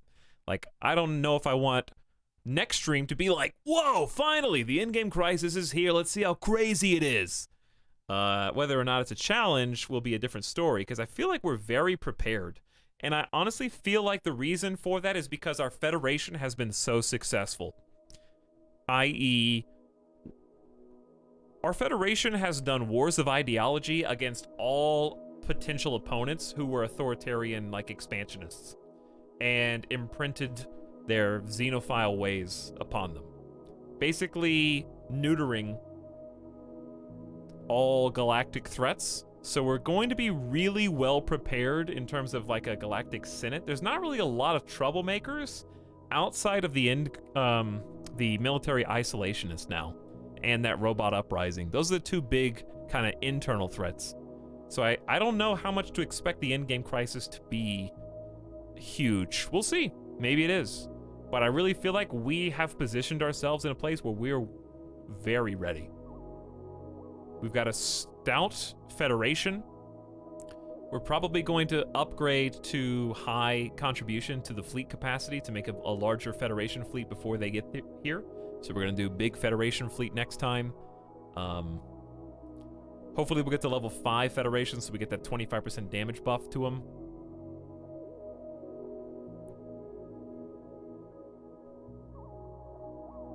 So I think we're going to be as ready as we can be.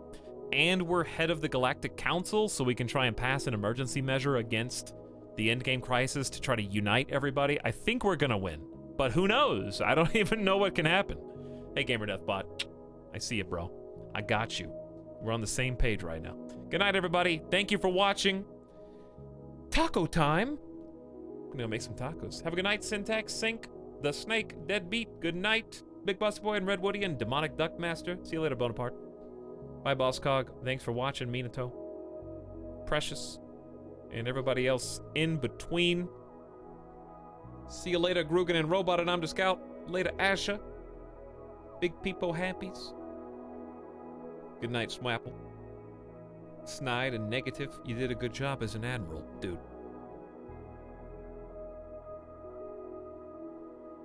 Boss Cog and Ape Vest and anybody that I missed. See you later today. Come back at like 3 p.m., 3:30 p.m. Pacific, 6:30 Eastern. I'm gonna take Midas out, give him a little bit of food, and I'll catch you next time. Bye, everybody. Have a good sleep or a good morning, wherever you are. We'll see you later.